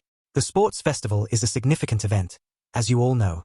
The impression you make during the event will directly impact your potential internship options afterwards. It's your first year, of course, but keep in mind that you only have 3 chances to make an impression. Use the opportunity wisely and prepare accordingly." Aizawa-sensei swept his eyes over the classroom. "Also, if any of you are looking into becoming underground heroes, you are allowed to sit out of the event. Of course that will affect your internship offers, but keeping out of the public eye is a major part of working underground. If you are considering that route, speak with me after class. Now, spend the rest of the PRD however you want. I'm taking a nap." The bell rang, and shortly afterward a commotion could be heard from the hallway. Isuku leapt up to see what was going on, as Nakamura always stationed himself outside. When he slid the door open, he found a mob of students standing in a face-off with the man. "What's going on?" Isuku asked. "They're scoping out the competition, obviously," Katsuki said from behind him, before shouldering his way through the door. "Out of the way, extras." As Katsuki walked away, a joyous laugh broke out over the crowd and a blonde boy stepped forward. "Oh! Does all of 1A have such an elitist attitude?" He laughed again and flipped a hand. "You think you're so much better than us in 1B, don't you? Just because you faced a few villains? Think again, because we're coming for you." Isuku snorted and began pushing his own way through. "You better come with your best, then, because we're not here to screw around." "Those are bold words for a villain," the boy retorted. Isuku stopped and glared over his shoulder. The boy continued as if spurred on by the reaction, glancing at the confused faces around him. "Oh yes, didn't you know? 1A has a former villain in its midst. In fact, they say that one of the attackers died. Did you kill him, Shadow?" "Don't take the bait," Guardian warned. Isuku ignored him and turned, his tone taking on an icy chill. "You've never had to fight for your life before, have you?" The boy pet his head. "What does that have to do with anything? You killed. I did what I had to do. It was life or death. But you wouldn't understand that, would you? Is this still just a dream for you? Let me give you a little hint. Then, actual villains will exploit any weaknesses you show to kill you, and you're showing a lot of them. Work on that." A large hand gripped his shoulder. Katashi leaned down to whisper in his ear. "Come on. He's just showboating. Let's go." Isuku stared them all down, even meeting the wide-eyed gaze of Shinsu, before turning away without another word. The crowd cleared a path ahead of him, students moving away with various expressions that ranged from awe to fear. He ignored them all as he made his way to the cafeteria. "That's right," the boy taunted at his back. "Keep a tight leash on your little killer there, big guy. Wouldn't want another body on Udare's hands, right?" Isuku shifted to well around, but Nakamura's grip was like a vice that held him looking forward. He grit his teeth and let himself be led away from the gathered students, and soon enough he could hear the boy shifting his taunts to the rest of his class. Irritating laughter followed them even around the next corner, but there was nothing he could do about it. The boy only spoke what everyone else was thinking. Better to avoid tainting his class's reputation more than his existence already did. Being exposed as Shadow was inevitable, something he expected. Anyone who saw him in action would be able to figure it out. His class already knew, and he would never expect 18 other kids to keep a secret. Students all over the school knew he was at UA, if Shinsu's words the week before were any indication. No, that wasn't the issue. The issue was being painted as a murderer by someone who knew nothing about him. His classmates viewing him in a negative light was one thing. They went through USJ together and shared the experience, and while they may not have had the whole story, they at least had enough information to draw a conclusion. That boy, however, had nothing to go off of besides rumors and speculation. Nothing but rumors, Guardian confirmed. He knows nothing and understands less. Don't waste your energy on him. I know, but he still used the crowd to make me look bad. What is his problem? Isuku grabbed 2 bowls of food, muttered a quick thanks to lunch rush and headed straight out of the cafeteria. He made his way towards the roof, Katashi for once allowing him to lead the way and following behind in silence. If the man wondered where they were going, he showed no sign of his curiosity whatsoever. It sounds like he's jealous, Guardian continued. That your class gets praised for coming out on top. That's ridiculous, Isuku thought back as he pushed open the door to the roof. He blinked his eyes against the shining sun and took a deep breath of fresh air. It's not like we asked to be attacked. They came to us. Is it, though? Guardian asked. Eraserhead said it himself. The goal of the sports festival is to make an impression. Your class already has a leg up on everyone else. In a way, the competition has already begun. Isuku hummed as he sat down on the ground. He never thought about it that way, but it did make sense. Heroes would already have an eye on the class that took on villains and survived, while the rest of the classes would be a step behind without a reputation to precede them. Still, that's no excuse to be an a-hole. Guardian chuckled as Isuku set a pair of chopsticks on one of the bowls and handed it up to Katashi, who looked down at him and pared an eyebrow. What's that? Isuku shrugged. Lunch. Katashi opened it up and grunted in surprise. Thanks. Isuku nodded and began eating his own mystery meal, which happened to be udon soup with strips of steak and vegetables. Once upon a time he had been a picky eater, but that Isuku was a distant memory. He could and would grab just about anything and eat it without complaint. And with Lunch Rush's cooking, he could never really go wrong. Katashi seemed to have the same mindset as he leaned against the heavy-duty fence and dug in without further hesitation, keeping his eyes on the door as he ate.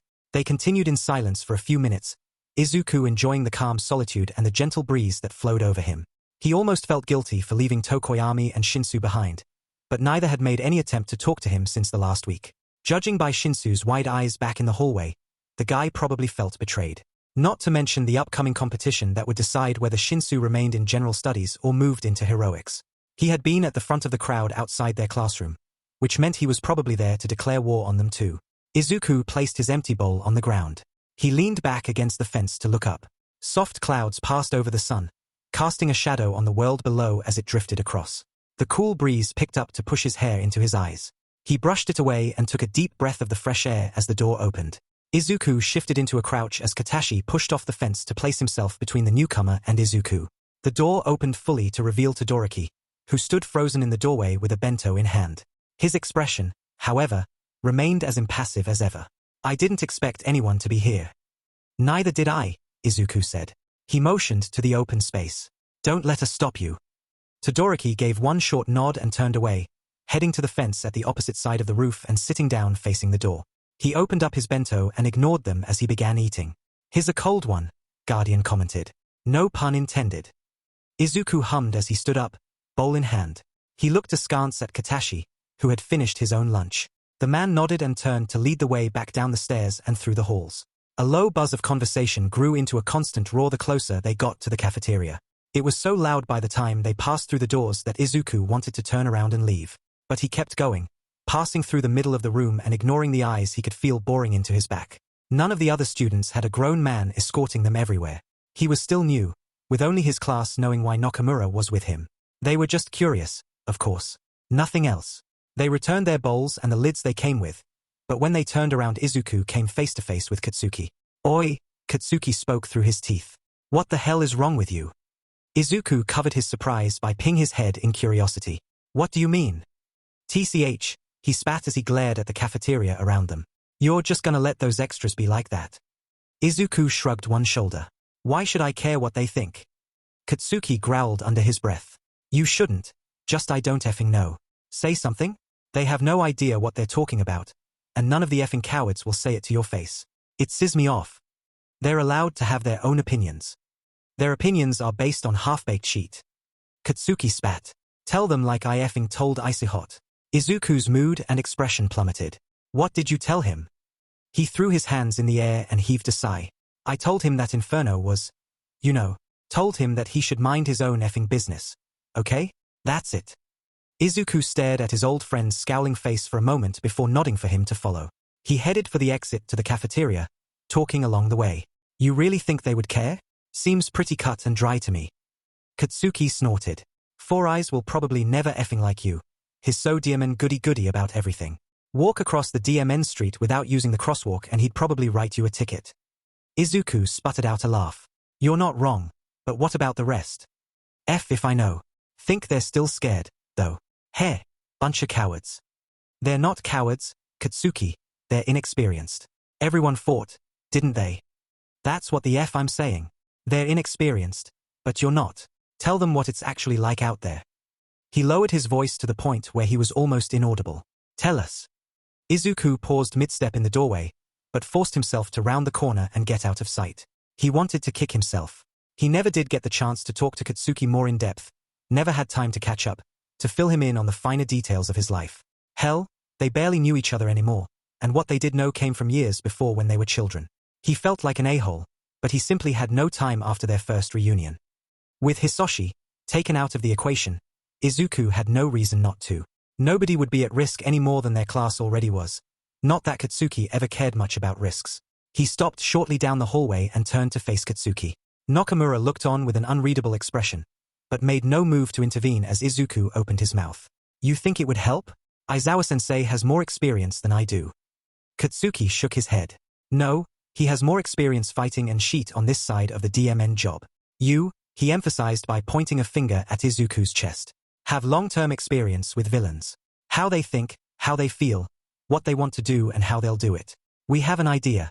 Yeah, society and all that, but you can get in their heads and sheet. You know them better than anyone. Katsuki crossed his arms and shrugged. And maybe, if you tell them what the hell they're dealing with, they'll understand better. At least our effing class will. The other extras. He has a point, Guardian admitted.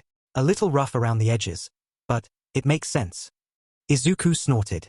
He did have a point. USJ was a clear declaration of war from the League to the heroes.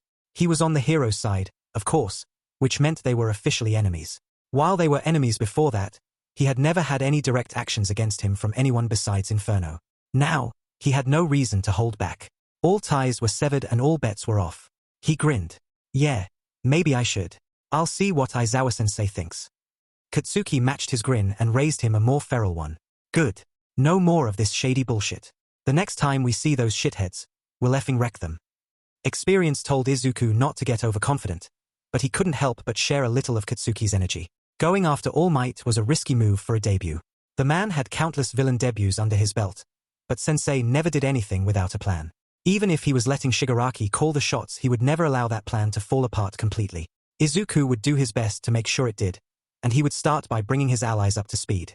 It turned out that Aizawa fully supported his idea of speaking to the class and sharing his knowledge, and even seemed to love the idea in his own way. The grunt, nod, and monotone "that's a good idea" were about as close to a full endorsement as Izuku could expect to get. He almost believed that the teacher looked forward to it himself. We're doing something different today, Aizawa-sensei announced. Midoriya, are you ready? Izuku nodded and stood, taking slow, steady breaths and smoothing his. Public speaking was nowhere near the top of Izuku's aspirations and atmospherically high on his list of things to avoid. He was only speaking to his own class, but they still consisted of about 12 more people than he had ever spoken to at one time. His hands trembled at the thought, enough that he clenched his hands into fists to stop them from shaking too much. Why did I decide to do this? Again? Izuku thought to Guardian as he strode towards the front of the class. Good question. The fearless shadow, taken down by a daunting enemy, public speaking. Guardian teased.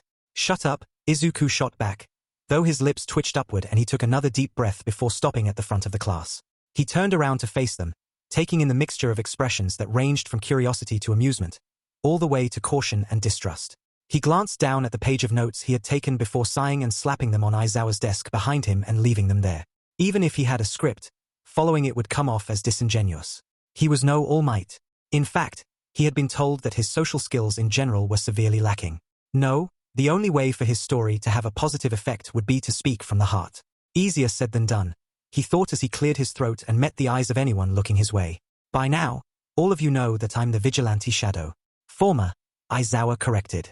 Isuku shot a glare behind him, which was met by a level stare, before turning to continue. Former vigilante. What a lot of you don't know is that I was a villain before that. Several gasps rose up through the room, and Isuku heard someone mutter called it. No interruptions, Aizawa demanded. Midoriya is going to speak his piece, and then we can get to the point. If you have questions, write them down and we can get to them later. Continue. Isuku spared a single glance towards Katashi, who gave a curt nod in silent response. That motion was about as much encouragement as he could expect from the man, at least in public, so he continued. When I was 8 years old, I found out who my father really was, the villain known as Inferno. Isuku launched into his story from his quirkless beginning, only omitting some of the more grisly details of his training and specifics about All for One that involved All Might and One for All. Other than the former, all too numerous occasions and the latter national secrets, however, Isuku spared nothing. He gave every gritty detail about what it was like to be a villain, albeit one without a choice. My missions were simple on the surface, but much more complex beneath. I was trained to be an assassin and my missions suited that purpose, but sometimes I just did surveillance and planning. I've killed drug dealers, informants, lawyers, store clerks, you name it. I've even been sent after someone on the hero commission before. He paused as a surprised murmur broke out of the class, only continuing once it died down. The point is, the vast majority of my targets served a purpose, even if that purpose was only because they stood in the way. Isuku let out a sigh as he looked over the class again. That came to a stop when Inferno slipped up. It turns out that my mother was already dead, and had been the whole time. After that, his threats had nothing to back them, because even then I could have killed him and, I tried, but my sensei stopped me. He stopped me because he knew I wasn't built for that life. Even then, years later, I wanted to be a hero. Even with the blood of hundreds on my hands, I was obsessed. He didn't want to kill me, so he sent me away with a message. The next time we meet will be as enemies. Isuku spread his hands out in a wide gesture, as if to say here I am now, and continued on. So I left. I had no idea what I was supposed to do, so I just wandered around by night as I always did. I studied, even fully knowing that I could never make it into a hero school. And, when I came across someone being mugged in an alley I jumped in. That's how I became a vigilante, because even if I wasn't doing it legally, I still wanted to help people. Aizawa cleared his throat pointedly, and Isuku could feel the glowing red eyes on his back. And since you all have the opportunity to do it legally, none of you will be committing those same acts. Clear? Yes, Sensei, the class muttered at once. Amusement buzzed in Izuku's chest and he grinned. Turns out that our beloved teacher and esteemed underground hero, Eraserhead, was on my case alongside Detective Tsukauchi. They found out that I was around the age of those entering high school, and decided that I needed help. Ashido gasped, her eyes opening wide as she stared at their teacher. You do K. Aizawa let out a groan behind him. Get to the point, Midoriya. Fine, Izuku said. Anyway, I was given an offer to attend Udota. It was more me being strong-armed than an actual offer, but that's not important. The fact is that I'm here, and the catch is that I'm under surveillance 24/7, which is why Nakamura is always with me. Both to keep me safe and to keep me from falling back into old habits. The entire class turned around at once to stare at Nakamura, who retained his natural stony expression as he stared back. He gave a single nod, after which the class began turning around one by one. So, he's not your dad? Uraraka asked. Katsuki burst into harsh laughter. Seriously? They don't look even close to the same. Izuku's a scrawny little. Izuku? Ashido prodded, whirling around in her seat to glance rapidly between them. Izuku snorted. We grew up together, until, you know. Oh, Ashido said softly, sobering up before jerking into a straight-backed position again. So you're like long-lost besties? Izuku rolled his eyes, earning a snort from Jiru. Sure, why not? Anyway, where was I? You were just about to get to the point so I can take a nap, Aizawa said in a flat tone. Izuku put on the most bland stare he could muster as he stared out over the class, earning himself a few laughs and chuckles before he nodded. Fine, anyway. One of the reasons I'm telling you this is so that you understand where I come from, but also so I can help you understand things from a villain's perspective. In general, there are 3 types of villains you'll encounter. Your run-of-the-mill daytime villain, The ones that make hero fights on the news or that go viral on the internet. I never worked with them much. They either want attention or just to cause chaos. They usually make their presence known and go down within days of their debut. Then you have the ones that do it for money. Sometimes they go after banks and stores, resulting in the same. They show up and go to prison not long after. But other times these are your drug dealers, human traffickers, informants, and so on. They can be crafty, but their motives are easy enough to trace if you follow the paper trail. Easier said than done, Aizawa muttered, clearly experienced with those types. Of course, Isuku relented. Third, you have the ones that see themselves as revolutionaries. They want to change the world in some way, usually to benefit themselves. The League of Villains are the best example. They aren't new by any means, but they waited until USJ to announce themselves. They had a plan, and I can say for certain that their plan won't stop there. Everything they've done, and everything they will do, has a purpose that furthers their motive. What they want is to tear society down and rebuild it in their own vision. Starting with all might, as they clearly stated. But they failed, Kirishima cut in. They weren't expected to succeed, Izuku said with certainty. That was a trial run and a statement. A declaration of war. Trust me, they haven't even gotten started yet. I spent years being used as a tool for their preparations by clearing away rivals, collecting debts and establishing their presence in the underground. With me as a weapon their influence spread, to the point where the rest of them had no need to make an appearance. Except Inferno, Todoroki pointed out. His tone was cold and he bore a scowl on his face. Inferno was an idiot. He did what he wanted and somehow got away with it, but he doesn't matter anymore. Izuku bit his tongue and continued on, pushing away the thought of Hisoshi as well as he could. My point is, I may not know their plans currently, but if anyone here knows them best, it's me. And one thing I know for certain is that they can and will kill anyone who stands in their way. They would have killed anyone here, including me, if it meant getting what they want. Izuku let his expression fall into a neutral one as the class regarded him with varying expressions, none too few appearing terrified. He opened his mouth, but was interrupted by Aizawa. This is too early for this conversation, but it would be illogical for me to hold back, so listen closely. Death happens in the field. There are civilians we're too late to save. Villains can die if you use just a little too much force. Heroes die in the field. Midoriya is right that villains often have the advantage of not caring. Someday you might find you have no choice, as Midoriya did last week. It happens to the best of us. Izuku glanced back, and he could tell upon meeting his teacher's eyes that the man had been there before, as well. Killing was easy, often much easier than trying to incapacitate or restrain somebody. When faced with devastating power, a well-placed killing blow could be the difference between your life and theirs. Izuku nodded and turned around. I don't like it. I never have, but it doesn't change anything. I just hope that none of you have to do the same. He sighed and leaned back against the desk. Now, over the next few days I'll be compiling a list of everything I know about the League. After the sports festival we can go over that list in case they attack again. Good, Aizawa announced, slapping his hands on his desk and standing.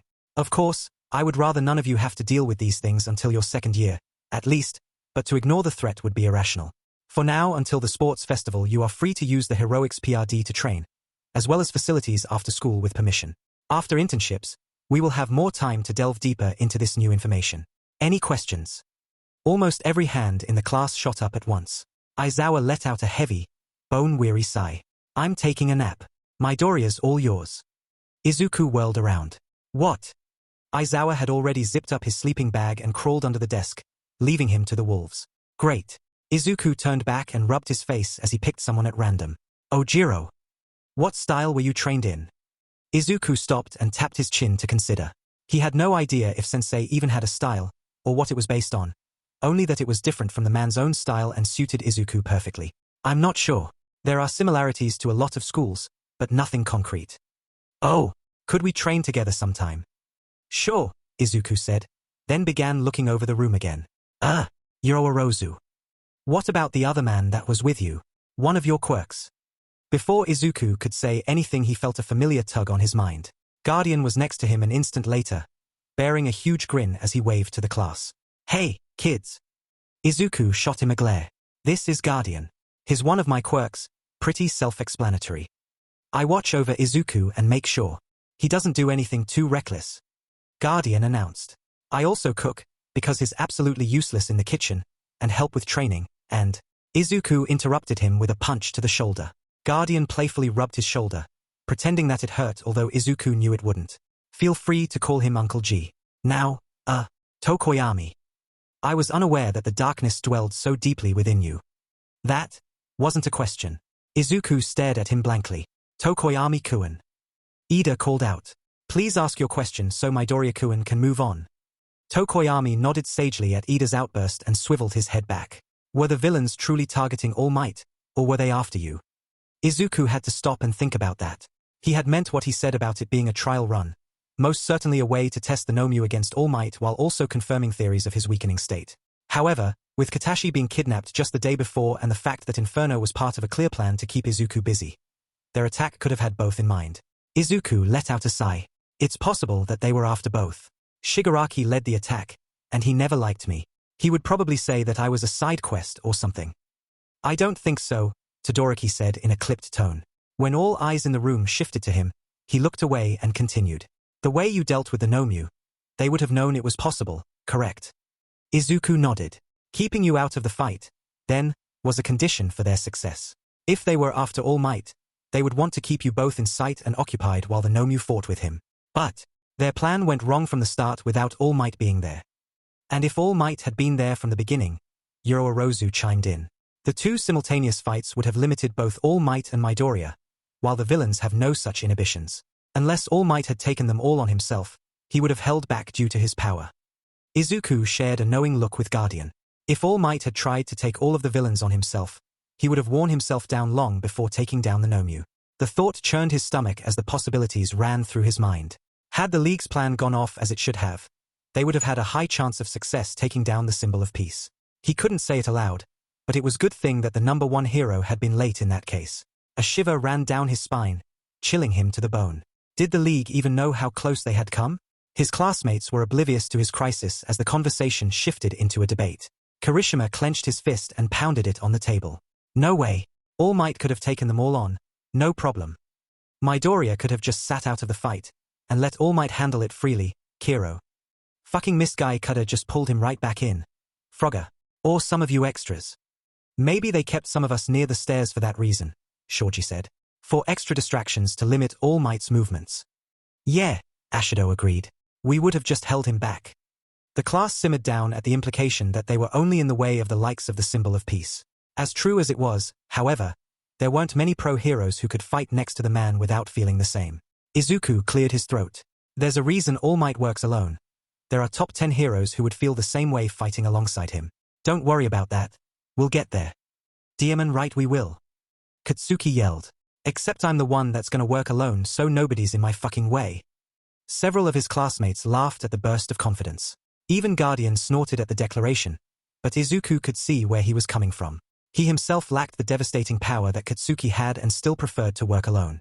Not that he was against teamwork, not really, but he always had worked alone in the field and his experience working with others was lacking. Before they could calm down and get to the next question, the ringing bell pierced through the air, signaling the end of their class. Never in his life had he been so glad to hear it. Any more questions can be handled on your own time, but don't harass Midoriya, Aizawa Sensei called out, not even bothering to come out from under his desk, as they began gathering their belongings. You're dismissed. It was early in the evening by the time Tsukauchi arrived home. Izuku looked up as he stepped through the door, dragging his feet until he removed his shoes and winced with each step further into the house without them. His work attire was only wrinkled in the slightest, tie pulled loose and the top buttons on his shirt undone. In all likelihood, he had spent most of the day doing paperwork, and after such a long night with minimal sleep and far too much coffee, even by Izuku's standards, his exhaustion was understandable. Welcome home, Izuku greeted as he turned back to his homework. Long day. Thanks, Tsukauchi said. Yeah, all of those villains. Never-ending paperwork. I'm sorry. I signed up for it, Tsukauchi responded blandly before turning to Katashi. If you don't mind staying a while longer, I'd like to go get cleaned up a bit. Katashi nodded. Of course. Tsukauchi offered a small smile and nodded his thanks before heading down the hall. When Izuku heard the bathroom door shut, Guardian appeared and moved into the kitchen to prepare their dinner. Izuku stayed where he was on the couch, focusing on his homework while the sound of the TV filled the background. English was never his strong suit, but he felt like he was finally getting a decent grasp on it. He looked up as the couch shifted, nearly jumping in surprise as Katashi settled onto the sofa next to him. He sat straight-backed and made no visible effort to relax, but the fact that he was sitting at all spoke volumes. Outside of the occasional dinner and rare breakfast, Katashi exclusively remained standing the whole time they were together. It would come as no surprise if he learned that the hulking man slept standing up. He must have been staring, because Katashi glanced over and raised an eyebrow. What? You're sitting, Isuku pointed out.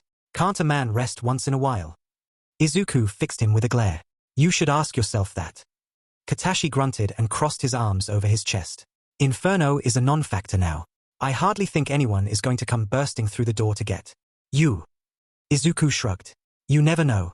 Shigaraki was cessed that I ruined his plans. The couch creaked as Katashi shifted towards him, his brow furrowing as his expression became somehow more serious. Do you think he will come after you? Isuku sighed and tossed his feet up on the coffee table, leaning back as he did so. Relax, Katashi. If he comes after me, it will be in a public place where people can see. He always did want to make a name for himself. So no public places, then. Got it? No, that's not. What about public places?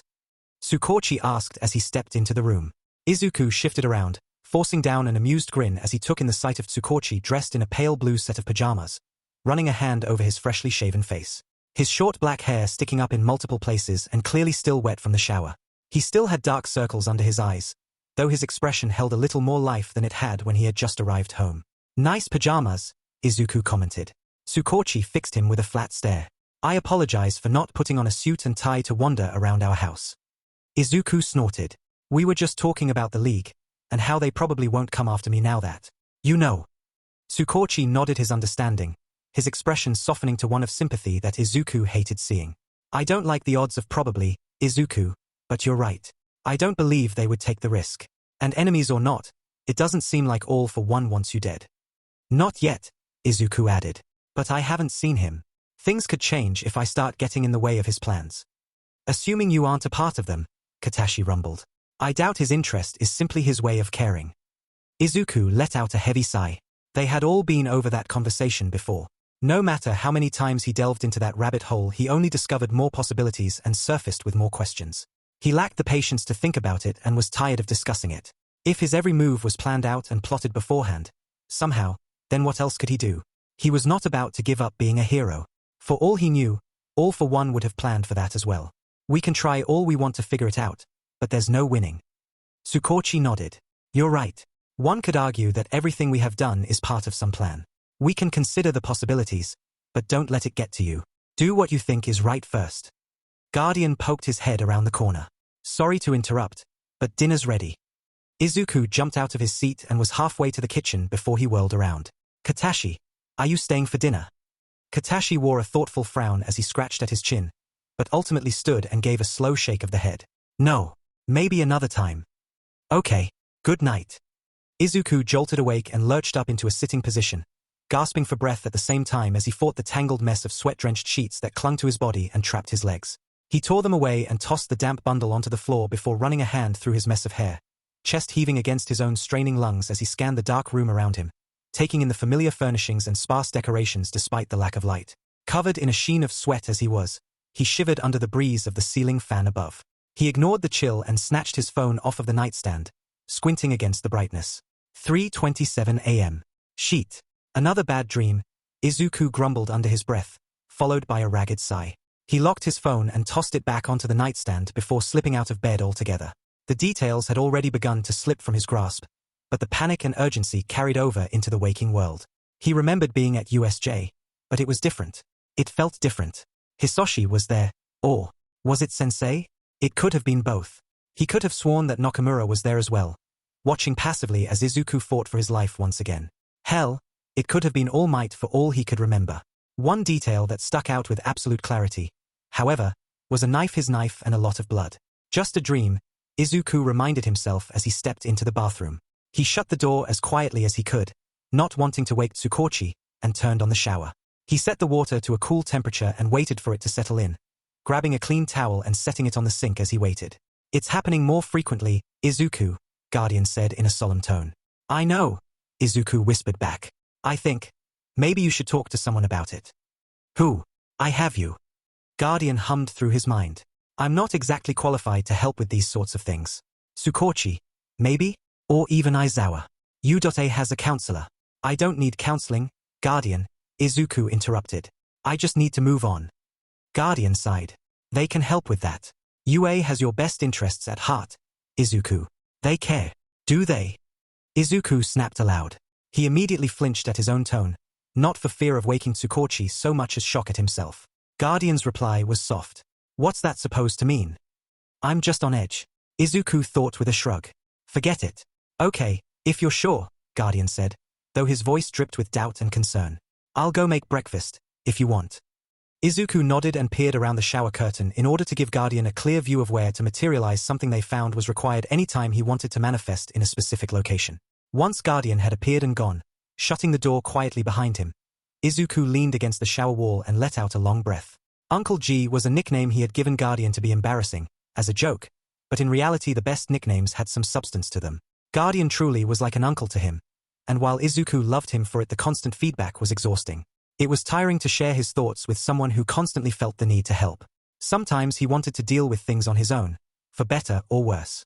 Although he enjoyed truly having time to himself, Isuku could not bring himself to push Guardian away unless the situation called for it. Showering, while not exactly uncomfortable or embarrassing, was one of those situations. Everybody needed moments of privacy, including Guardian himself. He basked in the cool spray, running his hands through his hair as he grasped at the fading threads of his dream. He was no stranger to nightmares.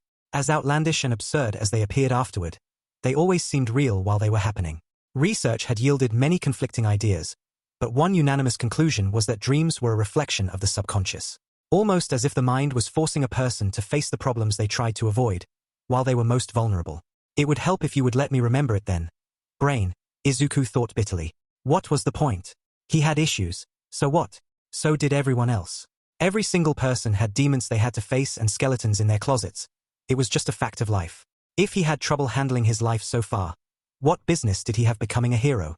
Hero enthusiast or not, he knew that the worst had yet to come if he continued down the hero path. It could always be worse, and it was likely to get there if he grew complacent. Drawing in a deep breath to calm his mind, he shut off the water and stepped out of the shower to get dried off and dressed. He could not afford to be weak, not with Shigaraki and who knows how many other villains out there targeting them. And Shigaraki would target them. Isuku knew that for a fact. As hopeless as their little outing had been, Shigaraki despised losing more than anyone he knew. Shigaraki had never had any qualms about harming him, regardless of Sensei's insistence otherwise. After all, his successor would always be higher on the priority list. The sports festival was approaching, as well, and while Isuku was certain he had a different goal in mind than his peers, he had a point to prove and an impression to make nonetheless. Their success in the festival had a direct impact on their internship options, and Isuku wanted to have as many options open as possible. If he made too strong of an impression, however, well, that may lead to other problems. While the League already knew more about him than he was comfortable with, he was not small-minded enough to underestimate the other villains out there that stood apart from them. In order to work underground, he would need every advantage he could get, which meant that being broadcasted on live television around the world was at the bottom of his list of ideal scenarios. Was sitting out of the festival even an option? Most people would never even consider it, but those who knew where they were heading could benefit from opting out in the long run.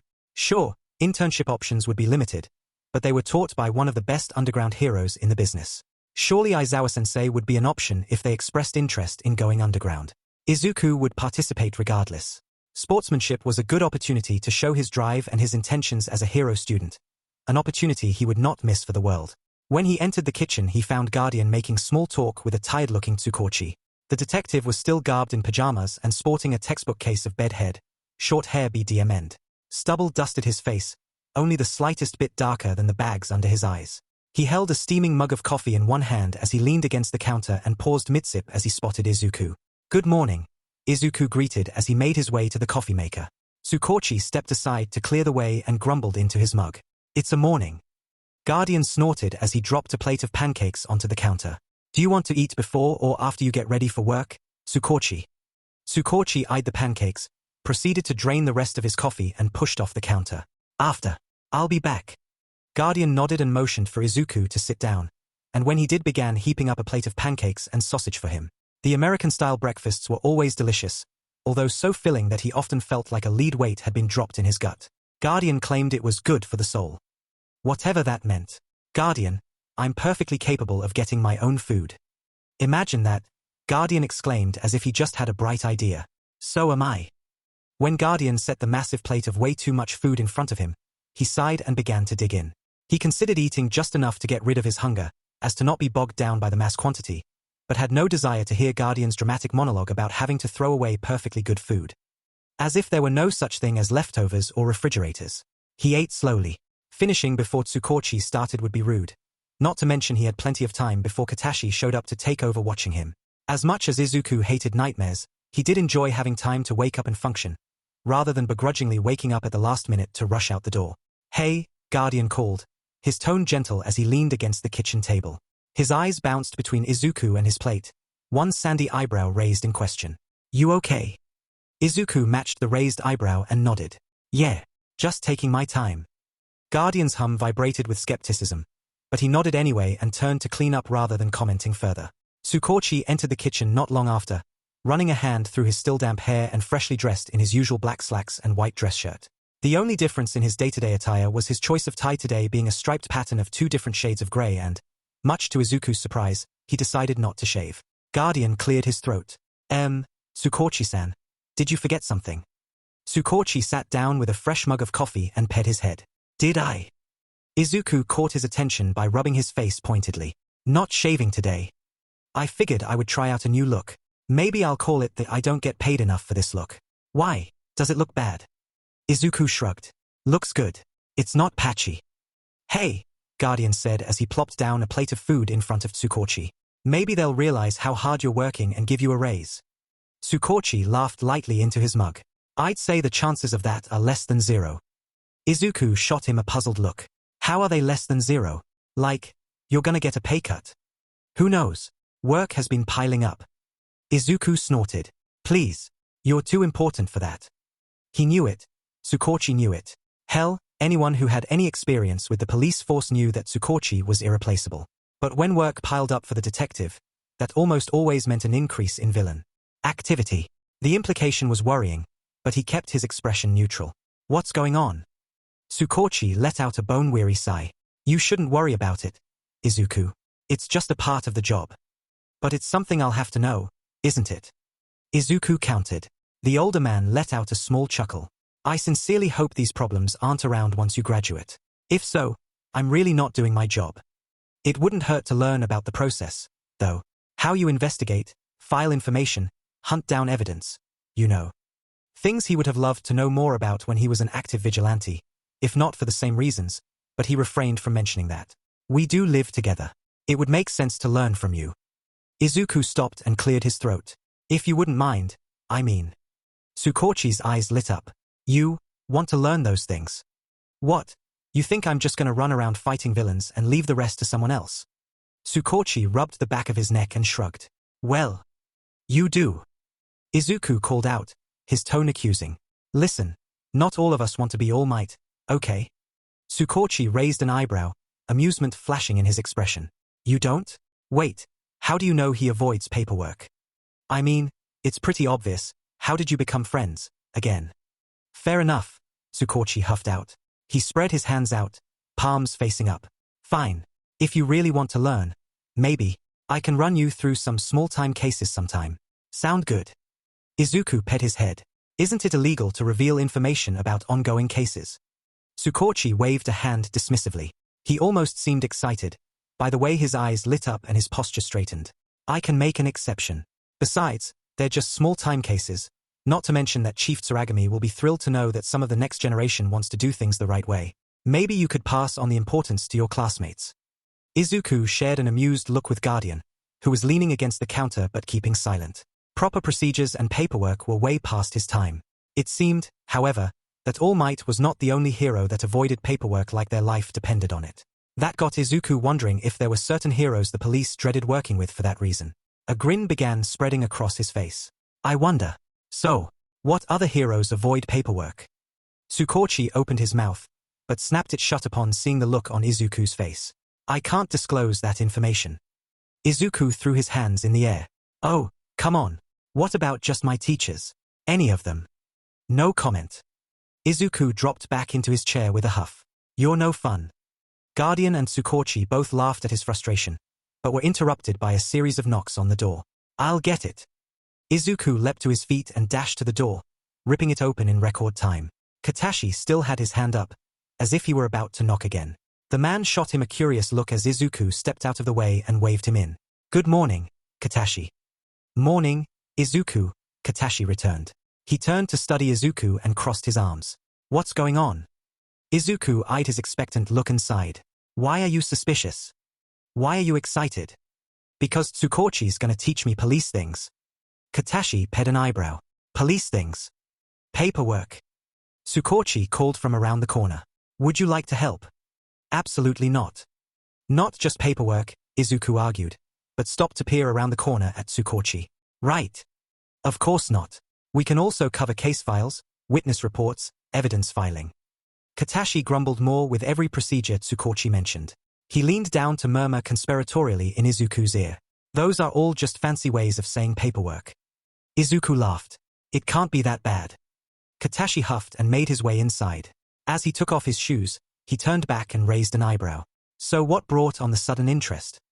Heroes have to do paperwork and work on cases, too, and the best person to learn from is right there. Izuku gestured towards the kitchen. I don't know how I never thought of it before. Give it time, Katashi said. You'll wish you didn't soon enough. Don't discourage him, Nakamura. Tsukauchi scolded while poking his head around the corner. Do you want to be stuck with his paperwork when he graduates? Katashi shrugged. I'll be more than eligible to retire by then. Izuku snorted as Tsukauchi sighed and disappeared around the corner again, no doubt to retrieve more coffee to drown his own exasperation. Ready to go? Katashi asked, patting him lightly on the shoulder. You've got a free training PRD today. Izuku perked up. He had almost forgotten about that. With the sports festival approaching, Aizawa Sensei decided it best that they be free to train on their own to increase their own chances of success. Despite that, he had no doubt that their teachers would be keeping an eye out for slackers and to keep them from hurting each other if they decided to spar. Knowing Aizawa, he would probably be watching like a hawk, keenly pinpointing weaknesses and areas for improvement in the future. Izuku practically bounced to the door to put his shoes on. Yep, let's go. Guardian. Coming. Since the announcement that they were moving forward with the sports festival, the atmosphere of the class, especially in the training grounds, was like night and day. The field was not unlike the one they used during the quirk assessment, but with the addition of dummies of all sizes and groupings, a miniature obstacle course, sparring circles, and more. They were even given access to a plentiful refreshment table, fully stocked with anything they would need to keep their energy up. They had everything they could possibly need, yet while half the class thrummed with energy and excitement, it seemed the other half was wary and subdued. They really are looking at this like every man for himself, Izuku mused. Not that he could blame them when his attitude was much the same. Looks like it, Guardian observed. Todoroki and Bakugo already took off to opposite ends of the field. Yororozu and Ida took off, as well, Izuku added. As reluctant as he was to rank his classmates, the reality of it was that the strongest took to working on their own almost immediately. Perhaps it was a testament to experience, knowing that whatever they showed during training would be used against them later on. It was a smart move, albeit an uncoordinated one. With everyone taking off in different directions, it would be near impossible to keep an eye on everyone at once. Izuku wasn't all that interested in what his classmates were doing.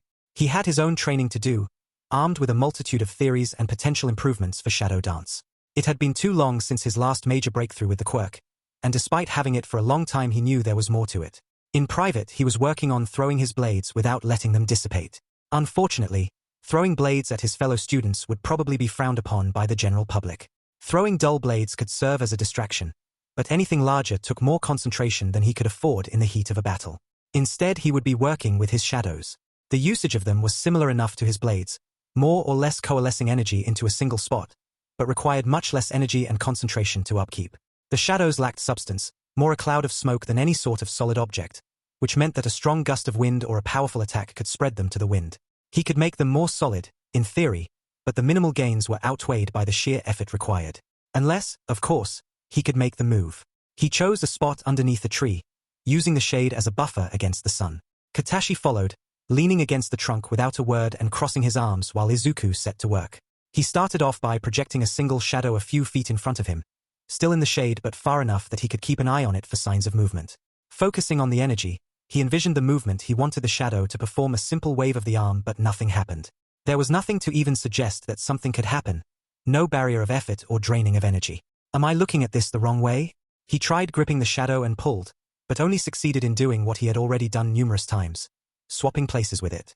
This is way out of my realm, Izuku, Guardian admitted. You're the expert here.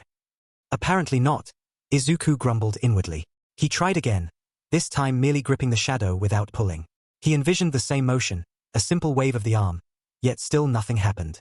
He kept his focus and pulled again, swapping places with the shadow and proceeding to plop down on the ground in frustration. Katashi cleared his throat. What are you working on? Nothing, apparently. He didn't have to see it to feel the unamused look he was receiving. Fine. I'm trying to make the shadow move. It moved right before you switched places with it, Katashi said, his tone as bland as if he was discussing the weather. Izuku leapt to his feet and stared at him. Really? Katashi simply nodded. Izuku rolled his eyes at the lack of, well, anything, from the man and whirled around to stare at his shadow critically, rubbing his chin as he considered the implications. The shadow wouldn't do anything when he tried to make it move telepathically. While not surprising, he was still hopeful, but it apparently moved before he swapped places with it. Swap. He turned to look and promptly froze. The shadow had its arm up as if it was holding its chin, just like he was doing when he swapped with it. Yes. Izuku cheered. Okay, so it mirrors my posture just before I swap with it. Can I make it mirror my movements, too? He gripped the shadow and moved randomly. Nothing. He tried again, this time pulling and swapped places with it. What does it feel like? Guardian asked. What does what feel like? The swap? Doesn't feel like anything when I'm standing still. But, no, Guardian interrupted. I mean how you swap. Is it like a trigger? Or flipping a switch? Or like, I don't know, the pedals in a car? The pedals. Guardian, I've never driven a car in my life, Izuku thought, both confused and amused. Guardian sighed. Right, still a kid. Okay, but the question remains. How does it feel? Izuku ran a hand through his hair. I don't know. I just pull and then it happens? Guardian hummed through his mind. Maybe try pulling just a little, but not enough to actually do the swap. Okay. Izuku gave it a shot, gripping the shadow and pulling gently. He pulled a little bit more, testing it out, and then swap. Okay, so if I figure out the point before it swaps and hold it there, maybe I could make it move without actually swapping places. Like a clutch? Katashi asked. Izuku stopped. What's a clutch? You know, the pedal in a car. Izuku groaned, interrupting him. Seriously, you too? I've never driven a car. Katashi raised an eyebrow. Who else is talking about cars? Guardian. So you're trying to give just enough to make it move, without actually initiating the swap. Izuku nodded. Yeah. Katashi hummed deeply. Try to pull at a gradual, even pace and get a feel for exactly when the swap happens. Once you get used to that, you might be able to hold it there without actually doing it, but still be able to move it. Izuku stared at him. This is another car thing, isn't it? Katashi nodded. With certain cars, it's called the bite point, or engagement, and I don't care about cars. Izuku yelled, throwing his hands in the air. Kids these days, Guardian lamented. You will when you're older, Katashi said with certainty. It's a relevant metaphor. It's not relevant when I don't know what you're talking about, Izuku countered, but he relented. Fine, I'll try it. Just before the whatever.